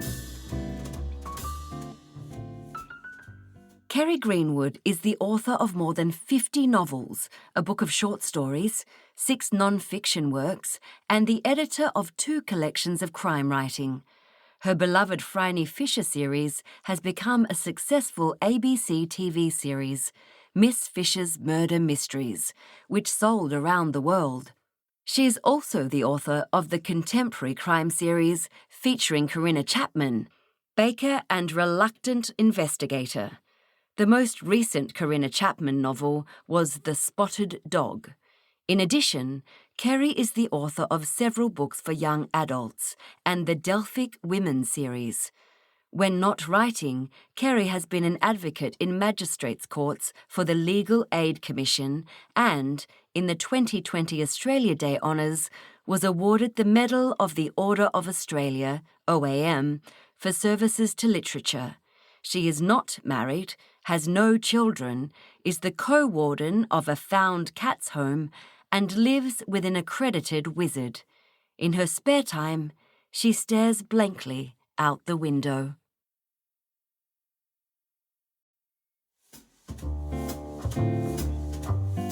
Glossary. American cloth, early form of linoleum. Art silk, artificial silk which brought silk stockings within a working-class budget. Ballyragged, harassed, pestered. Bijou, French for jewel, dainty and precious. Blighter, reprehensible person. Californian poppy, a hair oil. Cloche, a close-fitting felt hat, globular in shape. Corker, corking. Wonderful. Dip, a pickpocket. Docket, a criminal record. Eperne, large silver or china bowl which obstructs table conversation, usually filled with flowers. Erte, one of Phryne's favourite fashion designers and designer for the Ballet Russe. Famille Rose, ancient Chinese porcelain. Flapper, originally a schoolgirl with her hair in a braid down her back, later a fashionable woman with short skirts, short hair and no corset. Flat, stony, motherless, entirely without capital of any kind. Floris, very lovely brand of fragrances, cosmetics and hair tonic, still in operation in Soho. Free love, 1928 style, living together without marriage. Geld, money, from the Yiddish. Gen, information. G's, horses. Grouse, somewhere between good and wonderful. Gussied up, dressed for a party. Hellenic beverage, Phryne's very strong Greek coffee. Jacks, police. Canute, a dandy. Mash, brew the tea. Moz, to put the moz on someone, something, is to put a curse on it. Natural. A natural is a child with some congenital cognition fault, also used as emphasis, a natural-born bastard.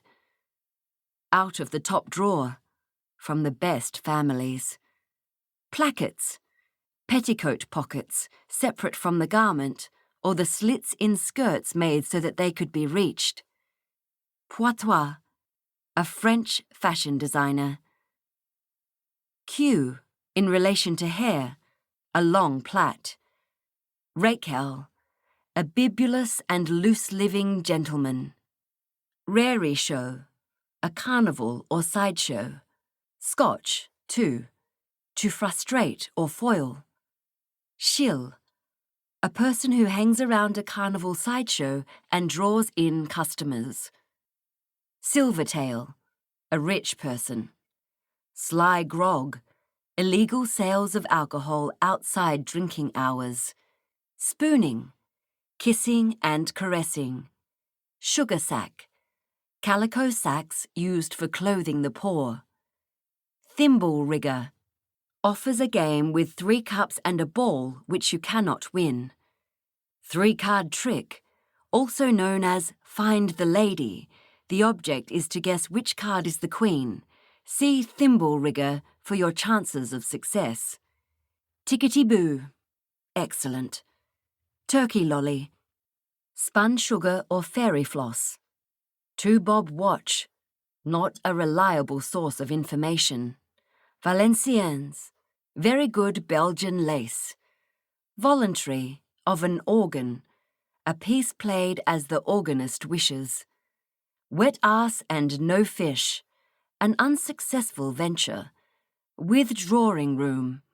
A parlour in a hotel. Zinc. The counter in a French bistro. Zone. A belt or girdle adorned with gems.